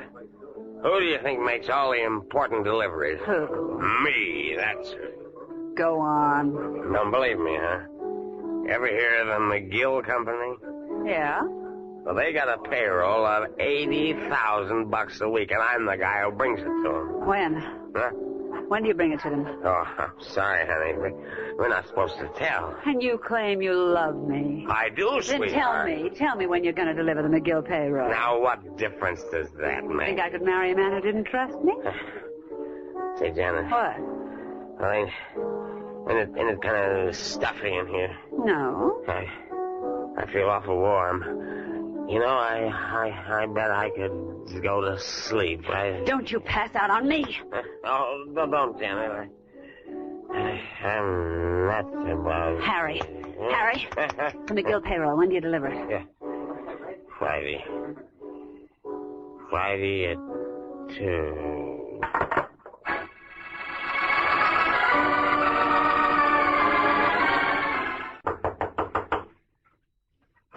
Yeah, what do you want? Looking for Carl Hoffman. Well, who are you? It's all right, Sheppy. Let him in. Hiya, Vince. Hello, Hoffman. Sheppy, Vince Dario. Glad to know you. Thanks. When'd you get in, Vince? About 20 minutes ago. You couldn't have timed it better. Got something hot? Mm-hmm. Sheppy, hear of the McGill Company? The people who make all those plumbing fixtures? That's right. Don't tell me you're figuring on knocking them off. That's what I'm figuring on.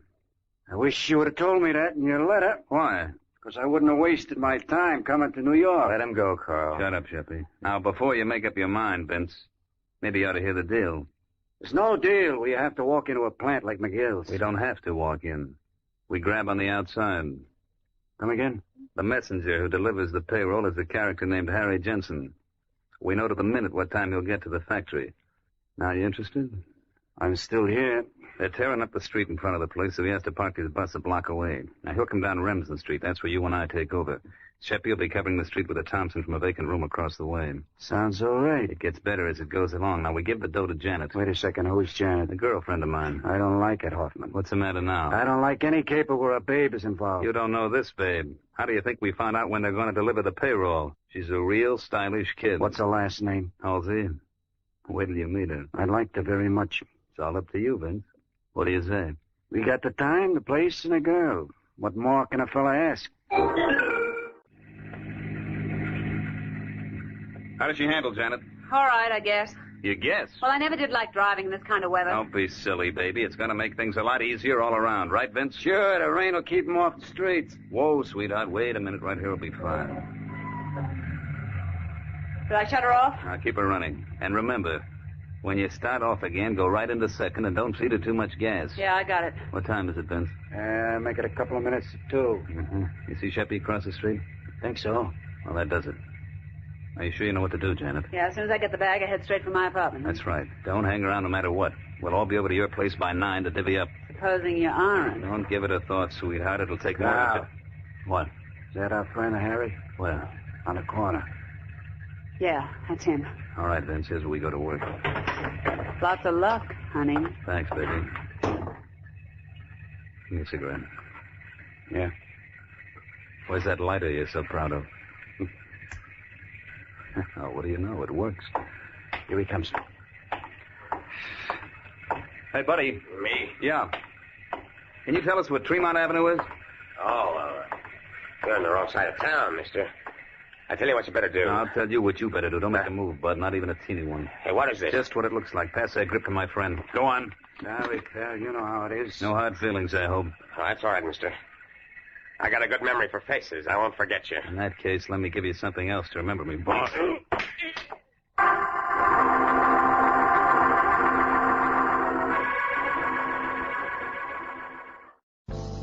Let's pause for a moment.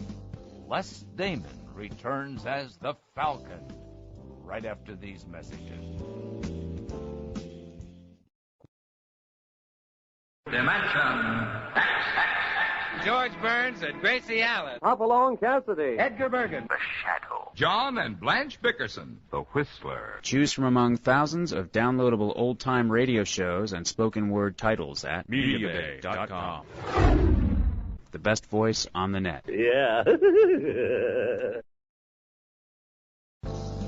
And now let's return to Les Damon as the Falcon in the case of the disappearing doll.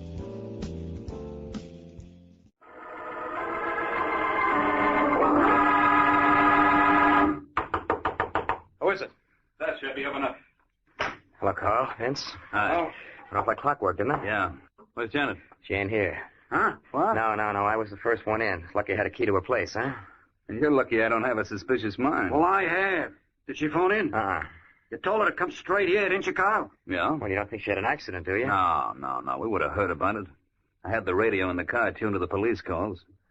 But if the cops nabbed her... You kidding? There was nobody within miles of her. After you chucked the bag into her car, she took off. She'll show up, Vince. She better. She's got all the dough. Just what are you getting at? You told me yourself she's a very smart girl. Women who are beautiful shouldn't be brainy. Meaning? I think we got a double cross. You're nuts. I'll leave it to Sheppy. No. Janet wouldn't do that, Vince. Why not? Well, because she never did it before. Did she ever have 80 grand before? Look, what are you worried about? It isn't even 9 o'clock. Well, supposing she doesn't show by 9. Then I'll start looking for her. And if she isn't dead when I find her, she'll wish to heaven she was.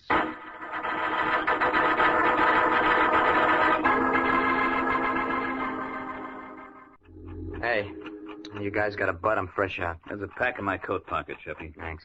Carl, you wouldn't have anything else in that pocket. Like what, Vince? Like 80 grand. Pardon me for pointing, but it's 20 after 9. Your girlfriend hasn't shown up yet. So? So I think we ought to start looking for her. Suppose she comes back in the meantime. You can always leave a note. No. I think one of us ought to hang around here. Who, for instance? Why, do you want to? Maybe I better. Okay, you wait here. Sheppy, you cover the east side. You know the places Janet likes. I got you. What are you going to do, Hoffman? I got an angle I want to try. Like what? Never mind. But if Janet's tossing us a curve, I think I know the one guy who can throw her out at home. I'll let you know how I make out.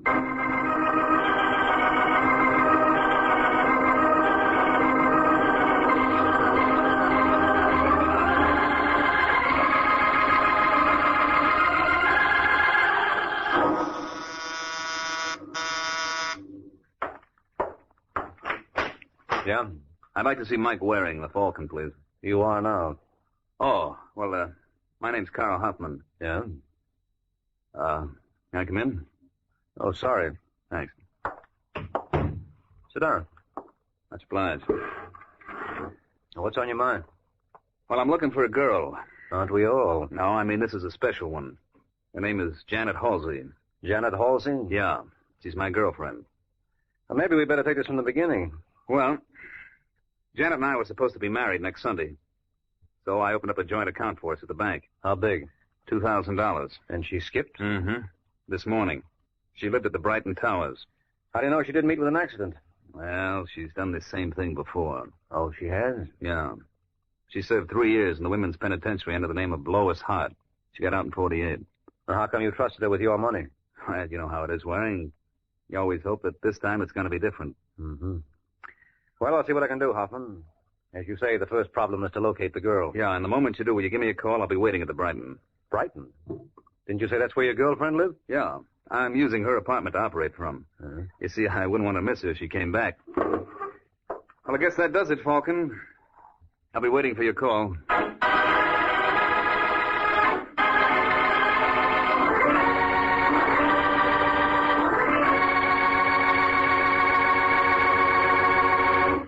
An hour has passed since Carl Hoffman recruited Mike Waring in his search for Janet Halsey.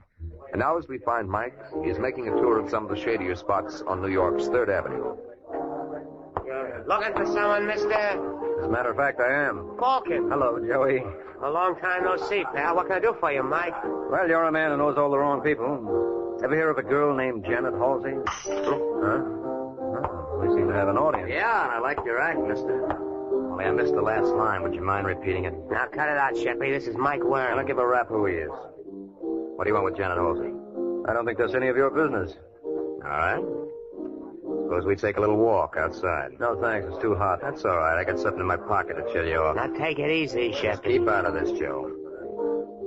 What do you say, Waring? I don't seem to have much choice in the matter. No. So start walking. I'm sorry, Mike. It's all right, Joey. All in a day's work. Quit gabbing. Come on, I haven't got all day. Look, if you'd like to put this off for some Don't be a wise guy. Okay, where do we go from here? Let's try that alley. Now, look, You Fred. heard me.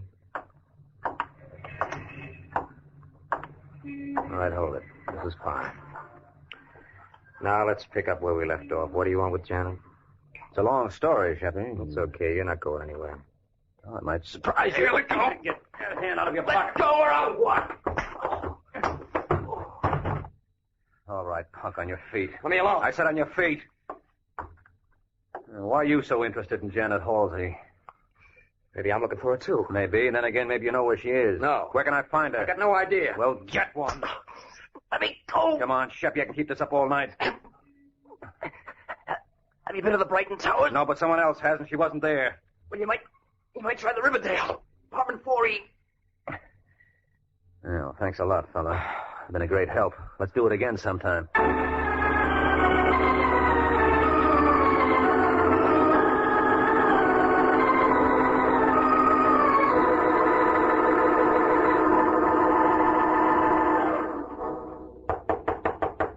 Who is it? Where's Sheppy, Vince? Out looking. Did he phone in? No, I guess he had nothing to report. How did you make out? Not so hot. I guess that leaves me up the well-known creek. What are you griping about? We're all in the same boat. Yeah, but I didn't bring Janet into the act. You did, Hoffman. Okay, and I'll find her. I don't see you making any progress. Maybe not, but I hired somebody who will. Who? A fellow named Mike Waring. A private dick? That's right. What's the idea? You going off your trolley? Relax, will you, Vince? I gave him a song and dance about wanting to find Janet. This guy Waring has plenty of contact. Well, I don't like it. You're the boy who was belly aching that I wasn't doing anything. You didn't have to go that far. No, how far would you go for 80 grand? Yeah, I guess you're right. Thanks. That must be Sheppy. I'll take it. Yeah, what do you want? I beg your pardon. I must have the wrong number. Wait a minute. Is that you, Janet? Hello. Hello. What's the trouble? I think that was Janet. You're imagining things. Don't tell me. I'd recognize her voice anywhere. What made her call and then hang up? You know something, Vince? That's just what I was wondering. I'll be back in an hour.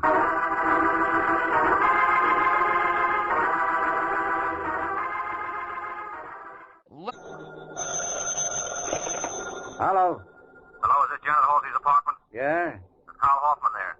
Who's calling? Mike Waring. We just stepped out for a while. Want to leave a message? Who's this? It's okay. I'm a friend of his. My name is Vince Dario. Well, tell Hoffman I've got a lead on his girlfriend. She's supposed to be at Riverdale Arms. If you'll meet me at the 86 Club, we'll go over together. Thanks a lot, Mr. Waring. I know Carl'll be glad to hear that. Waring, over here.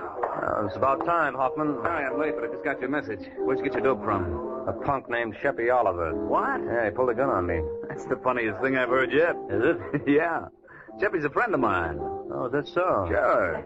When he heard you asking for Janet, he must have gotten suspicious. Why? Well, he's not very bright.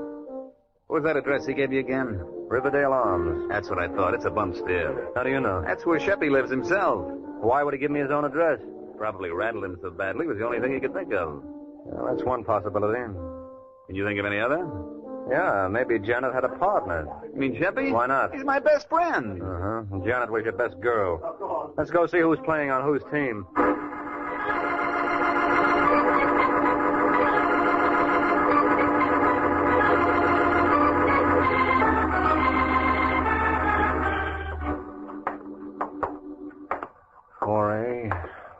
The last one down the hall, Waring. You know, there's one thing that throws me. Only one? After I left your office, I went back to Janet's apartment. I was talking with Vince Dario when the phone rang. So? A girl got on. I would have sworn it was Janet, but she claimed it was the wrong number. Well, maybe she was trying to get in touch with Sheppy, and she got frightened when she heard your voice. Could be, but I never thought Sheppy was their type. This is the place. I just can't believe that he... What's the matter? Unlocked? Yeah. Yeah. Just as I figured. Well, I guess I better call the police, huh? Well, what's the matter? Take a good look. Holy smoke. It's Sheppy. Yeah, and with that slug in his head, I don't think he's in any position to call the cops himself. Where's the phone?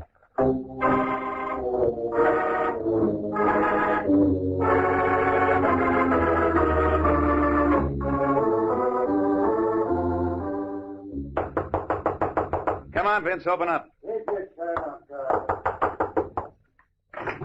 What took you so long? I was busy. Who's your friend? Oh, that's right. You boys haven't met. Mike, this is Vince Dario. How do you do? Hi. How did that lead pan out? Not too bad. You find Janet there? No, we found Sheppy. I don't get it. He was murdered. Murdered? By who, Janet? That's one way to look at it. Still any other? Yeah, I suppose Janet was working with a man. You mean Sheppy? I don't see it. That's just what I said. Look, Carl, suppose we forget the whole thing. What do you mean? We gambled and lost. Oh, you surprised me, Vince. A couple hours ago, you were bawling me out for not doing anything. Now you're willing to write the whole thing off. There's no use crying over spilt milk. Sure. With 80 grand in your pocket, you can always buy yourself another quart. Oh? You say something, Waring?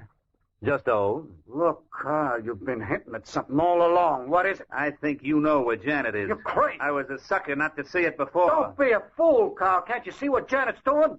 She murdered Sheppy. Now she's turning us against each other. Well, somebody put her up to it, and I got a feeling that... Shoot! Quit it, you... Cut it out, Hoffman. None of this, Mike. Where is she, Vince? Come on, Hoffman, break it up. Mike, let go. I said break it up. Okay. Dario. What was the idea, Hoffman? I don't like double crosses. Get the keys out of his pocket. What for? I got a hunch Janet is holed up in his apartment, and I'm going to play it to the hilt.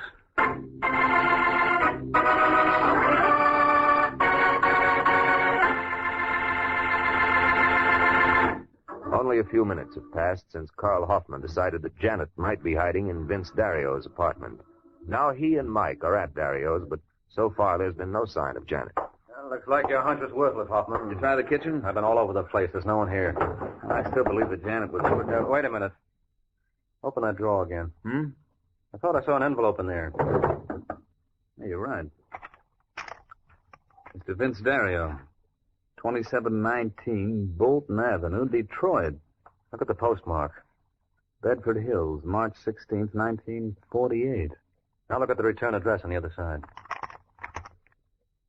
Janet Halsey, State Penitentiary for Women. Uh-huh. You get it? And I was right. Vince knew Janet all along. Well, you could build up a convincing case on the face of it. Yeah, but where is she now? Well, can't you think of somewhere she might go? Oh, we've covered every possible hideout.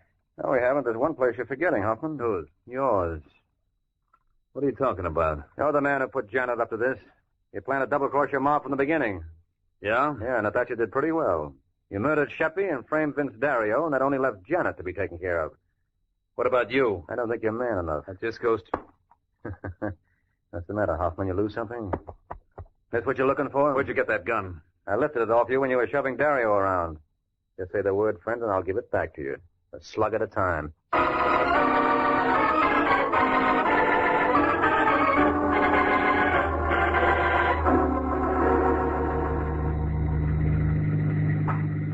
Well, what happened after that, Mike? You know the rest, Janet. As soon as the police picked up Carl, I went to his apartment. And picked me up. And not a bad day's work at that. Thanks. No, I'm talking about the little bag you had with you containing 80 grand belonging to the McGill Company. Oh. Now, what gets me is how you people knew exactly what time the payroll was to be delivered. Oh, I had inside information. From the boy who delivered it? How did you guess? It figured. What did you do? Use your feminine wiles? It didn't take much. He wanted to prove what a great big man he was. Mm-hmm. Well, you have that effect on the opposite sex. Do I? Yeah, it's just too bad you had all your work for nothing. Yeah, I guess when you come down to it, I was pretty lucky at that. You sure were, Angel.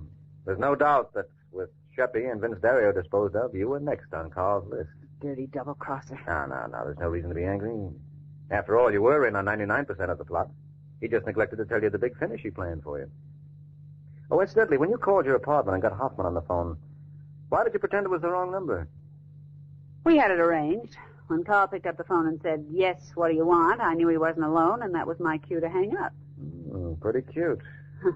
That was the second way he convinced Dario he was acting above board. What was the first, Mike? Hiring me. He had to go through with the motions of trying to find you, and what would make him look more innocent than hiring a private detective? I still don't see what proved to you he was guilty. Well, the return address on the envelope I found in Dario's room gave your name as Janet Halsey. And Carl told me when you were up at the Women's Pen, you served time under the name of Lois Hart. So obviously the letter was a frame. And Carl was the only one who could have planted it. That's right. You know, you're pretty wonderful, honey. Mr. Waring. Oh, I don't mind you getting affectionate. After all, we're going to be seeing lots of each other, Janet. Are we? Mm-hmm. Whoop. Almost past our destination. Is this where you live? What's the matter with you, Janet? Don't you recognize the building? It's police headquarters. That's right. Why, you no good double Now. What are you complaining about, Angel? I promised you we'd be seeing a lot of each other. Can I help it if for the next 10 years it'll have to be through bars?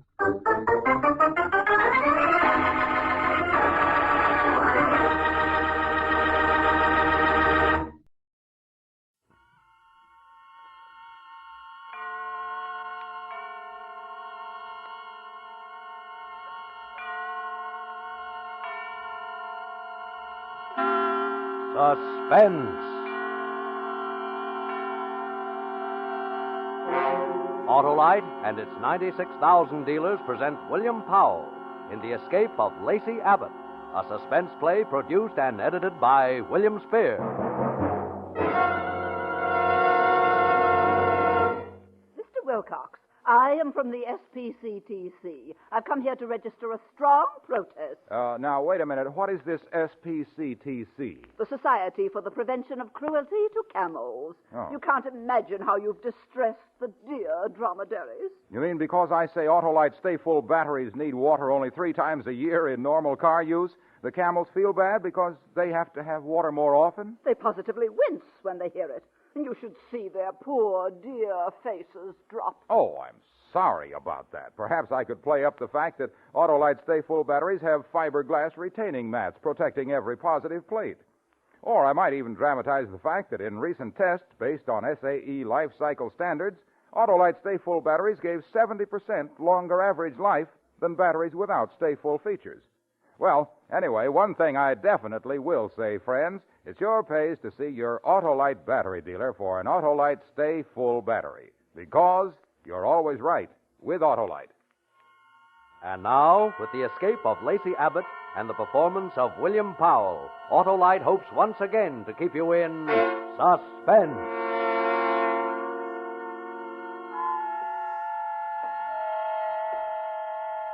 Hey, you. Yes, you. A position of authority. Come here. You can always tell by their voices.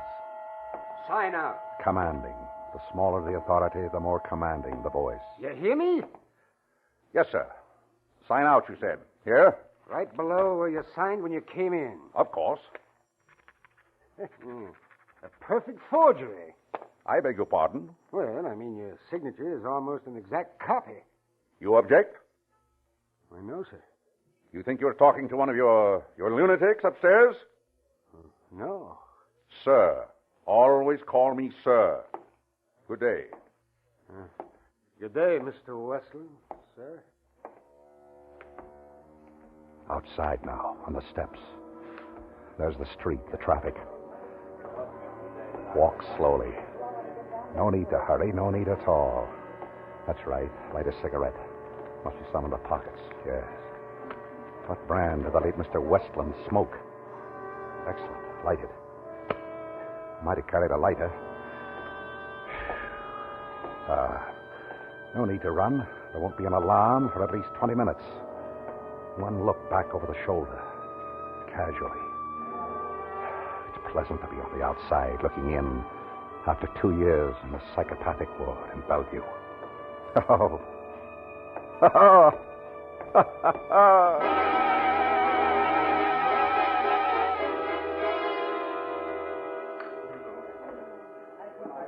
Well? This is a restaurant. Are you kidding? And you're a waitress, a lovely waitress. Look, do you or don't you want something to eat? I'd much rather look at you. Look, mister, I get off at 1 a.m., but right now the boss... I'm going to take you out of all this. Oh, sure. Furs, diamonds, warm against your skin. Hey, let go my hand. Your name is Fay, huh? Embroidered on your uniform. Fay. Fay, listen to me. Now, look, Romeo. Listen, this will be the biggest thrill of your life. I just escaped from Bellevue. What? I'm Lacey Abbott. I've been in the psychopathic ward in Bellevue for 2 years. You don't say. Nicholas Westland, my lawyer, came to see me. And when we were alone, I strangled him to death. Let me go. Stand still. I changed clothes with him. I signed his name on my way out. It'll be in the papers. I'm laughing. And I'll back to tonight's in a sanctuary mystery. I had a wife once, Kate. They say I killed her. So I must have killed her. Sure. You killed her. No, I didn't. Martin Avery killed her. Sure. Martin Avery killed her. You just sit there while I get a glass of water. I'll be back. We must see Mr. Avery. Oh, yes, definitely, Mr. Avery.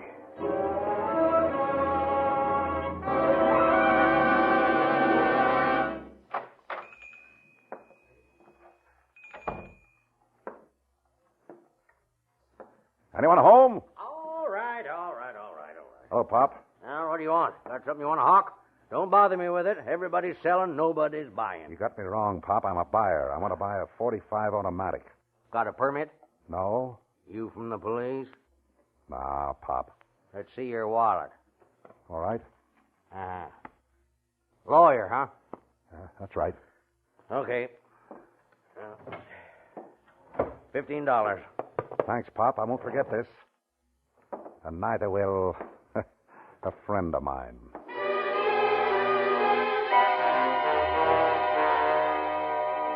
Park Avenue. A little late evening call on Martin Avery. There's the apartment house. First class, Mr. Avery, very first class. May I blow your brains out, Mr. Martin Avery? Thank you, sir. How do they say it in the movies? You want it in the belly or the back? Extra, paper, murder in Bellevue, lunatic escapes, extra. Boy? Paper? Yes. Just out? Yeah. Extra. Keep the change. Thanks. Aren't you scared with a lunatic running loose? In New York? Murder in Bellevue.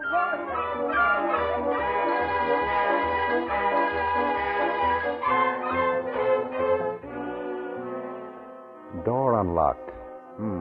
How thoughtful. Lavish apartment, Mr. Martin Avery. Lush. Not like it used to be. All right, now, darling, you just go to bed.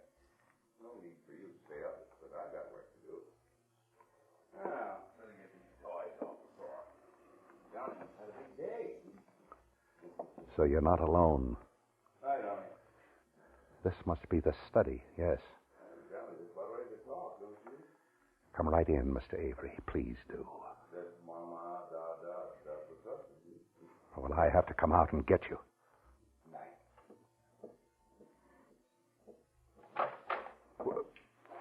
Lacey. Shut the door. Quietly. Lacey. Shut it. You're in Bellevue. But you see, I'm not. They'll find you. Look. My picture on the front page. Lousy picture. I could go to work in a delicatessen on the East Side, live in a hole, never leave Manhattan. Who'd find me? They'd find you. They'll find you first. Now, I don't expect anything from you, Lacey. You're a sick man. I feel sorry for you, but I have my wife and child, my son here in the apartment now. I don't want... This gun? It's just to keep your voice down. It's a toy. It can't hurt. It kills. Pull the drapes over the window. What? Cover the windows. Will there be any dawn? That's the question.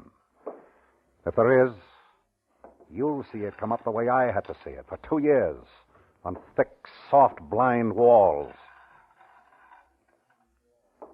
All right, now what do you want? I waited a long time for this, a long time. Put down the gun. Oh, wouldn't you like that? Wouldn't you just? All right. Now, after all, Lacey, we were friends once. You used to see better, Martin. What? Take another look at the paper. Westland? You killed Westland? You can always find another lawyer. Shouldn't upset you. He wasn't your lawyer. He was mine. Never liked you. Always liked me. He was trying to help you. He did. What do you want with me? Company. Company? That's what I missed most of all, Martin. Can you believe that? Company. 2 years. No one to talk to. Oh, the doctor, sure, but not really anyone. 2 years, Martin. I'm sorry, Lacey. How is everything? Going very well. I have to admire you, Martin, standing there looking into this 45. You're not even blinking. It takes nerve to face a madman. See, in the paper, that's what they call me, a madman, with a gun in his hand. You never know what a madman will do, Martin. It takes nerve to stand there looking at me like that. No expression, cold. They should put a drink in your hand and photograph you. Oh, yes, we could read the magazines in Bellevue. Those that wouldn't excite us, with the staples removed. But, Martin, you're not listening to me. You're watching the door. Relax, Martin. It's going to be a long night. Maybe you won't see the end of it. It depends. It depends on whether you say the things I want to hear, whether you do things I like. It's up to me. Yeah. I waited a long time. And now, it's up to me.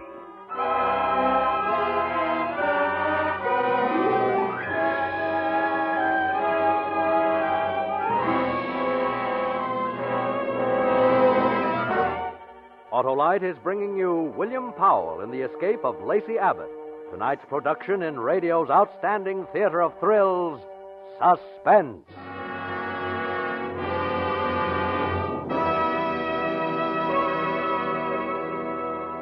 Well, Mr. Wilcox, have you made up your mind? About camels, you mean? You bet I have. And? You can tell your camel friends that Harlow Wilcox will never again shame them with Autolite Stay Full batteries, the batteries that need water only 3 times a year in normal car use. Oh, they'll be overjoyed. You can undroop the dreary dromedaries by reporting that Wilcox will no longer imply that Autolite Stay Full batteries are ruining Camel's go-without-water reputation. How elated they'll be. From now on, I'll merely mention that Autolite Stay Full batteries have fiberglass retaining mats at every positive plate for longer battery life.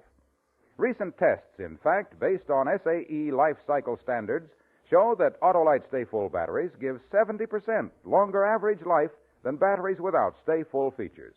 So get an Autolite Stay Full battery, friends, at your Autolite battery dealers. Remember, you're always right with Autolite. And now, Autolite brings back to our Hollywood soundstage our star, William Powell, with John McIntyre in The Escape of Lacey Abbott, a tale well calculated to keep you in suspense.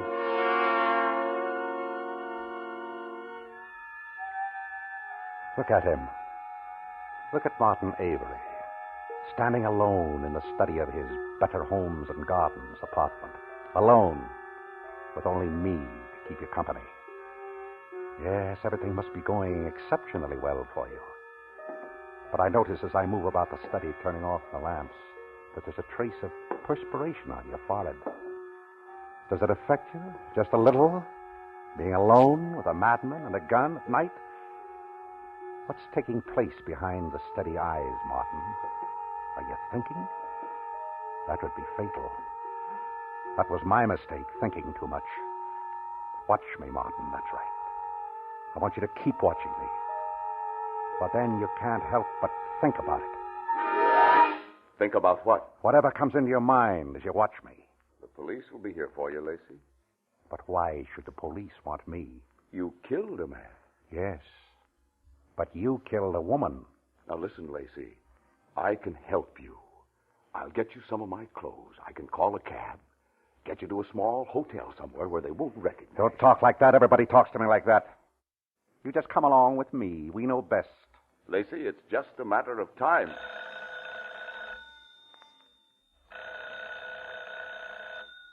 Answer it. Go on. But watch what you say. And hold it out here so I can hear it, too. Hello? Mr. Martin Avery? Yes, speaking. I'm Mrs. Nicholas Westland. I don't know if you've heard. Lacey Abbott escaped. My husband... Yes, I saw the papers. I'm sorry. Well, I didn't know. I thought I'd better warn you. Nicholas told me how much the man hated you. Thank you for calling, Miss Westland. I hope I'm... Good night. Good night, Miss Westland. Are you all right? Yes, I'm all right. Good night. You can hang up, Martin. Murderer.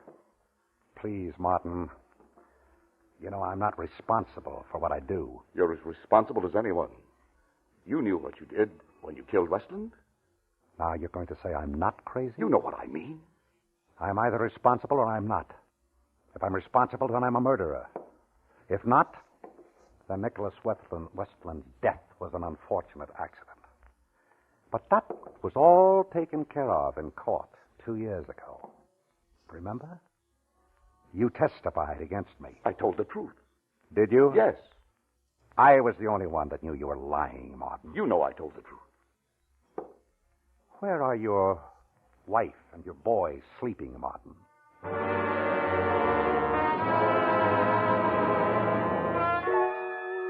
Oh, you're interested now. For the first time, there's something behind those cool eyes that I can see, get at. What time is it? 11? 11 o'clock. 6 hours until dawn. We should find out quite a lot before then. Quite a lot.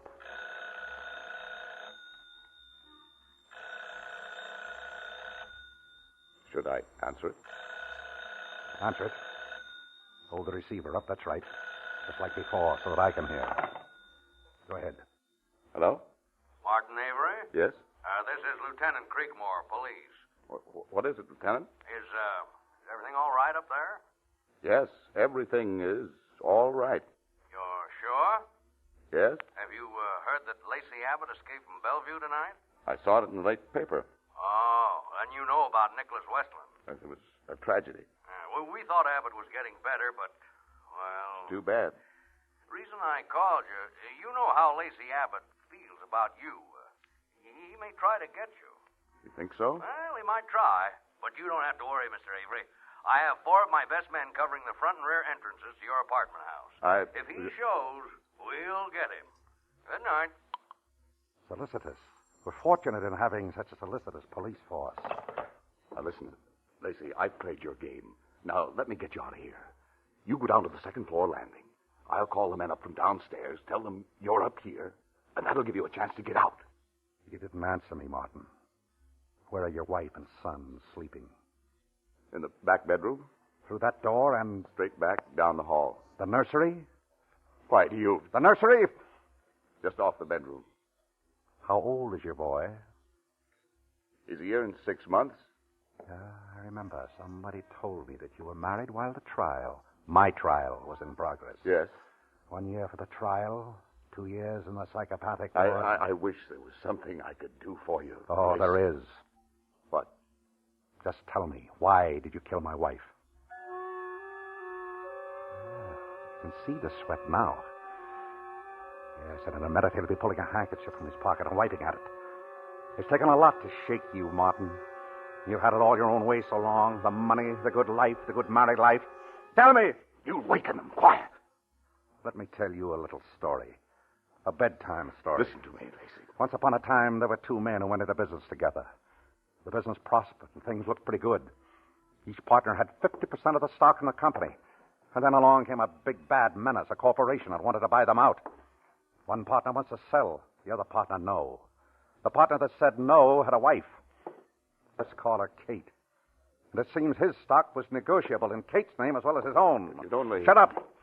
The partner that wants to sell, that's you, pulled a fast one while I'm out of town. And you got Kate to sign away everything. But before I got back, she saw what you're doing. And right there was where she disappeared. No, now listen to me, Lacy. And I wonder who it was that saw to it. I wonder who it was that killed her. You're still out of your mind. That's just a fantasy. Just a fantasy, huh?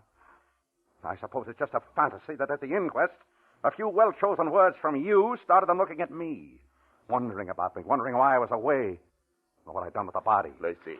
A fantasy that had almost killed me to lose her. Yes, I was out of my mind then. And again, your few well-chosen words. I'd noticed he hadn't been himself lately, but I just thought it was overwork. You've got to listen. Thanks, now. partner, I do thank you, and I stand ready to repay you, Martin. Where's her body? I don't know.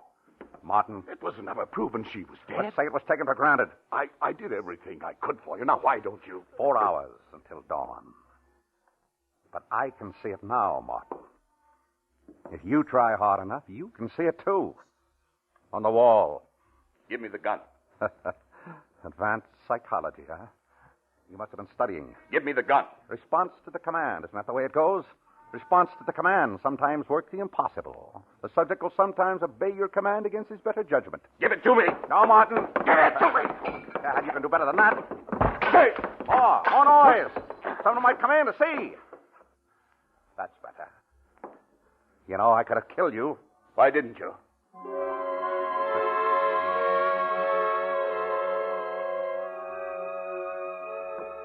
A brave man, Martin Avery. You can't take that away from him. That's why it takes thought. Watch me, Martin. I'm walking to the door. That's right. Don't miss a move. See, I'm locking the door. So there'll be no sudden intrusion. What would you do if I walked over to that door, unlocked it, walked out? First, I'd shoot you in the shoulder. Or the leg. And then maybe the other shoulder. I don't want you dead. Not right away. I'd never find out what I want to know. Lacy, can't you understand what you're doing? I never harmed you. I swear it. I swear it.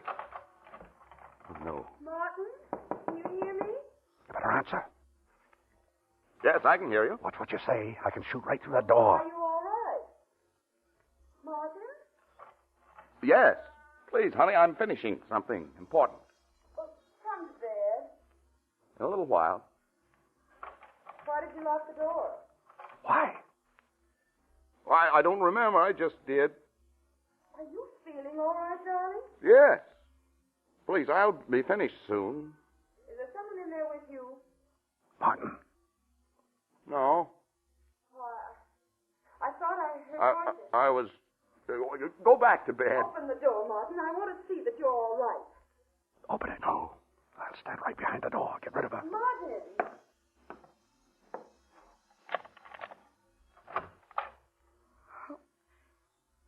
Is anything wrong? Oh, no, darling.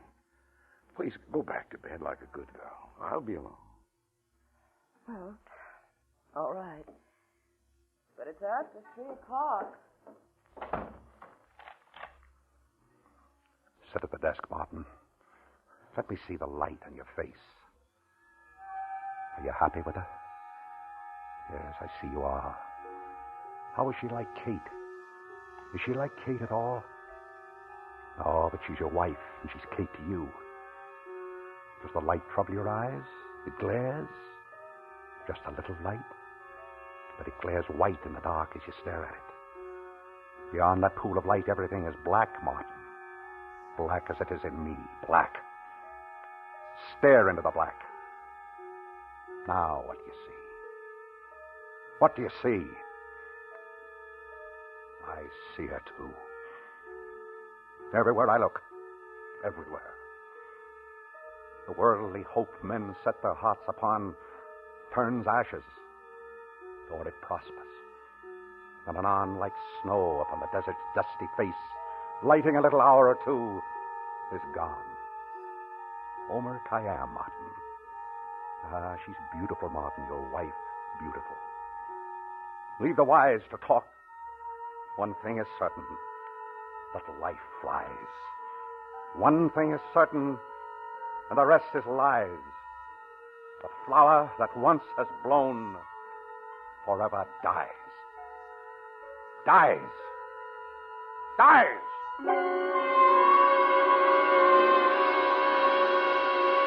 You wouldn't do that. You couldn't. I could, Martin, I could. No, she had nothing to do. Say it. Money. I'll give you money. Enough so you can find your way out. They can't do anything to you if you have money. That's not what I want to hear. Where is Kate's body? I don't know. Tell me. I can't. Through the door and down the hall. No. Just off the bedroom. Not the boy. You can't, Lacey. Tell me. I can't.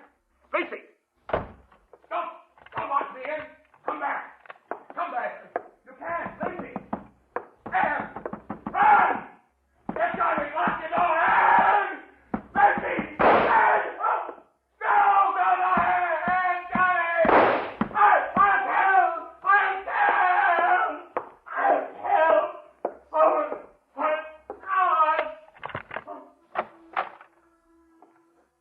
I'll tell.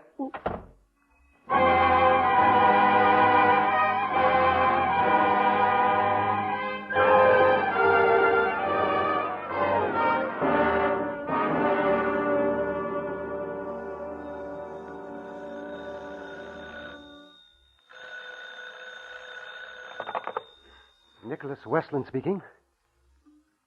Yes. I know, Commissioner. And I'm glad you had the faith to play along with us. I know, yes. It was pretty extreme.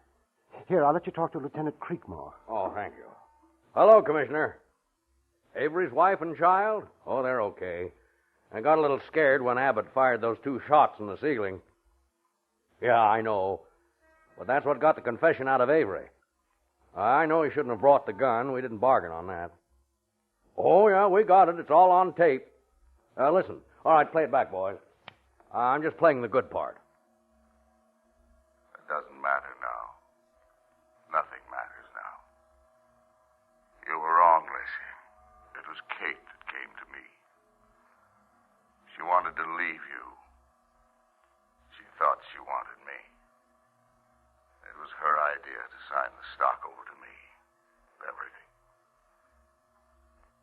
I kidded her along, but she found out about Anne. Anne. It doesn't matter now. I tried to talk to Kate. An argument. We had a fight. I didn't mean to, but it was an accident. I killed her. I fixed it so they'd suspect you. It wasn't hard. It was better than I thought. You seem to be out of your mind. Where did you put her body? I've kept it until... All right, boys, that's enough. Did you get that?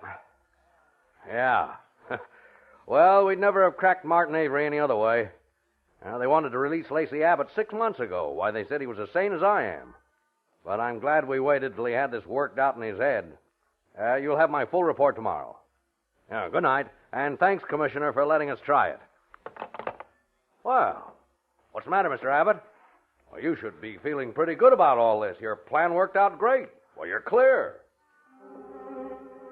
What difference does that make?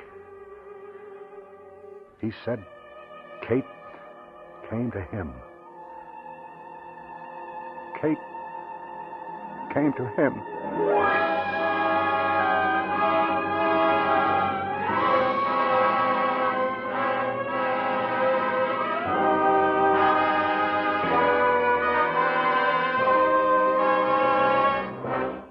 Suspense, presented by Autolite.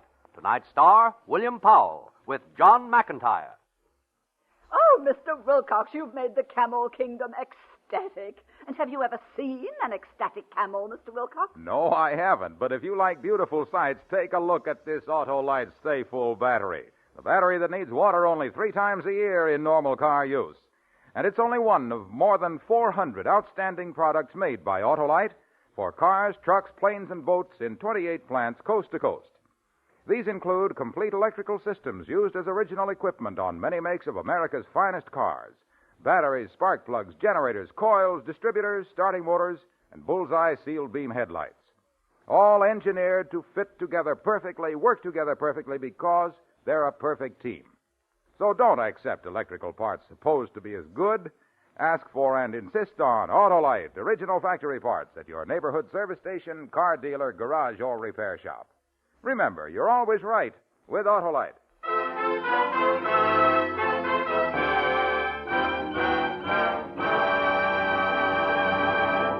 Next Thursday for Suspense, an unusual bit of casting that we think will intrigue you.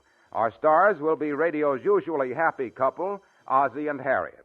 The play is called Mr. Diogenes, and it is, as we say, a tale well calculated to keep you in suspense.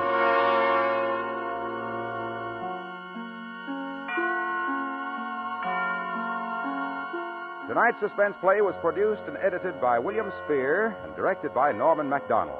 Music for Suspense is composed by Lucien Morawek and conducted by Lud Gluskin. The Escape of Lacey Abbott is an original radio play by Gilbert Thomas. William Powell appeared by arrangement with Metro-Goldwyn-Mayer, producers of East Side, West Side, starring Barbara Stanwyck, James Mason, Van Heflin, and Ava Gardner. In the coming weeks, you will hear such stars as Rosalind Russell and Marlena Dietrich. Don't forget, next Thursday, same time, Autolite will present Suspense, starring Ozzie and Harriet Nelson. You can buy Autolite Stay-Full batteries, Autolite resistor or regular spark plugs, Autolite electrical parts at your neighborhood Autolite dealers. Switch to Autolite. Good night. Your help is needed to stamp out dreaded infantile paralysis. Give now to the March of Dimes. Remember, every dime or dollar you give may help to save you or your loved ones from affliction. In Canada, give to the Canadian March of Dimes, Box 10, Toronto. This is CBS, the Columbia Broadcasting System.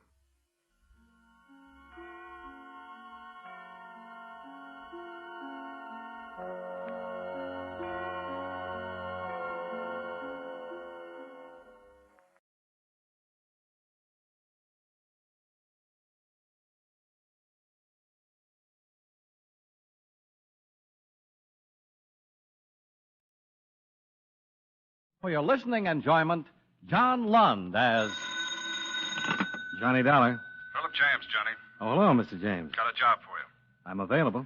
This is an arson case. We insure the business of a Mr. Lester Matson, plastics. Old factory burned down. $700,000. Police found definite evidence that rules out accident. How was it set? Some kind of high-octane fuel. Any suspects? No, not yet. Lieutenant Ridgway at New York headquarters will fill in the details. When can you leave? Oh, a couple of hours. Fine. Good luck, Johnny.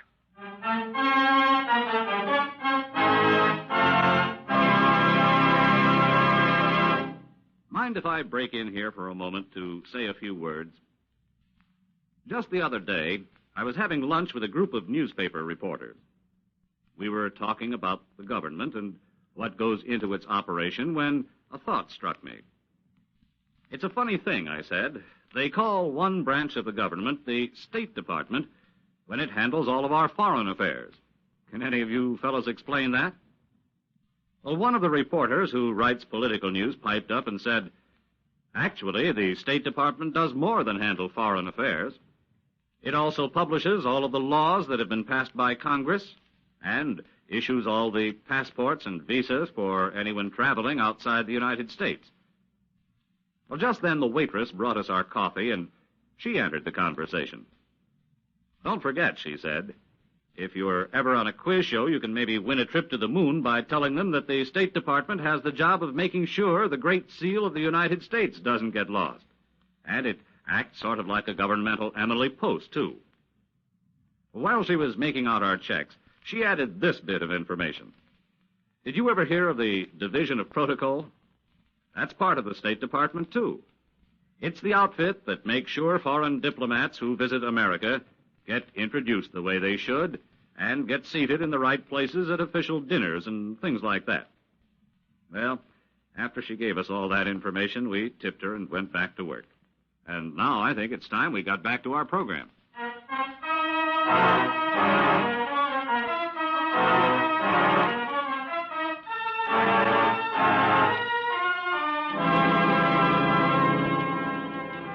Expense account submitted by Special Investigator Johnny Dollar to Home Office, Columbia All Risk Insurance Company, Hartford, Connecticut.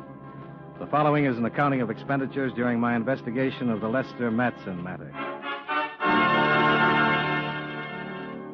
Expense account item 1, $17.55, train fare and incidentals between Hartford and New York City. I arrived in New York, registered at a hotel, and rented a car, which I drove to police headquarters. Lieutenant Ridgway was a tall, nice-looking man with a pleasant smile and a firm handshake. Glad to help you as much as I can, Mr. Dollar. Sit down. Thanks, Lieutenant. Now, how much do you know so far? Only that the Matson plastic factory burned down. Not all the way, but nearly. And that you suspect arson. Positively. We made our report to your company, Mr. James. Yeah. He told me about the high-octane fuel. Mm-hmm, and a 10-gallon can. The night watchman heard the explosion, but by the time he got there, the fire was out of control. He could see the can and the fuel burning. He could smell it, too. No suspects? No, not yet. Any leads? The owner. You think he did it? No, he couldn't have. He was with his daughter at a dinner party. Then you think he had someone else? No, I don't think so. But you said he was a suspect. No, I said I had a lead. He's it. Something wrong, Dollar. I don't know what it is. First, I just put it down to the natural behavior of a man who just lost his business. Later on, when I talked with him further, well, I can't really put my finger on it, but I think he's hiding something. He knows something about that fire. He's scared. And that's it? Yeah, that's it. I'm pretty sure he didn't have anything to do with it. He's too successful. Nice bank account, wonderful home, wonderful daughter. Well, the factory was really worth a whole lot more than what he'll collect on the insurance, wasn't it? Well, that's what Mr. Your boss. James. Yeah, James. That's what he said. The assets of the business were in the millions. Yeah. Well, if anything, this will really be tough on Matson. Have to build again. Dyes, molds. Well, I think I'll stop out and see him. Yeah. Let me know what you think. I'll do that.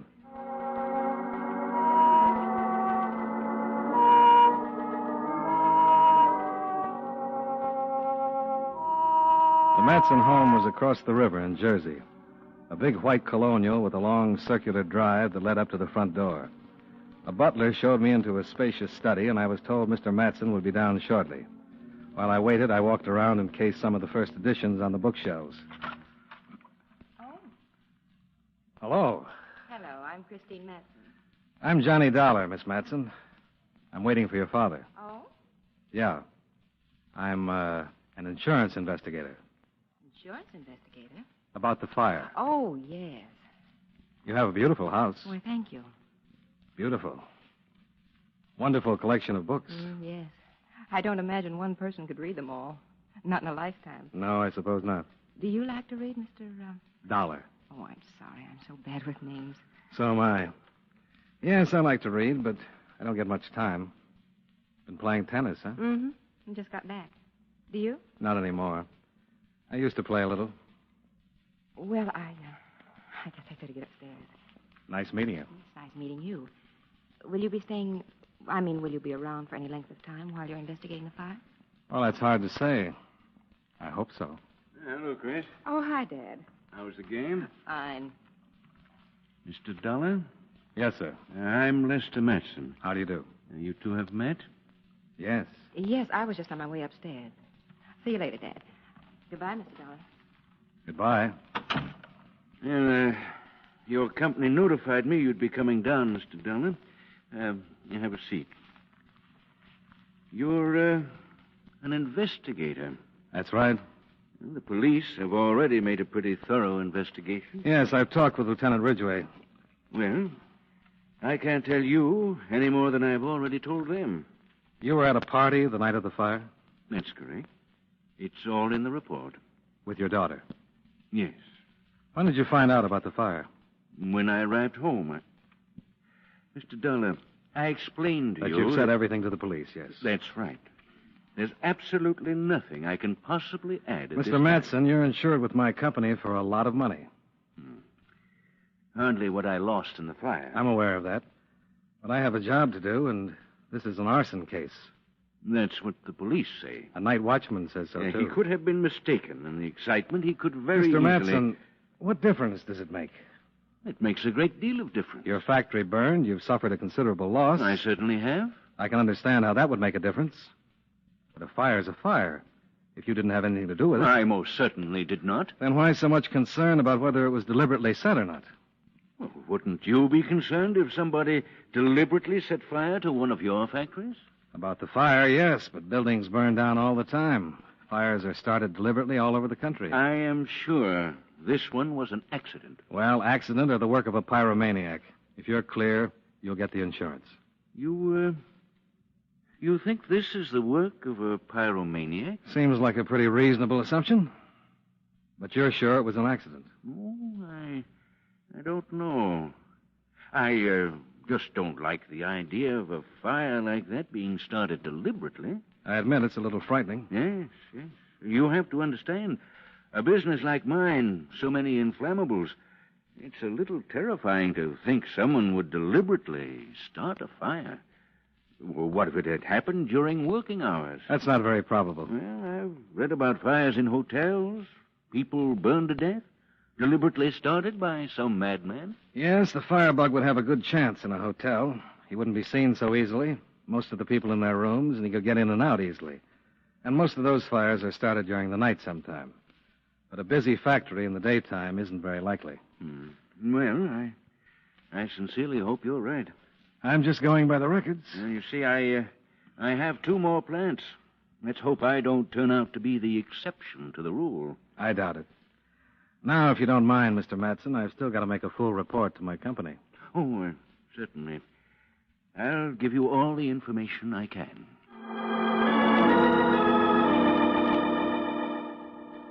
Lieutenant Ridgway had been right. Something was troubling Matson.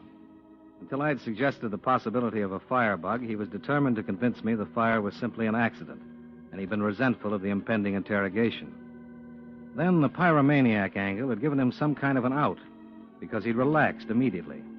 While I questioned him about the details of the fire, he seemed actually cheerful, even resurrected a few old bromides that I politely chuckled along with. But he told me nothing I hadn't already learned from the lieutenant, so I thanked him, shook his hand at the front door, and climbed back into my car. As I drove off, I felt sorry I couldn't have seen the daughter again, because it was certainly a sight worth seeing again. And again.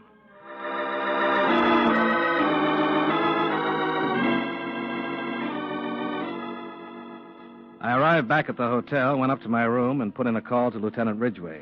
What'd you think? Yeah, something's bothering him. Yeah, I know, but what? Did you ever mention the possibility of a firebug having been responsible for the fire? To Matson? Yeah. No, I don't think I did.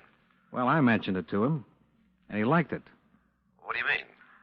Until I did, he was determined to call the whole thing an accident. When I suggested a pyro, he made a complete about-face. Oh, he was subtle about it, but he forgot the accident theory. That right? Yeah. He seemed actually relieved. Oh. What do you think it means? I don't know. It could mean he knows who started the fire.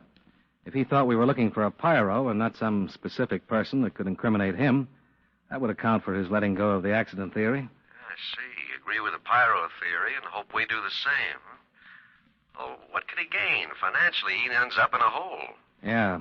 Insurance doesn't figure. Oh, no, he's loaded. Got all the money he needs. And it's something else. Somebody started that fire, and I'm pretty sure Matson knows who and why. Yeah, now all we've got to do is find the who and why. Well, I don't mind working on the case for a while. Have you seen his daughter? Yeah. Maybe she started the fire. Why would she do that? She's the type that could. I just met her for a minute, and I'm still smoldering.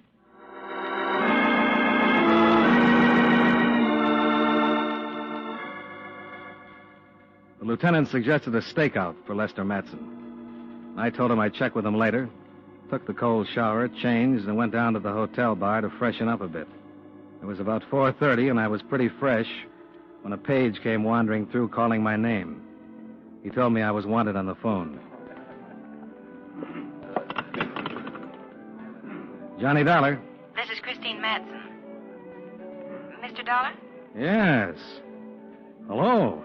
I found out where you were staying from your company. Well, that's nice. Why did you find out where I was staying from my company? But it's very important that I talk to you. All right. Where are you? I don't want to meet you at your hotel. I have to be very careful. Well, so do I. That's not what I mean. If certain parties saw me with you, my father's life would be in danger. Is this about the fire? Yes, it is. Would you meet me at the corner of 5th and 115th Street in a half hour? Sure. I'll be in a cab. I'll pick you up. I'll be the guy with a fire extinguisher.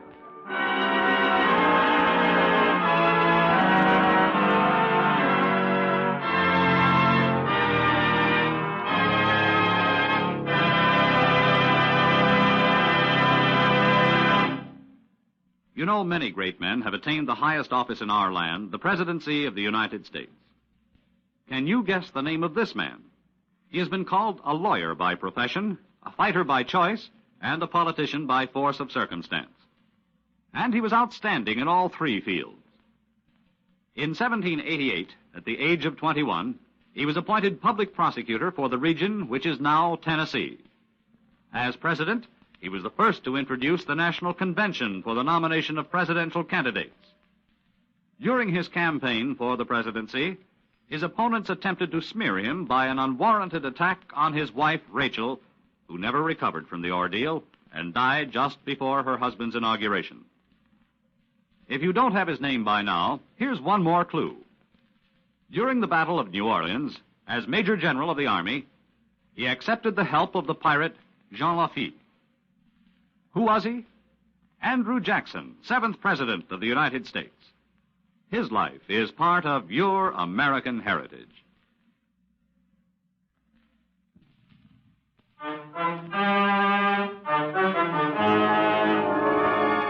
And now, with our star, John Lund, we bring you the second act of Yours Truly, Johnny Dollar.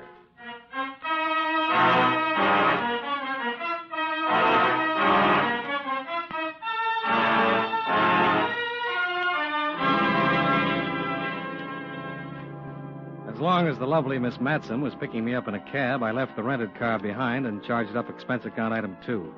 $1.65 for cab fare from the hotel to 5th and 115th Streets.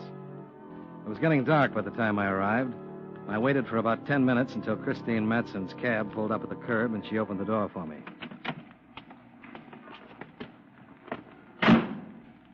Go ahead, driver. Well, good evening. Is this a terrible inconvenience? Oh, not a bit. Where are we going? I just told him to drive around. Mr. Dollar, my father's being blackmailed. In connection with the fire? He had nothing to do with the fire, Mr. Dollar. But he knows who did. Yes. They burned the factory to frighten him, to make him pay the blackmail. You mean someone's shaking him down? Well, about a week ago, he was approached by 2 men. They demanded he pay them a certain percentage of the profits from his business. In return for the percentage, they guaranteed him protection. So he didn't pay, and they set fire to the factory. That's it. Why didn't he go to the police? Well, he was frightened. Well, he couldn't have been too frightened if he refused to pay them. He was frightened for me. He thought maybe he could bluff them by not paying, but he didn't want to take a chance and go to the police for fear they might really do something serious. Losing $1 million business is pretty serious. He tried to bluff them, and it didn't work. Now he's really frightened. He knows they mean business, and they've told him if the police ever find out, they'll do something a whole lot worse than just start a fire. Do something to you? That's what Dad's afraid of. And you're not? Of course I am. Aren't you taking a pretty big chance telling me about it? Well, you're not the police. And I have been very careful. I was hoping you could help without it being necessary to start a wide-open police investigation. You're not giving the police much credit. If you'd told them the same story, they'd have kept it completely undercover. Oh, I thought about it, but too many people would have to know about it. And there's always the chance of someone saying something or a slip-up. How do you know about all this? Well, my father told me, of course. Just like that? Daughter, darling, 2 men have been trying to blackmail don't me? be silly. He said nothing at first. He kept it from me. But you see, my father and I are very close, Mr. Dollar. We've never had any secrets. After the fire, when I saw how disturbed he was, I made him tell me.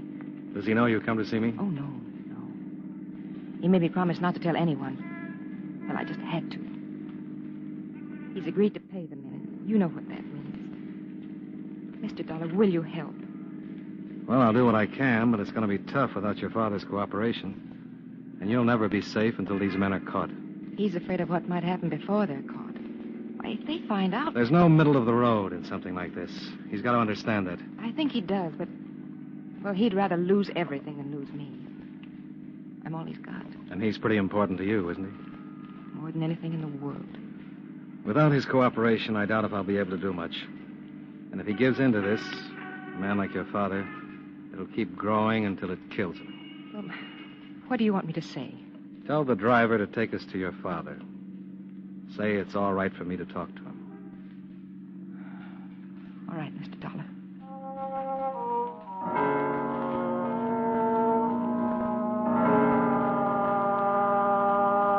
She looked as though she might cry, but she didn't. She gave the driver her address, then sat back in the seat and kept looking straight ahead while the cab headed across the bridge for New Jersey.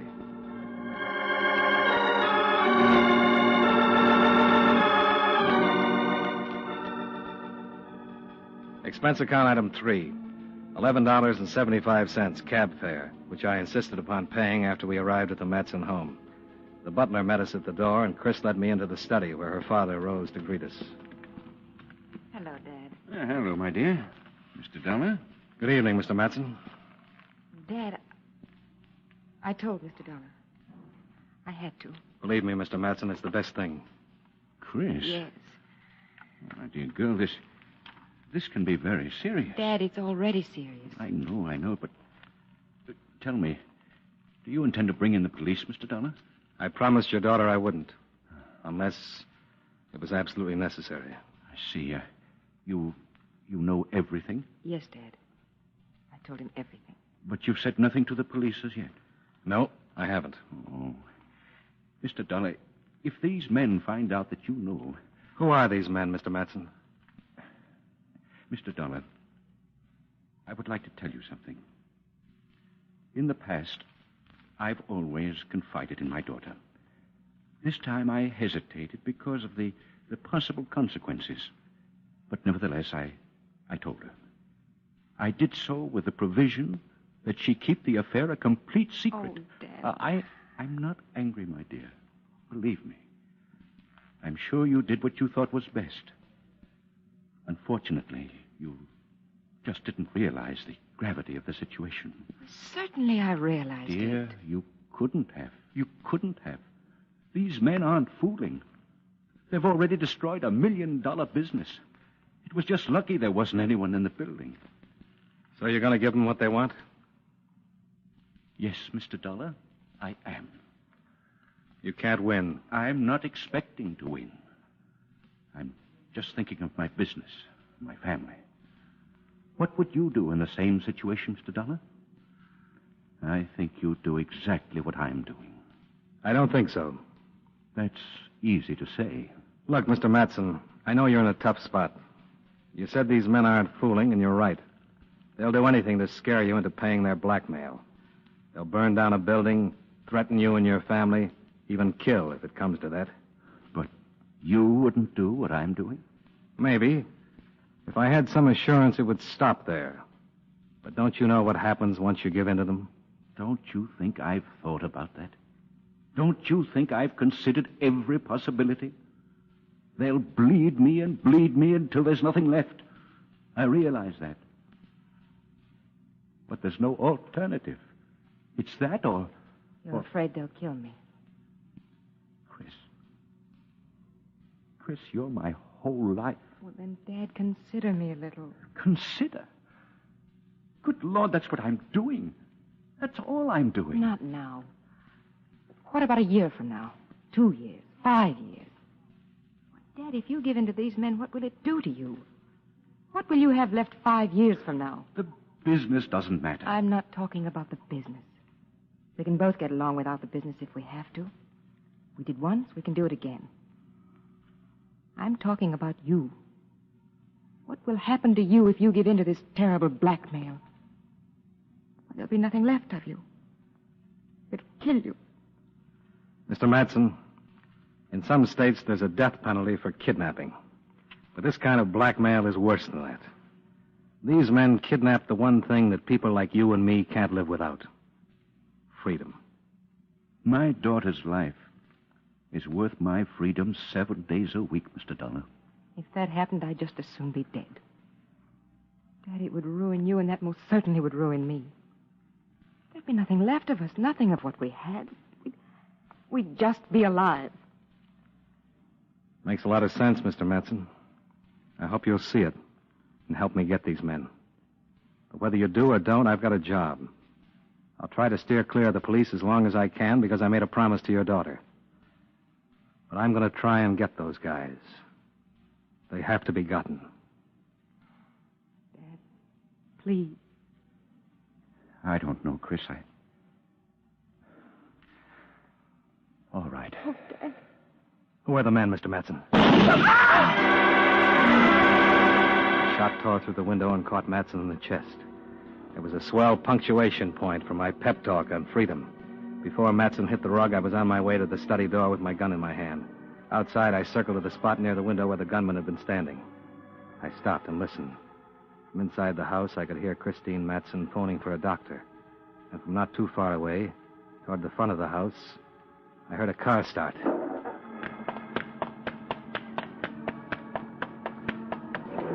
I ran out to the drive and spotted the car pulling away about 50 yards from the house.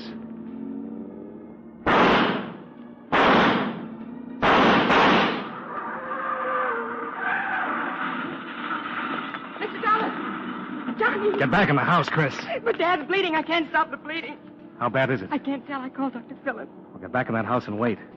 I got the car, but there's a man in that car with a shotgun. He may still be able to use it. Now, go on. I started down the driveway for the wrecked car. It was on its side, wrapped around a big oak. The only thing moving was the right front wheel, still spinning slowly. I reached the car and looked in. The shotgun, twisted by the impact, lay on the floor. And the man who'd fired it was halfway through the windshield, his life running out all over the hood. The driver's seat was empty. Don't move an inch. I'll turn around. Hand your gun back over your shoulder. Okay. I'll walk back to the house.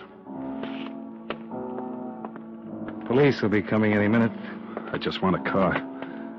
We're borrowing one of Mr. Matson's. How far do you think you'll get? It's not how far I'm going to get. How far we're going to get. You're an insurance man. You're going to be my insurance. You're going to get us just as far as you can. It all depends.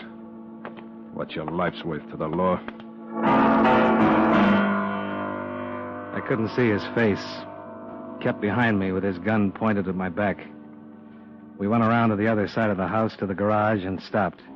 He shoved the gun hard into my spine. Open the door.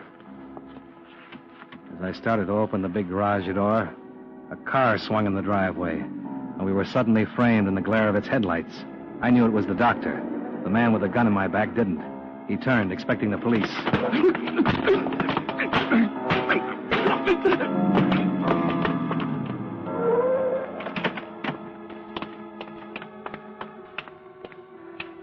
Doctor? Yes. Your patient's in the house.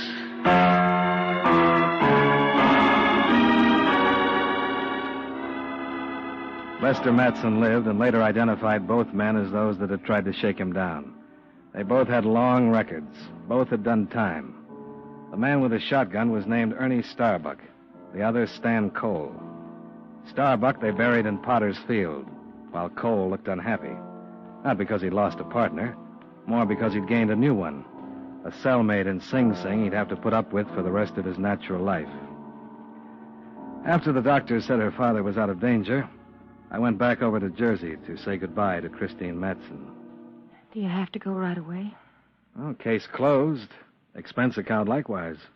You live in Hartford? Yeah. Sometimes I drive up that way. Oh?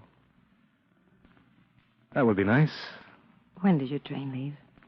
4:30. I don't catch that one. There's not another one until 12:15. Oh.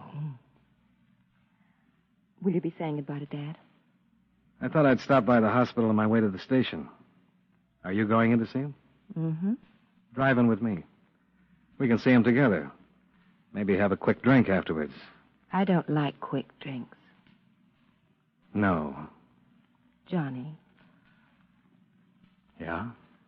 would it make so much difference if you took the later train? Oh, it sure would. But, I'll take it.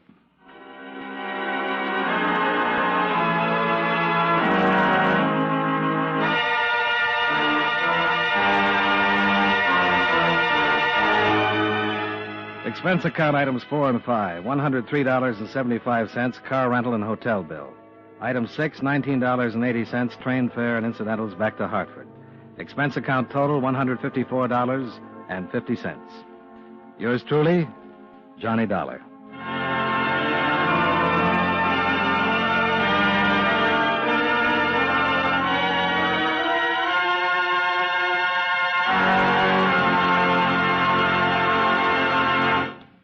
Yours truly, Johnny Dollar, stars John Lund in the title role and was written by Blake Edwards with music by Eddie Dunstetter.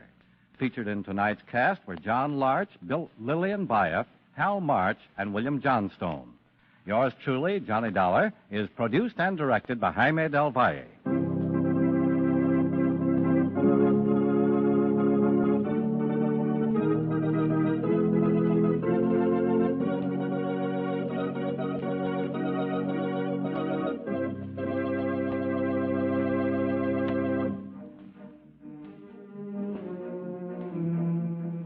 Yours truly, Johnny Dollar, starring John Lund, has come to you through the worldwide facilities of the United States Armed Forces Radio and Television Service.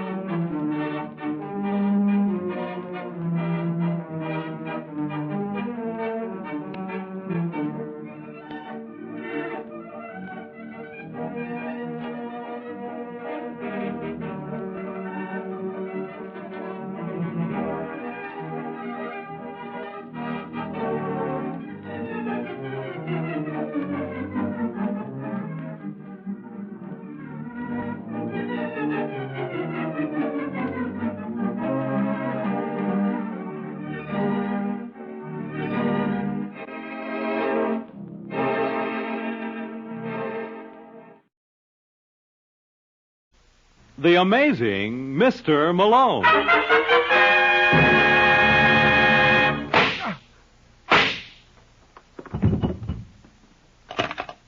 Operator. Operator. Get me the office of John J. Malone.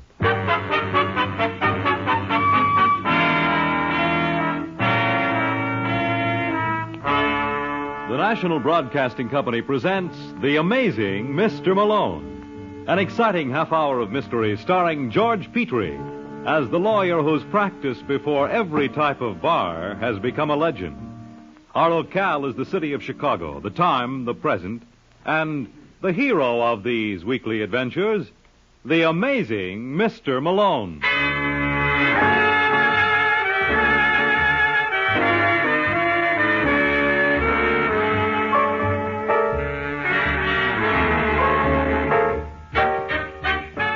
Malone's the name, John J. Malone, attorney and counselor at law.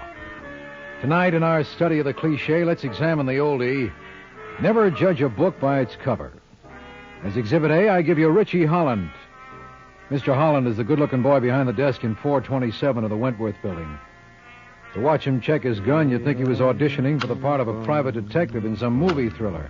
He certainly looks the type, which is surprising, because that's exactly what he is. Yeah. You're Richie Holland? That's right. I got a friend that wants to see you, sweetheart. Well? Suppose you put away the pop gun first, huh? You think that'd scare him? Yeah, his mother was once frightened by a wedding. Hey, that's very funny. I must remember that. I'll write it down so you won't forget. You do that. All right, Fred. Everything okay, Sandy? Everything's okay. Holland, this is Mr. Fontaine. Hello, Holland. Sit down. All right, Sandy. Wait outside. Hey, don't you think I better said stick... wait outside. Anything you say, sweetheart. If you want me, just yell. I'll try to remember. Nice boy. Somebody ask you? No. And suppose you keep your mouth shut. I'll look. Maybe you'd better take a look first. What are your rates? I get $40 a day plus expenses. I'll pay you $100 with $1,000 in advance. You interested? No end. I'm looking for a girl named Connie Burton. Why? If I'm willing to shell out this kind of money, I must have a reason. Yeah, but you'd rather not tell it to me. Obviously. What did you say her name was again? Connie Burton. Connie Burton. Got a description? I can do better than that. Here's a picture. Wow. This is business, Mr. Holland. Well, it could be pleasure, too. It's not going to be. With all my heart, Connie. So, you know, that's very pretty sentiment. You think you could find her for me? Sure she's here in Chicago? I'm positive. She came here from Boston a year ago. Oh, then I'll find her. Where can I reach you when I do? There's no telling. I like to be on the move, but don't worry, Holland. I'll keep in touch. That you can depend on.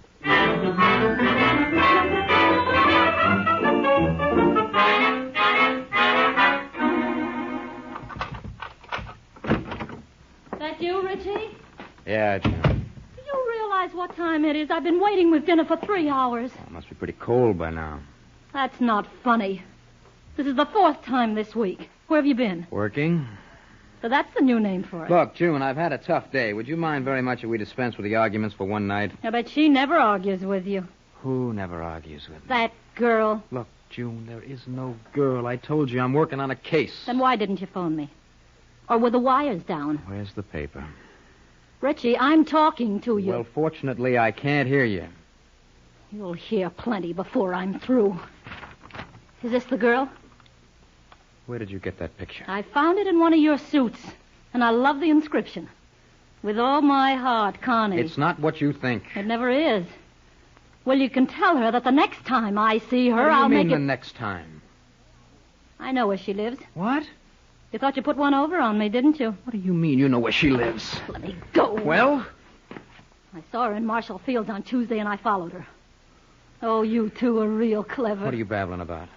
She must have thought that by bleaching her hair and going under the name of Lila Grayson, I wouldn't be suspicious. Oh, you're crazy. I suppose she doesn't live at the Beverly. You saw this girl? Yes, I did. And she's living at the Beverly? You're not fooling me with this act. Richie, where are you going? Richie!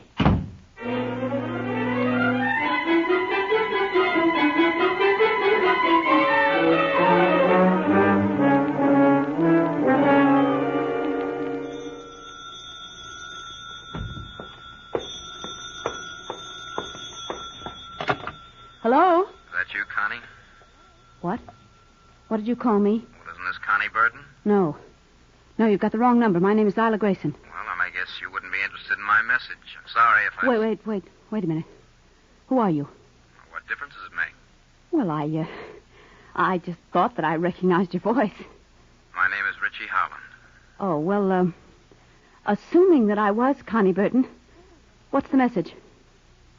A couple of your friends looking for you. Who? Fred Fontaine, boy named Sandy. Why are you telling me this? Well, darned if I know. But I once saw a picture of you, and it did something to me. Look, if this is a trap, Would I phone ahead and warn you? I'd like to be your friend. I could sure use one. Well, consider me a volunteer. Can I drop around? How does 10 o'clock tonight suit you? Suits me fine. I'll be seeing you, girl. Take care of yourself till then.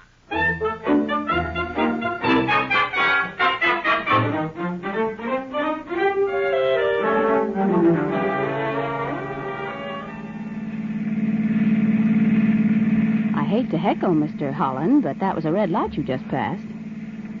Would you do me a favor? What? You call me Richie? All right.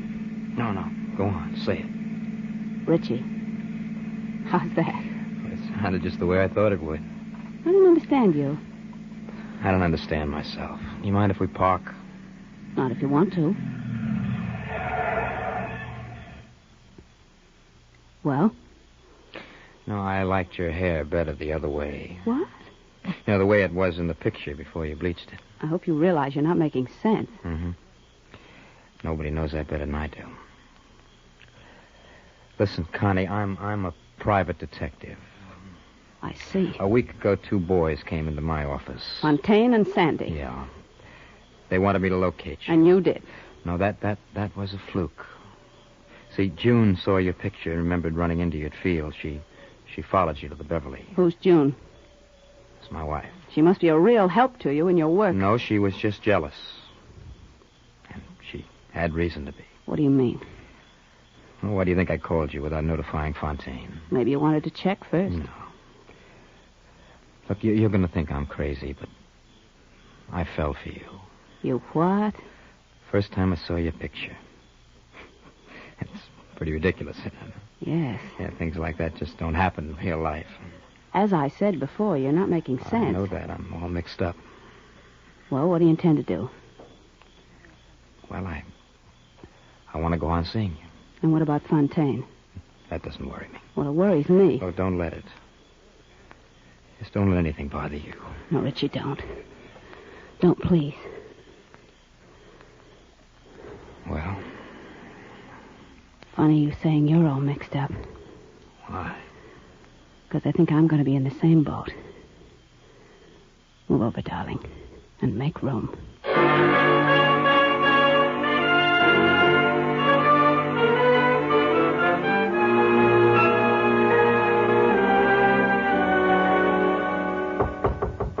Come in. Hello, sweetheart. Well, this is a surprise. We meant it to be. We? Mr. Fontaine is here, too. Oh. All right, Fred. Hello, Holland. How are you? Sandy and I were in the neighborhood, so we thought we'd drop by. It's very nice of you. Mind if we sit down? No, help yourself. Well, what's the story? The story? On the assignment I gave you. Oh, well, I've been running into bad luck, Fontaine. I haven't been able to find the girl. It's been 6 weeks. Time sure does fly. Don't it? Well, I'm sorry to let you boys down. I don't think you did, Richie. Tell me again. You remember our deal? Certainly. You were to get $100 a day plus expenses. So? So, outside of that original $1,000 I gave you, you haven't asked for any more. That's not in character. Why not? Well, I pride myself on being a good judge of human nature. And I'd say you had a large streak of larceny in your makeup. Really? Really. And I can't figure out any reason why you'd miss an opportunity to clip me unless... Unless what? You found Connie Burton. Well, then why wouldn't I tell you? Because you're real clever. Where is she, Holland? I have no idea. What do you think, Sandy? Well, if you want my humble opinion, I'd say he was lying. That's my opinion, too. You want me to try coaxing him? Please. Listen, you big lug, you put a finger on me. No, you don't. Oh. So, sweetheart was reaching for his pop gun, huh? That's not nice. If you don't get out of here, you I'll... know what?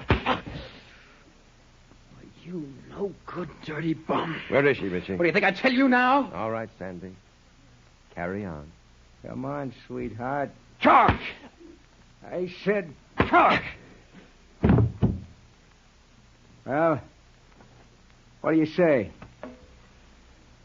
Drop dead. Okay, sweetheart. I'm glad you don't give in too easy. Because that's just how I get my kicks. And tonight I'm really gonna live.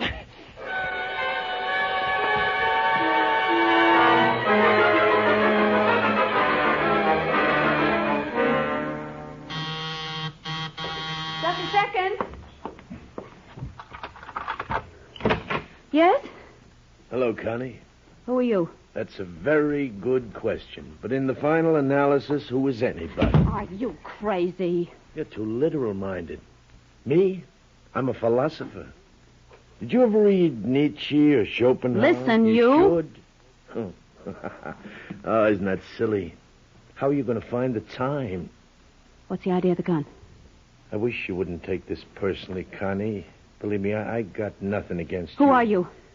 Well, if you've got to call me something, try Harry. I don't know you. Does anybody know anybody else? It's hard enough to know yourself. As Spengler once wrote... Who put you up to this? Oh, now, you're not listening to me, Connie. You're like all the Who put rest. you up to this? See, you're obsessed with your own petty problems. But if you analyze any problem, the solution is perfectly simple. In your case, a mere tightening of the fingers. No! See how simple it was? Now you can sleep, Connie. Your problems are over.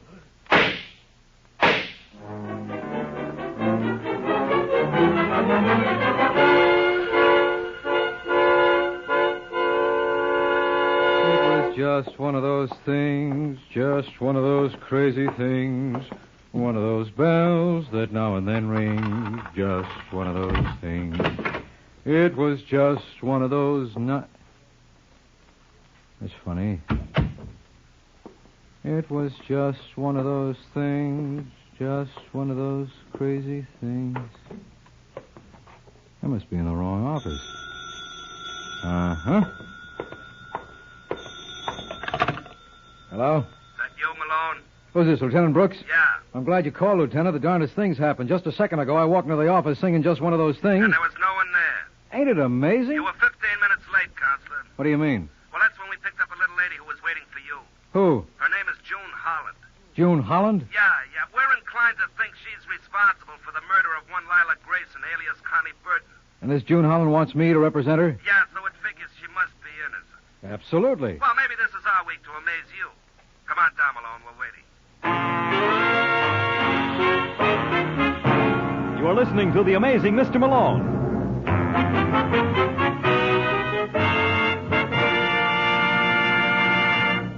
It's the Silver Jubilee on NBC. Here's a special program note on NBC's lineup of top adventure shows. This Sunday evening, 4 outstanding mystery features are yours over NBC, starting with Tom Conway as the debonair gentleman adventurer Simon Templar, alias the Saint. Then Lloyd Nolan, one of the nation's most popular screen actors, is featured as Martin Kane, Private Eye.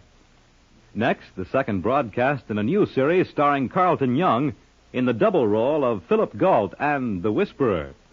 Later in the evening, we travel to the Orient to join forces with Mr. Moto.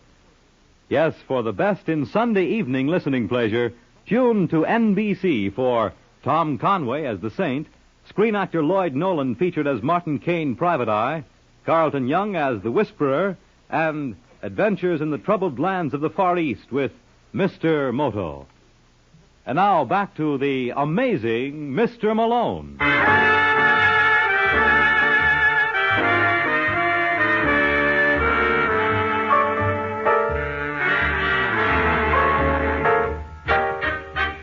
And that's where I got into the act. 2 hours and 47 minutes after the murder of Connie Burton, I was down at headquarters. As I walked over from my office, I made an interesting discovery. The path from my door leading to the Homicide Bureau was an inch lower than the adjacent territory. I was in a rut. Well, as I live and breathe. That's what amazes me, Lieutenant. What? Why you live and breathe. Oh, that's a splendid one. Where's my client? Oh, wouldn't you care to pass a few pleasantries with me? Where's June Holland? Oh, I guess I don't have it for you anymore. Sussman. Did someone mention my name? Mr. Malone would like to see his client. His slightest wish is my command.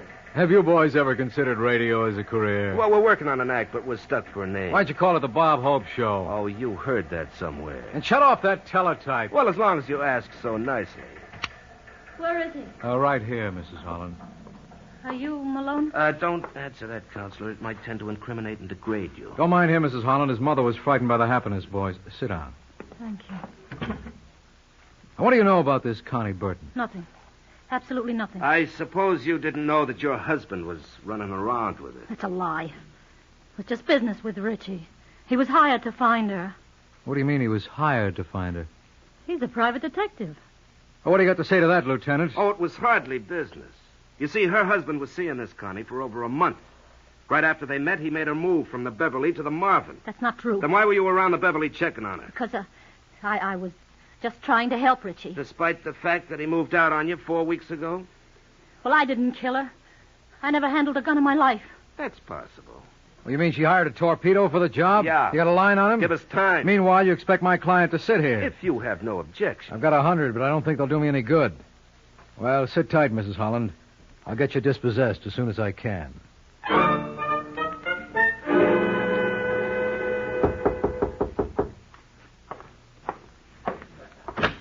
Yeah.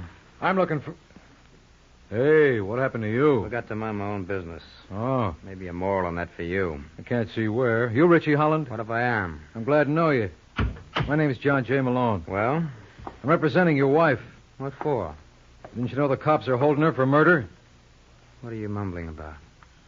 A girl named Connie Burton was knocked off tonight. What did you say? Hey, easy, fella. You're ruining the I drape. asked you something, Malone. Obviously, the police haven't been here yet. What did you say about Connie? She was murdered. And I must have told him. You must have told who what? None of your business. Where is she? Your wife? No, Connie. Well, just where you might expect. I gotta see her. Now, wait a minute, Holland. Your wife is in a spot. The police think she was behind the kill. Crazy. I know who did it. Who? Never mind. Handle this my own way. They call your way murder. Is that what they call it? The last I heard. Well, you shouldn't complain. You may get another case out of this yet. See what you can do for us on a family rate.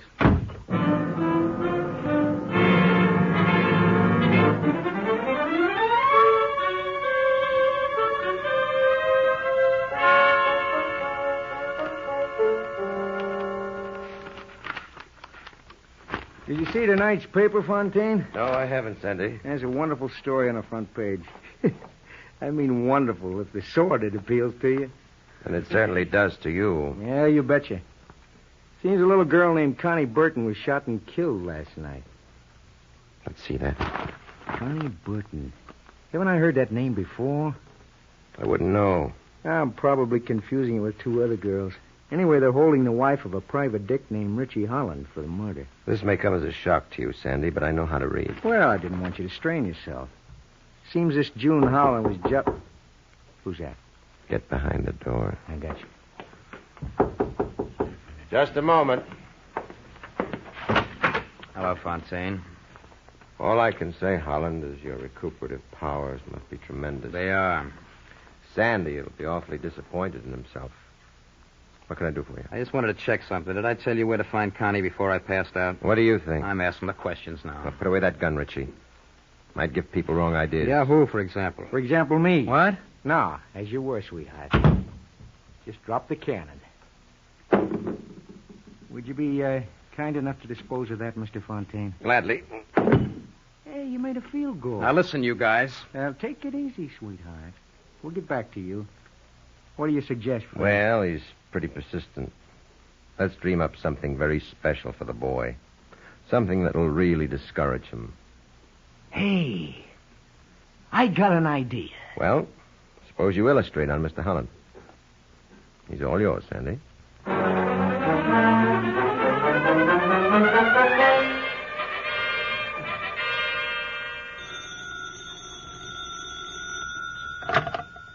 Hello?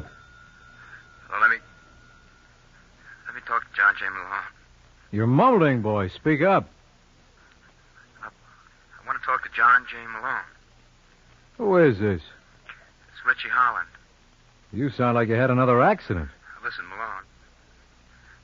I'll tell you who killed Connie. Who? A couple of boys named Fred Fontaine, Sandy Oppenheim. You must be mistaken. I tell you, they killed her. Hired me to find her. And when I wouldn't spill, they beat it out of me. What do they want with her? I don't know. She came here from Boston a year ago, and then... Hello, Holland. Holland. Amazing. Simply amazing the way that man recuperates. I must be losing my touch. I figured he'd be out for at least another couple hours. Is it all right with you girls if I hang up now? Why, of course, Mr. Malone. You followed instructions beautifully. He thought you were responsible for Connie's murder. The man's obviously a psychopath.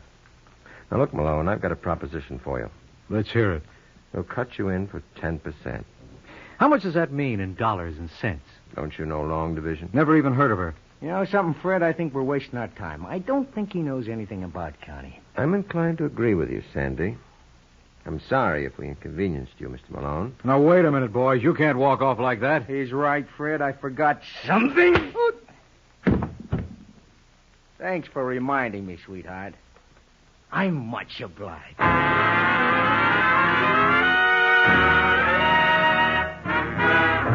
You're listening to The Amazing Mr. Malone.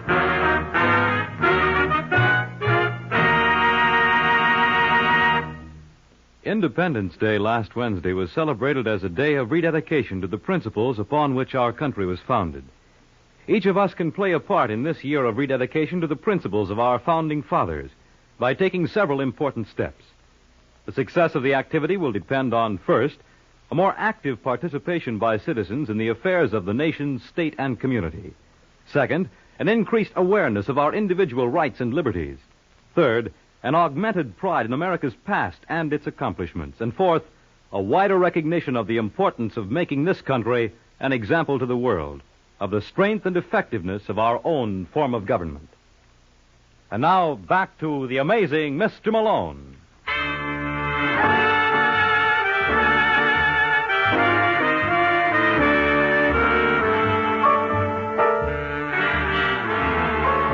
Well, that's what I get for using my head. It never fails.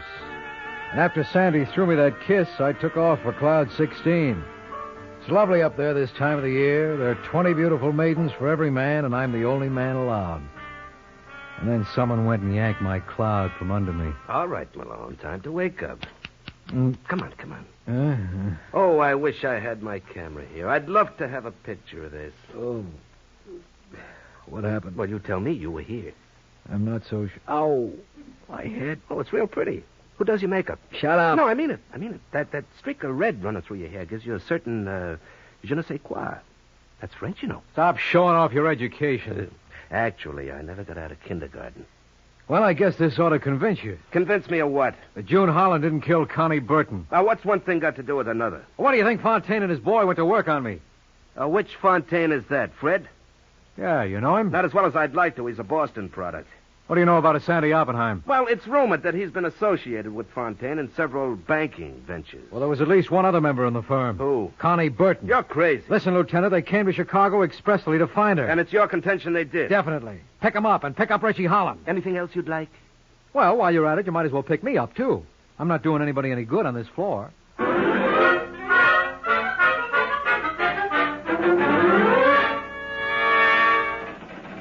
Hey, sweetheart.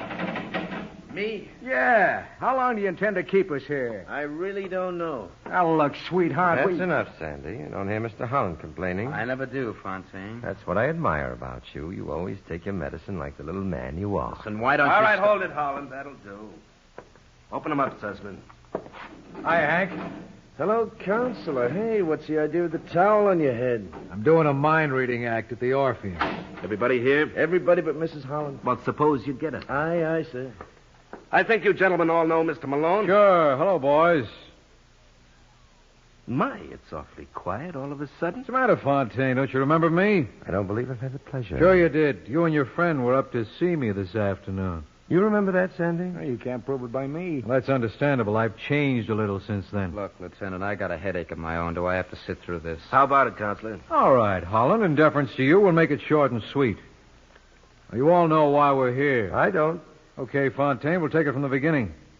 We're here to find out who was responsible for the murder of Connie Burton. According to the paper I read, it was a lady named June Holland. That was just enemy propaganda. Then suppose you tell us the truth, sweetheart. All right, Sandy. Connie Burton came to this town a year ago from Boston. That's the place that's noted for its beans, isn't it? It has a more recent claim to fame. About 14 months ago, 7 men entered a bank messenger company there and waltzed off with close to $1.5 million in cash. Hey, remember that, Fred? Vaguely. Seems to me they never caught the culprits. You ought to know. Why? Because I got a hunch you were the brain behind that operation. Thanks for the compliment. Well, that's all you're going to get out of it. What do you mean? You had a girlfriend named Connie Burton. You slipped her the loot, and she was supposed to meet you later so the mob could divvy up. Instead, she took off for Chicago. That's very interesting. It gets better as it goes along, because that's where Richie comes in. Yeah, what kind of a crack is that? They hired you to find Connie, didn't they? So? So you held out on him. Why? Well, not that it's any of your business, but I went for the girl. Tell me something, Holland. What did she have that got you? I mean, besides all the money. How's that? Well, the money is why you had her killed, wasn't it? Look, Malone, I don't like those kind of Neither do jokes. I, Richie. Somehow I can't see anything funny in murder, but then I've got no sense of humor. Okay, Lieutenant, he's all yours.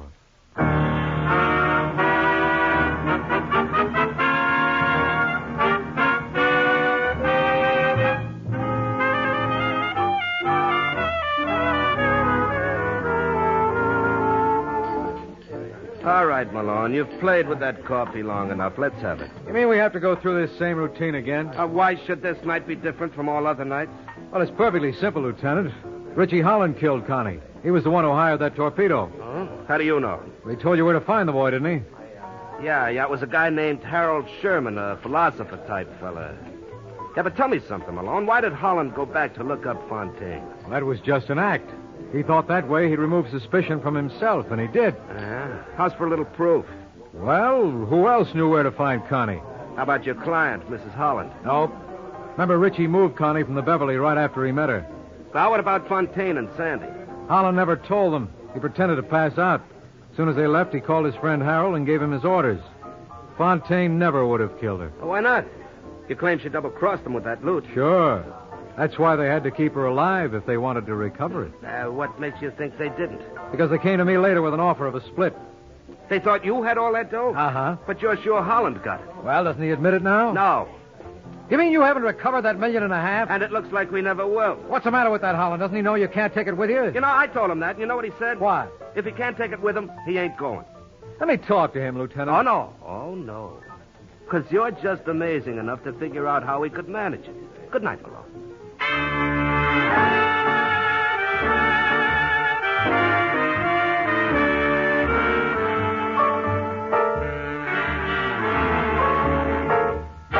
Ever hear the story of the Dixieland Band? The boy on trumpet was especially good. He got hot at a party one night and blasted himself clear out of this world. Yeah, he was dynamite. I'll tell you all about him next week, so why not pick me up at my office at the same time? I'll be waiting for you. Good night. George Petrie was starred as John J. Malone, with Larry Haynes as Lieutenant Brooks. Our program is written by Eugene Wang and directed by Richard Lewis. The Amazing Mr. Malone is based on a famous character created by Craig Rice and produced by Bernard L. Schubert. The events and characters in the story were entirely fictional, and any resemblance to persons living or dead is entirely coincidental. Fred Collins speaking. The Amazing Mr. Malone has come to you from New York.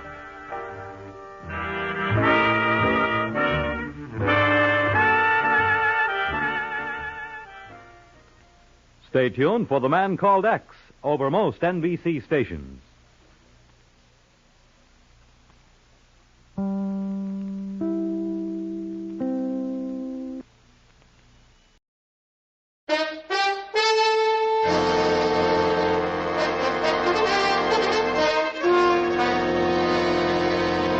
Kreml Hair Tonic and Kreml Shampoo present the new adventures of Sherlock Holmes, starring Nigel Bruce as Dr. Watson and Tom Conway as Sherlock Holmes.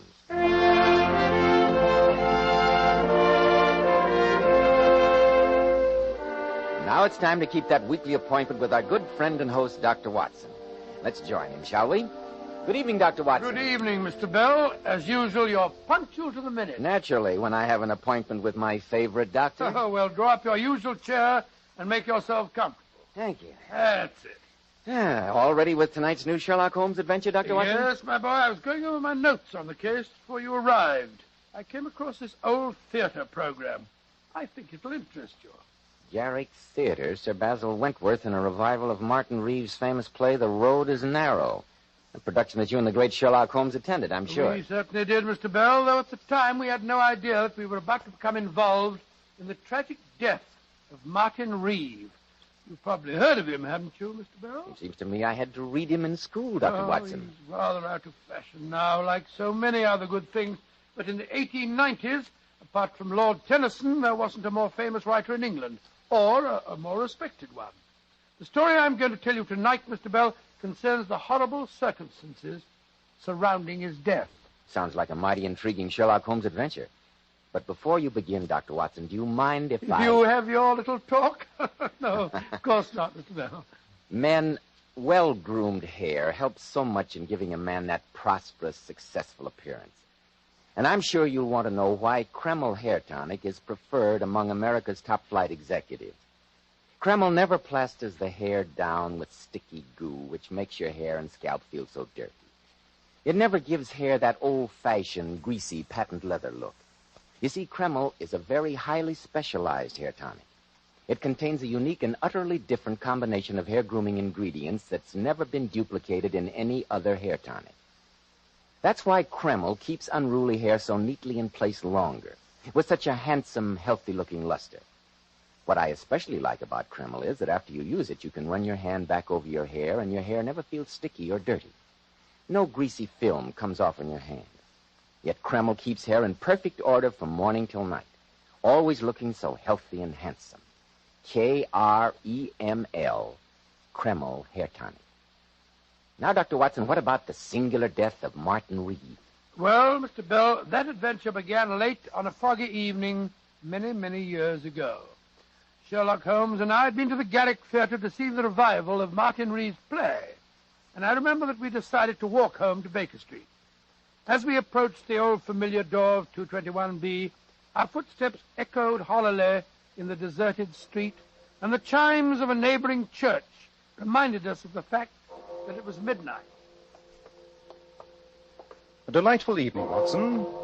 A good dinner, an excellent bottle of wine, and 3 hours of theatrical magic. Well, personally, I found the play rather depressing. Its theme is a morbid one, but the writing and construction are flawless. Yes, a magnificent play and well worth reviving. By the way, I noticed an item in the Times this morning concerning Martin Reed. He's dangerously ill. Oh, really? Well, he must be quite an old man. 82, to be precise. Really, is he as old as that? Curious career, Watson. His greatest success was written when he was a young man. In the past 50 years, he has never written anything to compare with tonight's play. No, I don't think it... Holmes, look up at our window. Hello. The gas is brightly lighted, whereas Mrs. Hudson invariably turns it low when we're out. And look at the silhouette on the blind. There's a man pacing up and down the room. A visitor at midnight, Holmes. This looks ominous. Be careful now. It may be some sort of trap. I think not, Watson. If some desperado were lying in wait for me, I doubt whether he'd be stupid enough to turn up the gas to advertise his presence. Just the same, I wonder how he got in. Presumably through the front door. Mrs. Hudson has instructions to let a client wait in our rooms if his business seems urgent. Mr. Sherlock Holmes. At your service, sir. I'm Dr. Manners, Harvey Manners. How do you do, Dr. Manners? This is my colleague, Dr. Watson. How do you do, Doctor? I must apologize for being here at such an hour of night, Mr. Holmes, but my business is urgent. I'm sure it is, Doctor. I left Carlisle this morning, arriving at St. Pancras Station 2 hours ago. I came directly here, persuaded your housekeeper to let me wait for you. Then sit down, my dear doctor, and tell me what urgent business has brought you to London. Thank you. Well, Mr. Holmes, I've been acting in the capacity of personal physician for Martin Reeve, the playwright. Martin Reeve? What an extraordinary coincidence. We've just returned from seeing the revival of his play, The Road is Narrow. We were talking about him as we walked home. I understand the grand old man is dying. He's not in good shape, Mr. Holmes. His heart's in very bad condition. Auricular fibrillation, Dr. Watson. No, then at his age, I imagine you don't hold out much hope. No, but I think with care, he might last a year or two. But the reason I've come to you, Mr. Holmes, is that I'm convinced that although he's a dying man, someone is trying to murder him. To murder him? Good Lord. What reason do you have for saying that, Dr. Manners? Well, Mr. Holmes, I've been in almost daily attendance on Mr. Reeve. Last night, his coachman drove over to get me, saying that his master had suffered another bad attack. When I got to the house, I found that Mr. Reeve had received a severe shock. He was in a state of almost complete hysteria, and he kept insisting that he'd seen an apparition in his room a few hours earlier. What kind of an apparition? A ghost from his past, as he referred to it. I think that someone arranged for that apparition, that they knew of his heart condition, and also knew that a sudden fright could kill him. It's possible, Dr. Manners, and it would be one of the least detectable methods of murder. But who would want to kill a dying man? Who lives at the house with him, Dr. Manners? His daughter Catherine, his brother Silas, who's a drunken good-for-nothing, and his secretary, fellow by the name of Hugh Kingslake. Do you know the condition of Mr. Reeves's will? No, but I do know he had dictated a new one a few days ago. A fact that might easily have provoked a crisis. Dr. Manners, you say that Mr. Reeves spoke of seeing an apparition, a ghost from his past. Was he able to describe its appearance? Well, he was a little incoherent, but he kept babbling something about blonde hair and blue eyes and a young man who'd come back from beyond the grave to haunt him. Don't you think, Dr. Manners, that these might simply be the delusions of an old and a sick man? I didn't overlook that possibility, I assure you, Dr. Watson, even though Mr. Reeves' mental faculties are remarkably acute for his age. But last night, after I'd given him a sedative, I examined his room. I found these, Mr. Holmes. That's when I decided to come to you. Well, let's have a look at them. They look like blonde hairs. Yes, they are, Doctor. I found them on the bedclothes, and yet no one in that house has blonde hair. Interesting. Very interesting. The hair is human, and yet the roots have minute particles of glue attached to them. Obviously, they're from a wig. Get out the timetable, Watson, will you? Yeah, we're going to Carlisle? On the earliest possible train. Though the grand old man of the English theater is dying, we must do everything in our power to see that his death is not an unnatural one.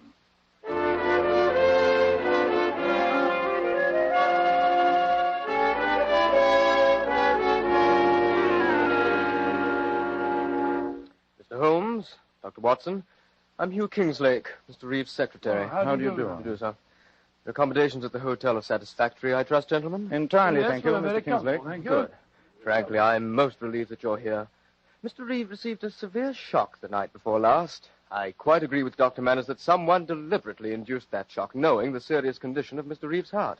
Have you any idea who that someone might be? Well, it's a little difficult for me to talk, Mr. Holmes. After all, I'm only an employee here, but I can't help feeling that... Oh, good morning, Mr. Reeves. Kingslake, who are these men? This is Mr. Sherlock Holmes and Dr. Watson and Mr. Silas Reeve. How do you do, Mr. Reeve? And what, may I ask, is the professional meddler Sherlock Holmes doing in my brother's house? I'm here at the request of Dr. Manners. Manners has no right to bring you here, sir. A lot of rubbish. All this talk about apparitions. Nonsense. Martin's in his second childhood. He's become a gibbering old fool. Personally, I wish he'd die and have done with it. Well, upon my soul... Never mind your soul, my good doctor. Why don't you mind your own business and get out of the house? We don't want detectives here. Mr. Reeve, I've traveled some 200 miles to see your brother, and I have no intention of leaving this house without talking to him. Then talk and the devil with you. And if my dear, distinguished brother tells you that I've been sponging on him for years, it's perfectly true. Uncle Silas. Enter the beautiful Catherine to try and persuade her drunken old uncle to return to his room. No, Uncle Silas. I came to get Mr. Holmes and Dr. Watson. Dr. Manners said that Daddy can see them now. Shall I take them up, Miss Reeve? No, Mr. Kingslake. I will. And don't be deceived by the Mr. Kingslake and the Miss Reeves gentlemen. My dear niece and this young man here have a dark secret. A secret that is perfectly apparent to every member of this household. Uncle Silas. They're in love. Delightful, isn't it? Uncle, you're intolerable. Will you lead the way, Miss Reeve? Oh, yes, Mr. Holmes. Don't forget to ask him about the play that made him so famous. You might learn some interesting facts. I must apologize for Uncle Silas, gentlemen. I'm afraid he's like this all the time these days. I quite understand, Miss It Reeve. must be very distressing for you, my dear. Oh, I'm used to it, Doctor. Here's Daddy's room. I won't come in with you. Too many people upset him. Come in. Please go in, gentlemen. I'll see you later. Ah, there you are. Who is it, Manners? It's Mr. Sherlock Holmes and Dr. Watson, Mr. Reeve. Ah, good. Good. You can leave us, Manners. Yes, Mr. Reeve. I'll see you both later. Very well, Doctor. Come. Sit on my bed. That's it. How are you feeling, sir? Old. Old and ill. But I'm glad you're both here. Manners displayed unusual enterprise in persuading you to visit me. There's been a lot of nonsense printed about my impending death.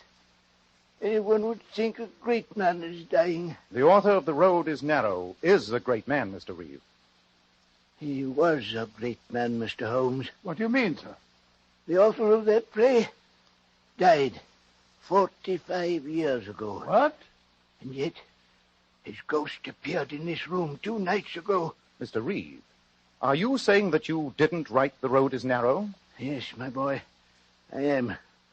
And it's a secret that's been gnawing at me for years. Now that I'm on my deathbed, I'd like to clear my conscience. Then who did write the play, sir? A young friend of mine, by the name of Colin McGrath. I started life as a lawyer's clerk in Keswick, a few miles from here. Colin lived in the same village, and we became great friends. One day, he gave me the manuscript of his play to look at, and I realized it was a work of a genius. Suddenly he died, and no one knew about the manuscript. You claimed it as your own, sir? Yes. To my eternal shame, I did. Now, I want to make amends. Mr. Holmes, I want you to find out if any heirs of Colin McGrath still survive. If they do, I'll give them half of my estate. Mr. Reeve, does anyone else know of this, fraud? Yes. Knowing that I hadn't long for this world, I confided the secret to 3 members of my household. And you're convinced that the apparition you saw the other night was that of the dead Colin McGrath? There was no mistaking him. The blue eyes, the long golden hair. It was Colin, or his ghost come to haunt me on my deathbed. This decision on your part to leave half of your estate to any heirs of the man you wronged, was that decision made before you had this strange visitation the other night? Yes. Yes, it was. Did you mention it to any member of your family, sir? No.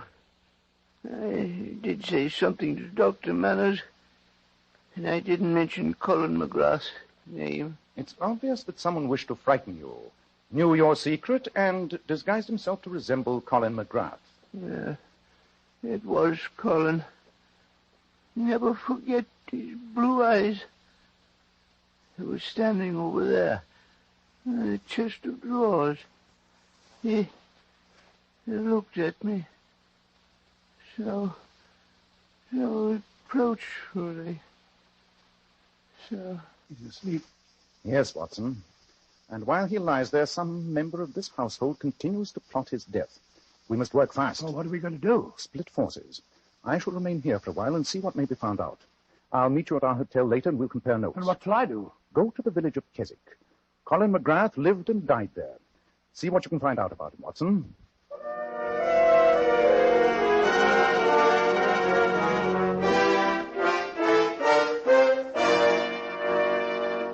Of course I remember Colin McGrath. Well, I should be very grateful for any information about him, madam. As postmistress, I imagine that very little village gossip has escaped you. Of course it hasn't. I remember the McGrath boy well. He was no good. Didn't he marry poor old Mrs. Northrop's granddaughter Susan and then go and desert her just to kill himself? And the poor girl was going to have a baby. No good on earth. That's what young McGrath was. And you can tell him I said so if you ever reach the place I'm sure he went to. Oh, I said, well, they had a child, you say. What happened to it, madam? How should I know? I'm only the postmistress. You'd better go and see the vicar, young man.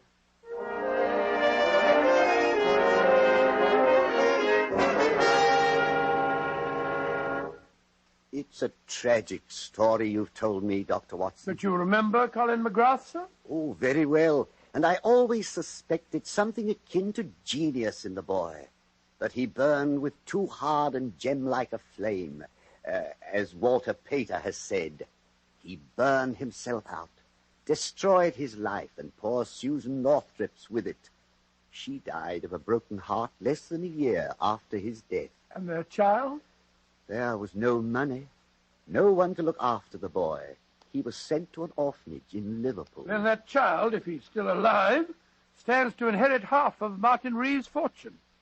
If only we can find him.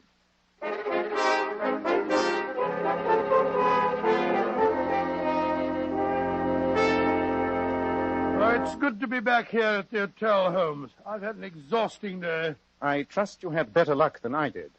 What did you find out? That Colin McGrath had a child, that his wife died shortly after the child's birth, and that the boy was sent to an orphanage in Liverpool. In Liverpool? Go on, Watson. Well, the vicar gave me this photograph here we are, of Mrs. McGrath. It was taken on their wedding day. Let me see it. But this is amazing, Watson. One of our problems is solved. Well, I'm blessed if I see how. Let me explain it to you. After you left, I had quite a long talk with the secretary, Hugh Kingslake. It transpired that he knew nothing of his parents. He had been raised in an orphanage, and the only memento he has is a picture of his mother. A picture that he carries in his watch. And that picture is a duplicate of this one. Great Scott. And the fellow calling himself Hugh Kingsley is really the Colin McGrath heir. Precisely. A fantastic situation indeed. Come on, old chap. Grab your hat and coat. We must drive over to Mr. Reeves and break the good news that the missing heir is a member of his own household. But we're still no nearer finding out who's been trying to frighten old Mr. Reeves. Surely that's obvious now, Watson. Come in. Dr. Manners, what's wrong? Please come at once, both of you. It's Mr. Reeve. Hot? Yes, Dr. Watson. This evening, he had another visit from that apparition. I'm only afraid this time the devilish plan may work and that Martin Reeve won't live through the night.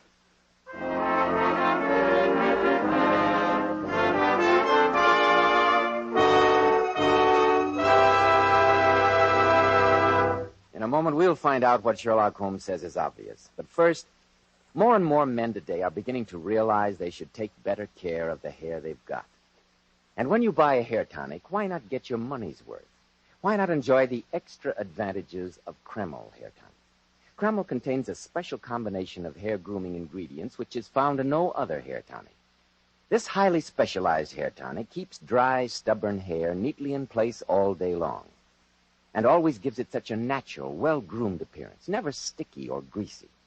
But men, Kreml does lots more than keep hair looking handsome. A quick massage with Kreml stimulates circulation right in the surface of the scalp, leaving your scalp feeling so alive, so invigorated. At the same time, Kreml removes loose dandruff. It's excellent to lubricate a dry scalp. And if your hair is so dry that it breaks and falls when you comb it, remember Kreml actually helps condition the hair, in that it makes it feel softer, more pliable.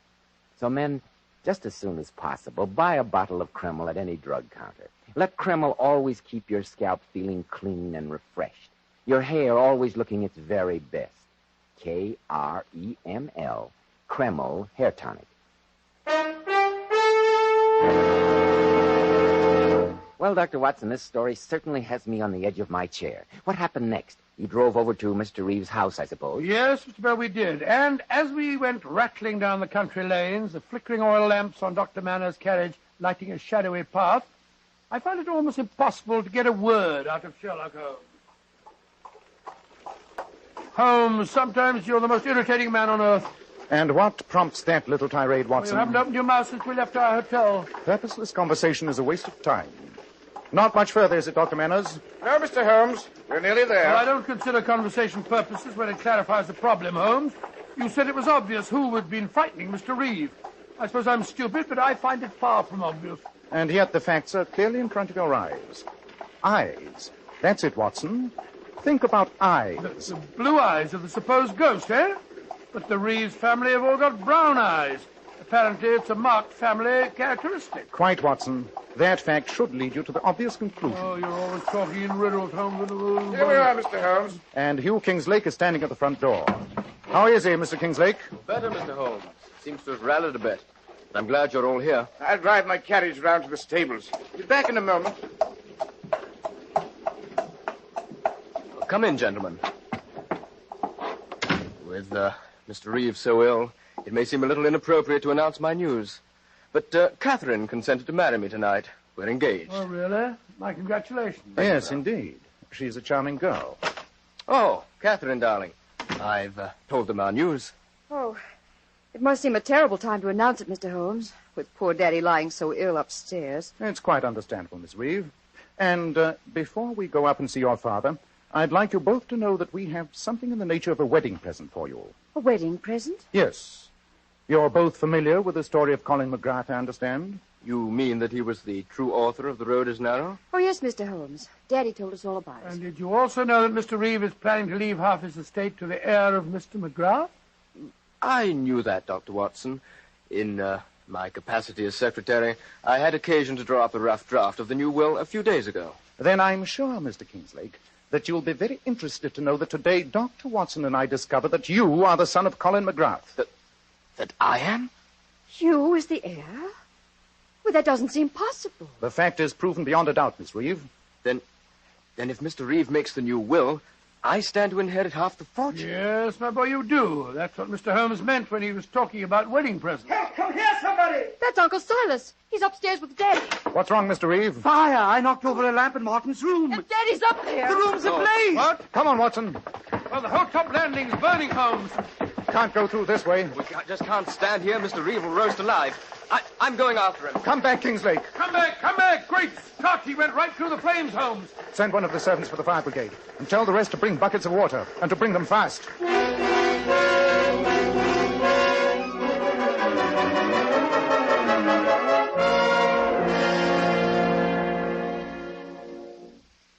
Dr. Watson, how is Hugh? Well, he's going to pull through, Miss Reeve. He's badly burned, but he'll be all right, won't he, Dr. Manners? Yes, a few weeks in the hospital, and he'll be as good as new. And Father? Well, I am afraid he's dead, Catherine. Dead? Oh, poor Daddy. Oh, my dear, he might have lived for a time, but the shock of the fire coming so close on top of the other one was too much for him. He died just as I took him from your fiancé's arms. So that by knocking over a lamp, I was responsible for my brother's death? Yes, Mr. Reeve. The credit is yours. In fact, I wouldn't be at all surprised if the local police might consider booking you on a charge of arson. Rubbish! It was an accident, and you can't prove otherwise. Possibly not. But there's one matter I can settle here and now.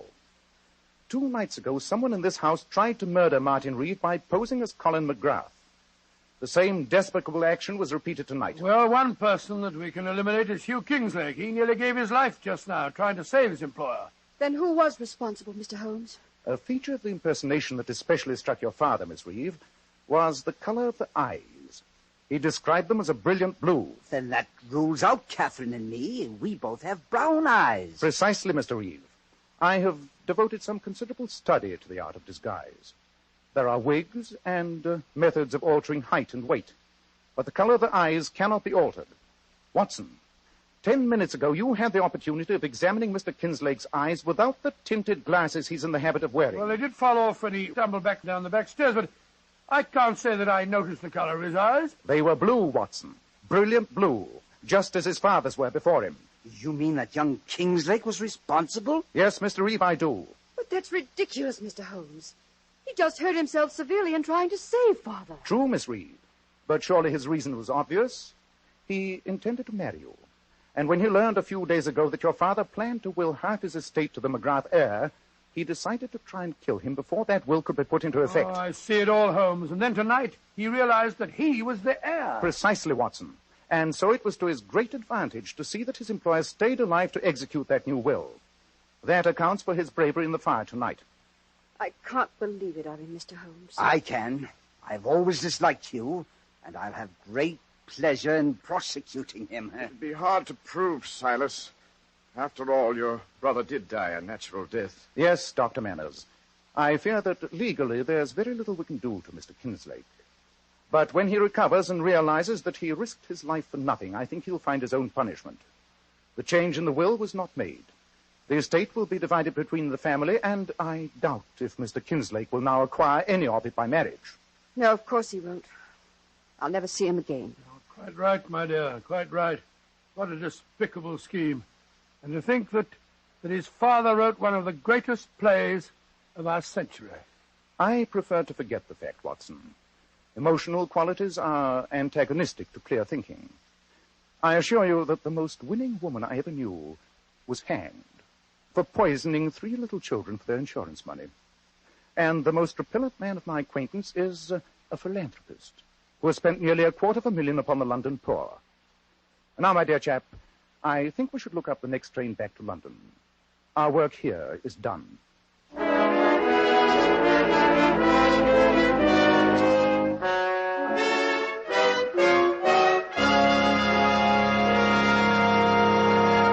moment, we'll hear about next week's story. But first, girls, here's a sensational beauty tip from some of the world's most divinely beautiful girls. Powers models. Girls who are famous for their enchantingly lovely silken sheen hair. We glamour bathe our hair with Kreml shampoo. And really, ladies, you'll be amazed how Kreml shampoo brings out all your hair's natural sparkling beauty. It leaves hair shimmering with brilliant highlights that last for days. And you can always count on Kreml shampoo to thoroughly cleanse your scalp and hair. It never leaves any dull, cloudy film. Then, too, the beneficial oil base helps keep hair from becoming dry and brittle. That's right. Kreml shampoo leaves your hair so much softer, a silkier hair with satin smoothness. Your hair holds a better wave, too. So, ladies, buy a bottle of Kreml shampoo at any drug counter and see how easy it is to have naturally lustrous hair, a vision of beauty. Kreml, Kreml shampoo. And remember, a bottle of Kreml hair tonic or a bottle of Kreml shampoo makes a fine addition to that Christmas stocking. Well, Dr. Watson, I won't be seeing you before next Wednesday, so I'd like to wish you a very Merry Christmas. Oh, thank you very much, Mr. Bell, and the same to you, my boy. I'd also like to take this opportunity of extending the season's greetings to all our listeners and all our friends. On behalf of our sponsors, on behalf of Mr. Conway and myself, and on behalf of Mr. McKnight, our director. So, Dr. Watson, we'll be meeting again next Saturday night. What new Sherlock Holmes adventure are you planning to tell us then? The strange story of a weird jungle music that was heard in the peaceful English countryside and of a diabolical plot that failed. I call it The Singer Affair of the White Cockerel.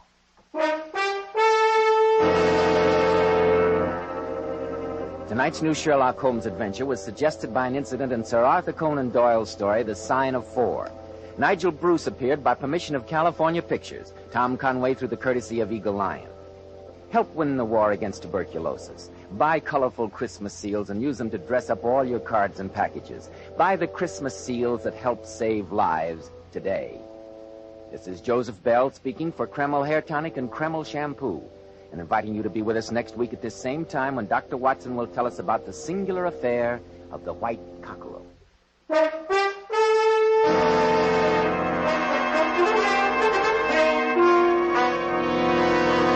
This is ABC, the American Broadcasting Company.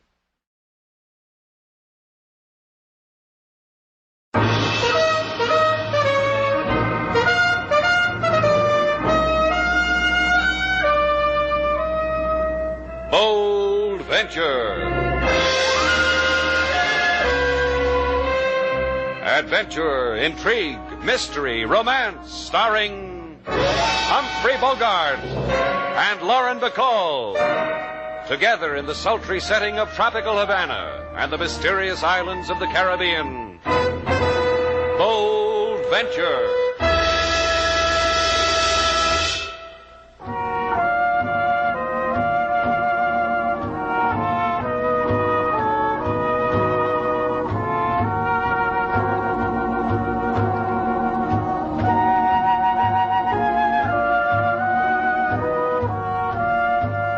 Once again, the magic names of Humphrey Bogart and Lauren Bacall bring you Bold Venture and a tale of mystery and intrigue.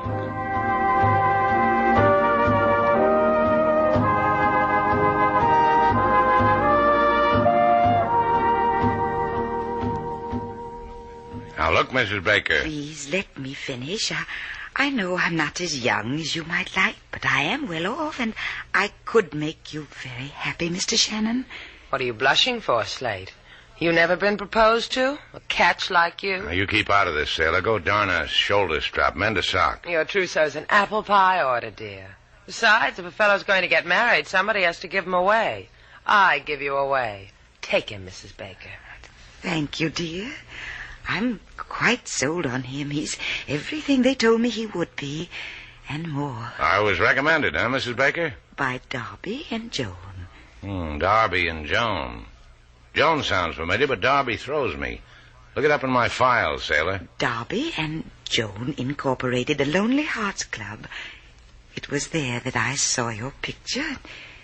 There that I fell in love with you. Sailor, have you been handing out my picture again? Stuffing it in mailboxes. Didn't hit a Lonely Hearts Club, though. Too many people were throwing rocks at me. Now, what does it matter how it got there? All I know is that I saw it and they gave me your address, and I'm here to ask for your hand in marriage.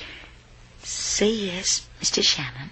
Look, Mrs. Baker, there are a lot of other fish in the sea. You'll get over it. We'll be friends. Have another cliché, Slate? I just made some fresh. Well, you don't understand. You see, I'm a widow, a lonely, unhappy widow. My husband was lost in the Texas City disaster in 1947. Since then, I've tried to replace the man he was. But you're the first one I've found. Oh, I'm sorry, Mrs. Baker. Baker, really sorry. I can't marry you. You don't know what a happy girl he's just made you, Mrs. Baker. My heartfelt felicitations. I'll get you a cab, dear.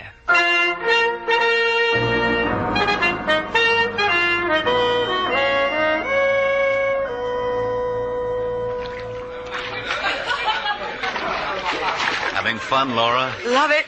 I like the way all of this fits you. Swank hotel, heated swimming pool, patio, all of it. It's a good background for you, Laura. Yeah. Yes, it is. Oh, Laura. Want to go in? No.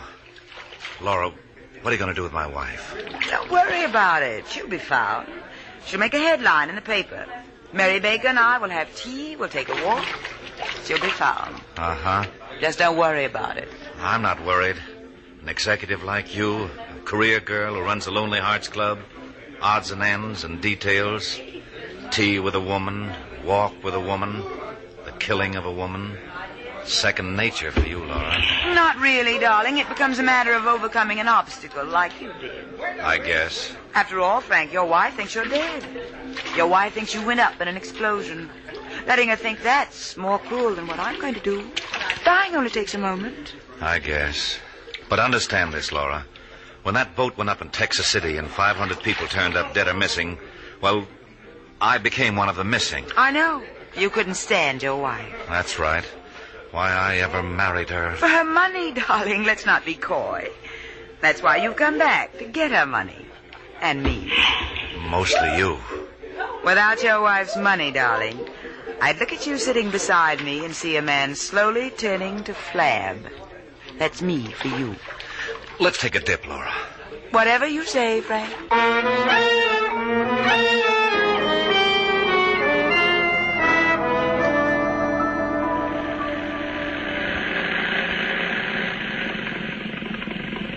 Cut your motor, sailor. Okay. Ease her in. I'll hop up on the pier and make her fast. Throw me a line, sailor. Okay, secure. Give me a hand, Slade. The sea air make you dainty, I'm busy. Let me to give you my hand, Senorita Duval. I have one I'm not using. Sure you can spare it, Inspector LaSalle? Thanks. Explain a man like Slate to me, LaSalle. What makes him so cozy about handing a girl off a boat? Perhaps his brain is occupied with women he has handed over to death. Hi, LaSalle. Had a rotten day today. No fish. Huh? You said something, LaSalle? You will come quietly, senor? You will not upset the equilibrium of the harbor, of my delicate stomach. you tried bicarb? I got some on the boat. Fetch it, sailor. The policeman has a tummy ache. And also in the head, from looking at your picture. You look at it, senor. What sickness does it give to you? Are you kidding? It's one of my more glamorous poses. Where else have you seen an open throat like that? You want Slate's permission to wear it in a locket around your neck, LaSalle? Gee, my Slate's in demand. Aren't you, boy? What'll I write on it, LaSalle? To my favorite gendarme, with regret? A confession would be nice to write on it. What have you boys been up to? A confession to the murder of a Mrs. Baker. Well, that's the lady who wanted to marry me. You think I'd kill an intelligent lady like that? The motive we will discuss later in the calaboose. But first we will study the matter of her lying on the patio of your hotel, with a bullet wound in her heart, with the gun that made the wound in your room where I found it, next to her purse empty of $150 and full of this picture of you. You're crazy. That picture was taken by a chubby, red-headed sidewalk photographer for 25 centavos. I never... In the jail, we will take one of you for free, senor. Please, Do not make me to shoot you in the leg. Our police doctors are so overworked. But the hangman... Slack for him, huh? Get bail, sailor. After you get your mouth closed, get bail.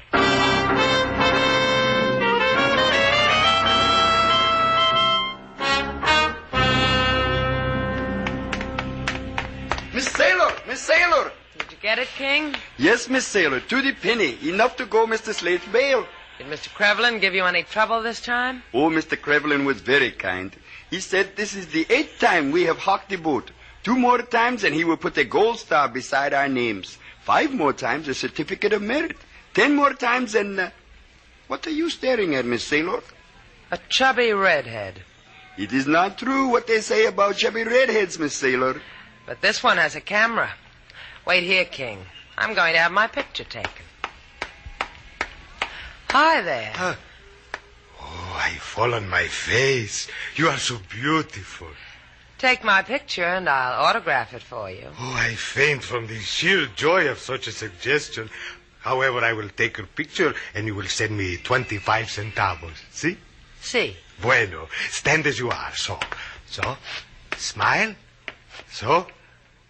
So, it is done. My card, my address, and money I will send picture. No money, no picture. Known as law of supply and demand. I like the way you handle your camera, senor. Luis, my name to those who enjoy me. I enjoy you. Tingles all over, see? I'm fighting it, but tingles all over. See? The picture would still cost 25 centavos, senorita. I'll pay you for Slate Shannon's picture, too. Por favor? Slate Shannon, a man whose picture you took the other day. Is a mistake. Adios, senorita. Goodbye. Hey, come back here. Hey, you, Louis. What happened, Miss Sailor? Why is he running? I don't know, King.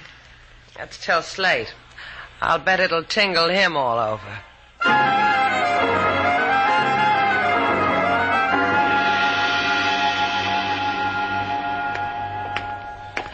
You get arrested once more, Slate, and we'll be wearing barrels where our jeans ought to be. I get more costly all the time, huh, sailor?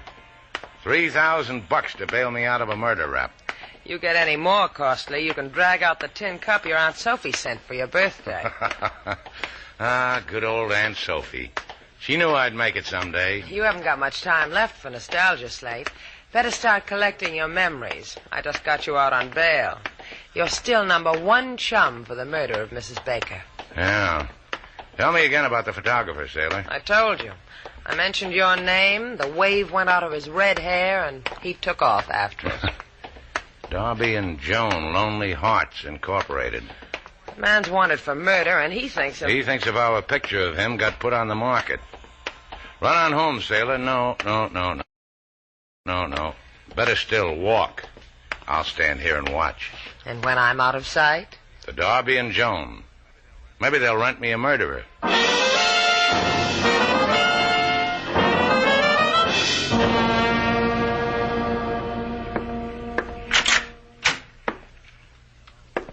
Hello. My name's Slate Shannon. You're a lonely heart. Welcome to Darby and Joan, Incorporated. From here on in, your troubles will be bubbles, and the cares that infest the day will be replaced by a bevy of whatever you like. Blonde or brunette, Mr. Shannon? Tall, short, kittenish, or one who bakes bread like Mother? Oh, about like you. Somebody I can't make up my mind about until it's too late. I'll help you out. Get up from behind this desk. Well? I'm your easiest customer in months. What do your club rules say I do now? Rule 1, we find out if we have a common interest. And talk about it? If it needs talking about. Mine does. Not mine. See, we're different. We won't get along at all. Well, I can recommend Miss Wormsley to you. She's not beautiful, but she crochets like the dickens. Would she know what my picture is doing in your files? What are you talking about? You heard me. Are you so far away? Yeah, I am. This better? You're hurting. That's the impression I wanted to give. The picture. In a little while. Hold me. Wait a minute, the door. Forget it, just hold me. Tie to Slate like you hate me and want to love me. Yeah. You didn't have to hit him so hard, Frank. That's the way you hit people with the butt of a gun. Well, get him out of there. Drag him away someplace. I can't look at him helpless. He's not that kind of a man. You mean you could go for a guy like that? The way he looks now? All right, don't answer me, Laura. I'll just drag him away.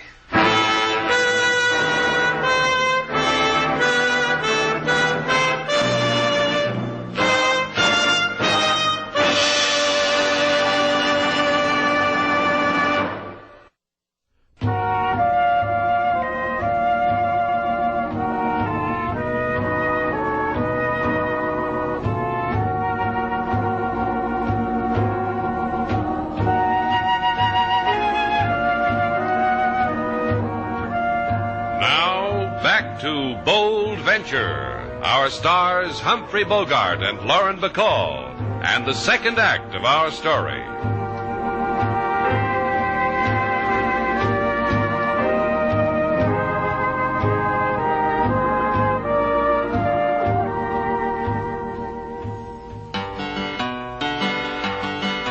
The thing to do in mental strife, aching for affection, no girl, no wife.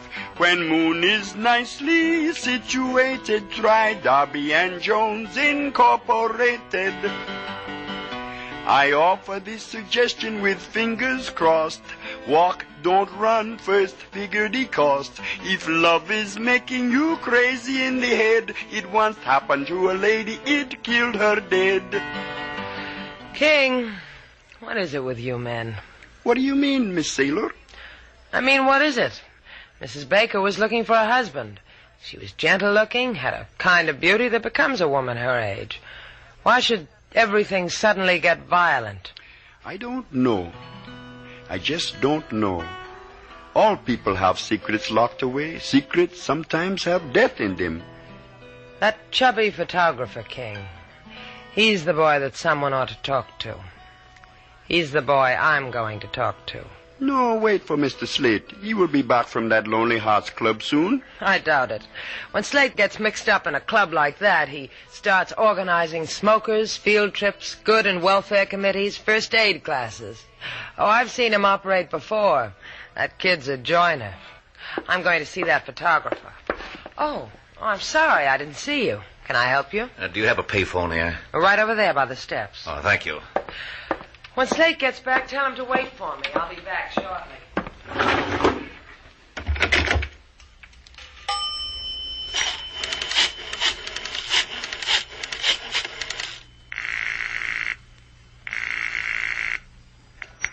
Hello? Laura, this is Frank. That Duval dame's going to see Louis. Meet me there right away.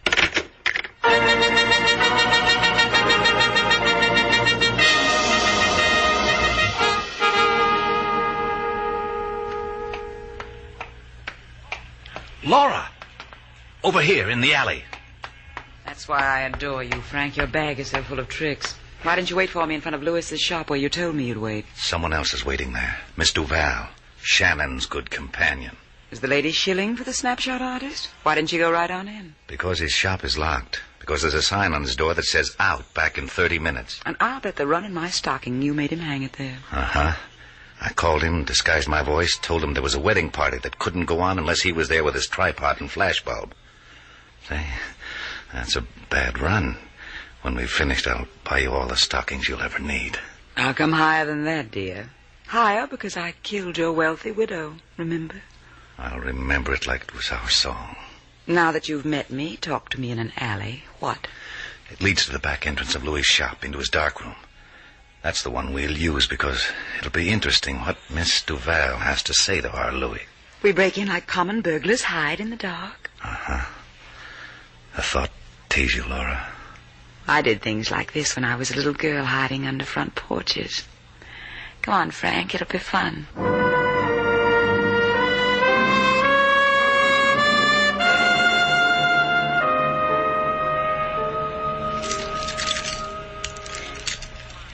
Come on, Louis. Stop fumbling with those keys. Open the door. Very well, senorita. Inside. I will lock it. Now, Now, what is it you wish? The picture you took of Slate Shannon. Por favor, senorita, you talk crazy. All right, let's hear what the cops think. Unlock the door. Wait, senorita. You going to give me that picture? Wait. I will give you the picture.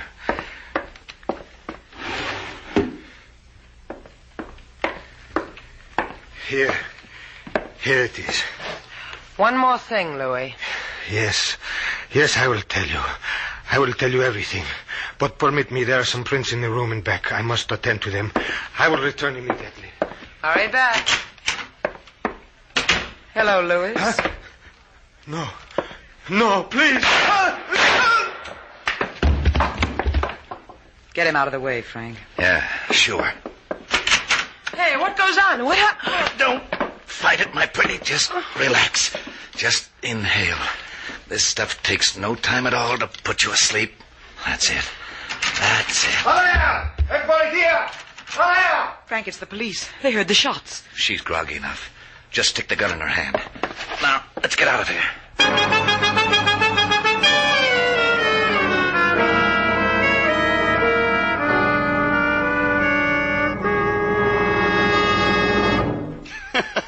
Tell me again, Mr. Slate, how the Miss Lonely Hearts took you in her arms, and all of a sudden there was a slam, bang, alakazang on the back of your skull, and the nightingale sang, and the stars dripped gold. I really made it live for you, huh, King? Where's Sailor? Fly, Mr. Slate. It is 10 fingers of the law. Save it for amateur night, King. Hi, LaSalle. What brings that sparkle to your teeth? They sparkle when I grin. I grin because I am jolly. I am jolly because I have come to return the deposit you made on your life. What? Your $3,000 bail, senor. We have found the motive for the murder of Senora Mary Baker. It was jealousy. I'm sorry she's dead. She seemed a fine woman. She was. This we have learned. When her husband was lost in the Texas City disaster, she was insane with grief. They had to prevent her from taking her own life. But it didn't stick, huh? She told me she was rich. Who gets her money? For the dead, there are always those who wait to get the money. They weep, then grovel for the money. But from Luis, the photographer, they will get nothing. The redhead? What are you talking about? He has also been murdered, senor, by the same who killed the senora. Murderer, to wit, one Sailor Duval. You lost your marbles, LaSalle? I thought it would interest you. Visiting hours are from 2 to 2:15, senor. And don't bring back the bail. We have no use for it.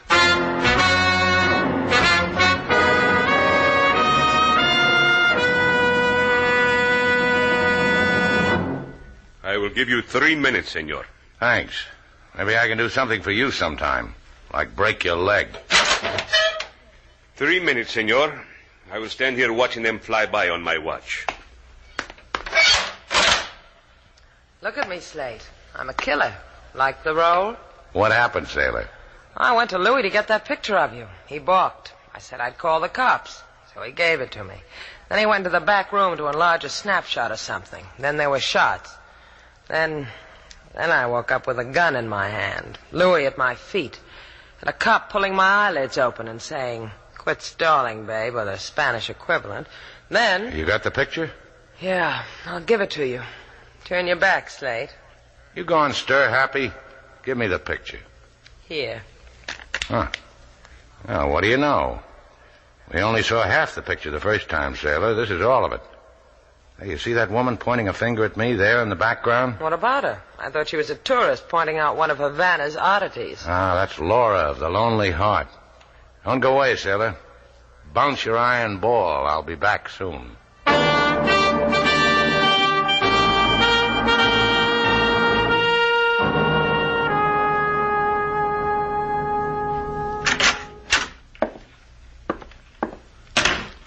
Hi, Laura.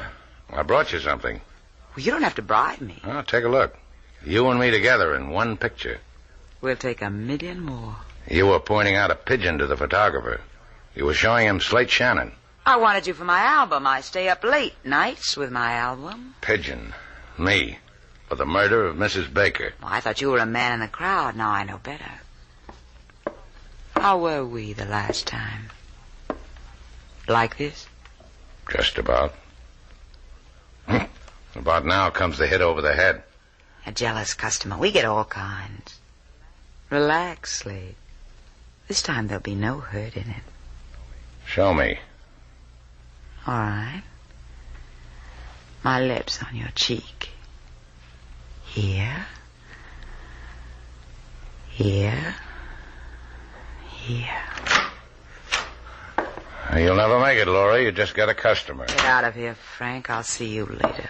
What's he got to give you, Laura? Get out of here. I just gave her something, Frank, a picture. You want to see it? Here. Go ahead, look at it. Laura, you lost it good, didn't you? Laura here handles all your work, huh? You won't like her, Shannon. Ask her to love, she'll love. Ask her to kill, she'll kill. Either one buys a man grief. Slade, don't listen to him. He's furious because I'm with you and not him. You got anybody you want killed, Shannon? A photographer, a wife? A wife? You had one of those, Frank? Yeah, I lost her. Uh-huh. No, that's not the way it was. She lost you in Texas City in 1947. Then you followed your wife to Havana and teamed up with Laura because you got lonely for your wife's money. It's a great loneliness. Now what, Frank? Now what? I start running. I'm leaving you, Laura. To Mr. Shannon. He can have you and the 2 murders on your hands. Bye. Frank. What, Laura? And now you know how much I hated him, Slade. You did it for me, huh? I wanted you to see me do it. You know, it's a time like this when I'm putty in a girl's hands, especially when she's holding a gun on me. You can change that. How? Make me believe you want to change. All right. Believe me? Uh-huh. Making love at the point of a gun, that's exciting. Throw the gun away. I can take it from here. I believe you. I'll keep my eyes open, Slade. I want to watch your face. Slade, don't touch that gun. Slade. For a girl in the Lonely Hearts business, you sure got a talent for being lonely. Slade, I believed you. Don't you see this is Laura? For you, Slade. For no one else. Listen to me. Listen to me, Slade. Just you and me. Let me know when you're finished, Laura, and we'll take a walk. Sailor's hands must be numb bouncing that iron ball.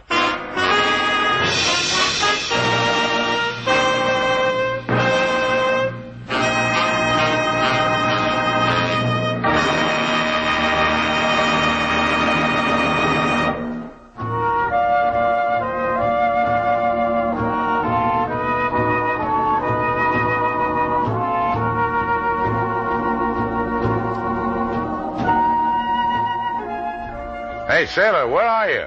Out here on the patio, taking a sunbath. Come on out. Hi, Slade. Sit down. Oh, it's a jazzy sunsuit you're wearing. You like it, huh?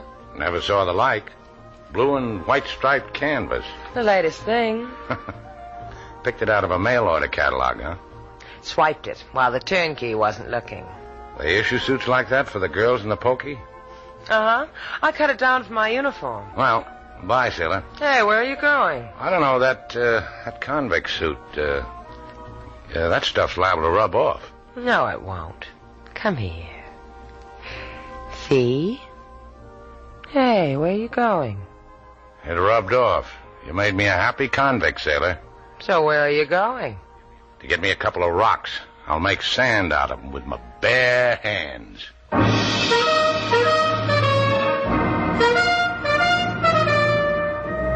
And so our 2 stars, Humphrey Bogart and Lauren Bacall, have brought to a close our latest bold venture story. Special music was composed and conducted by David Rose. May we invite you to listen again next week at this time for another exciting adventure starring Humphrey Bogart and Lauren Bacall together in Bold Venture.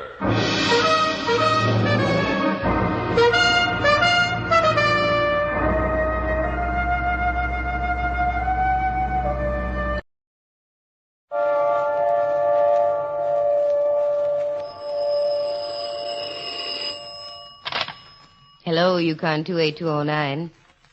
Yes, this is Candy Matson.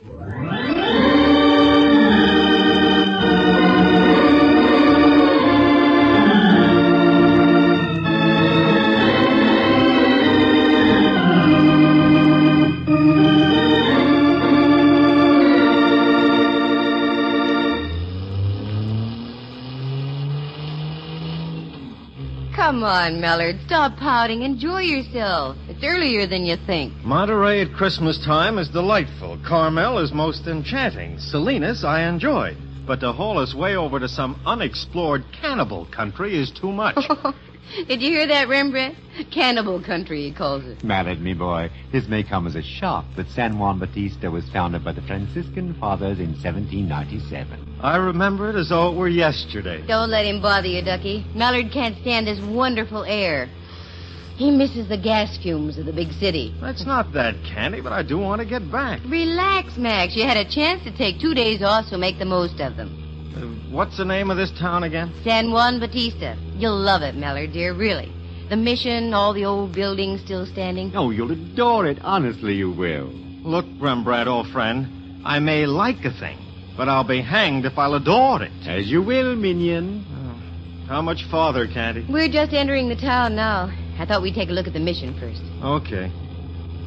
Hey, this is a cute little town at that. That's my boy. I knew you'd warm up once I got you over here. You know, strictly from a police angle, you might be interested in knowing that Joaquin Murrieta visited here more than once.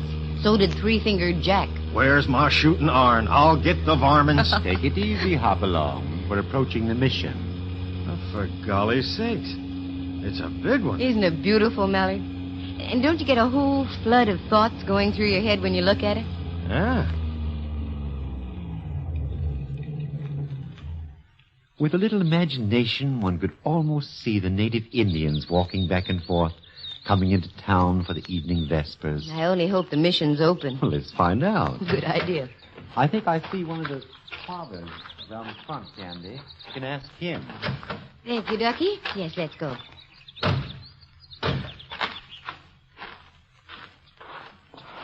Good afternoon, Father. Mm-hmm. Oh, good afternoon, young lady. Can you tell me if the mission is open this afternoon? Oh, yes, most certainly. Do forgive me if I appear somewhat startled. I was picking these red berries, and I failed to hear you drive by. I'm sorry, Father. Oh, that's quite all right. I fear my thoughts were wandering. Pardon me, may I introduce Mr. Watson? How do you do, Father? And this gentleman is Lieutenant Mallard. How are you, sir? Lieutenant? No, not military, Father. I'm with the San Francisco police. The police? No, Father, we're not here on business. I was wondering. I thought for a moment that Father Philip might have reported me. Reported you? For what, Father? At lunchtime, I made a frightful mistake. By, error, I ate his apple.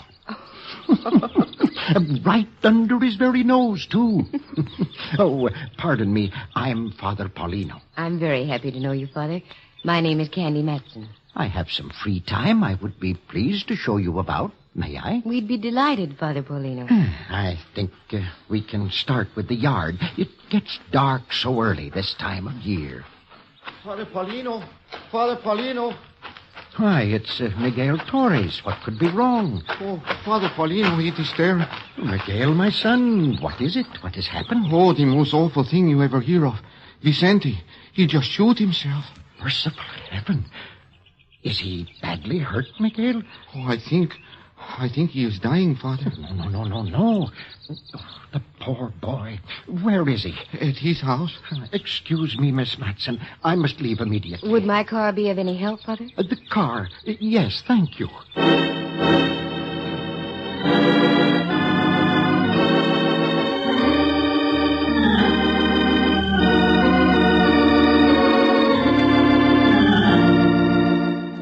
From Studio A in San Francisco's Radio City, the National Broadcasting Company presents Candy Matson, Yukon 28209. Tragedy in the sleepy little California mission town of San Juan Bautista. But it wasn't the first time. If you look around the side of the mission, you'll see that the place marks the mass grave of 12,000 Indians who died in a smallpox epidemic years ago. San Juan has seen knifings, too, and other shootings. It had lived a rowdy life in the dim years gone by, and obviously the rowdiness was still alive in a minor sort of fashion. We got in the car, and with Miguel directing us in broken English and Latin gestures, we made our way out on a dirt road about 3 miles outside of town near the granite quarry. We finally pulled up in front of a one-story wooden house that must have been built before the turn of the century. We went inside, and there was the prone form of a Mexican boy of about 21 or 2. There he is, Father. Is he all right? I don't know, Miguel. I'll have to see. He's gone, isn't he, Father? Yes. May his soul dwell eternally in peace. He is dead? Miguel, listen to me. His flesh is cold, yes, but his soul still lives.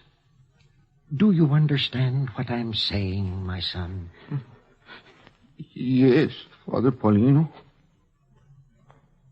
Wait a moment. Mallard, look. Here where he was shot. Well. If Vicente knocked himself off, he certainly did it the hard way. You're not kidding. Miss Matson, would you mind very much if we brought the body back in with us to the mission? I'm afraid we can't, Father. Would you step over here? I have something to tell you. Certainly, Miss Matson. You wear a look of concern. Is there something wrong? I'm afraid there is, Father Paulino. What do you mean? Well, it looks very much as though this wasn't self-inflicted. What? You don't mean that... Miss Matson, are you sure of what you're saying? Reasonably so, Father. You see, a gun held at close range leaves powder marks. Vicente's wound is as clean as a whistle. Well, I don't know what to say. I'm sorry, Father, but that's why we can't remove the body. We'll have to call the sheriff's office in Hollister. Can you tell me where I can find a phone? Yes, there's one at the mission. If you don't mind, I'll stay here. I have work to do.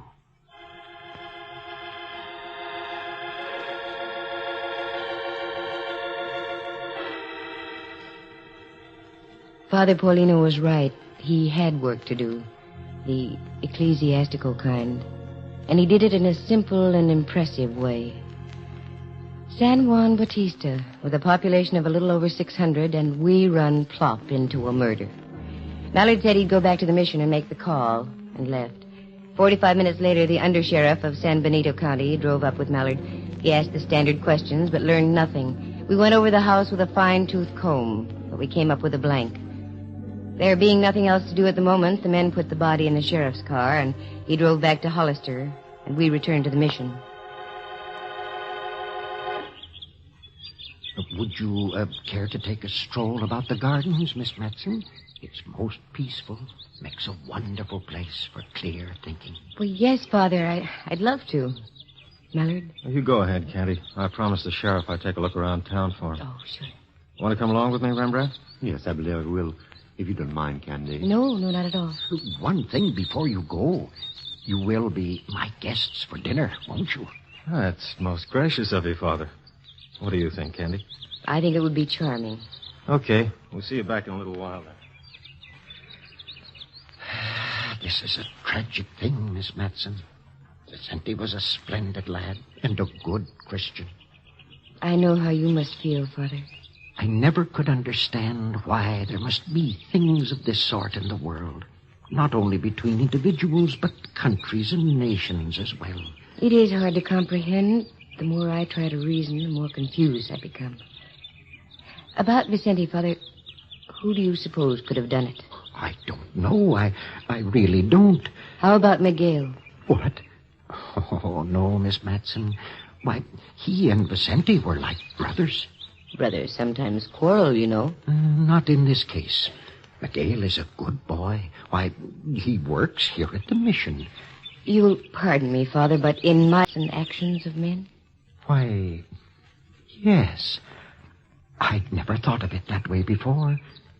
Yes, in a sense, I suppose I do wear a badge. I wear the badge of righteousness. The star of God.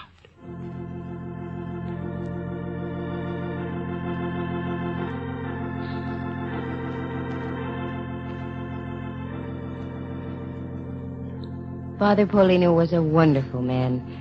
As we walked about the mission gardens, he spoke of many things, but in parallels. all connected in some way with the killing of poor Vicente. The time passed swiftly. I was so engrossed in listening to the kindly voice of the man, and before I knew it, Mallard and Rembrandt had returned, and it was time for dinner. Miguel did the cooking and waited on the table. The dinner was a masterpiece of simplicity, and if it hadn't been for the tragedy of the afternoon, I would have been enjoying a serenity I'd never known before. Did Vicente live out there all by himself, Father? Yes, the house belonged to him. He's a descendant of one of the original families of San Juan. His great-great-great-grandfather owned one of the largest ranchos in California. It stretched from here to the Pacific Ocean. That's a lot of property. Indeed. You see, it was given to him by the King of Spain under one of the original Spanish land grants.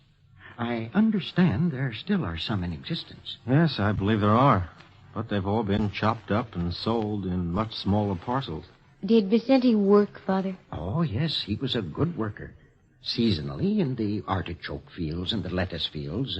In the off-seasons, he did odd jobs about the town. Speaking of town, Father, do you know a woman named Rose Taylor? Why do you ask that? Do you? Yes. Why do you mention the name? There's a little bar down the street. Yes, I know. The frailties of mankind. The fellow who runs the place says there's been talk about Vicente being kind of loco over the Taylor girl. I'd heard something of the sort, too. I was going to speak to him about it on Sunday. How long has she been here, Father? She arrived about 2 months ago. I'm afraid she's been a disturbing influence on our little village ever since. Did you talk to her, Mallard? No. Where does she live, Father? In a small cottage over on 2nd and Polk Street. I think we ought to take a little walk over there, don't you, Mallard? Right as rain, Cupcake. I dropped by her place before dinner, but she wasn't in. Oh, you know where it is, then? Mm-hmm. Good. Please don't think it's rude, Father, but it's something we have to follow through on. I understand, Miss Matson.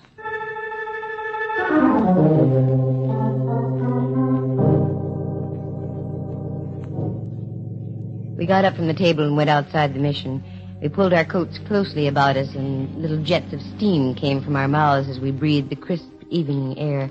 We'd only gone about a dozen steps or so, and we were stopped by a voice from behind. Please, Senorita Matson, senor. Huh? Why, it's Miguel. What is it, Miguel? Something wrong? I hear you talking inside. You are going over to see Senorita Taylor? That's right. Oh, please, no. The Senorita Taylor, she is a good girl. She will not to hurt anyone. That's not what Father Paulino seems to think. Oh, the good father, he does not know much about the outside. All his life, he live in the mission. He is, how would you say, is secluded? The good father may be secluded, Miguel. But I have a strong hunch he knows more about what's going on around here than anyone in town. Oh, but please, you believe me? Senorita Taylor, she is a good person. Look, Miguel, you want to find out who killed Vicente, don't you? Oh, see? Well, that's what we're trying to do. Now, you be a good boy, Miguel, and don't get yourself all in the stew.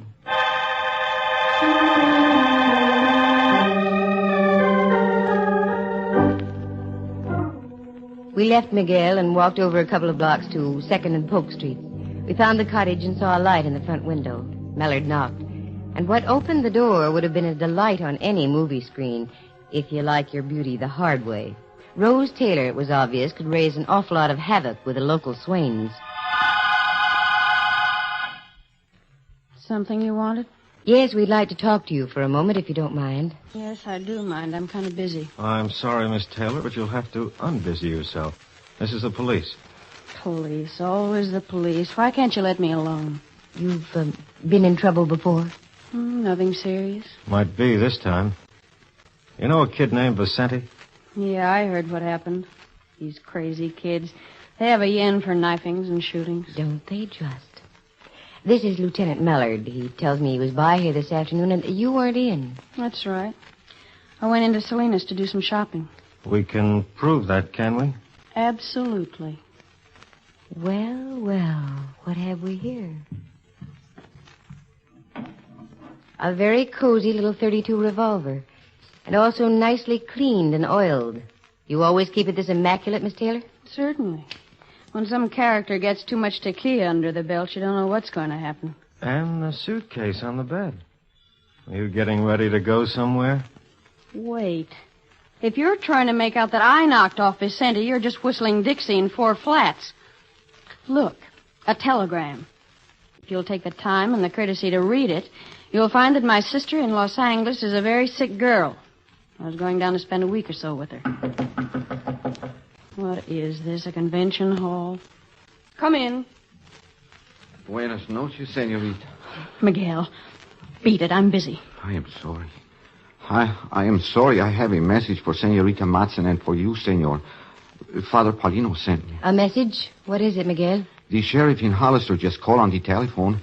He said to tell Senor Maller that the bullet that killed Vicente was from a .32 caliber gun.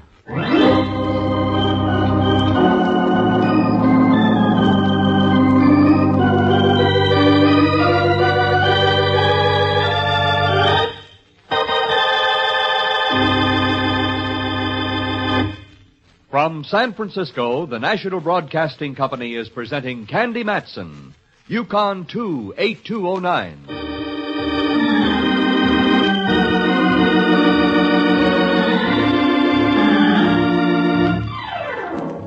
Well, now, a .32 slug had killed Vicente, and Miss Taylor owned a .32 gun. It looked practically tailor-made. However, I've seen coincidences like this before that have gone up in thin smoke. Mallard plucked the rose and asked her to return to the mission. And right there, I got me a king-sized idea. I excused myself, went to the little bar, and from the owner, I found out where the local banker lived.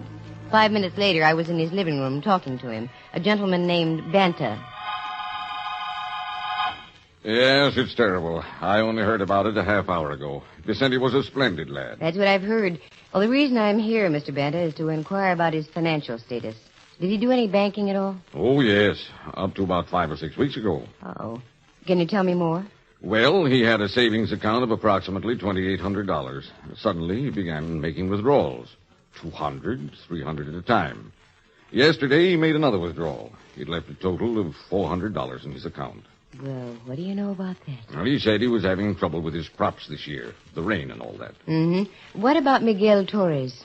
Now, that's a very strange thing. He had an account of $900. That's practically gone, too. I assumed he was helping his friend Vicente. I smell a very well-shaped rodent. Name of Taylor. Thanks, Mr. Banta. You've been a great help.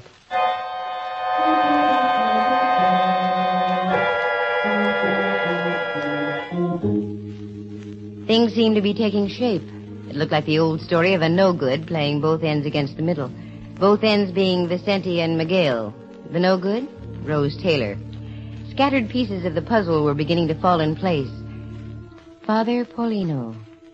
At first I couldn't believe it. And I wondered what his reaction would be. Next step, the bartender at the village pub. I walked in and caught him at a good time. The place was empty. Good evening. What can I do for you? A package of cigarettes, please. Sure. How are these? No, the others, if you will. All right. There you are. Anything else? Mm-hmm. Information. Yeah, what do you want to know? Miguel Torres and a kid named Vicente. Did they come in here often? Who are you? Private investigator. Here. My merit badge. Yeah, that's a new one, a lady cop. Ah, the world is ever-changing, Buster. Now the answer. Yeah, they used to come in about once a week. Usually on Saturday nights.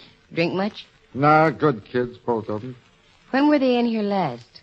Well, let's see. Yeah, night before last. Any arguments? They're so soft-spoken, those kind of guys, it's hard to tell. But now that you mention it, I think there was a bit of a rhubarb going on. Who was taking the lead? Torres. I gather he was sort of griped about something. Not too loud, not much fire. That's when it gets dangerous. And they weren't drunk? Nope. And I can spot a lush at 40 paces. They each had a beer and left. Thanks, mister. Here, buy yourself a cup of Christmas cheer. Well, thank you.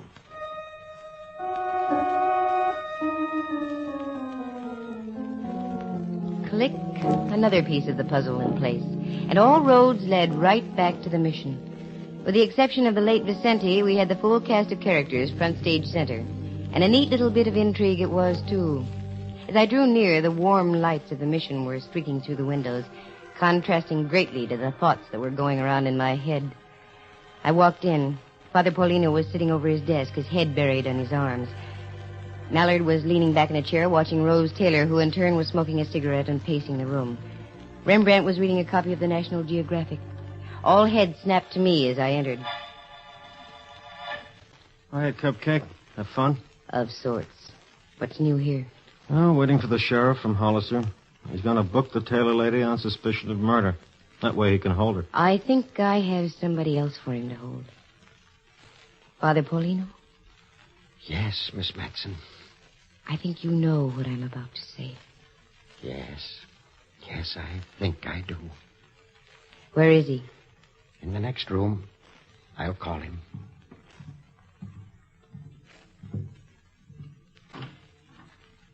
Miguel, my son. Si, Father. Come in here, please. Si. Miss Matson wants to talk to you. You're here in the mission now, Miguel. You're standing right under the cross. You can't lie. You killed Vicente, didn't you? Yes. Why? I love her. I give her everything I have. My love, my heart, my money, everything. She tell me that she is mine, all mine. That we will be married right here in the mission by the good Father Paulino. Then last week, I find she is also making the pretend love to Vicente. I almost went crazy. You told Vicente to stay away. See, that is right. But last night, I stand across the street from Senorita Rose's house. Vicente was there. And as they say goodnight on the front porch, she kissed him and pat his cheek, just as she did to me. And so you shot him this afternoon. With a .38. And when the sheriff called, you told us it was a .32, knowing that Rose also had a .32. See, that is right. But you will never get me for it. Mallard, Father, come on, don't let him get away. There he goes, up on that wall. Miguel, stop. You can't run away for the rest of your life. I have no life, Father. Miguel, watch out. You're going to...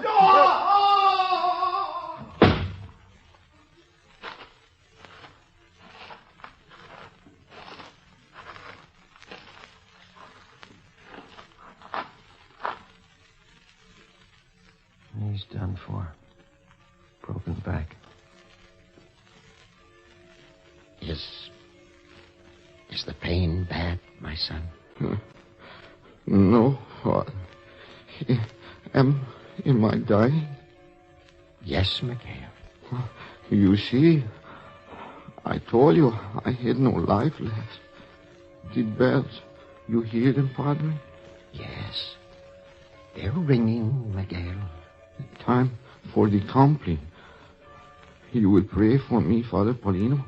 Of course. Merciful Jesus, all-knowing, all-seeing, look down upon us this night, so close upon thine own natal day.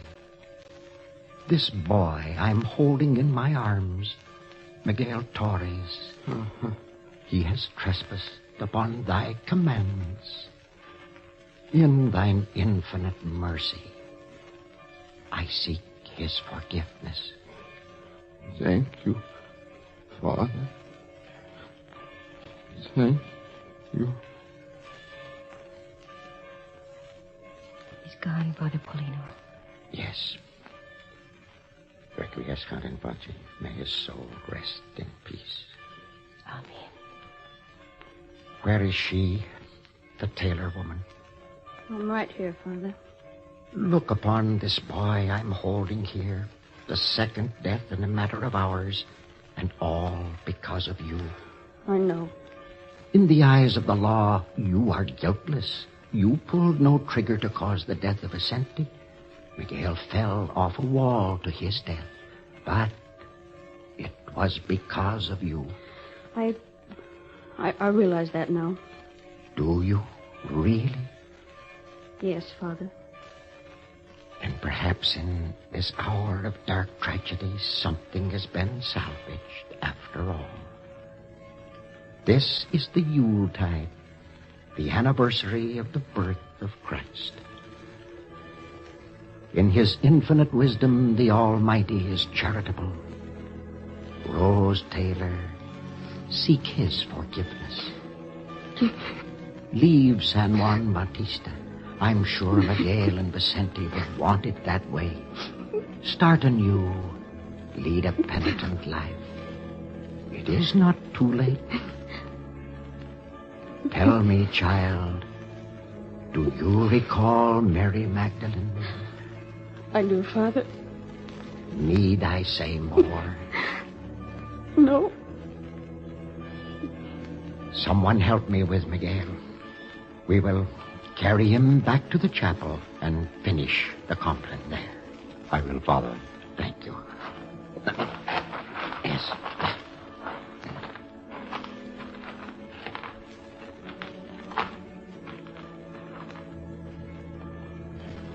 There's a remarkable man, Candy. More than you know, Mellor, dear.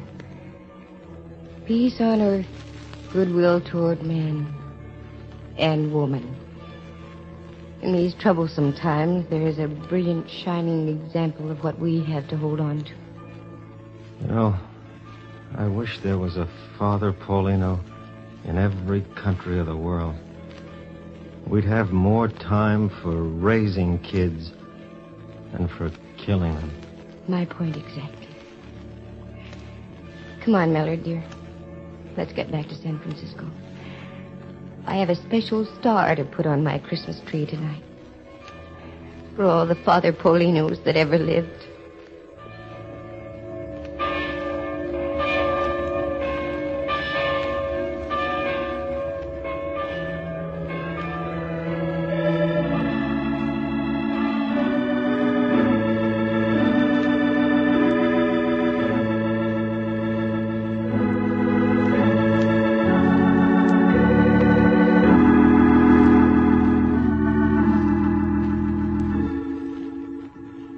Listen again next week at this same time. Just dial Candy Matson, Yukon 28209. And a very Merry Christmas to you all.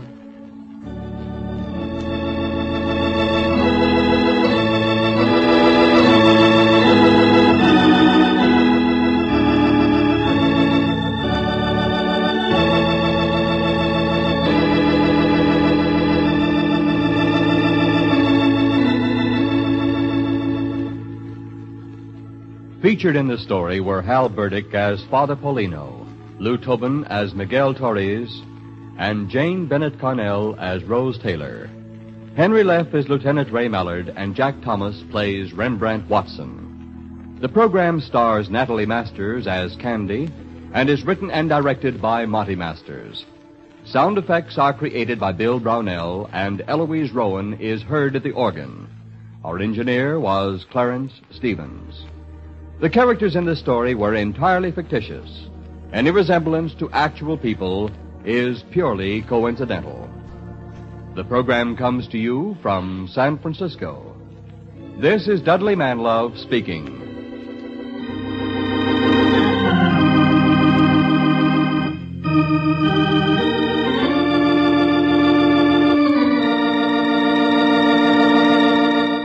This is NBC, the National Broadcasting Company.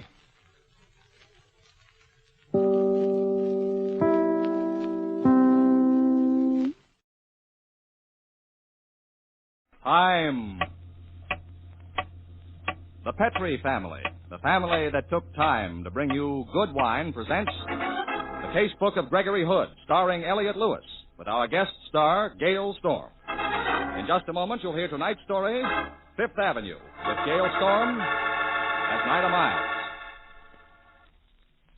Say, do you know who's the best judge of wine in all this world?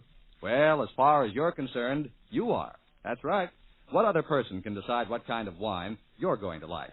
So here's my suggestion. Try Petri wine. You know, Petri wine is the one and only wine for thousands of people. But the only way you can be sure it's the wine for you is to try it. Once you've done that, I'm pretty sure you'll agree that Petri wine is the wine to suit your own particular taste. And the reason it's so good is because the Petri family took time to bring you good wine. Many generations of knowledge, skill, and experience go into the making of every bottle of Petri wine.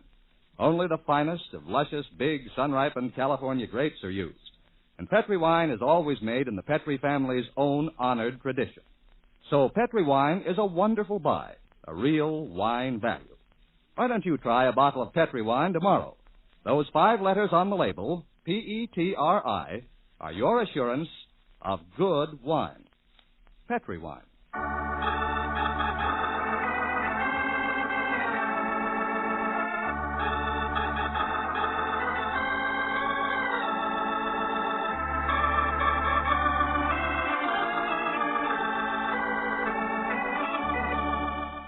Well, it's that time again. Time to join Gregory Hood and his friend and attorney Sanderson Taylor for another story from Greg's casebook.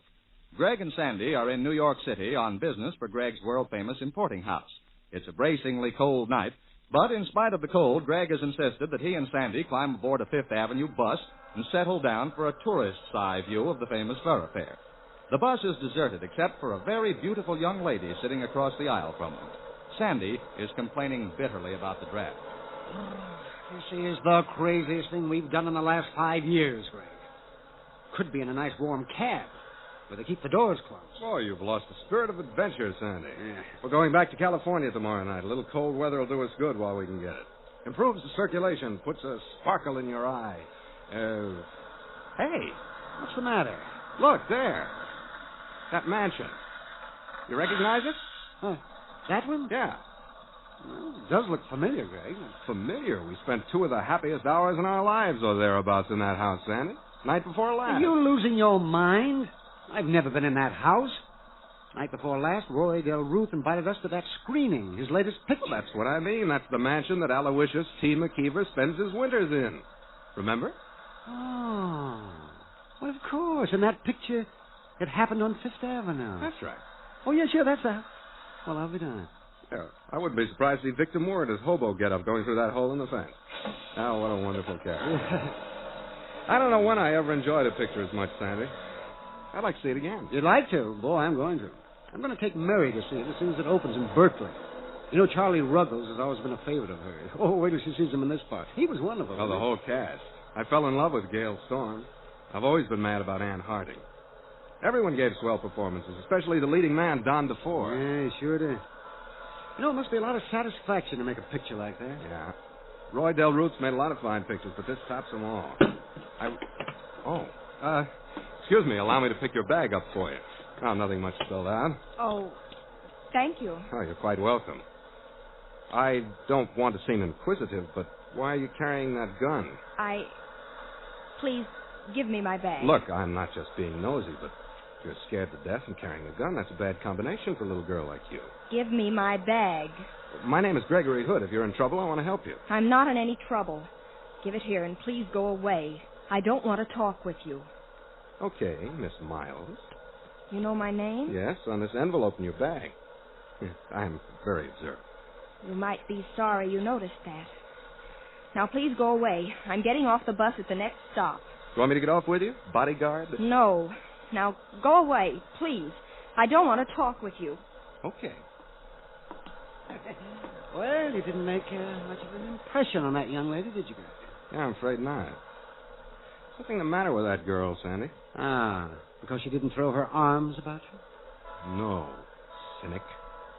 Because it's a little unusual for a girl as lovely as that, draped in that many $1,000 worth of mink, to be carrying a .32 automatic pistol in that full-grown alligator bag. An automatic? Yeah.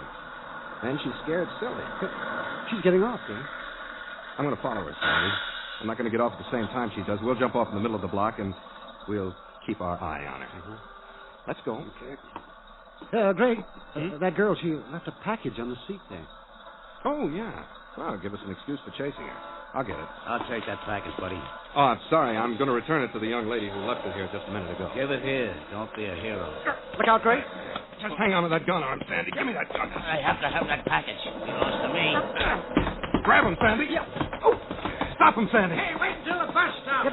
He got away, Greg. Yeah, I lost my balance when he let go of the gun. Come on, Sandy. I don't want to lose that girl. Let's get off this bus. What are you trying to do? Break your necks? Now, jump, Sandy. Come on. Hey, what's the matter with you two jumping off that moving bus? You crazy? What happened to the man who jumped off just ahead of us? He ran across the street against the light, the idiot. What's all this about? What's going on? Oh, look, officer, nothing's going on. A young lady left a package on the bus. I jumped off to return it to her, that's all. She got off at the corner back there. Small girl, brunette, mink coat. You notice her? You think I got nothing to do but watch who gets off the bus? She didn't jump. I didn't see her. Thank you. Come on, Stanley. You see her? No, I don't. Now she's gone, Greg. Well, I know her name. Come on, let's go back to the Waldorf, try to locate her. This package she left behind must be pretty important.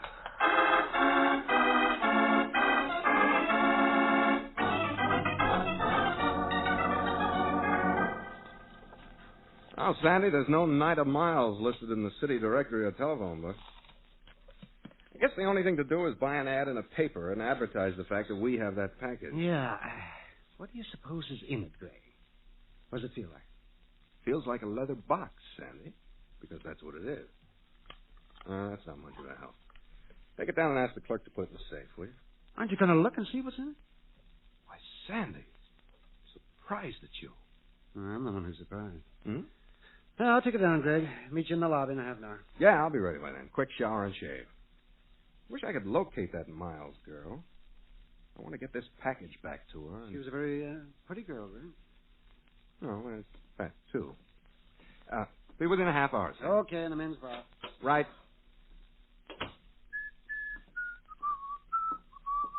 Nida. Hello, operator. It's Gregory Hood in the tower. Yes. I want you to check all the Class A hotels for me. I have a friend named Nida Miles. Miss Nida Miles. I know she's in town, but I don't know where she's staying. Yep, that's right. M-I-L-E-S. And there's a $20 bill in it for you if you locate it for me. Well, you're welcome if you find it. Right, and thank you. Nida. Oh, darn it. Nida? Just step back in that room, Mr. Hood. I don't want to have to use this gun. Oh, no, not you again. Sorry. I've been waiting to see you alone, Mr. Hood. I've been telling you ever since you grabbed that package this afternoon. You shouldn't have done that. Why? It wasn't yours. But the boss wanted it. The young lady wanted to have it. You aced your way in where you weren't wanted, Hood. Now, where is it? I haven't got it. Get it. I can't right now. That's too bad. Now, Mr. Hood, we're going to take a little trip. Boss wants to see you. Look, you're out of a book. Go away. This is the Waldorf. You can't kidnap me out of here. Don't go betting your life on that. There's a car waiting downstairs. Walk through the lobby and get in it. I'll go with you just to keep you from making any mistakes. Well, this is ridiculous. Isn't it? Come on, get moving. Don't take it too hard. You'll be in good company. We're entertaining a dame there called Nida out of the place. What? Yeah, she's waiting for you. If you don't arrive, it might kill her. So don't be tricky, Mr. Hood. Just keep moving.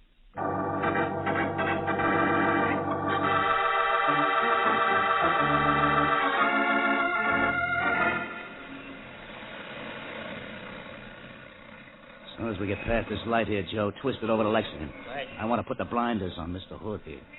You're going to blindfold me, huh? Yeah. I hate the cover of those pretty blue eyes of yours. Well, thank you. There's not much scenery on the road agent anyway. For the love of... I didn't do anything. The half-witted cab jockey behind me ran me. Come on, the light's changing. Take out of here. Lock bumper. This is pretty embarrassing, isn't it? Just keep your seats. No, I think I'll get out and help unlock you- bumpers. You wouldn't want to do any shooting in all this traffic. So long, Clancy. See you later, Lucky. Hey, Greg! Greg! Huh? Oh, Sandy. What happened, Greg? Where'd you come from? Well, I saw you leaving the hotel with that fella. Huh? Looked to me like he was holding a gun on you. So I grabbed the cab and followed. How come you always do the right thing? I was in a little trouble, Sandy. Well, that's what I figured. So I gave my driver $20 to lock bumpers with the car you were in. Oh, see? sheer genius. Now, let's get back to the hotel and get my suite changed. I want privacy when I take a look at what's in that confounded package.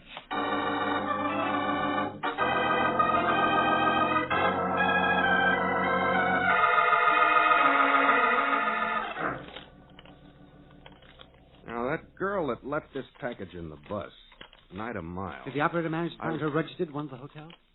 No, and please stop taking words out of my mouth. alligator jewel case with a sterling silver coat of arms. Black pearls. Beautiful, Sandy. A fortune's worth of black pearls. It's the most beautiful strand I've ever seen. Now, what in the devil was that Miles babe carrying them around with her for on a bus? Well, even I can answer that. She was making a rendezvous with somebody on the bus to pick them up after she left them on the seat.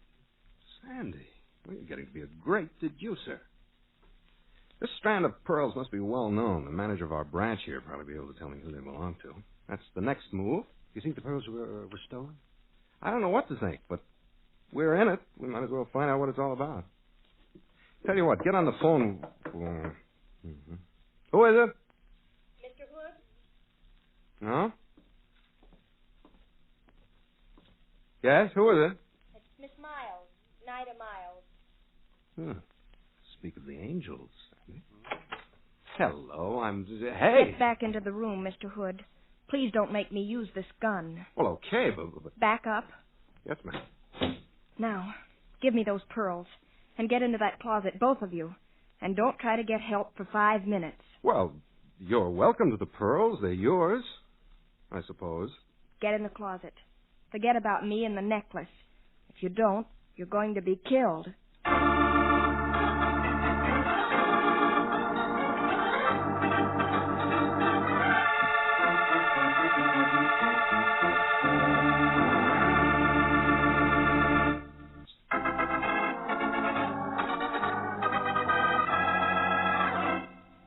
Greg Hood and Sandy are riding on a Fifth Avenue bus in New York City when Greg notices that the young lady sitting opposite them has left a package on the seat.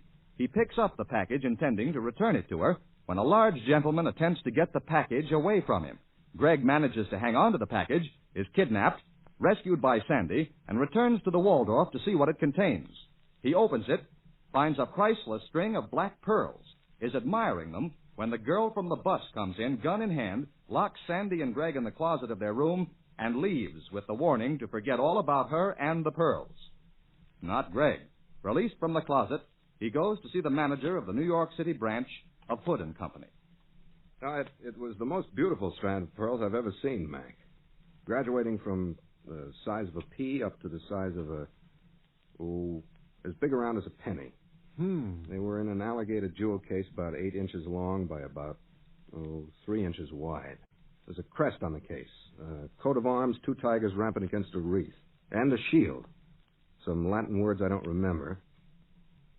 Here, it looked like this. I'll try to draw it. Look, Mac, could you call him and make a date for me to drop over to see him? Tell him I want to buy the pearls.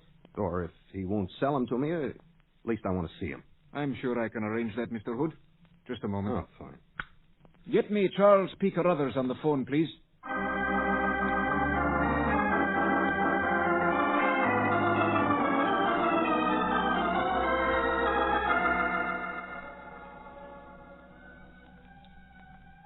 I hope you don't think this is just idle curiosity, Mr. Carruthers. Oh, indeed I don't, Mr. Hood. As a matter of fact, I'm quite flattered that a collector of your prominence would be so interested in my pearls.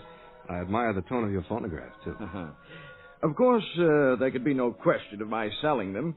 They've been in the family for hundreds of years. Oh, I can understand that. I would like to see them, though. Black pearls just happen to be one of my hobbies. Hood and Company have sort of specialized in them for a couple of generations. Yes, I know. I'll get them for you. Oh, thank you. I keep them here with me in this wall safe. I like to look at them sometimes, even when I'm here alone. Oh? I've had them out more than usual lately because of my approaching marriage. Oh, I didn't know about that. You getting married soon? Yes, in 2 weeks. To a very lovely girl. One who will wear these pearls as they should be worn, proudly. That's her picture there on the radio. Beautiful. You're a lucky man, Mr. Carruthers. Indeed I am, Mr. Hood. Here they are, the Carruthers pearls. Yes. I see. They are everything I expected, Mr. Carruthers. I wonder if I could borrow them for a few hours. I know the request is a bit unusual, but I'm leaving for the coast in the morning, and I would like to have them photographed before I leave. Well, Mr. Hood... I'm writing a book on famous jewels, the ownership of them, their history. Wouldn't be complete without a mention and an illustration of your pearls. Tomorrow morning, Mr. Well, Hood. look, you know me. If you don't, you can establish that I am not an imposter by checking with the New York police. Mr. McIntosh, my local manager. Well, I have to have these pearls for just a few hours.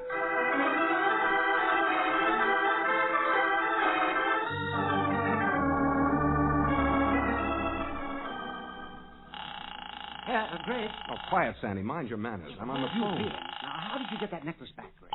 Well... Mighty desk, Eileen Kilroy. Hello, Kilroy. Greg Hood. Now, what makes me so lucky? What do you want to know now? Charles P. Carruthers of the Park Avenue Carruthers is engaged to marry a girl named Nida Miles. Well, now, that's startling news. I had it in my column a month ago. What paper do you read anyway, Greg? I love you, Kilroy, and we'll discuss that fact at great length later. Right now, I want to know where Miss Nida Miles lives. Well, just a minute. I've got it right here in my file somewhere. Hang on, Hanson. Oh, flatterer. What is it all about, Greg? Well, Sandy, it's pretty involved. I can't explain the whole thing to you while I'm talking to somebody else. You should try to curb that urge to be inquisitive. She lives in an apartment at 626 East 72nd Street. Uh-huh. Now, what else do you want to know? What do you know about the background of the Miles female? Where'd she come from? Well, there you have me, Greg. Why, what's up? Well, if I tell anybody, I'll tell you first. There may not be anything to tell. You must have something on her background. Where did she meet and capture the wily Carruthers millions? Well, she was singing in a nightclub when that happened. Yeah? The club, Managua. Oh? Old Charles P. saw her, loved her, asked her to marry him, and she said yes, being very much in her right mind. Oh, I see. Managua. That's Dude Defoe's joint, isn't it? Uh-huh. Yeah. Well, maybe I'll take you to lunch tomorrow. Good night, sweetheart. Come on, Sandy. We're going to take a cab ride over to East 72nd Street.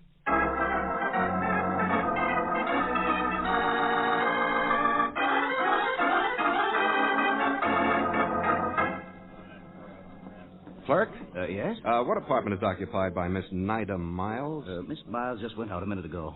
I'm surprised that she didn't pass you in the entrance. Oh, thanks. Well, where are we going now, Greg? I don't know, but I expect to find out. Come on. Dorman? Yes, sir? Did Miss Miles just take a cab away from here a minute ago? Yes, sir, she did. Would $10 help you to remember where she asked the driver to take her? No, let me see. I have a very important message for her. I have to locate her right away. All right, Pirate. 20? Oh, yes, sir.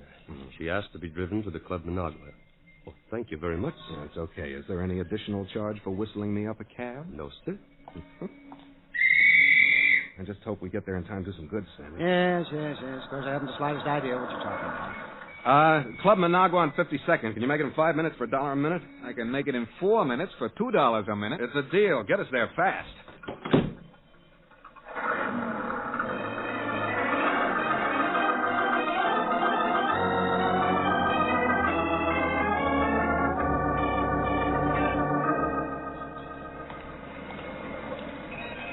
Take a look inside, Sandy. Maybe she beat us here. All right, Dick, I will. Yeah.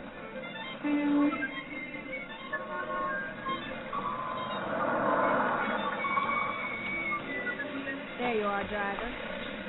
Hello, Miss Miles. Fancy meeting you here. Come on. Where are you taking Well, me? let's just drop in this restaurant for a minute before we go to the Club Managua, shall we? No, I have Come to... on, or I'll call a policeman. I want to talk with you. All right. I couldn't be in any more trouble anyway. Here, let's take this corner booth. Get in there. All right. Now, we talk. I'll bring you up to date. You're engaged to marry a lot of money, the Carruthers millions. Somebody's blackmailing you. Who is it? I can't tell you. I'll tell you. It's Dude Defoe, isn't it? What's he got on you, youngster? Why should I tell you? Because I want to help you. What's he got? Letters? Pictures? Yes, both. I have to get them back. Oh, we'll get them back, all right. Let me see your purse. No. Yes. Give it here. Still got the black pearls. Gonna give him the Dude. He planned this whole thing, didn't he? It'd take a crook like him to plan anything as clever as this. I had to do what he told me to. I had to. You can think whatever you like, but I'll be a good wife to Charles. He's good to me. He has respect for me. I'll make him happy. Look me right in the eye and tell me that, baby. All right. I'll be a good wife. I'll make him happy. I love him. He's good to me. Okay. Come on, let's see Dude and give him those pearls, shall we?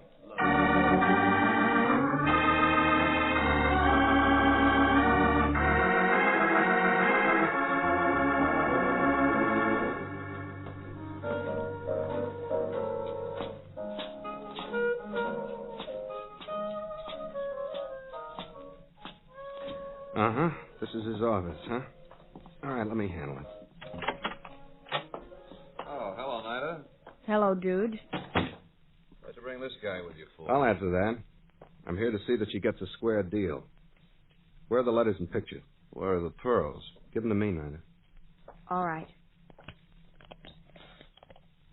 Thank you. Let's have your material now, hot shot.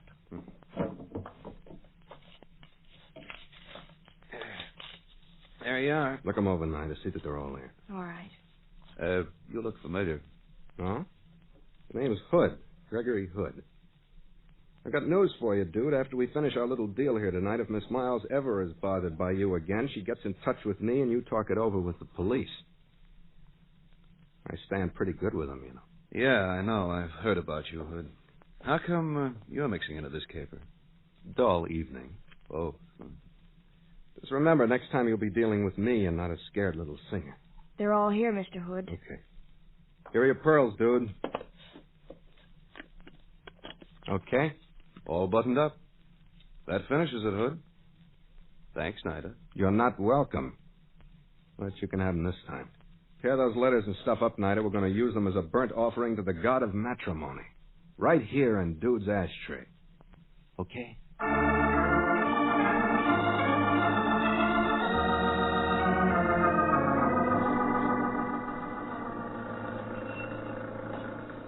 Well, Greg, now maybe you'll tell me why you gave those pearls to that blackmailer.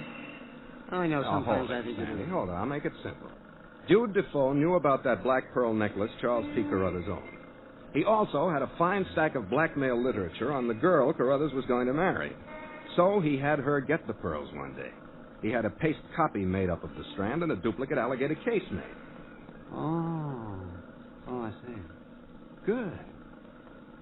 So, the next opportunity Nida had, she switched the phonies for the real pearls. Uh-huh. She was supposed to leave the real ones in her seat on the bus where one of Dude's gorillas could pick them up. We interfered, and that started all of the, excitement. Well, it's a little clearer now, but... I'll take you all the way. I had in my pocket the phony pearls, which I borrowed from Carruthers, when I met Nida outside the Club Managua tonight. Uh-huh. While we were in the restaurant, I switched them for the real pearls while Nida was looking into my eyes. Right now, I've got the real pearls in my pocket. Huh? Dude's got the phonies in his safe, and Nida has burned up all the evidence he had to blackmail her with. I return the real ones to Charles P. Carruthers in a few minutes, and everybody will live happily forever after. I hope. Yeah. I'd like to be there when Dude finds out he has his own pearls. Well, my goodness, Greg. Well, as usual, everything has worked out all right, and you've managed to escape alive, but there's a law of averages, you know. Hey, it's 11:30. I have to get these pearls back to the owner, and we have a date to meet Roy Del Ruth and Gail Storm at 21 at midnight. I want to tell them my story about it happened on Fifth Avenue. No, I don't think I will. They'd never believe it. Why does everything happen to me, Sandy?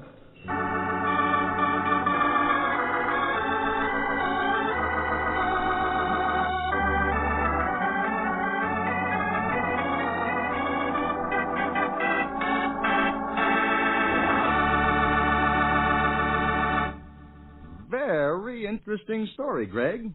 You do let beautiful women lead you into the most amazing adventures. Oh, I'm easily led, Herb. I should think you'd have been scared. After all, she was carrying a gun. No, but that's it.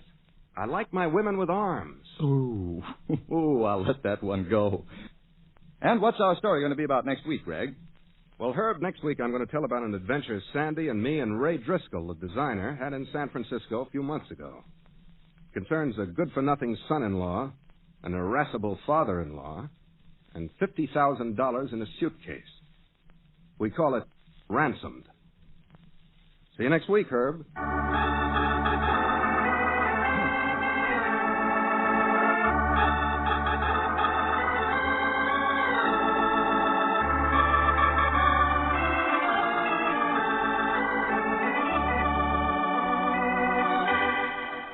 The Case Book of Gregory Hood is written by Ray Buffum. Original music composed and played by Dean Fossler. Elliot Lewis plays the part of Gregory Hood, and Sanderson Taylor is played by Howard McNear. Gail Storm was heard as Nida Miles. The Petri Wine Company of San Francisco, California, invites you to tune in again next week, same time, same station. The Case Book of Gregory Hood comes to you from our Hollywood studios.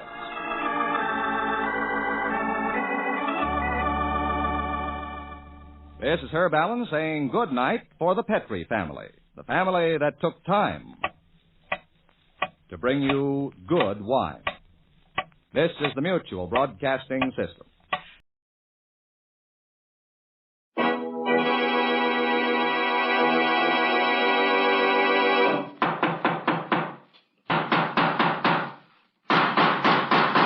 What's the matter? What is it? It's another case for Nick Carter, master detective. Yes, it's another case for that most famous of all manhunters, the detective whose ability at solving crime is unequaled in the history of detective fiction, Nick Carter, Master Detective.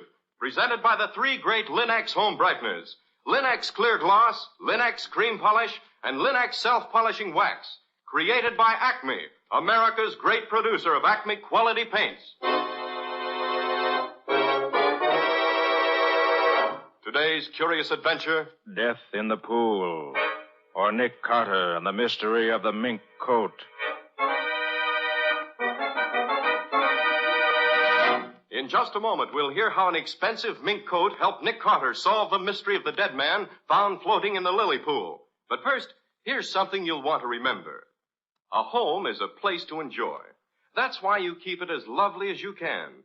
Thousands of American homemakers have discovered that Chemtone, the miracle wall finish, is the way to new wall beauty. Now, renewing the beauty of your floors, Linex Self-Polishing Wax gives a satiny luster without tiresome rubbing. And it resists wear, water, and dirt amazingly, for it contains real carnauba wax. You can actually clean with a damp cloth or mild suds. What's more, Linex Self-Polishing Wax, the non-skid floor finish, resists slip even when water is spilled on it. Get Linex Self-Polishing Wax at your paint, hardware, or department store. Headquarters for all three great Linex home brighteners and Chemtone, the miracle wall finish. And now for today's mysterious adventure with Nick Carter. As our story opens, Nick and Patsy, his assistant, are driving home a girl who is not feeling well. Where does she live, Patsy? In the Gray Bar Apartments, Nick. It's the one with the big lily pool in the court. Oh, that one. She would live in a place like that. All show, nothing else, just like Sally. I wish you wouldn't talk that way about her, Nick. She used to be one of my best friends years ago. Well, she's no friend of mine. I've no use for girls that drink the way she does. She's had a lot of trouble recently, Nick, and she just drinks to make herself forget. Her husband divorced her about a year ago just because she went out on a few parties he didn't approve of. She's been alone ever since. Funny, you standing up for her, Patsy. Usually you'd be the first to condemn anyone who plays around the way I understand she does. All right, Nick, think what you like. Just as long as we get her home to her apartment so I can put her to bed. Who's going to bed? Evelyn's young yet. Let's go somewhere. The only place you're going, young lady, is home to bed. Well, who's that? I don't know him. Oh, yes, you do, Sally. That's Nick Carter, the man I work with. Never heard of him. This the place? Just ahead, Patsy? Yeah, stop at this first entrance. She lives on this side. Okay. Come on now, Sally. This is where you live. I'll get out first and give you a hand. Get out myself. Don't need a hand. Can take care of myself. Want me to go up with you? No, Nick, you wait here. She'll be all right. All right. But don't let her keep you up there all night. I won't. I better go after her. She'll fall in the lily pool if she's not careful. Yeah. She's getting pretty close to the edge of it. You're better... In heaven's name... She sounds terrified. Come on. What's the matter, Sally? What is it? Man in the pool. A man. He's dead. Dead!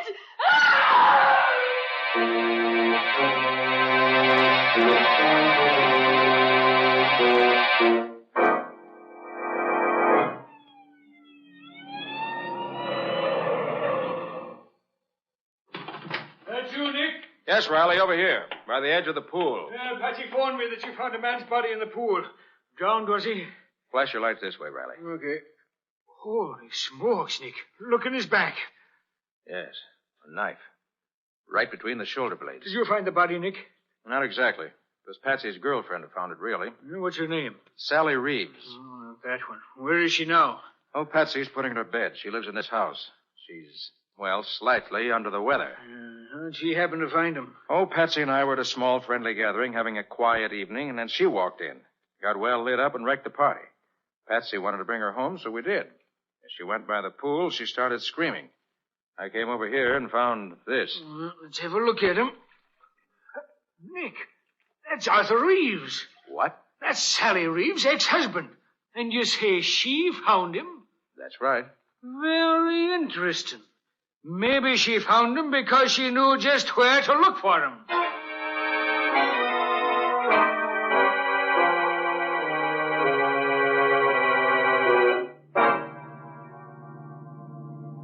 Lieutenant Riley seems to think Sally did it herself. He's a dope. Well, you said she's hated her husband ever since he divorced her, Patsy. Maybe she did kill him. Oh, Nick. Well, she certainly acted guilty enough when they questioned her. That doesn't mean anything, and you know it. Well, maybe and maybe not. Well, Riley will find out. Oh, Nick, you can't leave it to Riley.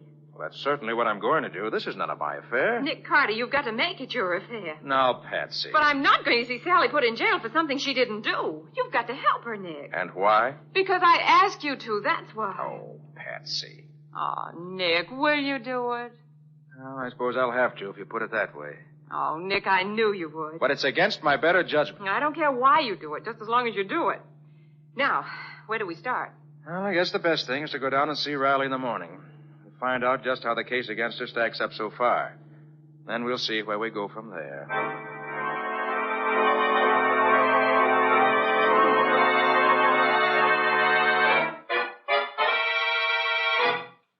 Good morning, Nick and Patsy. Hi, Riley. Well, Lieutenant, have you let Sally out of jail yet? Let her out. I should say not, Patsy. She's in for good the way it looks now. She did it all right. Riley, do you mind telling us just what the case is against her so far? Oh, I don't mind at all. Which side are you on in this, Nick? I'm on the side of the law, just as I always am.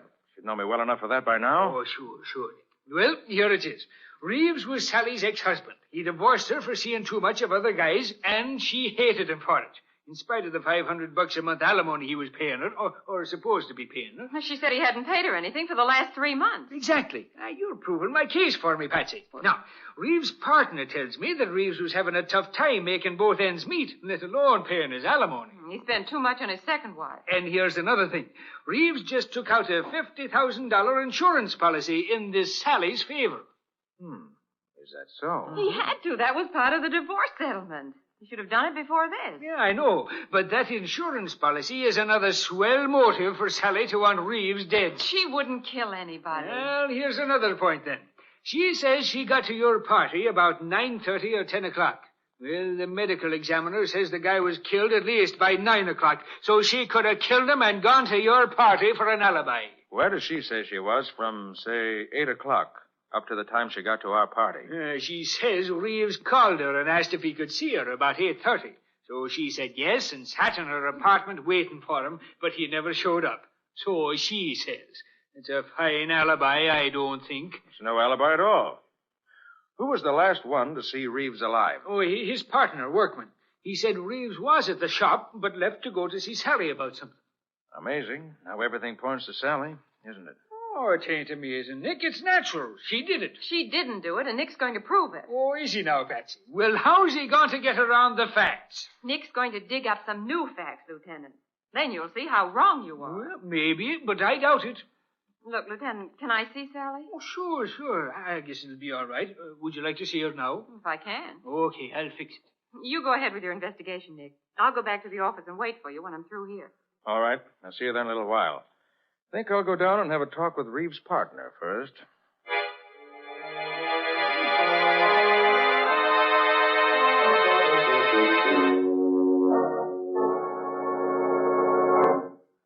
Now, Mr. Workman, you say Reeves was here in the store last night after dinner? Yes, Mr. Carter. He was checking stock with me.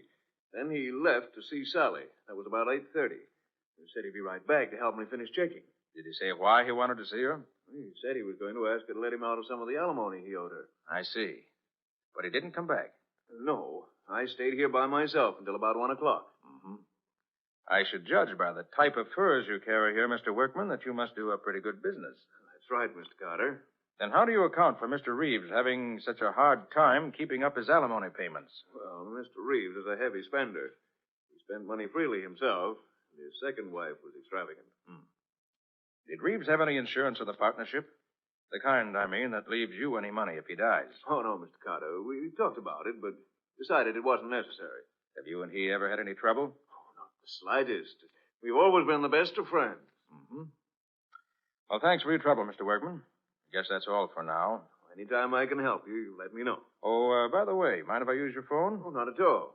It's on the desk over there. Thanks. Just want to call my office. I'll be in the back room if you want me. Thank you. Oh, Patsy, how'd you find Sally? Oh, better than I expected, Nick. She's so mad at Riley for thinking she did it that she hasn't had time to be depressed. How'd you make out? Nothing new. That is, nothing definite. I'm going to see Reeves' wife. Then I have to drop in on the DA, so I may be tied up the rest of the day. Oh, that's good, Nick, because Sally wants me to go and stay in her apartment while she's away. She has a cat and a canary, and she wants me to take care of them. And I think that's a swell idea. What's so swell about it? Well, don't you see? It'll give me a chance to go all through her things. I bet you I find something to help prove she's innocent. Or guilty. Now, Nick, don't be like that. If you'll drop over there around 8 o'clock tonight, I'll show you what I found. Okay, see you about 8 then. At Sally's apartment.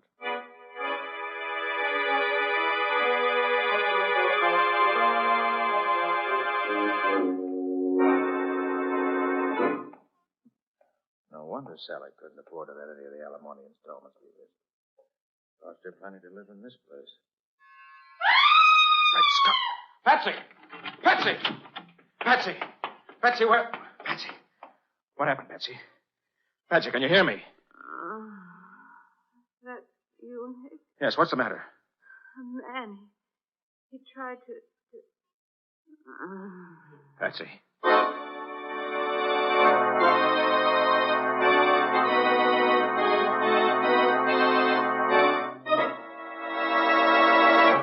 Well, what started out to be, for Nick at least, a routine investigation has suddenly taken a strange turn. What's happened to Patsy? And what does this have to do with Nick's attempts to find out who really killed Arthur Reeves? We'll see in just a moment. If you have furniture you treasure, you want to keep it handsome. And Linex Cream Polish will protect its beauty effectively. For Linex Cream Polish is designed to restore your furniture's original beauty in one quick, easy application. Yes, Linex Cream Polish actually cleans as it polishes, removing the cloudy accumulation of dust and polish, banishing messy fingerprints, helping conceal ugly scratches. And it dries to a hard, lustrous finish that leaves no oily film to attract more dust. This makes less work for you. Linex Cream Polish, the creamy white preparation that saves you one whole step in your furniture upkeep, is truly the modern way to protect the things in your home. Depend on it to give you added leisure, to give your furniture added loveliness. Ask for it by name. Linex. L-I-N-X. Linex Cream Polish. One of the 3 great Linex home brighteners. Get it now at your nearest paint, department, or hardware store, where you'll find it together with Linex self-polishing wax, Linex clear gloss, and Chemtone, the miracle wall finish that covers in one quick coat and dries in 1 hour. And now, back to our story.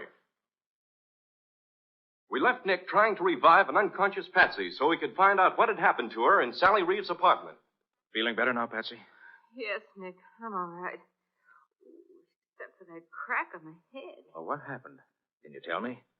I don't quite know, Nick. I was standing here in front of the bedroom mirror trying on Sally's new fur coat. Oh, Nick, isn't it heavenly? Yes, it's certainly a valuable piece of fur. But what happened, Patsy? Well, as I was trying on the coat, a man came through the door. He was wearing a mask. He told me to take off the coat and give it to him or he'd kill me. I told him I wouldn't do it. Did he have a gun? Oh, I didn't see one. How'd he talk? Well, it was sort of funny, as if he were trying to disguise his voice. Sounded as if he might have had something in his mouth.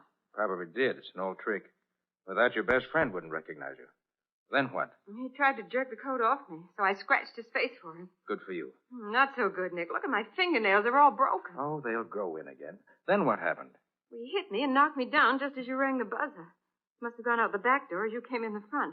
Then I must have gone out cold. You were certainly completely out when I found you. What does all this mean, Nick? Where did Sally get this coat? You know? Oh, yes, her ex-hubby gave it to her instead of some back alimony that he owed her. He took it out of the stock at the store about 2 weeks ago and brought it to her. Took it out of the stock at the store, huh? Well, does that mean something to you? I don't know, Patsy. But either this coat is tied up with a murder, or it's an extraordinary coincidence. Well, how can you find out? Get the history of the coat, first of all. Well, how do you do that, for heaven's sake? I know a man who can tell me. Come on.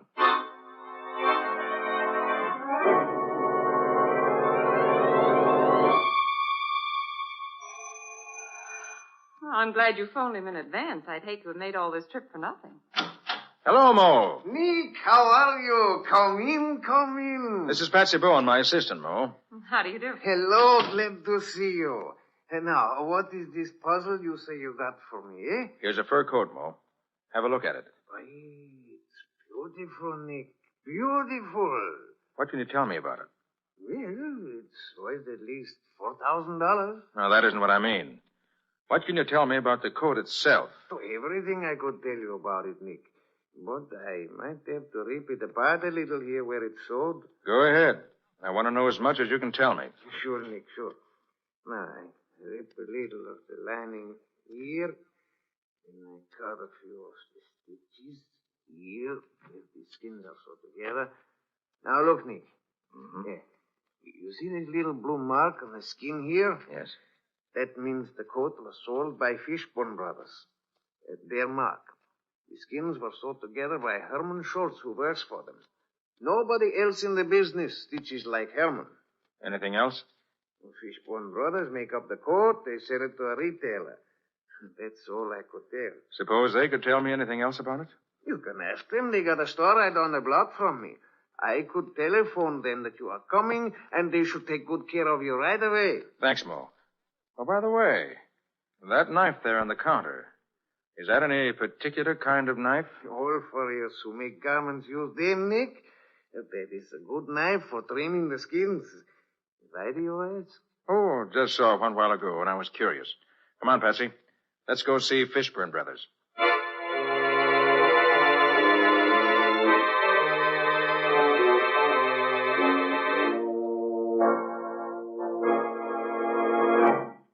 I'm sorry to keep you waiting, Mr. Carter, but I wanted to be sure of the facts. This coat was sold by us to Perilon. And Perilon sold the coat to a Mrs. Jackson Moody, who lives in Boston. But 3 months ago, she reported it stolen and offered $500 reward for its return. $500?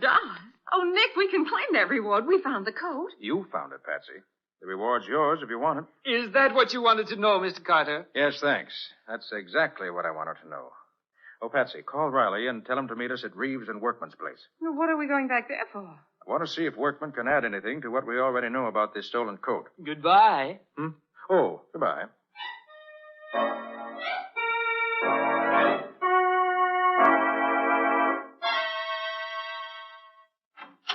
Why, Mr. Carter, I didn't expect to see you again tonight. I just want to ask you a few more questions, if you don't mind. No, not at all. Come in, all of you. Working pretty late, aren't you? Yes, I am. You see, without Mr. Reeves, there's so much more for me to do. Pretty dark in here for you to be working, isn't it? Oh, no, I can see plenty well in this light. Well, Lieutenant Riley has to make some notes, so... Make notes? On what, Nick? Why, in Mr. Workman's answers to my questions, naturally. Sure you won't mind if I turn on another light, will you, Mr. Workman? Oh, now, really, Mr. Carter, I don't Nick, think... look. His face is scratched right across the cheek. Yes, there was a cat sleeping on a pile of furs a little while ago. I didn't see him, and when I tried to move the furs, he jumped at me and scratched me. What an alibi. Now, what was it you wanted to ask me? Well, first, Mr. Workman, I'd like your permission to look around your shop a bit. Oh, now, see here, Mr. Carter. I don't see what right you have Riley. to come in here and... See that Mr. Workman stays where he is while I take a look around the place. Now, look here. You can't come in here and do Sit where this. you are, Workman. Nick knows what he's doing. But I don't understand Just what... sit tight. Nick will tell you when he's ready. Well, this is an interesting package, Workman. Addressed to some firm out in San Francisco. Seems to be full of pieces of fur coats, some odd neck pieces, and other odd pieces of fur. All expensive fur, too, if I'm not mistaken. That's just some pieces I had left over. I don't think so, Workman. What do you think they are, Nick? I think Workman is a receiver of stolen furs. Ridiculous. He cuts them up and ships them to the West Coast. His accomplice out there ships his stuff east. Then they put them together and mix the furs up so they can't be identified. You're crazy. I wouldn't get mixed up in anything like that. Riley? Huh? Ever see a knife like this one before? By golly, Nick, that's the same kind of knife that killed Reeves. You're quite sure? Of course I am. That same dark-colored handle, the same two metal bands around it, I'd know that anywhere. That's the same kind of knife we saw at Moe's a little while ago, Nick. Except that the handle is different. Exactly, Patsy. The knife's a regular furrier's knife. But I imagine at some time in the past year, Mr. Workman had new handles put on all his old knives. Right, Mr. Workman? Say, now, look here. If you're trying to connect me with Reeves' murder, you're all wrong. I didn't kill him. Ever see this fur coat before? No. And I suppose you weren't the man who tried to take it away from Patsy tonight at Sally's apartment. No, of course not. Hey, what's that about, Nick? You didn't tell me about anybody trying to rob Patsy. Reeves gave Sally a very expensive fur coat out of the stock here at the store instead of paying her some back alimony. But Reeves didn't know it was stolen. Then when you arrested Sally, Workman knew he had to get that coat back before you found it, recognize it from the description that's been sent out, and trace it back to him. So he tried to steal it from Patsy tonight in Sally's apartment. Lies, all lies. Hey, Nick, I'm beginning to see what you're leading up to. Do you, Riley? I'll say I do. Reeves finds out that Workman is dealing in stolen furs. They get into a fight about it. Workman tells Reeves the coat he gave to Sally was stolen. Reeves is sore and starts for Sally's house to get it back. That's where he was headed when he was killed last night. I'll bet that's it. Go on, Riley. Doing well so far. But when Reeves leaves, Workman gets scared. He doesn't want Reeves to tell anybody he's selling stolen furs. But the only way he can stop him is to kill him. So he grabs one of his fur knives, beats it up to the apartment house before Reeves gets there, waits for him, and kills him. Why, it's as plain as the nose on your face. You're crazy, all of you. I didn't kill Reeves. Where were you between 8 and 10 last night? I told you I was here in the store, taking stock, alone. That ain't no alibi. Come on, Workman. I'm taking you down to headquarters. We got ways of making fellas that have nothing to say talk a lot down there. So I was right, Nick. Sally didn't do it. Oh, Nick, you're wonderful. Well, thanks for those few kind words, Patsy. Okay, Riley. Take him down to headquarters and wait for me there. Ain't you coming, Nick? Now, there's one last bit of evidence that'll clinch this case, Riley, and I think I know right where to put my hand on it. Meet you in your office in about half an hour.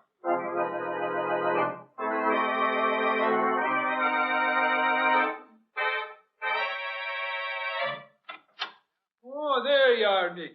Well, glad to see the four of you gathered here to welcome me. Riley, Patsy, Sally, and Mr. Workman. Now let's sit down and be real cozy. What's all this about, Mr. Carter? They won't tell me anything except that you've got some news for me. Okay, Nick. Okay, Riley, go right ahead. Well, Sally, it's like this. Mr. Workman here is the man who killed your ex-husband, Arthur Reeves. That's a lie, Riley. Oh, no, it ain't. Selling stolen furs, your knife, Sally having a fur coat that was stolen, and you trying to get it back, it all adds up. Just wait till the jury gets it. Then, you know I didn't do it. Of course we know it. And I'm apologizing right here and now to both you and Patsy for being such a dumb idiot as I was. I should have known you wouldn't kill him. Isn't it wonderful, Sally? You're free. And Nick did it. I knew he would. Now I can collect the $500 reward for recovering the stolen fur coat. Oh, it's just super, Patsy. You collect that money, and I'll collect the $100,000 on the insurance that Arthur took out for me.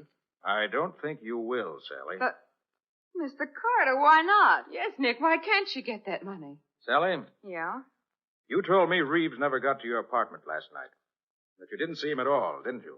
Yeah, that's right. I waited and waited, but he didn't come. Riley, got the things you found in Reeves' pocket? Well, sure, Nick. Right here. There you are.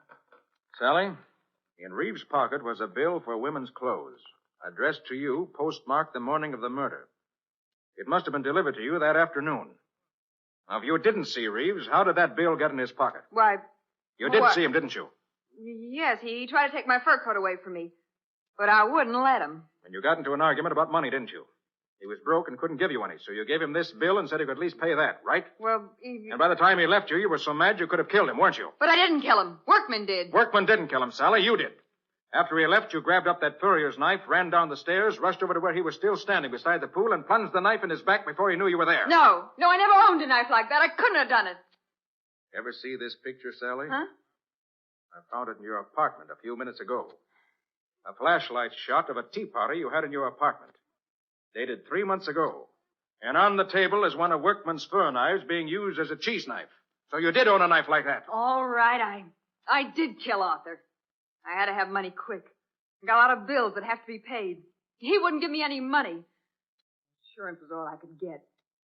So I killed him. Well, Nick, so she did do it. I was right all the time. I told you I didn't do it. I knew you didn't do it all along, Workman. But I had to do it this way to break down the case against Sally. Sorry. You say you knew all along, Nick? Certainly. And you workman couldn't have done it because he'd never have chosen such a public place as the court inside a large apartment house at 9 o'clock on an early fall evening. There's altogether too much chance of his being seen. He'd have picked a much safer spot. Furthermore, he never would have killed him before he got that stolen coat back from Sally. No, Riley, only someone who was so mad they didn't stop to think would kill a man in such a public place. Well, then I gotta let Workman go? He was dealing in stolen furs, wasn't he? Oh, by golly, you're right, Nick. I'll see that he gets his for that, I will. Come along, you. And you too, Sally Reeves. I'm going to push you both right where you belong. I knew it was you right from the very first. And you can't going to show me up. Well, Nick, I was certainly wrong that time. You certainly were, Patsy. Completely wrong. She wasn't like that when I knew her years ago. Well, times change. So do people. You couldn't know what she's like now. I'm sorry, Nick. Gee, I suppose I'll never hear the end of this. You probably won't, Patsy. But don't feel too bad. If it hadn't been for you, we'd never have caught Workman and broken up his racket and stolen furs. And the right person is going to pay for Reeves' murder. Those are the things that really matter. Always.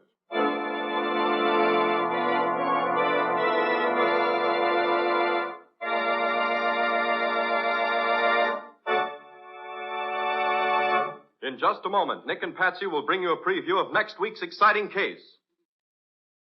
But before they do, a word to the wise. When you use Linex Clear Gloss on your floors, linoleum, furniture, and woodwork, they look as though you'd spent hours polishing them. And yet Linex Clear Gloss is so easy to apply, so easy to keep clean. Linex Clear Gloss is a durable, protective coating which is brushed on easily, drying without brush marks to a tough, transparent surface that sturdily resists alcohol, perfume, fruit acids, boiling water, and hot grease. The brilliant beauty of Linex Clear Gloss is a constant source of satisfaction to every homemaker, for it wears and wears, keeping its good looks for a long, long time. Linex Clear Gloss keeps dirt on the surface, too, where it's easily wiped away. So protect and beautify every wood and linoleum surface in your home with Linex Clear Gloss. It'll add sparkle to your home and save you hours of housework. Thousands of American homemakers have already learned what a time-saving, labor-saving product Linex Clear Gloss is. Learn for yourself what a household help it can be. Ask for it by name. Famous Linex Clear Gloss. Available at your paint, hardware, or department store. If your dealer hasn't received his supply of the 3 great Linex home brighteners, he'll have them soon. Ask him to save one or all of them for you. Acme will see that he gets them, and you get them, as quickly as possible. And now let's hear from Nick Carter himself. What exciting story have you got for us next week, Nick? Can you tell us a little about that? Well, Ken, next week I'm going to tell you about a murder in a little country town. Patsy and I had gone there for our vacation. But for that one day, we got very little vacation. A friend of the sheriff's was shot to death in his home in the early morning, and the sheriff made Nick take over. The sheriff found one big clue that satisfied him, but Nick found a number of small clues that really solved the murder. What do you call the story, Nick? I call it Murder in the Night. Or the mystery of the milkman's discovery. So long for now. So long, everybody. And so long to you, Nick and Patsy. We'll be looking forward to seeing you again next week.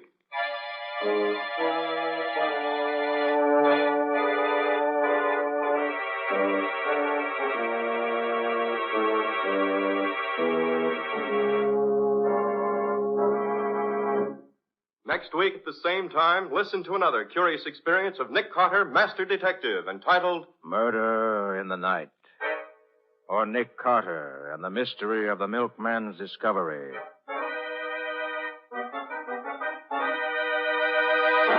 Nick Carter, Master Detective, is a copyright feature of Street and Smith Publications, Incorporated. It is presented at this same time and over these same stations by the 3 great Linex home brighteners. Linex Clear Gloss, Linex Cream Polish, and Linex Self-Polishing Wax.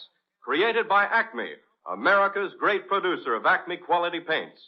In the Nick Carter Adventures, Lon Clark is starred as Nick. Helen Choate is featured as Patsy. Original music is played by Lou White. The programs are written and directed by Jock McGregor.